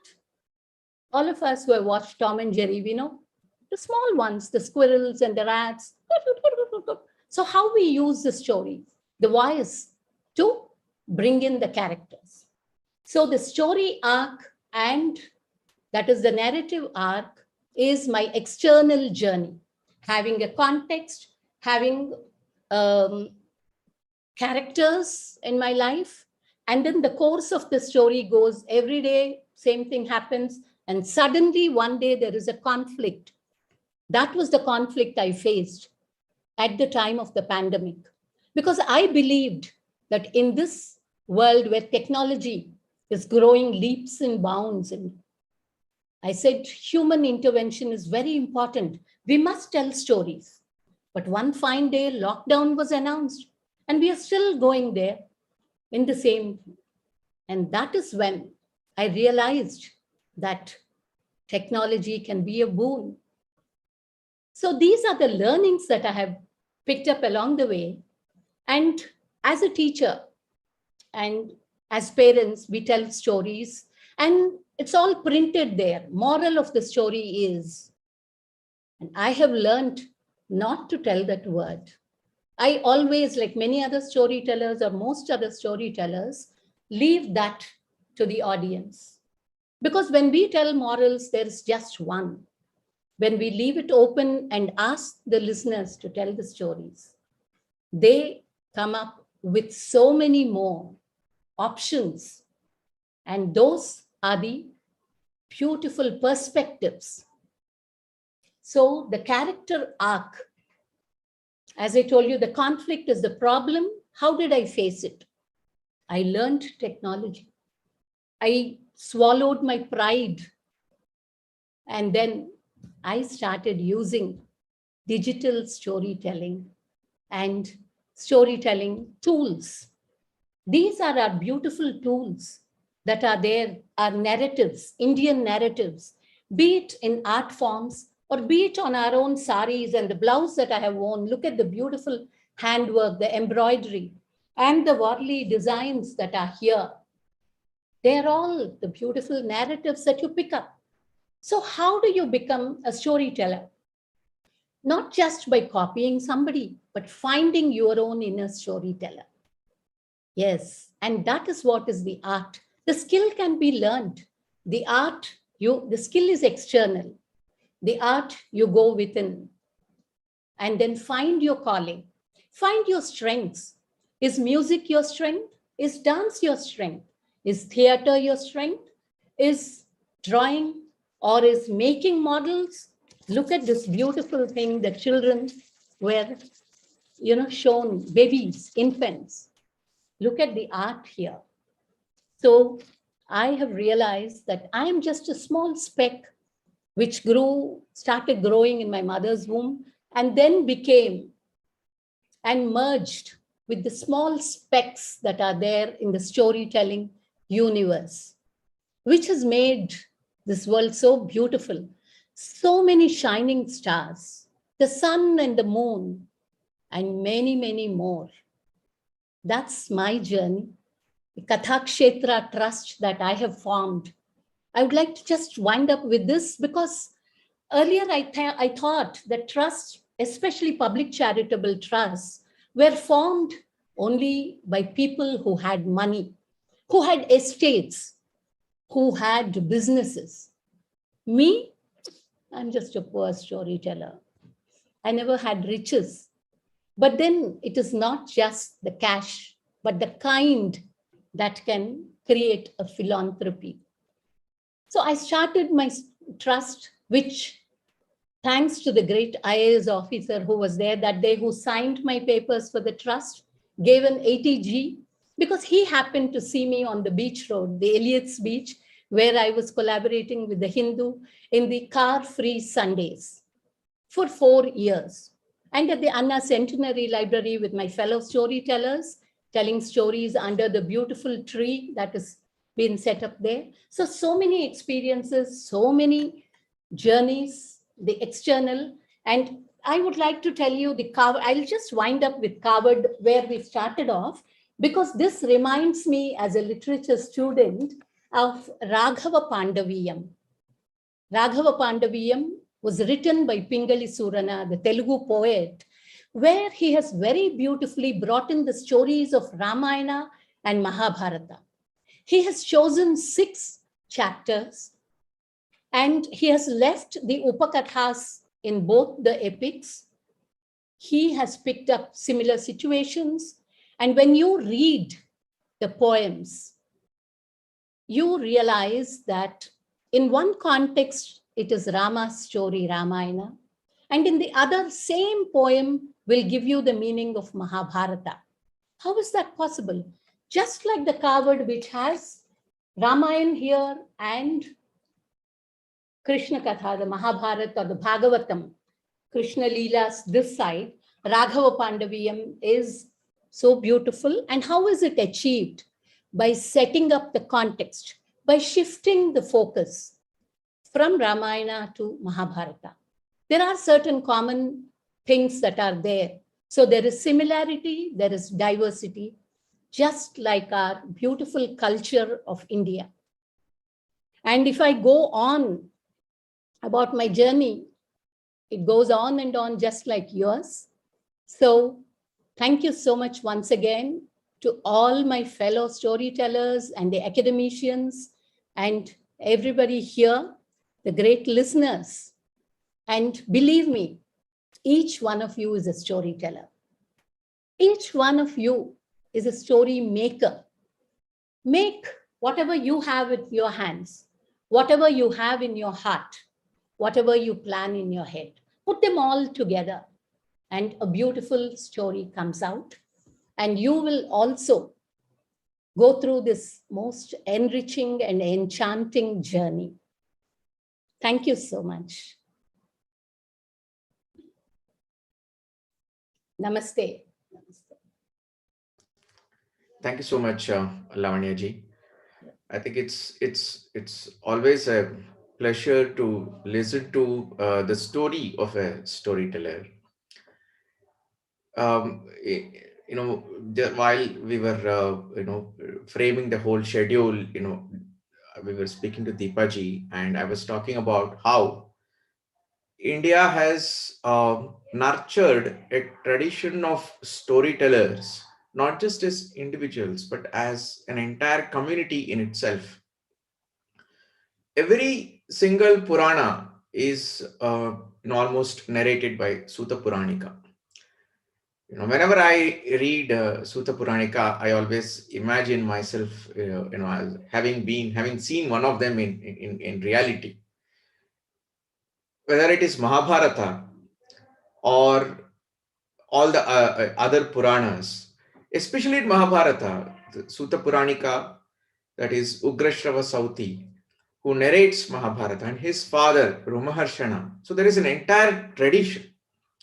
A community has dedicated its life to nurture civilizational stories and continue that over a period of time. And you can see that even in the modern times, in the recent times, you can see the Harikatha Sampradaya, where it is a family tradition. It's a community. So in some ways now, of course, the tradition is morphing because of all the new instruments and new situations, new contexts, new dynamic set in the world. A new set of skills are required now to recreate the same old tradition and continue forward. And in that, the contribution of stalwarts like Lavanyaji is extremely important. And today we listen to at least 5-6 such modern Sutta Puranikas, I would say. And this is like we've been discussing, this is a conference of academics, practitioners, storytellers, and aspiring practitioners, and stalwart Sutta Puranikas. And in this, whatever change happens in the world, whatever new instruments will come, Bharatiya Parampara will always have a way to reflect our knowledge in that modern form and ensure that we have our own bards in the modern, in those contemporary realities. Yeah, thank you, Shivakumarji. Just one point I would like to add here. The card which you have beautifully chosen as the visual representation of the INDICA conference, it is also showing the journey of storytelling, because Harvard is a collaborative storytelling. There is the artist who has painted, and more importantly, there is the carpenter who has put the mechanism of the doors and the panels, and then the Kavadiya Bhatt who sings the story. In the same way, in our Indian storytelling tradition or across cultures, it is the tandem storytelling and the polyglot storytelling that we storytellers are experimenting with, that has each individual journey, and then the coming together, the convergence. And then the and then just the moving, going out, coming together. It's like a kolatam, it's like a dance, it's like a choreography. Beautiful imagery of kolata. And I think the times also introduces its own forces where people have to diverge, and then we always figure out how to converge as well. I think it's a beautiful day. I'm sure all of you have enjoyed. Deepa ji, you would like to say something? Yes, thank you to everyone, to all the panelists, Lavanya, that was beautiful, and everyone else. Very meaningful and engaging presentations, and insights and exchanges also happening so much. Rich day. Thank you, everyone. And all those who have come attending with your presence. That's what storytelling is about. There is always a teller and a receiver. So like I was just hearing yesterday about the idea of Bahushruti, one who gets to listen a lot. And today has been one of those days. And a Bahushruti is also apparently another word for a Jnani, a wise one. So hopefully we're all leaving back carrying a little more wisdom and knowledge with us. So thank you, everyone. Thank you so much. With this, I think Dr. Nagaraj is not there. With this, we come to the end of the day one of this glorious journey. Personally, it was a greatly fulfilling day, I must say. And I'm eagerly looking forward to another beautiful day tomorrow. I request all our panelists, all our audiences to join us in this beautiful journey tomorrow as well. And have a good day, all of you. Shubhamastu.